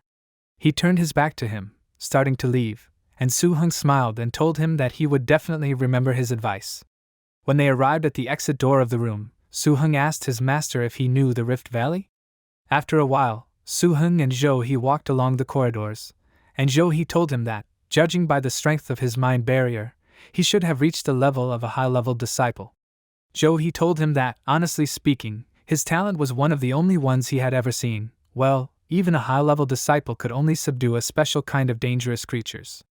He ruffled the protagonist's hair, smilingly telling him that the most he could do now was to try to contact the most dangerous species. But the spider rock dragon was too dangerous, so Suhun was taking too big a step, which was not good. He told him that taming that dragon would still be too difficult for him. He immediately recalled that creature, assessing the protagonist's strength. After a while, they found themselves in Zhou's study. They sat at the table while Zhou told him that he knew Suhun was ambitious, and his first beast was a dangerous species. Well, it was impossible to rush into mastering it. After listening to him carefully, Suhun turned to his teacher, saying that he had the bloodline incense. Zhou put his hand on his chin, saying that it seemed like there was a small possibility. He then placed his head on his hands, starting to reason that the rocky Rift Valley was more difficult than Suhun could imagine. The reason he discouraged him from going there was also because he had an idea to tame them for himself. Zhou told him that with these powerful beasts, Blacklight Castle would become even more powerful. Zhou remembered how he had watched these enormous creatures from afar, admiring their strength, and then added that so far, only his 5th elder sister and the late 6th elder brother had subdued a rock dragon in the entire Blacklight gathering place. They were the only ones who had managed to do so, and this was all because the guardians of the Rock Dragon clan had set up rules. The large number of crystals forming in Rocky Rift Valley was not due to the presence of rock dragons, but because there were many terrifying species living there. They were quite strong. If not for their docile nature, Blacklight Castle would have been in great trouble. These creatures were truly dangerous, and subduing them was too difficult. The rules he had set up also included guarding the flock, because if someone wanted to take a hatchling from Rocky Rift Valley, there were only 2 ways to do so. The first rule was that in order to defeat the parents of the cubs on the grounds that those who want to tame the cub must be stronger, like the protagonist's 5th elder sister. The second rule was, like the protagonist's 6th elder brother, within 10 days, one must cultivate 3 skills in the cub. The protagonist closed his eyes, trying to comprehend what the teacher told him, placing his hand on his chin. His thoughts became confused as he tried to make sense of what was said, and his master told him that Suhun now knew why he did not advise him to tame them now. Zhou then said that they still have few masters in Blacklight Castle who are capable of taming this race, right? He raised his hand, explaining this to the protagonist. Suhun happily stood up, leaning his hands on the table, turning to the teacher, and then told him to give him 3 days. After all, he still wanted to try. Zhou asked him with interest if he wanted to use potions. For example, bloodline incense. Suhun looked at his teacher in surprise, and Joe crossed his arms over his chest and told him that it was good. After all, since he was so determined, he was also willing to accompany him to try, so he allowed the protagonist to use the materials in the storage room, the equipment in the castle for these 3 days, as long as it was not wasted. Suhun put his hand forward, trying to stop his teacher, but Joe didn't want to listen to him, telling him that there was no need to say anything more, and then told Suhun to get back to preparing. After all, he needed to take care of the castle as well. After that, Suhun walked out of his teacher's office, closing the door. He thought that his teacher was a very cool person, otherwise, he wouldn't be able to manage such a large gathering place. Suhun closed his eyes, sparkling with loyalty, thinking that his teacher guessed that he had a meeting, but didn't say a word about it, making things easy for him. He thought that his teacher trusted him very much. Then the protagonist walked further down the corridor, immersed in his thoughts, thinking that at present, under the conditions of the nest disaster, it was also of utmost importance to improve the skills as a master, because this time it did not matter what the result would be when he returned from the valley, even if he completely revealed the old dragon code. Suhun thought that he should tell his teacher the main method of controlling beasts and transforming dragons, the metamorphosis method. In the next 3 days, Suhun was so busy that he did not even have time to rest.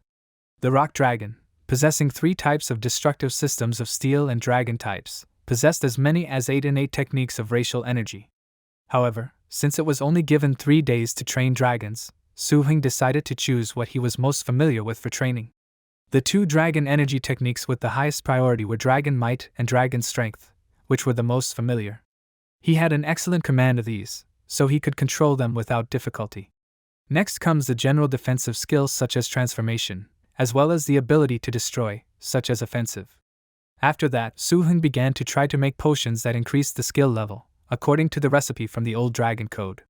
He even put on a special protective mask this time, because the previous experience of the explosion taught him this. It was good that these skills were relatively basic, and the materials from which the potions were made were inexpensive.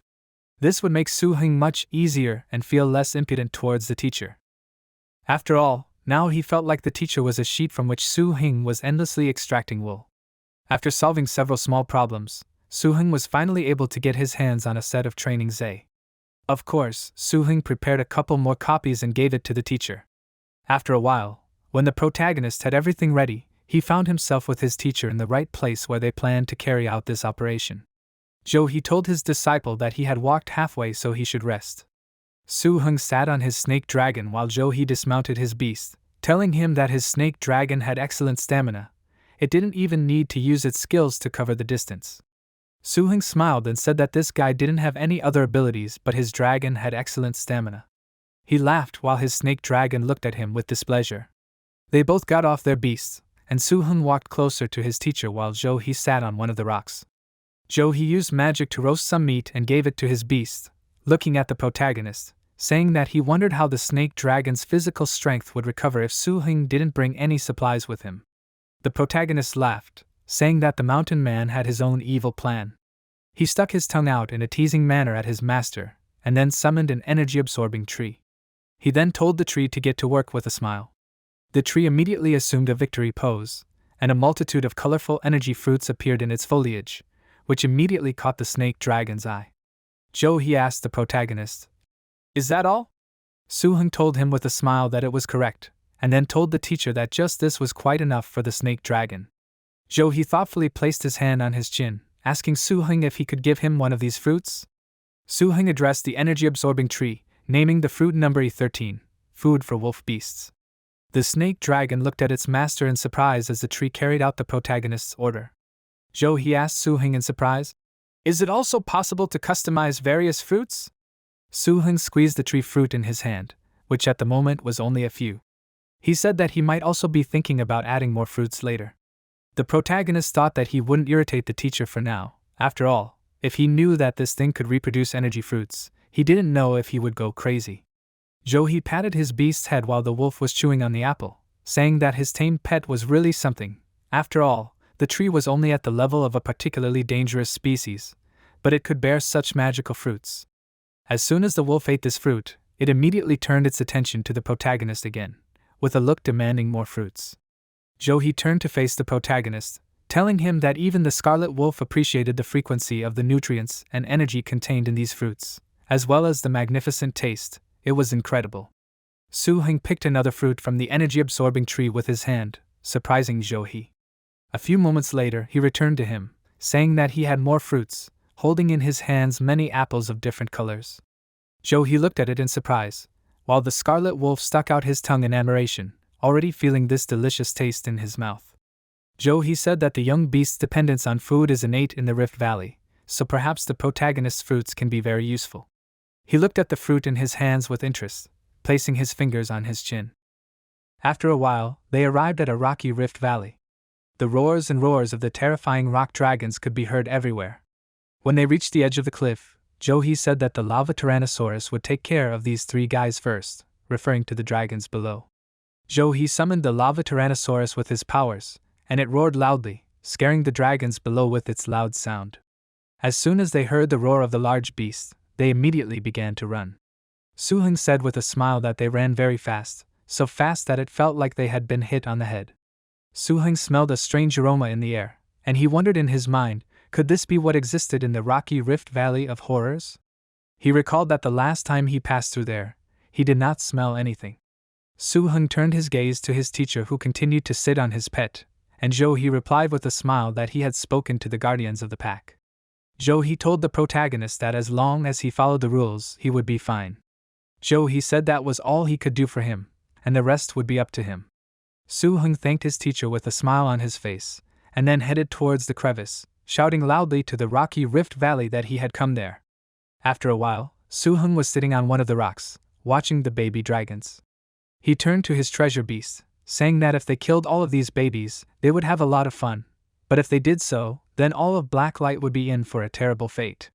Suhun nervously looked at these little dragons, while the treasure beast watched him with disbelief. Suhun spoke excitedly, asking which one of them he should choose. He said that it was all over, since he wanted to take them all. The treasure-seeking beast immediately became indignant, trying to object to the protagonist. Suhun turned his gaze to his pet, asking if this one had an idea. The treasure-seeking beast immediately pointed its paw at one of the little cubs that was standing to the side. This little cub suddenly hit its head on the rock, falling on its back. Then the cub roared loudly, starting to accumulate a large flow of energy on its forehead. After that, the cub suddenly shot a huge flow of energy at the rock in front of it, causing it to be destroyed. Suhun said that this was incredible, since this little cub was no more than 3 months old. He was surprised that this young dragon had already learned to use its powers on its own at such a young age. The rock was indeed completely destroyed and crumbled into many pieces. The protagonist said that, based on the previous pace and the cracks on the crystals from the impact, the dragon could master the 2 basic energy techniques, Dragon Strength and Dragon Might. The protagonist said that he never thought that a beast seeking treasure could also be used to unlock the potential of a dragon. He thoughtfully placed his hand on its chin, thinking that this time they really found a treasure. After all, this young dragon has already mastered 3 of the 8 innate techniques of the Rockthorn Dragon clan.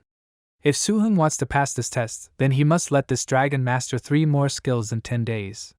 The protagonist said that his task has become twice as difficult. After all, with the help of the potion, he can try to learn the destruction technique first. He took the flask of this potion in his hand, looking at it, and then began to say that he also had a defensive skill, Transformation, based on stones, and a skill, Dragon Dash, based on increasing speed. The protagonist went down to this little dragon, addressing him, and then said that his parents allowed him to be his teacher. Suhun said that in the next 10 days, he would teach him 3 skills. The protagonist asked the little dragon, how did he like such entertainment? The dragon roared loudly, baring his teeth at the protagonist in disbelief, but Suhun was not afraid of him. He told him that he must have character. Suhun asked him if he was not listening to him, was he? The protagonist said that he did not know how his 6th brother did it, but he had a good plan. The protagonist summoned an energy-absorbing tree, while the little dragon looked at it in surprise. Suhun told the tree that he needed 2 food fruits coded F01, rock dragon creature. The tree immediately became active, starting to reproduce what the protagonist ordered. The protagonist picked one of the fruits, telling the little dragon not to be afraid. There was nothing scary in it. If he did not want to learn, then they should at least become friends. Suhun handed the tree fruit to the little dragon, asking the dragon if he could let him try it. The tree fruit, But then he took it in his paws, carefully examining it, and then began to chew very diligently. After a few moments, the little dragon realized that it was very delicious, so he began to smile happily. When the dragon finished this fruit, it began to run around the protagonist, making happy sounds. Suhun laughed in his mind, telling himself that this was a delicacy that even representatives of the terrible species could not resist. The protagonist covered his face with his hands, saying that although he had prepared such a delicious reward, but the little dragon still did not want to be his disciple, so he should leave. The little dragon looked after the protagonist in surprise, and then said something surprised and unintelligible. Suhun put his palm forward, saying that the little dragon did not like him, so the little dragon should not have pressured him. The protagonist cursed in his mind, seeing the little dragon following him. Suhun was still in the rocky Rift Valley to tame his rocky dragon as well. The first step in training a dragon was to eliminate the hostility and resistance of the young dragon and make it willingly communicate with its master. The protagonist looked at his dragon with a smile, assessing its condition. Many masters were stumped at this stage and lost a lot of precious time as a result. Suhun looked at the time displayed on the military multifunctional watch. It was less than half an hour. The protagonist secretly thought that the degree of quickly overcoming this stage should not be too great compared to his sixth elder brother. Of course, if the sixth brother and the others knew what Suhun was thinking, they would definitely vomit blood. The protagonist put his watch back, and then turned his gaze back to the dragon, smiling and saying that he knew the dragon was in a hurry, but they shouldn't do that. Suhun said that the dragon would only be able to obtain this fruit if it learned a new skill. Suhun showed the dragon the fruit again, continuing to say that this is why he was going to start teaching it new skills, in addition to the dragon's might and dragon's strength. The protagonist tried to explain this to the little dragon, but the dragon was clearly not happy about it. The little dragon raised its paw, frowning, and then slammed that little paw onto the ground, destroying the surface around it. Suhun opened his eyes in surprise, thinking that this was the destruction skill. He casually wondered, what kind of terrible talent was this? He didn't understand how a dragon could just throw a tantrum and obtain a destructive skill. Suhun asked himself in his mind, didn't this mean that in order to succeed, the dragon needed to master 2 more skills? He threw a magic fruit to the little dragon, telling it that the dragon deserved it. The little dragon happily took this fruit in its paws, licking its lips in anticipation of pleasure. Suhun originally thought that controlling the energy waves of the destructive system and the earth dragon's dash system would be quite difficult, and since the rock dragon was a dangerous creature, mastering it should be as easy as drinking water. As a result, the situation was completely opposite to what Suhun expected, and 6 days passed like this. The young dragon mixed many fruits in its hands, but there was no success in the transformation skill. The little dragon simply continued to lie on its back, devouring these fruits, without much interest in learning. Even the potion that Suhun had prepared in advance, the potion for opening skills, did not have the desired effect. The protagonist was confused about what was going on. He looked at the little dragon with a worried expression, not understanding what to do. Suhun folded his arms on his chest, watching the little dragon hit its head on the rock, not knowing what to do. Suhun said that training the transformation skill was actually very simple. You just had to order your pet to constantly hit hard rocks to strengthen the body, because the sensation of pain triggers an instinctive defense mechanism that activates the skill, to avoid damage, and then the skill is mastered. Suhun was already practically green, not understanding what else he needed to do to his dragon to succeed. The protagonist shouted loudly that it had been 6 days already, asking himself out loud, wasn't this baby in pain? He grabbed his head with his hands, watching as the dragon continued to bang its head against the hard surface. But as soon as he looked down, he saw the happy face of his pet, who was demanding a treat again. Suhun sighed heavily and then opened the bag with supplies of magic fruits to treat the little dragon again. Suhun said that they agreed on 50 hits for 1 fruit, so why did he feel like he had wasted 6 days on this stupid dragon? Suhun looked at the little dragon who was sitting in front of him, starting to approach it to give the fruit, but suddenly the protagonist tripped on the crystals under his feet and then fell down with a crash, dropping the very fruit. The little dragon immediately noticed that the fruit was flying away, happily opening its mouth, but suddenly the fruit flew past, so in order not to hurt the fruit, the little dragon used the transformation skill, quickly grabbing the fruit with its small teeth and happy eyes. After that, having gained the resilience of a rock, the little dragon hit the wall, saving the precious fruit. Seeing this, Suhun stood up on his feet, saying that finally the little dragon had gained the rock transformation skill. Now he said that he seemed to know how to train this little one. After that, Suhun tied a rope to the magic fruit. He turned to the little dragon, telling it to listen, because if the dragon can catch up with this fruit, the fruit will belong to it. Suhun also said that he would give the dragon as much as the dragon wants. The little dragon listened to the future owner, looking at him with his round eyes. Suhun asked him if the dragon understood. He had already begun to swing the rope that tied the fruit, smiling at the little dragon. In agreement, the little dragon roared happily, waving its tail from side to side, expressing full agreement. Suhun said that this is great. The little dragon looked at him with confusion, and then Suhun only began to spin the fruit in his hands more, thinking that the length of the rope was 4.5 meters, and judging from the dragon's current step, without developing skills, the baby would not be able to keep up with it. The next moment, the protagonist threw the magic fruit forward in one sharp movement, as if it were a ball, which caused the little dragon to use the dragon leap skill, so the little dragon quickly caught up with the fruit that was intended to escape from this, grabbing it with its little teeth. Suhun looked at the dragon in surprise, because he never expected that his pet would develop so quickly. Suhun happily said that everything was ready. He continued to hold the rope in his hands, while behind him, an adult rock dragon looked at him. Suddenly, at this moment, his master appeared. Johi loudly congratulated the protagonist, telling him that he had passed the test. After that, Johi, who was standing on the cliff not far from Suhun, walked down to the protagonist. Suhun asked him in surprise how did his master get there so quickly? Suhun was happy to see Johi. Johi told him that Suhun was doing very well, saying that he had completely exceeded his master's expectations. He then also added that now that the battle rock dragon that served as the examiner had confirmed that Suhun had passed the test, this young dragon belonged to him.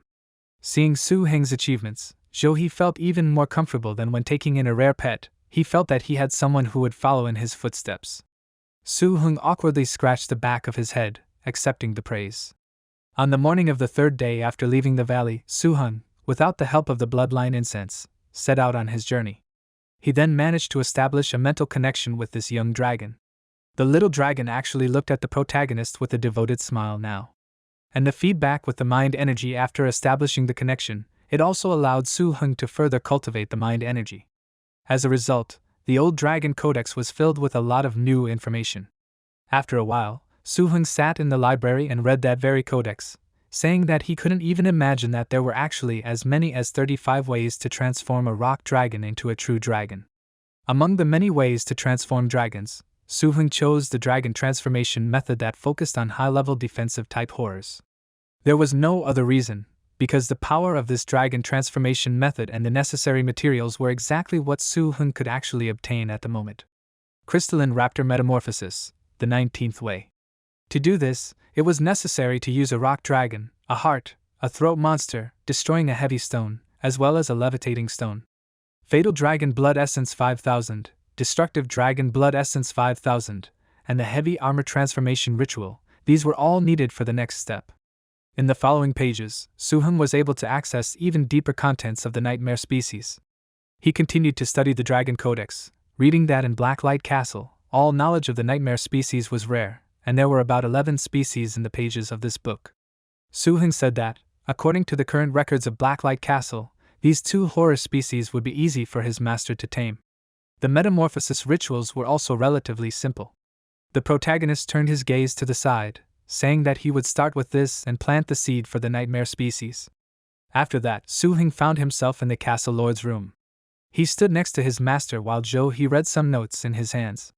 Johi asked the protagonist in surprise, "Are you sure you know what he's talking about?" Johi said that although he also really wanted to have a nightmare appearance, it was well known that the evolution of any race of dangerous organisms was the result of the natural process of the survival of the strongest. He was slightly puzzled by the new information he had received, and also worried about it.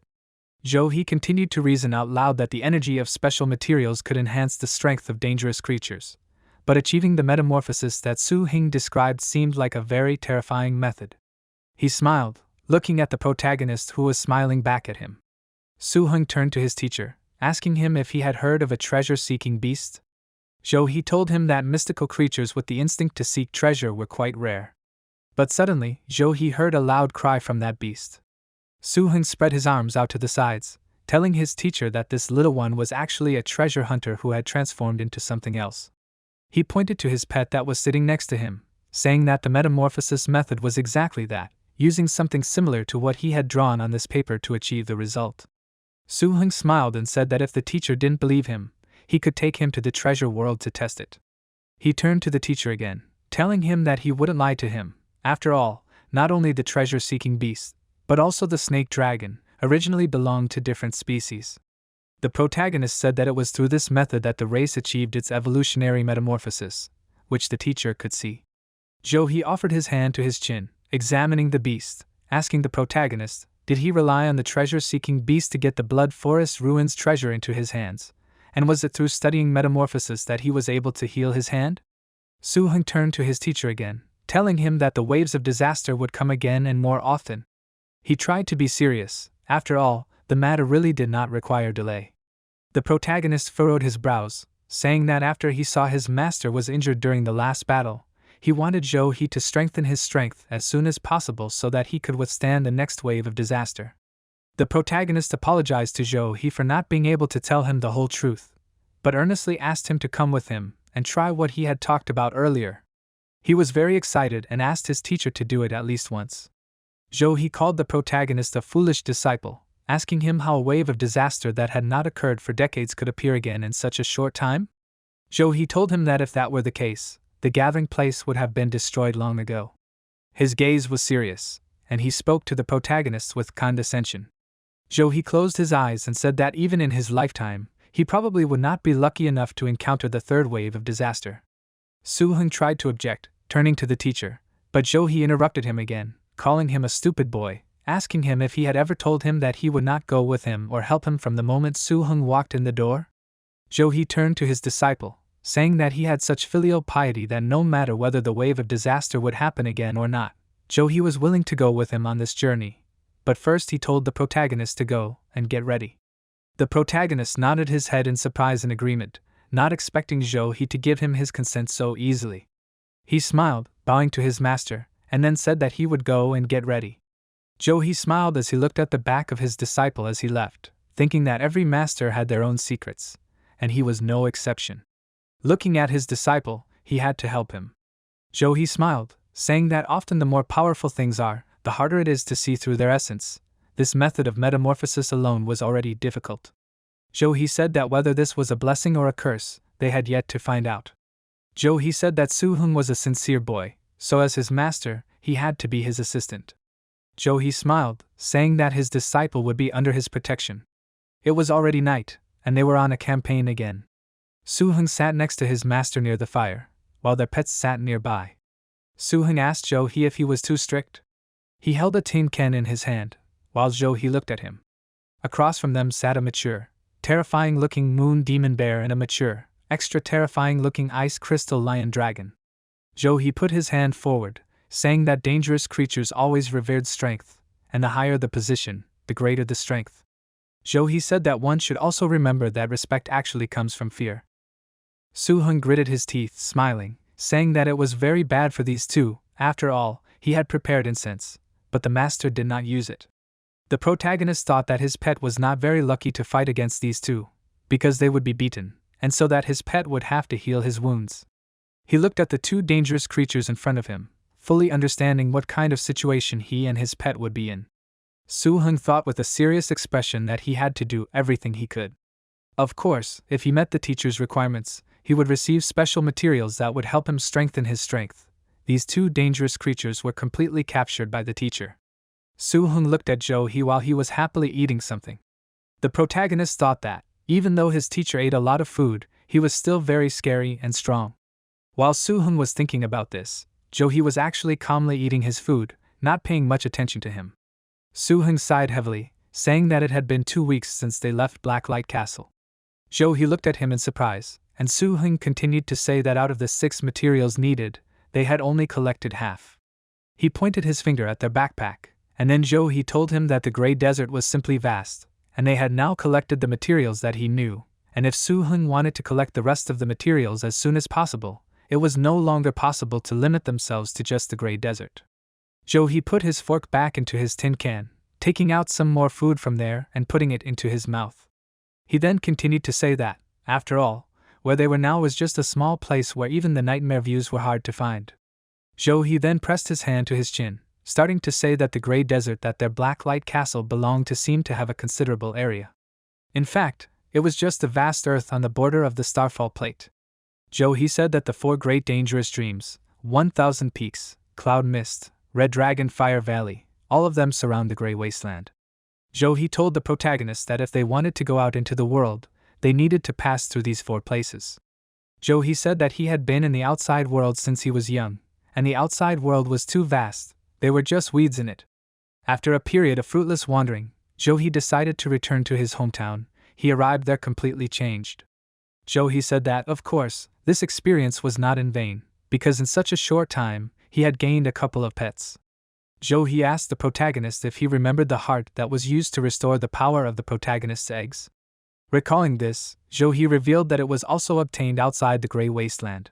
He raised his finger up, starting to search for something in the pockets of his cloak, saying that this time, in order to find all the materials for the metamorphosis, he thought he would have to go out into the outside world.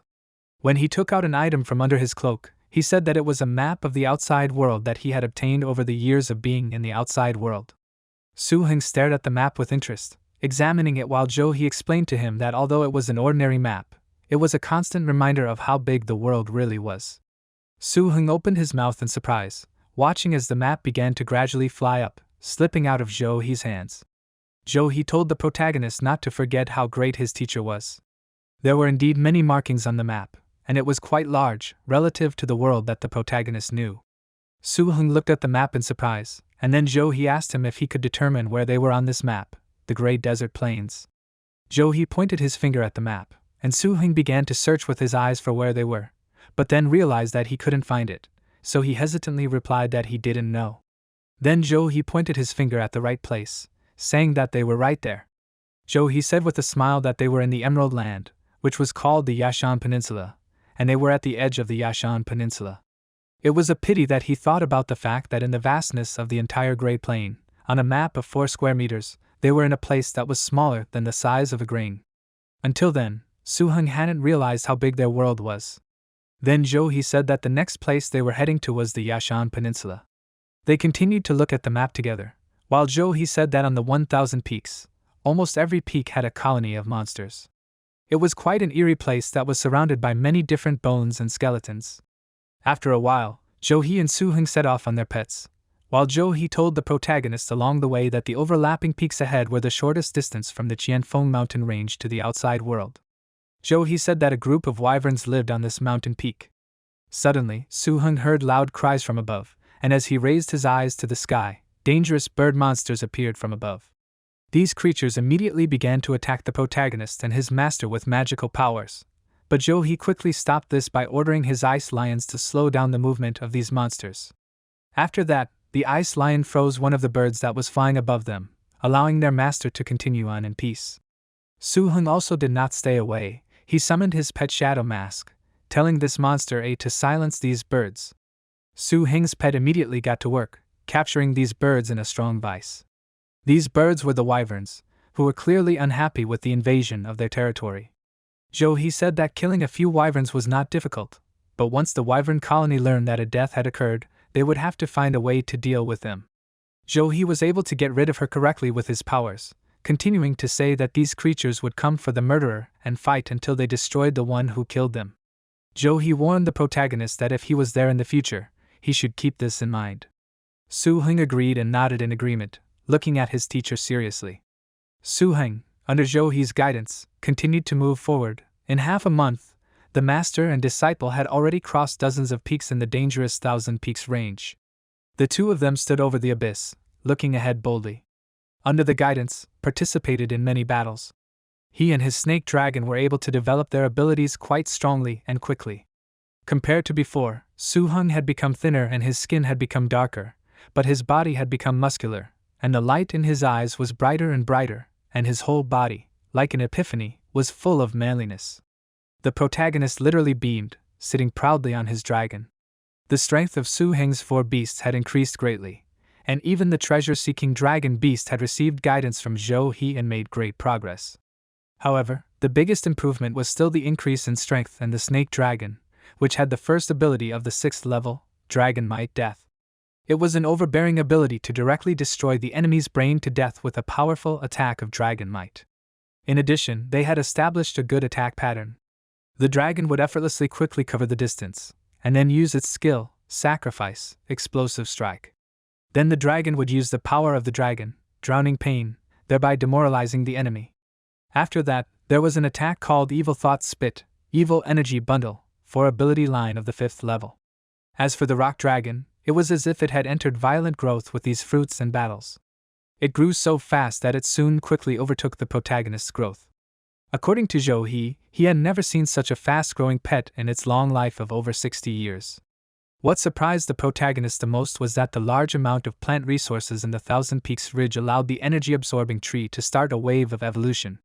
The tree's energy manipulation technique was also improved. The tree spread the properties of its fruits to its roots, causing various control effects, such as ice and steel.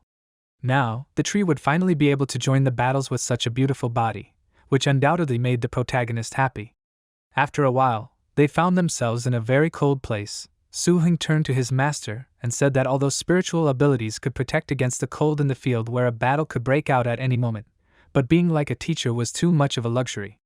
Suhun was wrapped in a blanket and wearing a hat, unlike his teacher who was dressed exactly like he would in the warm season. Zhou He laughed, pointing his finger at the protagonist, telling him that he simply does not train enough. Suhun pouted in shock, not saying anything to him. Zhou He told him not to worry. After all, it was like they had crossed the ridge of 1,000 peaks. Zhou He pointed his finger at this, smilingly telling the protagonist this. Zhou He then took a can of preserves into his hands, saying that, however, they might have to linger at the peak of Xiuli. He opened the can, telling the protagonist that he didn't intend to carry out the order he took 2 years ago, but since he had to be around, he said that he wanted to quickly finish his mission, since it might help them. Zhou He started eating again, dipping his fork into the canned food, and Suhun looked at his master in surprise, not quite understanding what he was talking about. Suhun and Zhou He gradually walked along one of the snowy peaks of the 1,000 peaks. The mission that Zhou He mentioned was created by the Golden City Association. The Golden City was a huge gathering place, a true pinnacle of civilization. It was a city in the true sense of the word, and the currency system familiar to the Grey Desert, gold coins, silver coins, and steel coins were all from there. Many rich people lived in this city full of money. Unlike the Grey Desert, where Blacklight Castle is located, the Yashan Peninsula was not divided by the 4 major danger zones. The city was located in a narrow bay, and the warm ocean currents with the humid air from the coast made the climate even more pleasant. The land there was also more fertile, making the Yashan Peninsula very prosperous.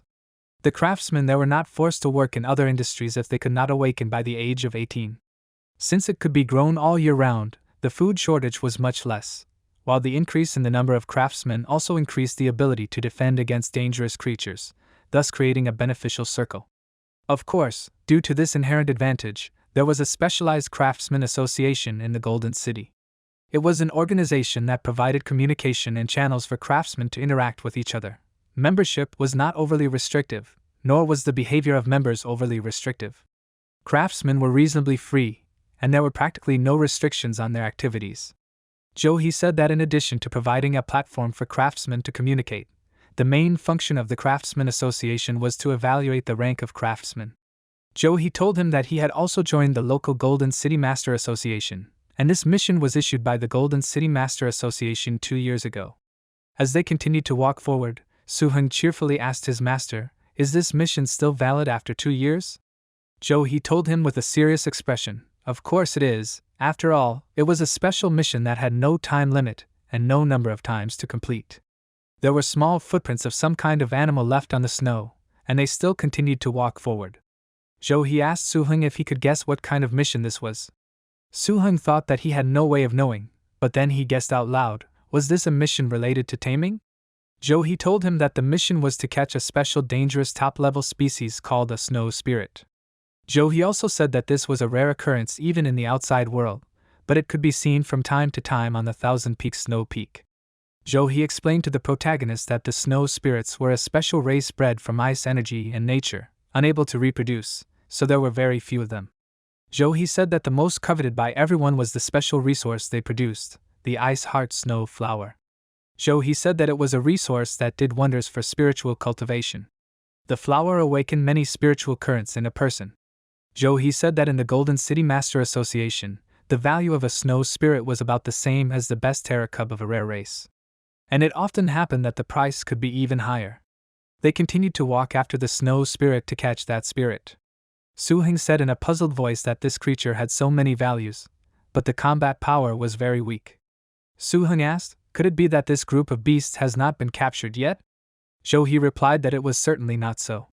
The Master Association would not kill the snow spirits, because after extracting the Ice Heart Snow Flower, these creatures would be released back to the snow peak. He said that when they tried to catch it later, Suhun would see that the larger the snow spirit, the more ice hearts and snow flowers it contained. He said that as for the small snow spirits, they were most likely recently released. He folded his arms across his chest, continuing to say that since they were there to exchange materials for metamorphosis. He said that in that case, of course, they would need rarer resources to exchange. He said that the snow essence was a good choice. The protagonist's eyes immediately lit up with excitement. He said that they must catch the best hatchling of the super dangerous species, and a rare one at that. He repeated it several times, as if hypnotized, but he brought him back to his senses by hitting the protagonist on the head. He asked him what was on his mind. He decided to clarify.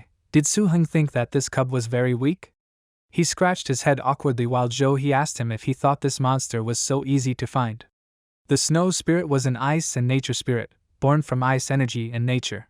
This little fellow was quite cute, but like most nature races, snow spirits are like other powerful races. Therefore, this was the danger of capturing a small spirit. The number of such times included the dominant race of this snow peak, as well as the advanced terrifying species, the cold snow monster. It also included the evolutionary route of the cold snow monster, the ultra-terrifying species of the cold snow monster. He said that if they went to search for the snow spirit, they would definitely arouse the hostility of the snow monsters. He added that individual monsters were easy to deal with, but others tended to gather in groups. Usually, several snow spirits live under the protection of one large snow spirit. Take the snow spirit belonged to the high-grade terror species. It had strange natural skills, and although it did not know how to fight, it was a first-class escaper. He called the protagonist a stupid boy, saying that in order to catch the snow spirit, they must try hard. He patted the protagonist's head, asking him, doesn't he think there is something beautiful there? Suhun told his teacher that he had something to say. He picked up his dragon beast, the treasure-seeking beast, that they have it. He called the protagonist's name in surprise, but a while later, they were already sitting in ambush, watching one of the small snow spirits. He thought that it was no wonder Suhun almost robbed the entire bloody ruins. The treasure hunter was a rare species, possessing such a perception ability that it was amazing. Suhun smiled and asked his master, what should they do? He smiled, saying that as expected, they had caught a stray snow spirit, and this was an excellent use of the natural snow day technique. He said that capturing them was not difficult. He used the power of his ring, releasing streams of dark energy. One of Johi's pets crawled out, quickly capturing a small snow spirit in his arms, who was clearly frightened by this situation. Suhun asked if Johi was using a shadow mask. He said with interest that he used one of the best horror species to capture the best horror species, saying that his teacher was truly excellent. Johi then turned his gaze to the side, asking the protagonist what he meant by that. Suhun excitedly replied that he meant that Johi was skilled. Johi then continued to say that the shadow mask capture skill would cause almost no damage to the snow spirit. He also added that the Master Association would also provide special equipment for capturing. Johi took out a special item, saying that it was a golden rope that had a sleeping effect. With it, Johi quickly wrapped the little snow spirit with the rope, and then the little monster quickly fell asleep, but suddenly, something large ran towards them. Everyone immediately tensed up, and the protagonist excitedly turned to the teacher after seeing this creature. Johi carefully held onto the strings in his hands, using his strength to keep from falling and letting go of the valuable treasure. Suhun asked in surprise, could this be the main snow spirit? In the main snow spirit's hands was the small snow spirit that Johi was confronting. Johi smiled and said that the main snow spirit's value was higher than 10 small ones. Suhun smiled and shouted that they couldn't let him get away. The big snow spirit looked at the two of them in surprise, and then the string that connected the small snow spirit and Zhou-He snapped. The main snow spirit looked at Zhou-He and Suhun in front of him in surprise, and then released a cold breath at them, thinking that he would scare them. But the protagonist and his teacher only raised their hands up and then snapped their fingers right in front of the main snow spirit's face. In the same instant, the pets of these two immediately charged at the main snow spirit, and then attacked it, causing the main snow spirit to immediately regret that it had gotten involved in this battle at all. Suhun and Zhou-He only stood quietly by the side, watching what was happening from afar. After the battle was over, Suhun began to load the main snow spirit onto the back of the scarlet wolf, while Zhou-He thoughtfully said that these creatures that have not yet been tamed, they can simply be transferred to space. Zhou-He said that it was impossible to store highly active things in ordinary space, let alone living creatures, so it was good that the main snow spirit was not too big. Zhou-He smiled, speaking ironically, offering his hand to his chin. Suhun turned to his teacher, asking him, "Is there no way to sit in the space of living creatures?" He carefully tied up the main snow spirit with those sleeping threads. Zhou-He cursed, saying that in order to restrain a living creature, it must be at least a terrorist species, so even he couldn't get a pet with the powers of a space of this level. Zhou-He drank from his thermos, standing aside, while Suhun finished his business. He then closed the thermos with his hand, saying that they should go and find a couple more snow spirits, while the treasure hunter was with them. After a while, they descended from the gentle peaks, and already found themselves in a warmer forest with green foliage. During this time, they were able to catch a few more small snow spirits, which they took with them. After a while, they arrived at a warmer place, and Zhou-He happily spread his arms, telling the protagonist that they had arrived in the pleasant climate of the southwest coast of the Yashan Peninsula. He joyfully shouted for Suhun to enjoy the sea breeze. The protagonist tiredly asked his master if he was sure he had a chance to rest.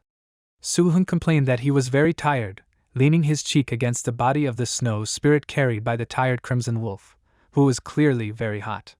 Zhou-He made a stupid expression, pretending not to notice, and then patted the protagonist on the shoulder cheerfully, saying that physical training was a very important part of a master's career. Suddenly, a strange mechanical apparatus flew towards them, greatly surprising both of them. Suhun asked his master in surprise what was it. Zhou-He told him that it was the border guards of the Golden City. A sound came from this apparatus. A voice said that it was the border post of the Golden City. This apparatus asked for their documents, and if they did not have the exact documents, then asked them to stand still and wait for their border guards to arrive. Zhou-He showed his access badge, saying that he was a registered professional level taming master from the Golden City Masters Association. The mechanical apparatus greeted the professional master, saying that Golden City was located 70 kilometers to the southwest. The apparatus said that it would fly with them all the way, so it asked them to feel free to ask it for help if they needed anything. Zhou-He said in surprise, asking when did the security level in Golden City become so high. He put away his access badge, while Suhun asked his master in surprise, what was it like before? Golden City was an ultra-large gathering place with a population of about 1 million people. It was the most important central city in the southwest of the Yashan Peninsula. It was far more prosperous than all the gathering places Suhun had ever seen. It was like a huge beast crawling on the ground. Compared to the gathering place of Blacklight, the defense of the main Golden City was simply terrifying. Huge walls, barbed wire, and many modern equipment displayed everywhere. On top of the huge alloy walls, there were sharp spikes that prevented climbing, and in between, there were powerful crystal energy cannons. But the 70-kilometer road made Zhou-He more and more wary. In the Golden City, which should have been prosperous and prosperous, there weren't that many cars, there weren't that many beasts and people. The plantations on both sides of the road were also full of traces of war damage. When they arrived inside, the people around admired, asking, was that a terrifying sight, a blood wolf? Someone said that it seemed to be a new face. After all, no one had seen this person in the Masters Association. Someone even asked, what was on the back of the blood wolf? Someone in the crowd shouted that it was snow spirits. Suhun looked around, saying that it seemed that professional masters were not too common in the Golden City either. A man with his own pet came out to meet them, addressing Zhou-He. He shook his hand, asking who he was. Zhou-He smiled and replied that he was a registered professional level master of the Golden City Masters Association, showing the man his gold token. The man scratched his head awkwardly, replying that Zhou-He could have entered the city with this token before, but recently, the Golden City had experienced a huge wave of disaster. Zhou asked him in surprise, what did this mean? But the man stopped him, holding his hands out in front of him, saying that with all due respect, he had no right to let them into the city unless one of the professional masters of the Golden City could stand up for them. At this time, Suhun turned around, noticing strange energy flows in the form of wind. Then, someone from above shouted loudly that this was not necessary. After all, she would vouch for them. The huge bird gradually landed on the ground, and someone from the crowd shouted that this was the director's pet. It was a green hawk king, the ultimate terrifying species. A woman was riding on this huge hawk, while everyone around her looked at her in surprise. The same man who had greeted the protagonist and his teacher immediately ran up to her while she was getting off her pet. The woman called out Zhou's name, walking towards them with a confident gait. She told him with a smile on her face that it had been a long time since they had seen each other. Zhou agreed with her, calling her by name, while Linhong looked at him with her hands on her hips. She pointed her finger at him, telling the man next to them that she would be their guarantor, so they should let them into the city before she wasted time. The man placed his hand on his chest, confidently saying that everything would be done. Zhou asked her in surprise, didn't she work for the Masters Association? He wondered why she joined the Golden City Armed Forces. Linhong told him that it was not just her, but also the tide, as almost all the professional-level masters from the Masters Association had been temporarily absorbed into the armed forces, joining the defensive war against the tide of disasters. She said that as a board member of the Golden City Masters Association, she was certainly not immune to this. Her face became serious as she began to explain that about 2 months ago, a sudden wave of disaster swept across the Yashan Peninsula. She said that they in the Golden City had taken on a powerful wave of the kind that had not been seen for several centuries. Millions of disasters surrounded the entire Golden City, not to mention the terrifying sights that numbered over 20. Enormous monsters appeared at the walls of the powerfully protected fortress, as if declaring war on the people who were there. Linhong said that if she was unlucky, Zhou would not have seen her. He asked in surprise, could it be that this happened 2 months ago? He asked her, did a wave really sweep through the Yashan Peninsula? He was lost in his thoughts, thinking that in the Grey Wilderness, practically isolated from the Yashan Peninsula, the same wave of disaster that had swept through all the settlements 2 months ago. He still did not understand whether this was a coincidence, or a harbinger of something terrible. Linhong then turned her attention to the protagonist, asking Zhou, could this be his new disciple? Zhou slapped his hand on Suheng's back, saying that he was a gifted newcomer and a good child. Then Linhong said that it was not bad and he looked better than the little girl there, so she told him to bring the protagonist more often. Then she said that the association would take responsibility for the sale, and she would give them an internal price based on her name. The Scarlet Wolf did not understand what was going on at all, but looked at the girl with interest, her big eyes sparkling. Linhong said that after this, he would not be able to sneak away. She immediately told Zhou that he would give her the needles later. Suhun blushed embarrassedly, asking the master what he owed her. After that, the protagonist received a blow to his head, and Zhou told him that there was no need to ask such a thing, calling Suhun a little rascal.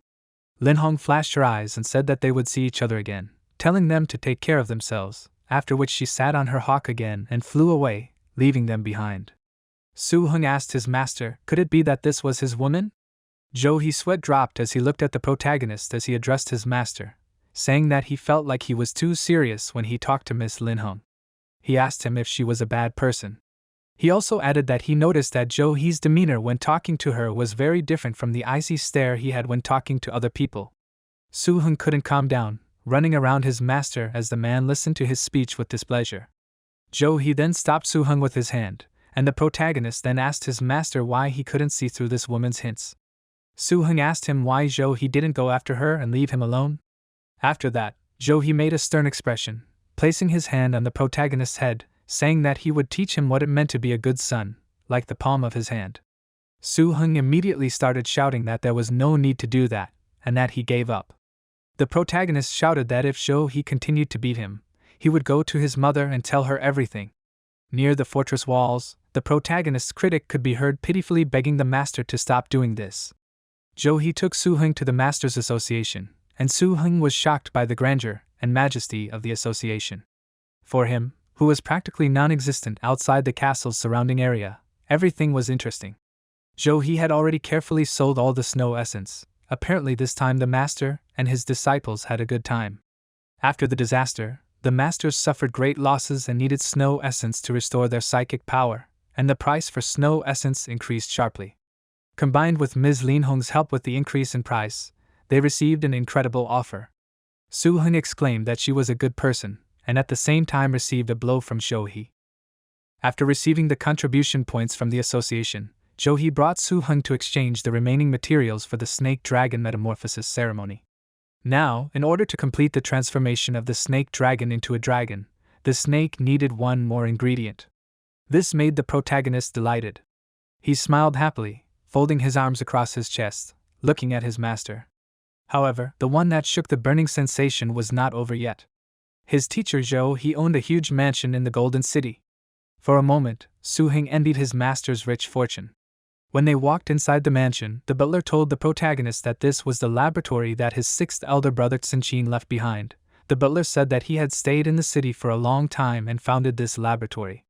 Suhun looked around the place with delight, and then the butler asked him with a smile on his face, "Does this place satisfy Suhun's needs?" The butler was the manager of the mansion, named Li Bo. Suhun said with admiration that it completely satisfied him and was perfect overall. He looked at all the devices on the table with admiration, already imagining how he would use it. Li Bo said that in that case, he would return to work, and then handed over the key, saying that this was the key to the lab. From now on, he entrusted it to him. Suhun accepted the keys, thanking Li Bo for it with a smile on his face. There were many flasks, special taps and solutions everywhere.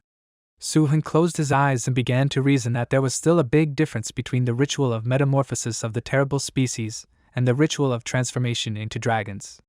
In fact, the snake dragon only needed two basic elements, wind and thunder, to have a chance of transformation. It was just that the chances of metamorphosis in this way were extremely small. Suhun called out his dragon codex, studying the pages, and then began to reason further, one of the flasks in his hands. He reasoned that the other materials recorded in the dragon code were for refining the preliminary pill. The reason was very simple. It was necessary to bring the snake dragon's body into a state most suitable for absorbing the primary medicine in order to greatly increase the success rate. Of course, the difficulty of refining the preliminary pill was much higher than that of auxiliary potions such as bloodline incense. But with this excellent laboratory, Suhun felt that he only had a 20% chance of winning. At this time, Li Bo, the manager of the estate, returned to Zhou, telling him that he had followed all of his instructions. He said that it now seemed to him that Suhun was also talented in experiments. Li Bo placed his hand on his chest, saying that he was confident that he would have a successful future. Zhou smiled, saying that this was the best use. Zhou said that Tsinchin would also be happy if he knew about this. Zhou walked to the window that led to the laboratory, starting to tell the manor manager that when he took Suhun as his disciple, his performance was amazing. But he did not have the most basic understanding of Suhun, and was even skeptical of the extraordinary talent he displayed. However, Zhou said that he still decided to take him as a disciple, and then asked Li Bo if he knew why. Li Bo shook his head in denial, and then replied that he did not know what Zhou was thinking. Zhou told him that when he saw Suhun, he reminded him of Tsinchin. Both of them were equally talented and hardworking. Zhou offered his hand to the glass, saying that Suhun was just like him when he was young. The manor manager smiled in agreement, saying that Zhou was alone when he came to the Golden City as a young man. Li Bo also recalled that Zhou was famous in this city due to his fighting skills, wealth, and real estate. Li Bo also added that even in the Golden City Masters Association, he was treated politely. He recalled that Tsinchin was indeed similar to him. He was almost unrivaled among the masters of his age in Golden City at that time. He was considered Zhou's successor, but unfortunately, the heavens were envious of talent. Suhun and his late sixth elder brother were now like two scales being compared with each other. Li Bo asked Zhou if he thought Suhun could reach the same heights as Tsinchin. Zhou's gaze became more serious, and he replied that compared to Tsinchin, his talent and ambition were even worse, so he was sometimes afraid that he would not be able to protect him. Li Bo looked at Zhou in surprise, thinking that he was one of Zhou's earliest disciples, and he hadn't seen him like this for a long time. Although Tsinchin was a strong master, he had broken through the racial shackles of his two top pets, but his overall strength was no lower than that of ordinary high-level masters. When Tsinchin was killed, it was because Zhou had returned to the Grey Wasteland and was unable to find him. It was a difficult time for Zhou He. The days were long and rainy for him.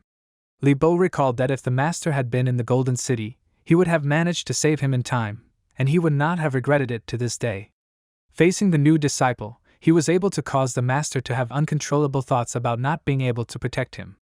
Li Bo's expression showed worry. He was worried about the person he had known for a long time.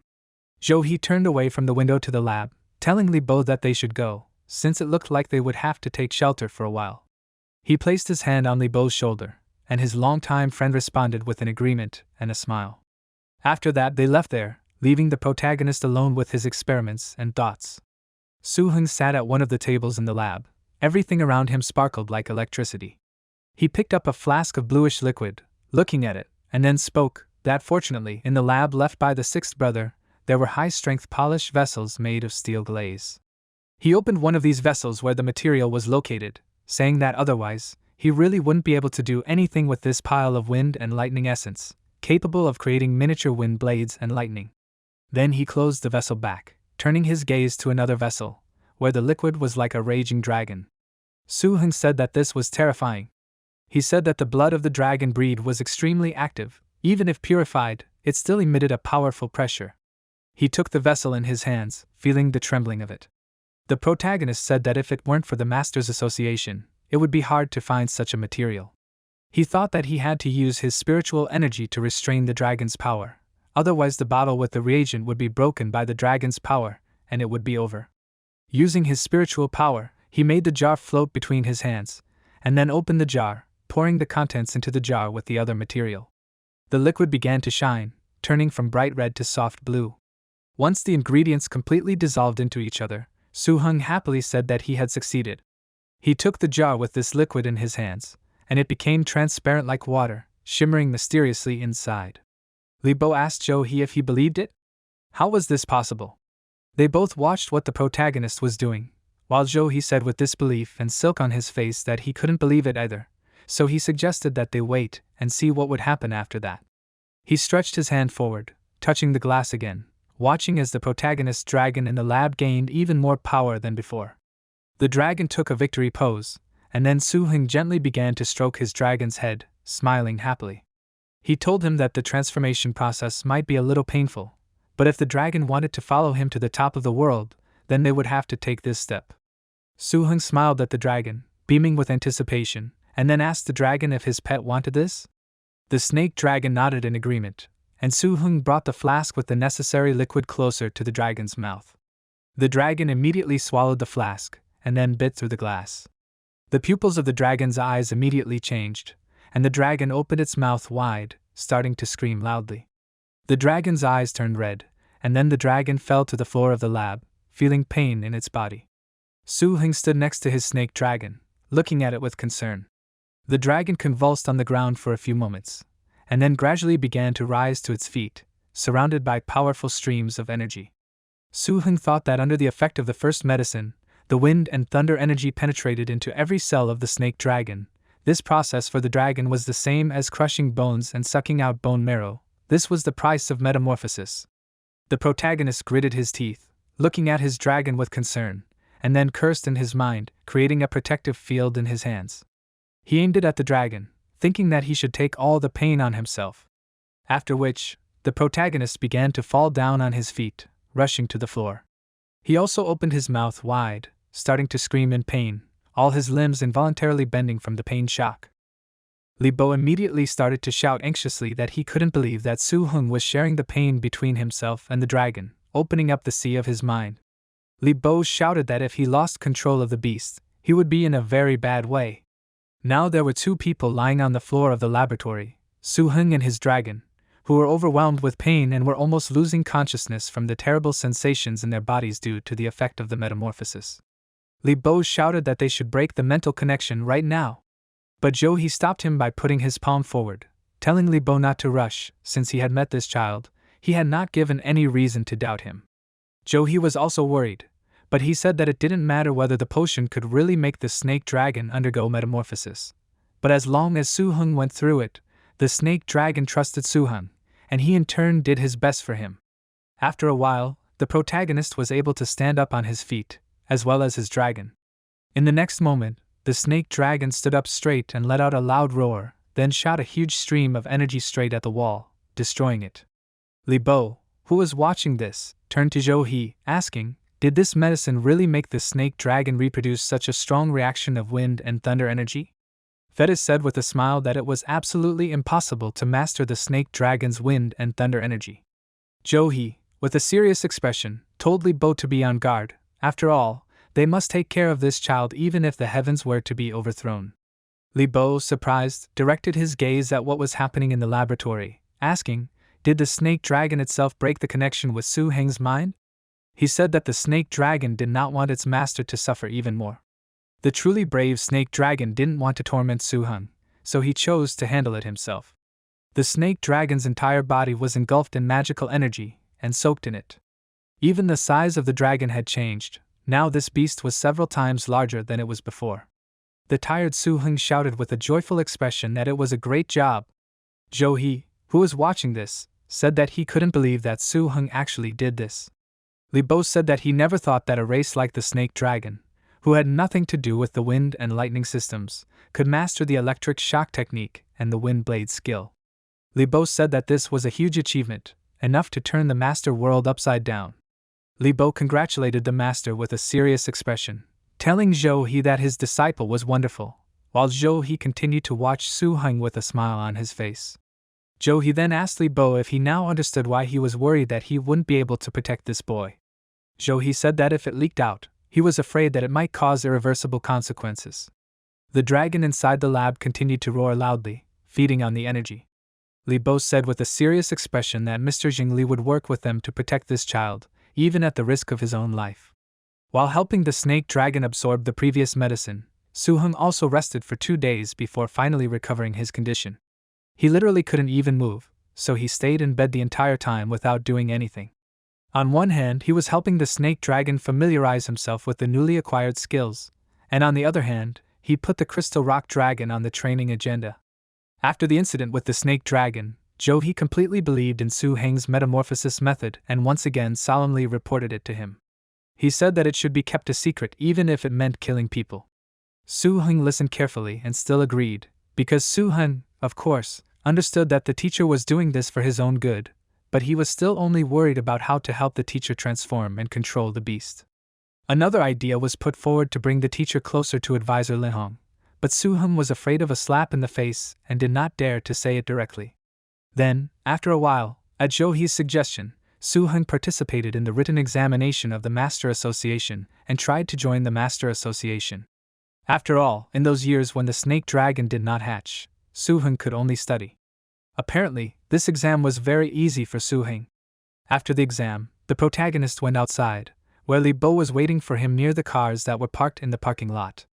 Suhun got into the right car and Li Bo closed the door, smiling at him. Li Bo put his hands on the steering wheel, asking the protagonist how he did this time. Suhun answered with a smile that he thought he would get a perfect grade. After all, he had seen it all before.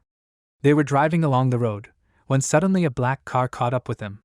The window of this car opened and the guy sitting there greeted the protagonist, thanking him. He asked if he could treat him to dinner after the exam. Suhun answered him with a smile that they would see each other at the exam center. After that, they drove on, and Li Bo asked Suhun if he had made a friend. Suhun answered him with a smile on his face that he had not yet. Li Bo laughed, saying that Suhun had a great eye for making friends. The black car was driving behind them, and when the guy in the car looked appraisingly at the car the protagonist was riding in, he began to say that 5 years ago, the Gilded Automobile Company made a sedan model 9970. He adjusted his glasses with his hand, and then said that the Gilt 9970 sedan was a limited edition, with only 20 units in the city. The guy said that Suhun was not that simple, and also answered questions faster than him.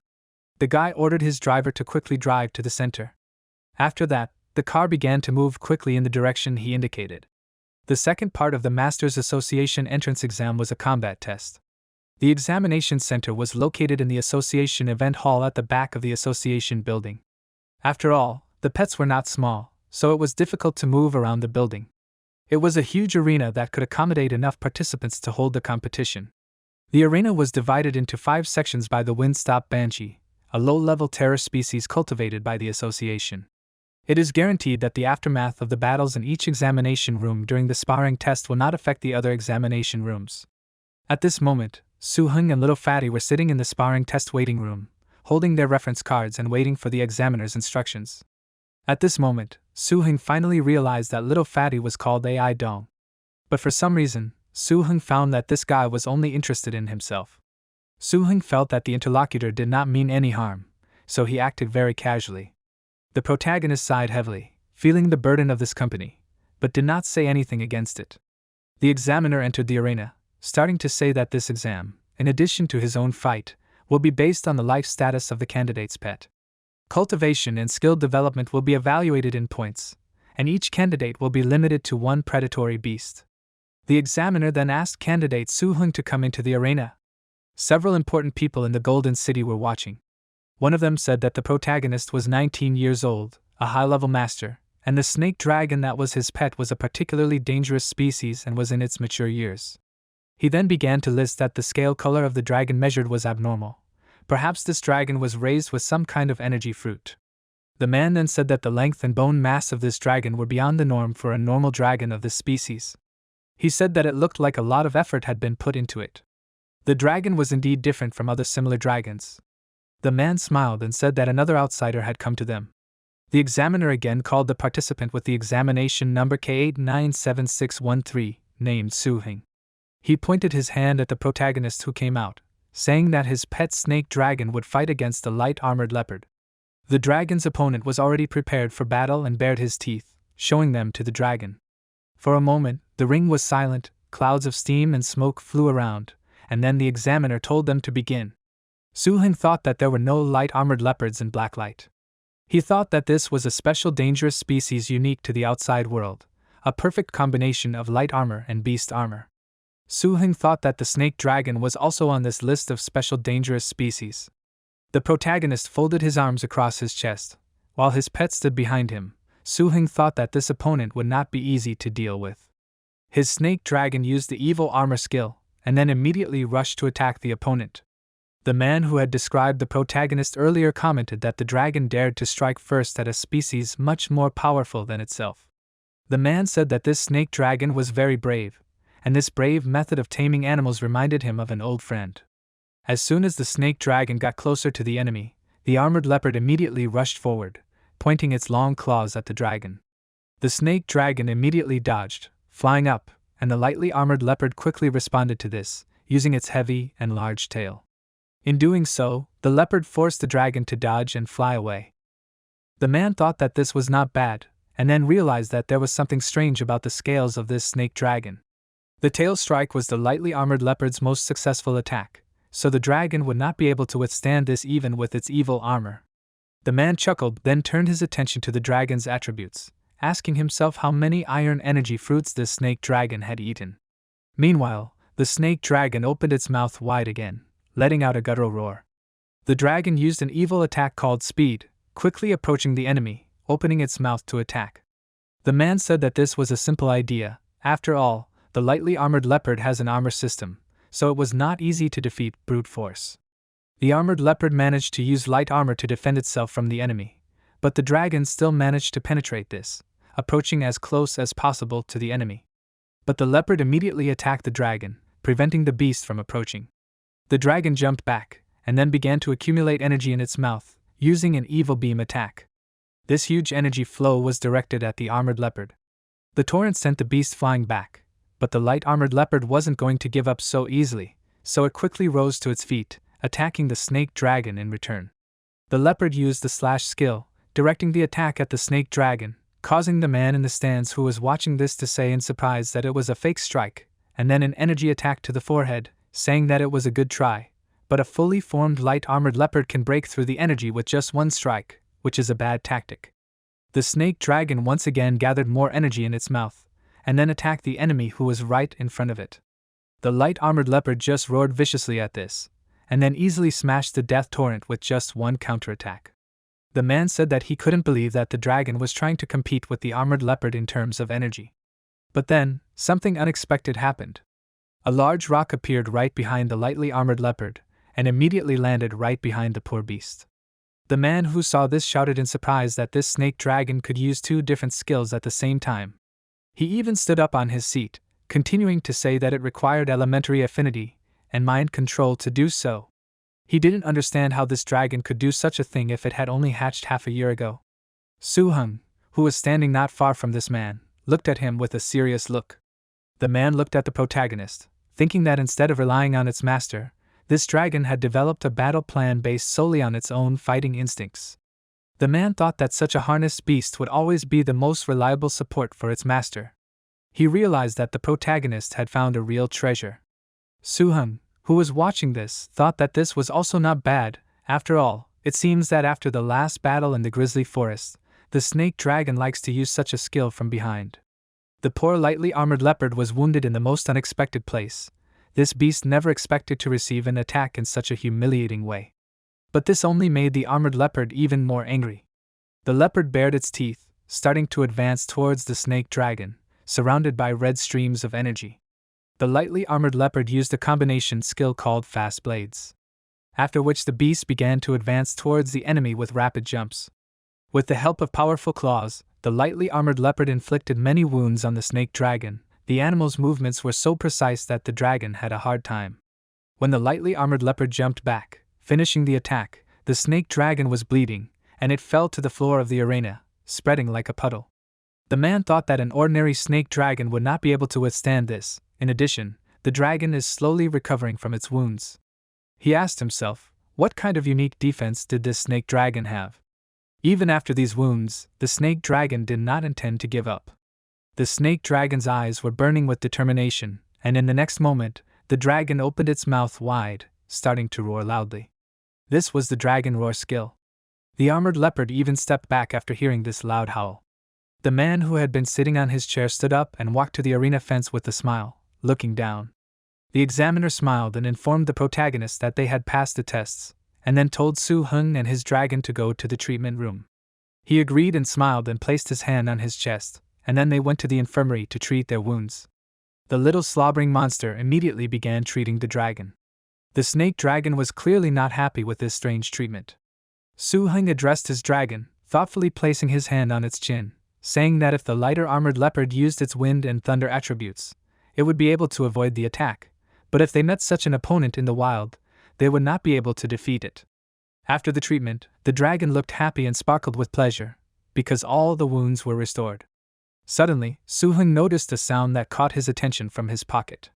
The watch that was there showed that the cultivation status had a full score, the skill status had a full score, the fighting spirit had a full score, 1 point was subtracted for the combat experience, and the total combat test score was 99 points. Suddenly, AI Dong entered the infirmary room and congratulated Suhun for passing the sparring test with a high score, saying that he was jealous. Suhun looked at him in surprise, telling him that it was a coincidence, because he didn't expect it to turn out like this. The dragon copied its master's emotions, and Suhun put her hand on his neck and said that the opponent he had encountered was fully developed, and he had to attack first.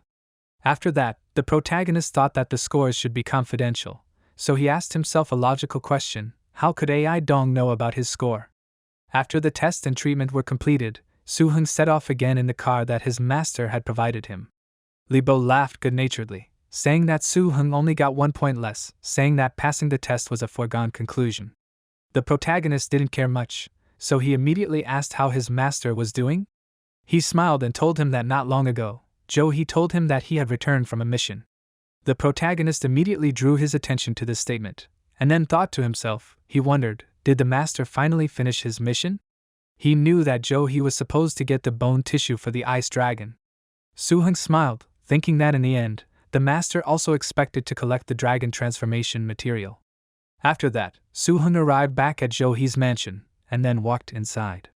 He told him to look at it, showing him a box that was full of all kinds of magic crystals.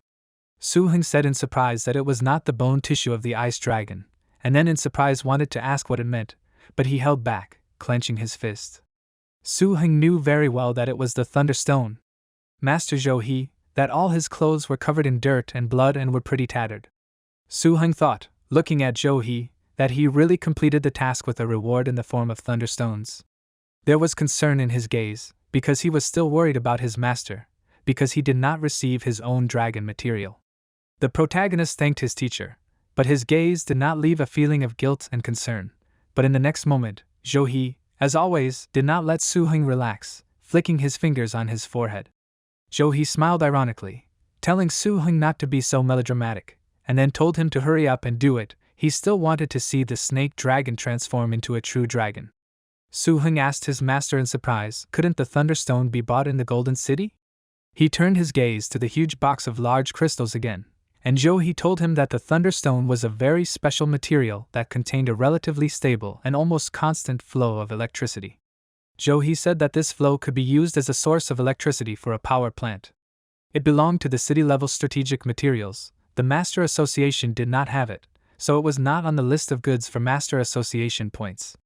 Jo-hee also added that if it weren't for him, the protagonist's master, who took the initiative, this would have been very difficult for Suhun to deal with. The protagonist asked Jo-hee, could they use this in their Blacklight gathering place? Suhun said that the electricity in their gathering seemed to be generated by fire. Jo-hee closed his eyes and said that if Suhun wanted to use the Thunderstone to generate electricity, it wouldn't be just any stone. The industrial system and Blacklight Castle weren't even close to that. He leaned his hand on the chair and then sat down in it with a tired expression, telling the protagonist that he needed to quickly transform the snake dragon.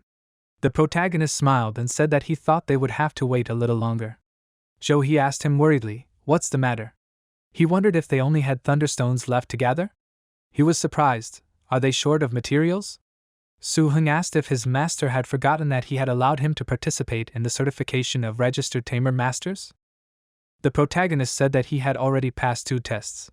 Suhun sat on one knee in front of the box of Thunderstones, telling him that the day after tomorrow he would have to undergo the final trial. Jo-hee slapped himself on the head, complaining about his memory, saying that the years were taking their toll. He then asked his disciple, how did his first 2 trials go? Suhun told him that he scored 91 points on the written test, and 99 points on the battle test. Suhun also said that if everything went well in the battle trial itself, it would not be difficult to obtain an A rank with a total score of over 370. He smiled, to which Jo-hee smiled back, telling him to put the Thunderstone away, and then prepare well and achieve a good result in the upcoming battle trial. Jo-hee said that the trials of the Golden City Master Tamer Association had always been famous for their incredible difficulty, and according to the natives of the city, these trials were simply strange. There were huge monsters present in these trials. Not to mention, let's say, the last registered master evaluations in the actual combat trials. Surprisingly, in a dangerous place called Dead Shadow Island in the Yahello Sea, a group of 5 people captured a high-level dangerous species called a shadowless bird. The shadowless bird, as the name suggests, is not strong in attack, but has amazing speed and can be called shadowless. It is not easy to pluck the feathers of the bird by brute force or ordinary means, let alone catch it. This also caused the trial task to be extremely difficult, so the number of people who eventually passed the registered master test and became registered masters was only 1/30 of the total number of participants. Suhun skimmed through the information Uncle Lee sent him, and then looked at the trial records for the past 30 years, deciding that it was always a good idea to prepare more. As a result, Suhun was still confused when he received the answers about the trials of the past years. He read this report, shocked by what happened there. And so it was time for Suhun's trial. The location of the trial was the Green Soul Mountain. The task was to hunt down and kill in a group any of the mature, especially dangerous species that roamed the depths of the Green Soul Mountain. There were less than 30 masters participating in this trial, and under the guidance of 10 examiners of the Master Association, they gathered at the Green Soul Mountain. Each trial session was a group situation, commonly called a trial group, which was designed to promote synergy between masters. Each group was accompanied by an examiner and an observer of the Evil Eye Society. The examiners were in charge of giving grades to the group members, and the observers recorded the entire process, ensuring the absolute fairness of the trial. But Suhun found it strange that the examiner stopped after reading his name. He asked himself, isn't he going to assign him a teammate? The protagonist looked at one of the examiners with confusion, waiting for the time when he would be assigned a team. Suhun pointed at himself in surprise, turning to the examiner, asking, will he be the only one in the team this time? At this time, Ai Dong came up behind him and asked him, what happened? He told him that they were in the same group, saying that it was a big coincidence. Suhun thought in surprise it was obvious that Ai Dong was the one who set this up. He didn't understand how he could pretend so badly. The examiner said that this was a trial mission that involved a small tidal wave of plague, and although the Golden City forces were fighting the wave of disaster on the Western Front, however, fish would suddenly fall out of the net, so it was better to be careful. Her gaze was serious as she continued to explain the essence of the mission, saying that it was to hunt any of the mature individuals of the especially dangerous species. She said that she would do her best to keep them safe, but every year, people would get fucked up on trial missions, also examiners, so it was not worth taking it lightly. Suhun thought that for the current snake dragon, they were talking about the mature stage of the especially dangerous species, even the full stage would be just a trifle. But they still had to be careful not to reveal the attributes of wind and thunder, this time for sure. The woman said that the examiner had specially given them a mission that was different from the others. She raised her hand up, pointing at them with her finger, saying that they, on the contrary, should hunt the super dangerous species when they were adults. Suddenly, Ai Dong cursed loudly, revealing that he knew the name of their examiner, calling her Yunlan. He asked, "Isn't this a mockery?" Suhun was also shocked by this news, because at that time he was clearly not prepared for the fact that he would have to fight strong monsters. Ai Dong continued to be indignant, asking, "Is she talking about a super dangerous species?" He said that it was the baby steel-nosed crocodile that he had. Then Yunlan shouted loudly, asking him who asked him to be in a group with Suhun. She reminded him that it was him. And she also told him to call her the examiner. Yunlan added that this time we will deduct 1 point from them to teach them a lesson. Ai Dong literally started to cry, begging the examiner not to do this, but Yunlan clearly had a different opinion about this situation. After a while, when the sky turned pink, powerful armored vehicles began their journey through the mountains towards the place where they were supposed to complete the task. Ai Dong said that this test was a real challenge. He entered the machine, his expression clearly showing his dissatisfaction. He turned to the protagonist, said that he thought Suhun was stronger than him, but he never imagined that the protagonist was strong enough to increase the difficulty of the test. Said that if he knew about this, he would not have teamed up with him. Suhun shrugged with a smile on his face, but did not say anything at first, and then, putting his head on his hand, said that he did not know why, but he had a feeling that this test would be difficult. He also mentioned the disaster wave, saying that even the smallest disaster wave was full of unknown monsters. Joe was also present at this competition, but he was riding in the car with the examiner. He asked Yunlan if this test for their association and these newbies was too harsh. Yunlan then told him that the Yashan Peninsula had once again experienced a wave of disaster that had not happened for nearly 100 years. She said that in their old man's opinion, this wave of disasters would not end so easily. Yunlan said that he should know that many masters in the association were too cowardly to engage in combat. She also said that even the newbies would have to face the harshest realities. Yunlan said that it was estimated that nearly a third of the participants in this test, including the examiners, would be injured. Yunlan said that if they were not cruel to them now, they would not even have a chance to survive later. He turned his gaze to Yunlan, asking her, "Is this really what they have come to?" His gaze was full of disbelief, but Yunlan confidently replied to him with a regretful voice, that it could only be worse. But Johe's participation in this trip would at least ensure that there would be no mass extermination of the participants.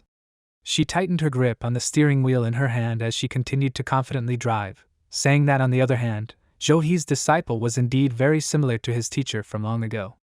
Yunlan smiled as she pointed her finger at Johe, saying that Golden City, with its exceptional talent and sharp methods, would not be able to cultivate such a young man.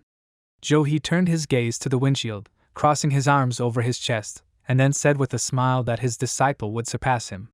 At the beginning of this test, everything was going well. However, shortly after entering Green Soul Mountain, most of the accompanying examiners were called by the chief examiner to precipitate a large wave of scattered disasters in the depths of Green Soul Mountain. They were not far from the battlefield. Even many of the examiners felt deceived. It seemed that the trials were just a cover, and the real purpose was to send them to war. From then on, all the examiners accompanying each team left, leaving only one observer from the Evil Eye Society to keep an eye on the team. Things got so bad that the teams participating in the trial were also responsible for the safety of the observers. As the trials continued, monsters that had escaped from the wave of disaster rushed into the trial area. Most of these dangerous creatures were so strong and tough, far beyond the ability of the participants to handle it alone. Even 5 members of the group found it difficult to resist, and each group began to reduce the number of its members. As the trial progressed, the frequency of the appearance of especially dangerous creatures increased, and the attrition rate became more severe. The fatality rate, which was no more than 1% in normal combat trials, suddenly increased by 10 times. The terrifying monsters that were in this place did not sit at all. Anyone who crossed their path. The test subjects could only run and hide. On the 4th day of the trial, Suhun encountered 3 teams that were completely wiped out. He and his partner buried these poor people, respectfully bowing to them as they said goodbye. The broken limbs, the bloody post-war scorched earth seemed to give Ai Dong a feeling of uneasiness. If it weren't for Suhun, this little fat guy would most likely be buried in the Green Soul Mountain. The bloody corpses and decomposing bodies were now everywhere, making it difficult for him. After a while, Suhun and Ai Dong found themselves in a cave. They were sitting by the fire, and next to them was a large pink bird, as well as a girl who was not regaining consciousness. Ai Dong, with a worried expression on his face, gave the girl water from a bottle, while Suhun fed the large pink bird, saying that if they were a little late, this advanced and dangerous pink fluffy bird might die. The protagonist said that this girl would also have to be carried, because they didn't know when it would start. Ai Dong said that he was lucky that he was in the same group as Suhun, otherwise, he could only assume that his body would have already cooled down among all those corpses. He asked the protagonist if he thought they would ever be able to return to the Golden City. Ai Dong placed a bottle of water on the floor of the cave, asking if the examiners who had gone to war would come back for them. Suhun then smiled and stroked a large pink bird, saying that if no one took them, they would return on their own. Suddenly, the girl they had picked up stood up and started coughing, coming to her senses. Ai Dong and Suhun were immediately happy to see that she was alive. The girl immediately began to wave her hands and mumble something. It looked very cute, but it confused the protagonist and Ai Dong, because they did not understand anything. Ai Dong for a long time his lips and said that she was a very cute girl, but unfortunately not mine. Still, the girl was able to explain herself, thanking them, because after she became a master, she learned telepathy. She said that she was so nervous that she forgot about it, and then thanked them again. In the group, there was a girl named Gong Xian. Everyone else except her was killed by a dangerous species in the supreme stage, and she managed to escape with the help of a flying harness pet that was weak in combat. But as soon as she came out of the tiger's mouth, she seemed to have fallen into the wolf's den because of the flying beast that flew over the Green Soul Mountain. Soon, a mature bat of the most dangerous species caught up with her and chased her all the way to Su Heng's ambush site. After Little Fatty begged and pleaded, Su Heng allowed the snake dragon that was lying in ambush nearby to stealthily attack and kill the most dangerous species in its mature stage, completing the trial mission and saving the girl. In the next 3 days, Su Heng, taking the 2 little problems with him, hid in the Green Soul Mountain. They tried to escape and avoid monsters.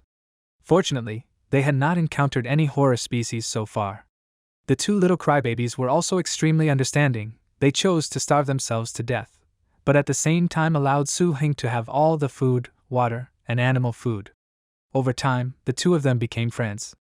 This cave was a resting place that Su Heng found after Gong Xian passed out from hunger. On the steep slope was the lair of a particularly dangerous kind of bear, but now it belonged to Su Heng. On the other hand, the original owner was simply driven away by a snake dragon with a very brutal attack. Su Heng told Gong Xian to remember to eat on time next time so that they would not have to give him all the food.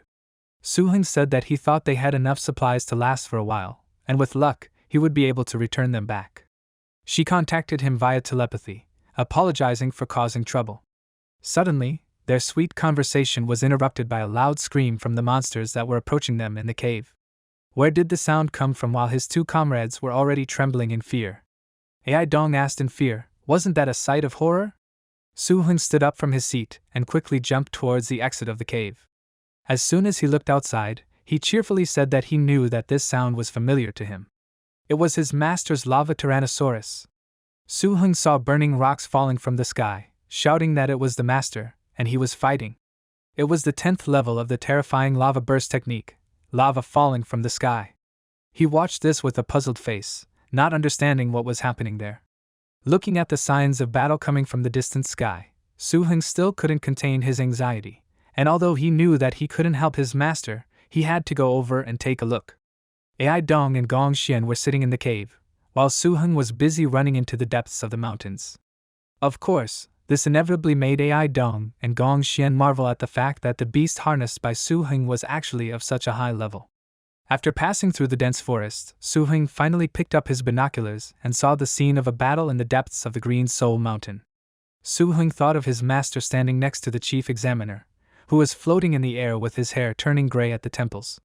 Below them, several huge creatures were fighting, in the heart of the remnants of the disaster wave. Suhun continued to watch through his binoculars then, what was happening, finally realizing that it was a nightmarish sight. An ice ring dragon. This powerful creature released another stream of light energy downwards, directing it as an attack towards the pets belonging to his master. Suhun was so surprised that his master was fighting this kind of creature. His bloodline was wide open, and he continued to reason that, according to the records of the old dragon code, the bone marrow of the ice dragon's spine and the ice poison capsule were just the auxiliary materials for transforming the ice crystal dragon lion into a dragon. He recalled what was written in the code, and then thought about how this battle was their chance for master. Suhun smiled, placing his foot on the rock cliff. He stepped forward, calling another pet, telling Monkey Lord to take action. Immediately behind him, a huge monkey appeared, and with loud cries, it charged at the ice dragon. Monkey Lord swung its huge paw, already preparing to attack the ice dragon, who did not expect such an attack from behind. But Monkey Lord was also grabbed by the ice dragon, who effortlessly wrapped its tail around Monkey Lord's body. Suhun remembered that it was Master's second assistant, Monkey Lord. It was a terrifying sight from above, with a perfect combination of the 5 systems: earth, beast, strength, air, and attack. It was the pinnacle of horror sight.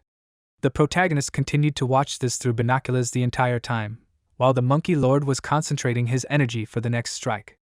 The Monkey Lord clashed both of his fists, and then, with great force, pushed off the ground and headed towards the ice dragon, clasping his palms together to strengthen the attack. The dragon was in for a rough ride, and Suhun reasoned out loud that this was a technique of a terrifying sight, a surge of rage, a level 10 enlightenment ability, tearing apart the atmosphere. Suhun said that the ice dragon had the ability to fly, so he wondered if this would work. The main examiner asked if he could get serious. As his pets continued to fight the ice dragon, he then snapped his fingers, creating a huge shadow hand that burst out from the ground and headed after the dragon as it flew away. In the blink of an eye, the frightened dragon's last horror before death. A huge hand squeezed the dragon's head, destroying it. Suhun, seeing this, opened his mouth wide, not understanding what was happening. Suhun asked himself, could it be that the black figure that flashed before his master's eyes was that powerful pet called Black Sin? Suhun then asked himself again, what kind of ability was this that was so strange that it could easily stun a nightmare-looking beast? To Suhun's surprise, Johi's Black Sin beast killed the ice dragon and took away the dragon transformation materials. At that moment, Johi obtained the very crystal he needed, and this small wave of disaster ended with the death of the ice dragon, and of course, this was the end of this terrible ordeal. The large number of deaths caused a lot of criticism in the city, but the top expert is unwilling to explain anything. If you do not have the determination to die, you will still die. After that, the results of this test were officially announced. Suhun won first place without any doubt and received an award from the association. In the sense that there is no need to be a fool if there is fur, Suhun ran to the research institute with the proof in hand. He really wanted another pet, so he was there in the blink of an eye. At the research institute, he was met by a guy with glasses, who asked him if he was Suhun. Suhun showed him his palms with a smile and replied that it was indeed him. The next moment, this guy hit the protagonist on the head. Suhun shouted in displeasure, asking him, why did he hit him? The guy told him that he really liked hitting people, he liked hitting Suhun. He averted his gaze while Suhun indignantly tried to tell him something, and then he said with a victorious expression that it was because he was the incarnation of the reader's father, named Chi Huai. Suhun looked at this with confusion, asking himself, why does he feel like this guy is crazy? The other guy who was in the same room said that the doctor was like this sometimes, so they should leave and ignore him, it will pass in a minute. Suhun looked at this guy in surprise, but then he still went with him. They walked along the glass corridor between the buildings for a while until they entered the right building. The guy told him that in the entire institute, there were 7 dangerous species that posed the greatest health hazard. Suhun looked at the small beasts that were in the cages, while the guy continued to explain to him that there were a total of 3 especially dangerous cubs. At this time, the protagonist made faces at the small monsters imprisoned behind bars. Then the guy said that the especially dangerous species they had was the golden jade grass, unique to the Golden City. The guy said that it was a pet of 3 systems: grass, blood, and healing. In itself, the blood and healing system, the golden jade grass is able to heal penetrating wounds, lacerations, and even to some extent restore minor limb deformities.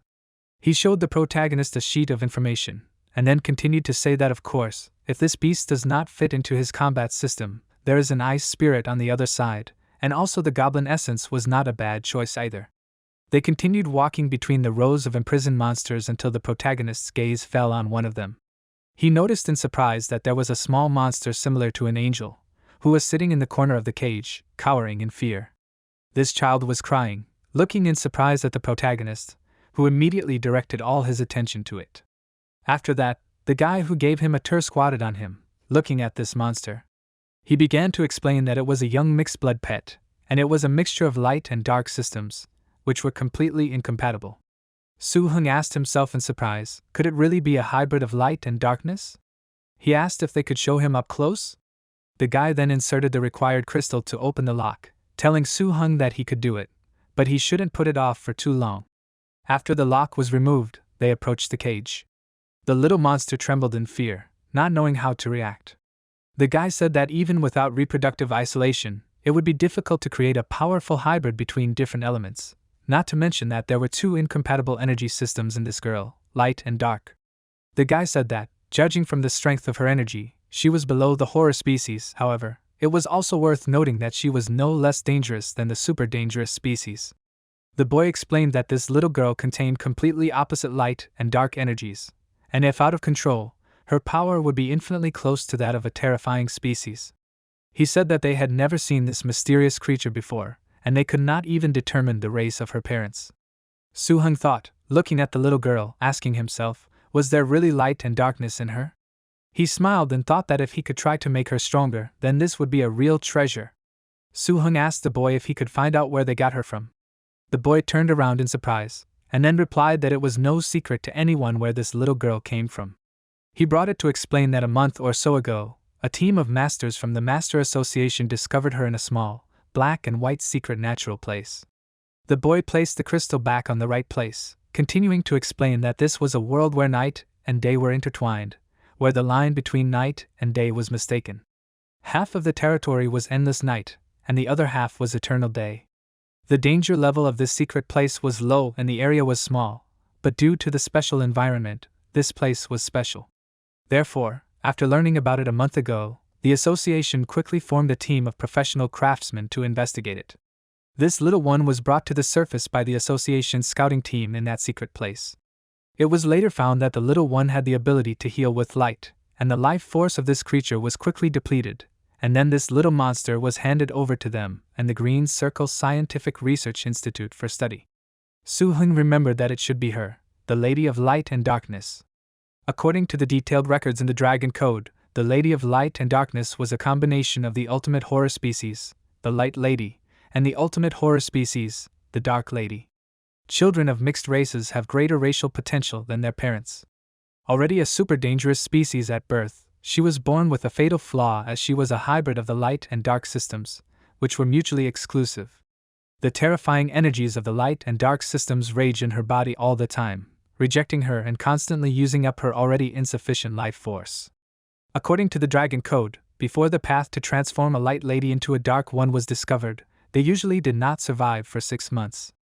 This also led to the light and dark lady, a race with terrifying talents, becoming a super-terrorist species that did not last long and was not appreciated. Fortunately, in the old Dragon Code, there is a way to save the light and dark lady. Suhun smiled and said that he decided to choose this hybrid pet. The guy who was giving him a tour turned around in surprise and then told the protagonist that if he hadn't understood, her life force was rapidly draining away due to the conflict between light and darkness. The guy told him that he was suggesting that he not waste the precious opportunity that was being given to him for first place. Suhun said with tears in his eyes that he knew what the guy was thinking about him, but he still wanted to choose her. He said that growing up without a mother and father, he was raised by his sister, so he knows what it's like to be alone. Suhun, like a hero, said that his sister taught him since he was a child that if he wanted to become a master, he should love his pet as much as his family. The protagonist put his hand on his neck, saying that he was a soft-hearted person, so he couldn't bear to see the poor little pet suffer. It was so sad for him that its life was coming to an end at such a young age. Suhun said that he wanted to take her in and make her grow up as much as possible so that she could escape the fate that would shorten her life. Suhun continued to say that even if it was impossible to save her, it was better to take her outside to see the outside world than to keep her in a cage. Now his escort, who had listened to all the sad speech, was also crying. He tearfully shouted at the protagonist that he had hit the nail on the head, saying that this little girl was really very pitiful.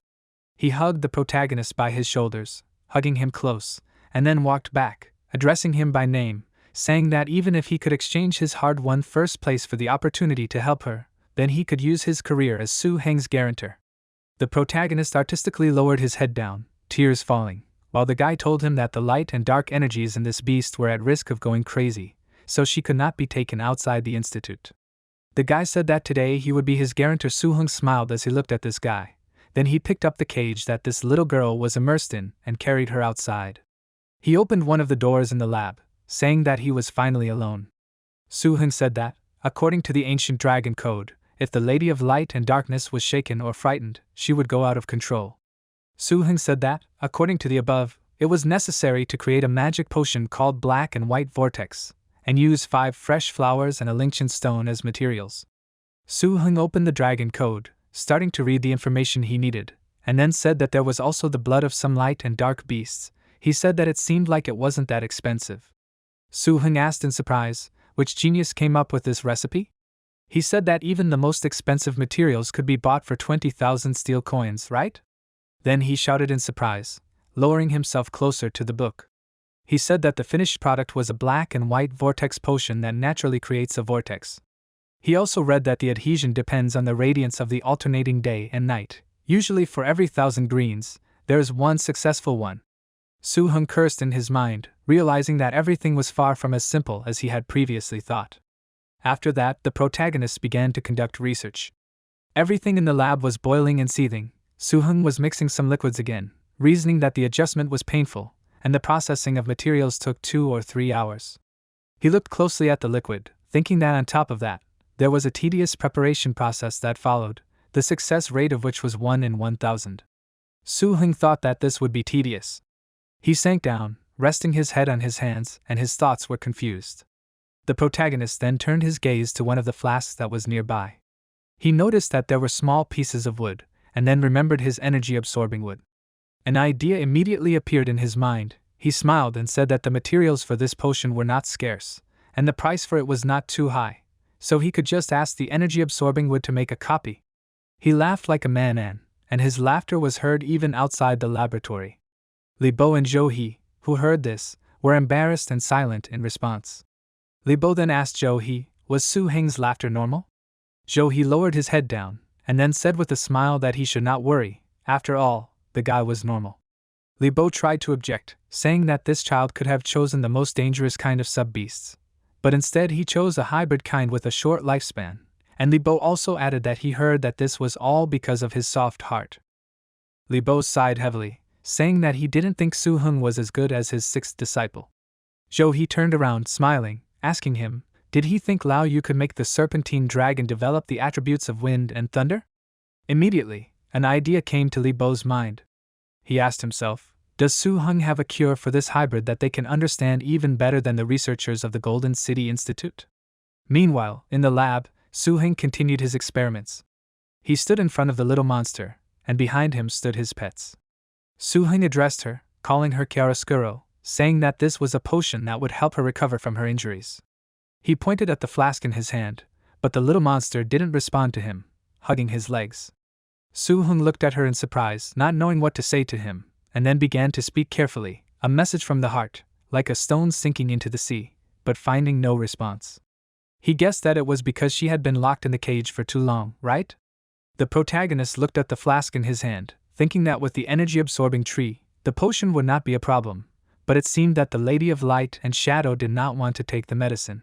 Then the little lady began to shake her wings, surprising the protagonist.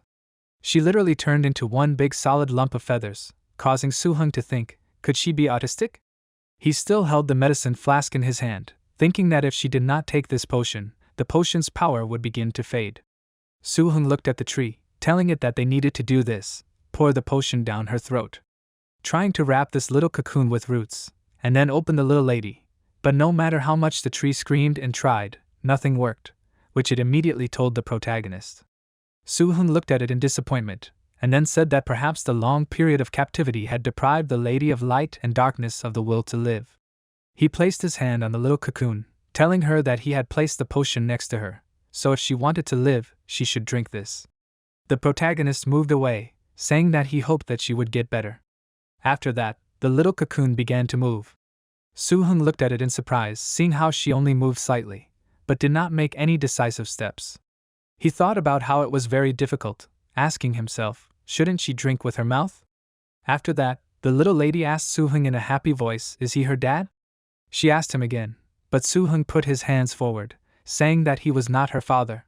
Then he pointed to himself, saying that he was her master. Then the little lady asked him, is he her mother? Then Suhun tried to tell her that the word had another meaning. Suhun put the treasure hunter forward, asking why this beast did not train her. Suhun said that he had other work to do.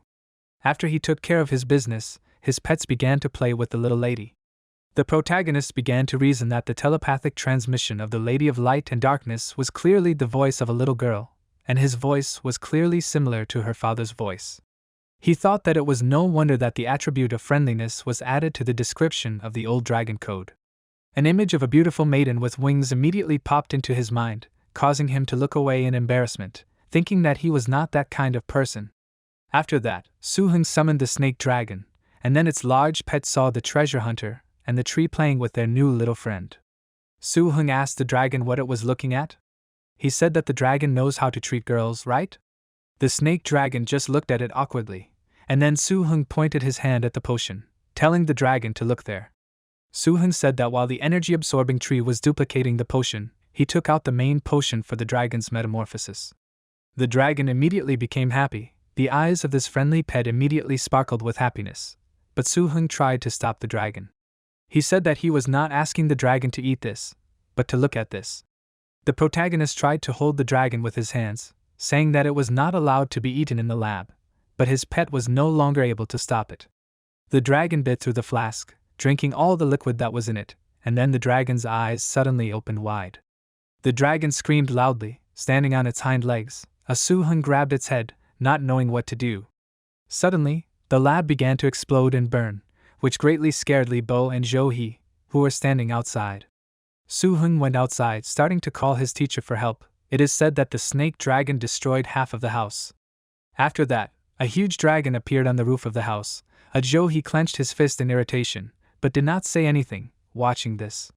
After they dealt with the aftermath of this experiment, Suhun and his scolded snake dragon found themselves outside, standing in front of Zhou He. Zhou He asked his student, didn't he say that they need a special place? Suhun replied that his dragon had only absorbed the basic medicine of the metamorphosis medicine, but had not yet transformed into a dragon.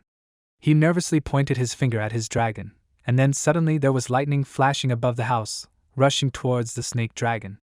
Zhou He looked up in surprise, saying that this dragon had not even become a true dragon yet, but had already done this? Zhou He turned his gaze to the protagonist, asking him with his arms folded across his chest, why did he blow up his mansion?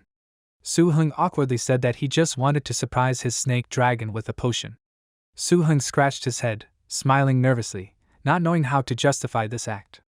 The protagonist said that his dragon had gone crazy and absorbed it. In fact, Suhun did not want this. The noise that the snake dragon made was beyond Suhun's expectations, but Zhou He's teacher had a strong position in the city. With the support of the mighty beasts, the phenomenon caused by the snake dragon was finally locked in the sky above the manor, not spreading further. But despite this, the Golden City magistrate was there to ask questions. Well, for a mature butler like Li Bo, this was an absolute trifle. He simply smiled good-naturedly and said that Zhou He was using the beasts to develop new skills, and also persuaded them to leave with a few words. The wind and thunder energy in the sky seemed to be attracted by the master medicine and fell from the sky, enveloping the snake dragon. The light from this phenomenon was so strong that it was difficult to open one's eyes, and amidst the riot of sparks, the rending roar of the snake dragon rang out. It was obvious that it was in great pain. The appearance of wind and thunder continued for a full 3 hours before it began to dissipate. After the light faded, the figure of the snake dragon reappeared before the eyes of Suhun and his teacher. At this point, the snake dragon's body size had exceeded 10 meters in length, and its originally strong physique had become even stronger. The scales of the dragon's body seemed to have been tempered by the wind and thunder, and hidden within it was a flow of energy that looked much more noble and elegant than the original. Only by quenching the energy of the wind and thunder did the snake dragon become drenched in blood, causing Suhun a mental wound. The snake dragon's entire body was indeed covered in wounds after a serious experiment. Suhun worriedly asked his pet if everything was okay. The snake dragon looked around, and then began to accumulate a large energy ball in its mouth. Then the ball moved to the dragon's paw, and after that, the snake dragon sent this energy ball flying with a quick and dexterous movement, as if simply throwing a ball. This powerful stream flew past the protagonist, narrowly missing him, and then crashed into the wall, creating a large explosion. He said in surprise that it was a level 5 ability called Enlightenment, Plasma Sphere. He said that he never knew that after taking the main drug, the snake dragon had such a boost. Li Bo was also shocked by what was happening, but did not say anything. The family dragon opened its mouth wide again, standing in front of the people with a bloody body. The protagonist loudly called out to his pet, as the snake dragon sank back onto its 4 legs. Suhun loudly called out to his master, saying that the snake dragon was injured. Suddenly, the dragon's gaze became surprised, because the dragon noticed that someone was starting to heal the wounds on its body. It was the little lady of light and darkness who used the healing technique of horror, light healing, enlightenment level. The dragon accepted the treatment in surprise. Soon the dragon's entire body was completely restored. Li Bo, Suhun and He who saw this were completely shocked by what was happening. The palace type looked at He, asking him, was that a light healing technique? He answered him in surprise that it was exactly like that. He cursed in his mind, thinking that he was in the hall. It wouldn't be easy when that fool Suhun wanted to take away a hybrid pet of an unknown race. In the institute, the hybrid pet couldn't even cast a decent healing spell, but how did it end up in the hands of that fool? Not only that, she used a healing skill like light healing, which has enormous potential among pets using light-type healing. He thoughtfully closed his eyes, folding his arms across his chest as he thought. Suhun smiled and thought that he didn't know that the Lady of Light and Darkness had already mastered light healing and developed it to the 1st level. And she was also really willing to heal the snake dragon. Suhun thought that at least this showed that the snake dragon and the other pets had entered the closed world of the Lady of Light and Darkness. He watched with a warm smile on his face as his dragon was being healed under the effect of his new little pet. He smiled at him and patted his hand on his back, asking why he was smiling. He asked him if the snake dragon had completed its metamorphosis. Suhun closed his eyes thoughtfully and awkwardly, putting his finger on his cheek, and then said that it wasn't that simple. After all, there wasn't enough wind and thunder energy, and if he wanted the snake dragon to absorb enough wind and thunder energy, then special conditions were needed. The manager of the house, Li Bo, approached Suhun, telling him that he should know that Master had been very kind to him, and last time Suhun said that he wanted to find a place where the energies of wind and thunder converged. Li Bo also reminded him that he then went to see Counselor Li Hong on purpose, and looked through the association database for you, which was a great favor. Suhun turned around with a happy smile to look at his teacher, asking him, did he go to see his wife? He angrily hit the protagonist on the head, asking him what he said. He cursed at his disciple, calling him a fool, and then told him to pack his things, because they were leaving from there tomorrow. Suhun held his head with a pitiful expression, but did not say anything against it. He said that he would like to see, what kind of snake dragon can this become? He looked into the distance, curiously imagining what the future holds for them. The snake dragon turns into a wind and thunder snake dragon, which must be in an environment where the energies of both wind and thunder intertwine. The powerful squalls and lightning calmed the snake dragon's form, allowing the dragon to thoroughly digest the essence of the main medicine. With the help of advisor Li Hong, he managed to find a sufficiently terrifying race in the jar, which, how to change the wind and thunder dragon, combined both wind and lightning in the dragon system. It was the wind and thunder dragon hawk. When the beast reached the level of a terrifying species, it would more or less interact with its habitat. Wind and Thunder Cliff, the natural secret place where the time of the wind and thunder dragon eagles resides, a special place that can satisfy the snake dragon's needs for metamorphosis. Wind and Thunder Cliff was a dangerous place where the wind blows all year round and lightning never stops flashing, but in the depths of the cliff, the wind and thunder never subside. Instead of the dwelling place of the giant wind and thunder dragon eagle and the wind and thunder eagle dragon lord, it was the node where the wind, thunder and lightning system intersected with the densest energy, and this was also the purpose of Suhun and Zhou-He's journey. The two of them needed to go to the place where the wind, thunder and lightning system intersected with each other. The planned operation was carried out in a hurry after the snake dragon accidentally swallowed the main drug in the lab. In order to get to the place quickly, Zhou-He immediately took out his pet, the ice dream butterfly. It was Zhou-He's strongest super terrifying flying pet, and also one of his strongest pets. As an above terrifying species that combined the dream, insect and spirit systems, the pet was not the best at flying, but it was very fast. Because it had a unique ability of the dream system, the dream tail. The dream tail skill greatly increased the distance the butterfly could fly with each flap in Crimea. Often, the frozen dream butterfly's phantom could only be seen in midair, and the frozen dream butterfly's body had already flown a long distance on its wings with the support of the dream tail technique. At the same time, the frozen dream butterfly's best skill was to freeze the target's mind if it was in a dream state. The butterfly could also even freeze the target's soul, causing it to forever remain in a frozen dream until its body completely failed, or even died. They continued flying on this butterfly, and Zhou-He said after a while that this must be the place. Suhun looked at his teacher, asking him that there seemed to be wind and thunder energy in this area, right? They were hovering above the forest, until Zhou-He suddenly pointed his finger to one side, saying that the symbol was a thunder pine. Then Zhou-He shouted to his pet ice dream butterfly to attack this place with a dream beam.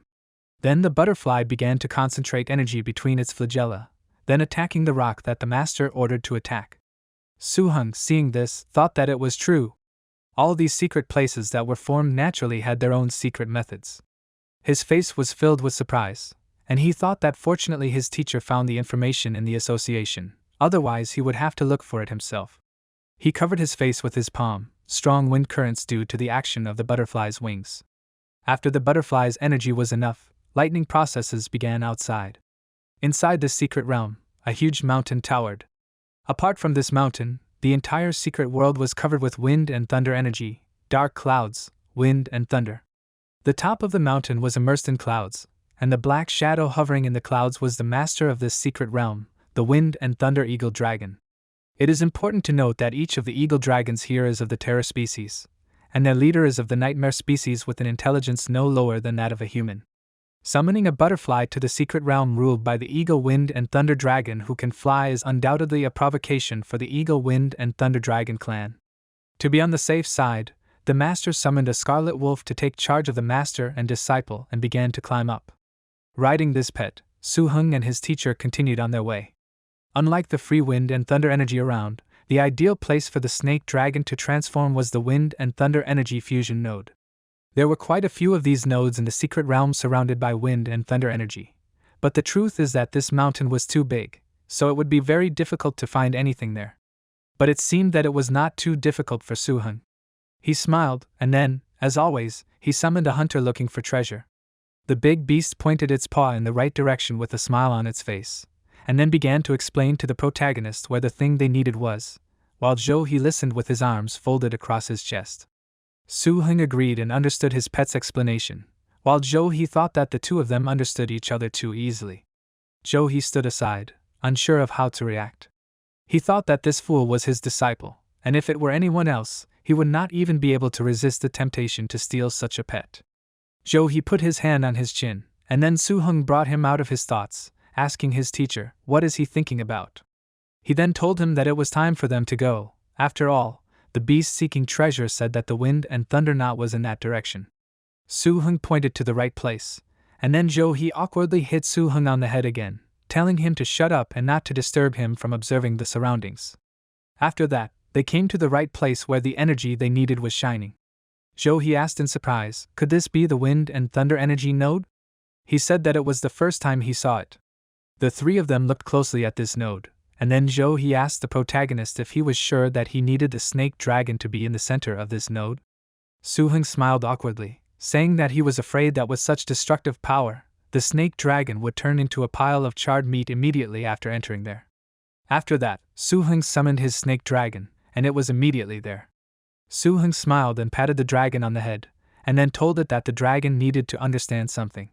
But its pet did not listen to Suhun again. The earth dragon took off and flew straight towards the energy node. Suhun fearfully stretched out his hand forward, trying to call his pet back, asking, "Has the snake dragon gone crazy?" Suhun shouted that it was beyond the dragon's power. Then He put his hand on the protagonist's shoulder, telling him to calm down. Ram explained that all beasts had a much higher sense of danger than humans, and they would not kill themselves. A few moments later, the snake dragon was right at the center of the energy node, causing He and Suhun to simultaneously shudder at the sight of the protagonist's pet screaming in pain as it soaked in energy. Suhun, with a worried expression, tried to call the snake dragon. After taking the main medicine, the snake dragon seemed to have gained the ability to attract wind and thunder. The energy mass that was originally in the center of the wind and thunder node began to slowly converge on the dragon. According to the records of the old dragon code, if a snake dragon wants to transform into a wind-thunder snake dragon, it needs to forge its body with powerful wind and thunder energy. At the same time, the dragon must eliminate the earth attributes in its body that do not belong to the wind-thunder snake dragon. Only Suhun did not think that a simple sentence in the dragon code would be so terrible and painful in reality. The dragon was literally torn apart by the pain. The so-called body forging is actually a direct bombardment of the flesh and snake dragon with wind and thunder energy until it is charred and falls off. At first, the snake dragon still made terrible sounds from the energy mass, but as time passed, the dragon stopped screaming. The strange situation in front of Suhun and the weakening breath of the snake dragon caused him to panic greatly. His face turned pale with horror as he watched his pet suffer. He tried to call the dragon again, but to no avail. He turned to Suhun, telling him that his cultivation was insufficient, so he told him that he could tell for sure that the snake dragon's body was rapidly absorbing wind and thunder energy. He said that the speed of it was simply amazing. Suhun looked at his teacher in surprise, while he continued to say that if the changed dragon really died, then these energies would definitely dissipate and return to their original state. Suddenly, the energy knot began to shine even brighter. When he shouted that it was that very fragrance of the ancient dragon bloodline. Because of the gusts of wind, they had to cover their faces with their hands to prevent the debris from getting into their eyes. Suhun smiled and shouted that he felt it too. It was the snake dragon's life breath that was recovering at a rapid speed. After that, they saw the silhouette of the snake dragon gradually approaching them. He shouted that the call had changed. He asked, "Was this really a successful transformation?" He thought that such an aura was not even under the control of a super dangerous species, much less a dangerous creature like a snake dragon. A snake dragon that hatched only half a year ago can already reach such a level. He simply could not believe that Suhun was able to transform a snake dragon into a dragon in such a short period of time. He thought that if this became known, he was afraid that the entire continent would never have peace again. He wondered to God, what kind of monster did he accept as a disciple? Meanwhile, Suhun's snake dragon body changed greatly. Its limbs grew, its armor became stronger, and the dragon that appeared before them was several times more powerful than itself. Ramka shouted that it really was a wind and thunder snake dragon. After the wind thunder snake dragon descended upon them, he said that they should go back and catch up. It was not right for them to stay there after all the commotion they had just caused. Suhun agreed with his master, holding on to his pet with his hand. Obeying Suhun hurriedly placed the wind thunder snake dragon into the seal space. Just the appearance of it made the other pets in the seal a little worried. For them, the wind thunder snake dragon's aura was too unfamiliar. They felt as if a stranger had walked in on them, and the intensity of that aura was so astonishing that it frightened them greatly. Fortunately, thanks to the spiritual connection between Suhun and the wind thunder snake dragon, the treasure-seeking dragon beast and the energy-absorbing tree soon found out about everything. They were extremely surprised, so much so that their faces revealed expressions of utter terror. This strange stranger who had come to them was none other than their elder brother, the serpentine dragon. After they had figured it out, they had received him kindly. They asked Suhun and the serpentine dragon what had happened. But just when Suhun wanted to use thought transmission to share the information with his comrades, a sharp pain struck his head. Suhun knelt down on him, holding his head with his hands, his head almost cracking due to the pain, and he looked at his disciple. Suddenly, a mysterious energy began to emanate from the protagonist's eyes. He anxiously shouted out that this was the feedback of psychic energy. The transformation of the wind thunder serpentine dragon lizard was equivalent to going from a dangerous species to a terrifying one. He looked back and said that the psychic energy that was emanating from this was increasing exponentially. He placed his hand on the protagonist's shoulder, and then abruptly punched his fist directly onto the cliff next to him. He said that he had always thought about whether the dragon transformation was real or not, but did not take into account the chain reaction after the dragon's successful transformation. He said with a guilty voice that he did not need to rush the child, because Suhun might become disabled. Suhung's inner sea of mind, raging like a storm, was already continuously raising terrifying waves. Suhun was shocked. He did not want to become a fool for the rest of his life. But suddenly Suhun found that an old dragon code suddenly appeared in his hand. Suhun grabbed it with his hand, and the old dragon code strengthened his mind. Then Suhun found that the storm on the sea of his mind could no longer shake him. Instead, his own mind began to rapidly absorb energy, and soon he broke through one after another from the late stage of the high stage of the Master Tamer to the middle and late stage of the early stage of the Supreme Master Tamer. Suhun began to look at the old dragon codex, and along with the increase in energy, new contents appeared in the codex. It seemed that there were now many more unlockable elements than the previous unlocks combined. What shocked Suhun even more was the appearance in this record of the super terrifying species, the king of the cracked earth apes, who had transformed into the super nightmarish species, the transformed dragon path of the cracked earth apes. Although just looking at the dragon transformation materials used to perform the ceremony made Suhung's entire body go numb. But this was also an excellent addition to everything, a kind of training. Of course, thanks to this training, Suhung's understanding of the serpentine dragon also increased. He had known before that the serpentine dragon had elements of evil and earth, but now it was different. The 5 techniques of the 2 overlapping dragon and evil species received different enhancements. The Jiao devouring and Jiao food techniques caused by the awakening of the Jiao grass, as well as the enhancements obtained from energy fruits such as the bear power fruit, were inherited perfectly. What was also interesting was that this metamorphosis allowed him to directly comprehend the powerful skills of both the wind and thunder systems. Lightning bathing could recover injuries and physical strength by attracting lightning to himself, and also form a protective layer of lightning on the surface of the body, which has an excellent defense effect. Silver Snake Dance was a rare racial lightning-based energy skill that was extremely difficult to train after birth, except for innate mastery. You could increase your speed, gaining amazing evasive abilities, and when you reached a high degree of enlightenment, you could redraw a huge force grid with both control and attack abilities. Wind Harness is a wind and thunder skill that has gained the ability to fly high, develop speed and consume very little energy, and be like a fish in water. What is even more frightening is that the skill has the wind attribute, and it will increase in strength as the speed increases. As for the ability to combine wind and thunder, it will take time to master it, but thanks to the existence of the old dragon code, everything can be solved with the money for these materials. After a while, Suhun was able to come to his senses. He slightly opened his eyes, looking around. A protective layer was created around him and his master, and he asked him, how was he doing? And how much has his ability increased? Suhun looked at his master in surprise, and then replied that he was already at the late stage of the Supreme Disciple and should soon break through to the professional level. He said that it was higher than expected. It seems Suhun has received great benefits from this transformation of his dragon. Then he said that the snake dragon had caused a commotion, attracted the attention of the Thunder Eagles, and they came when Suhun was immersed in the sea of mind, but the teacher helped him. Now they were saved only thanks to the protective barrier. After all, there were many dangerous birds around. Suhun thought that his master could defend for so long using only his psychic energy, so it was no wonder he had such a large mansion in the Golden City.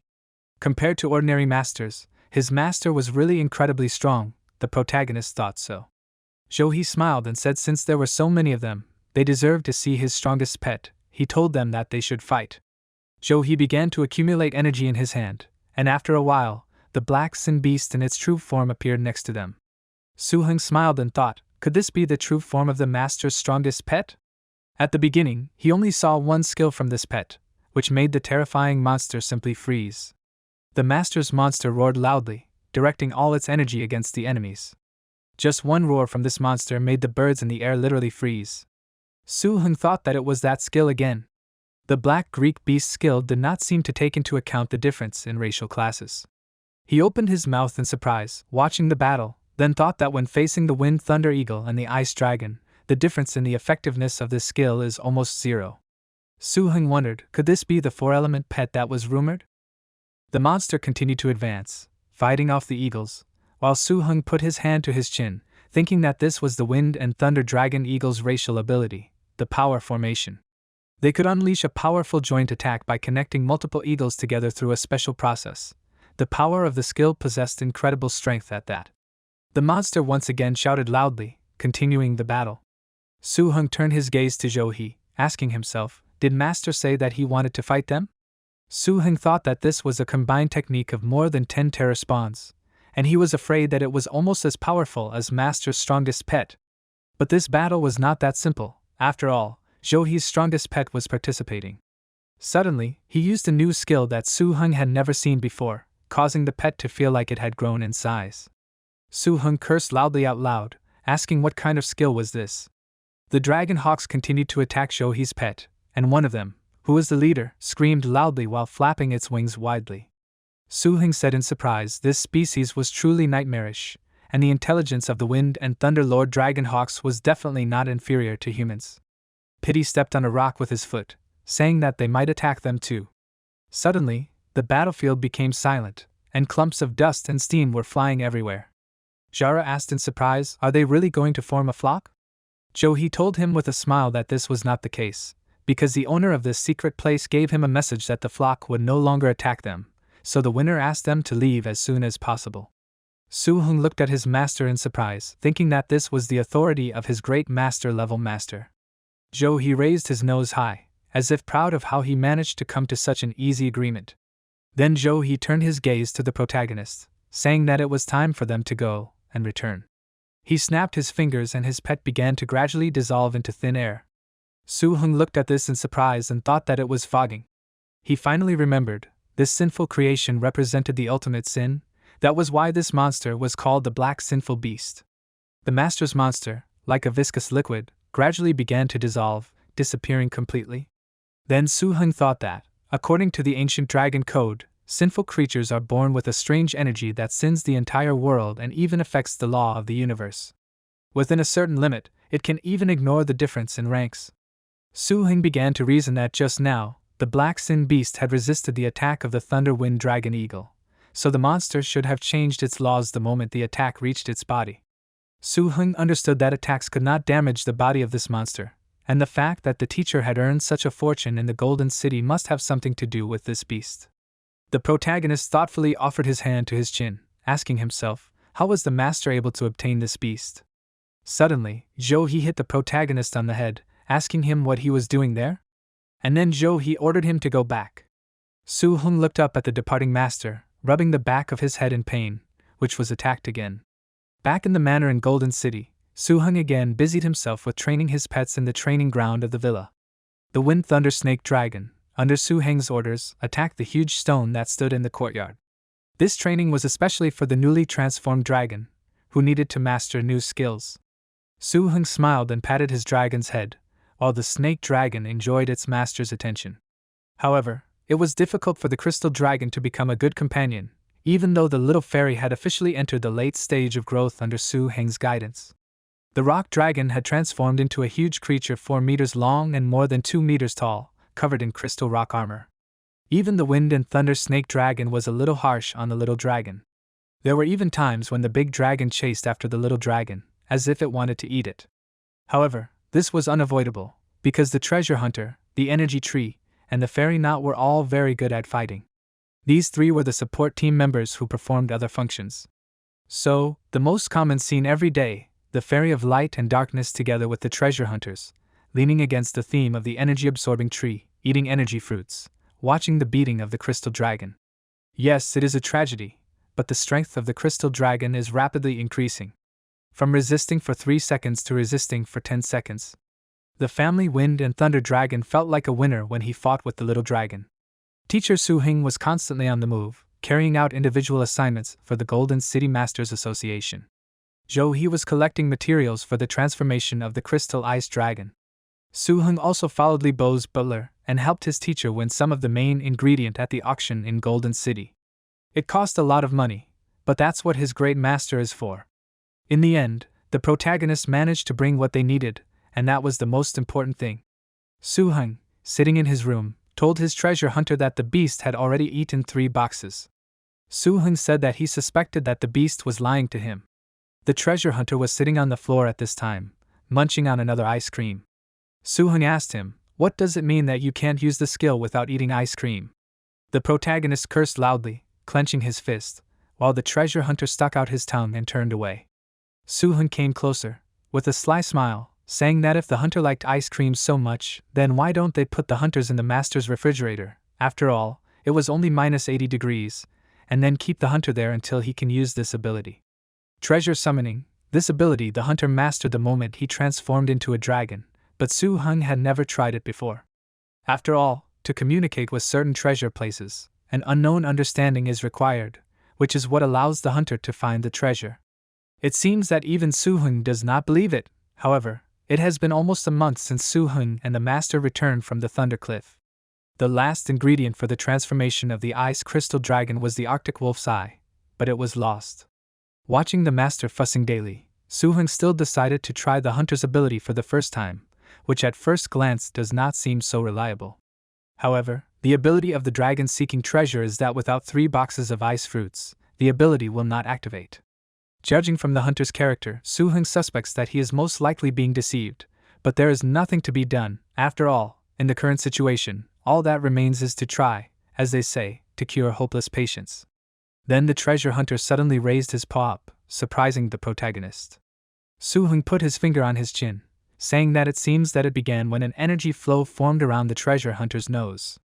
Then suddenly the treasure hunter put his paw on the map, and then Suhun, with his eyes shining with anticipation, asked, "Did the hunter really find it?" But then suddenly the treasure hunter shook his finger from side to side in denial. Angered, Suhun asked the hunter, "Does he mean that there is nothing nearby?" Then the protagonist shouted loudly that the treasure hunter had played too much. After a while, Suhun walked out into the yard, holding a map in one hand and a rope in the other hand, which tied the treasure hunter frozen in the ice. He happily called the master, saying that he found what they needed. The treasure hunter, meanwhile, was shivering from the cold inside the ice. Johi took off his glasses, asking Suhun, what did he find? The protagonist put the map on the table next to Johi, saying that right there, according to the clue, the last material for transforming the crystal dragon is there. Johi looked at the map Suhun pointed at in surprise, saying that this area was an abandoned area on the Yashan Peninsula, and there were no large settlements there. He put his hand on his chin, saying that there could only be a few scattered village settlements there. He then also said that, in addition, this place had recently been engulfed by a catastrophic wave, and there were no signs of life left there anymore. Johi placed his hand on the protagonist's shoulder, asking him if he was sure that the ancient ice wolf's eye could appear in such a place. Suhun told him that he was not sure. That was something he should ask the treasure hunter. If that didn't work, then they should just freeze the hunter again. Johi smiled tensely, noticing the frozen treasure hunter who was still shivering from the cold.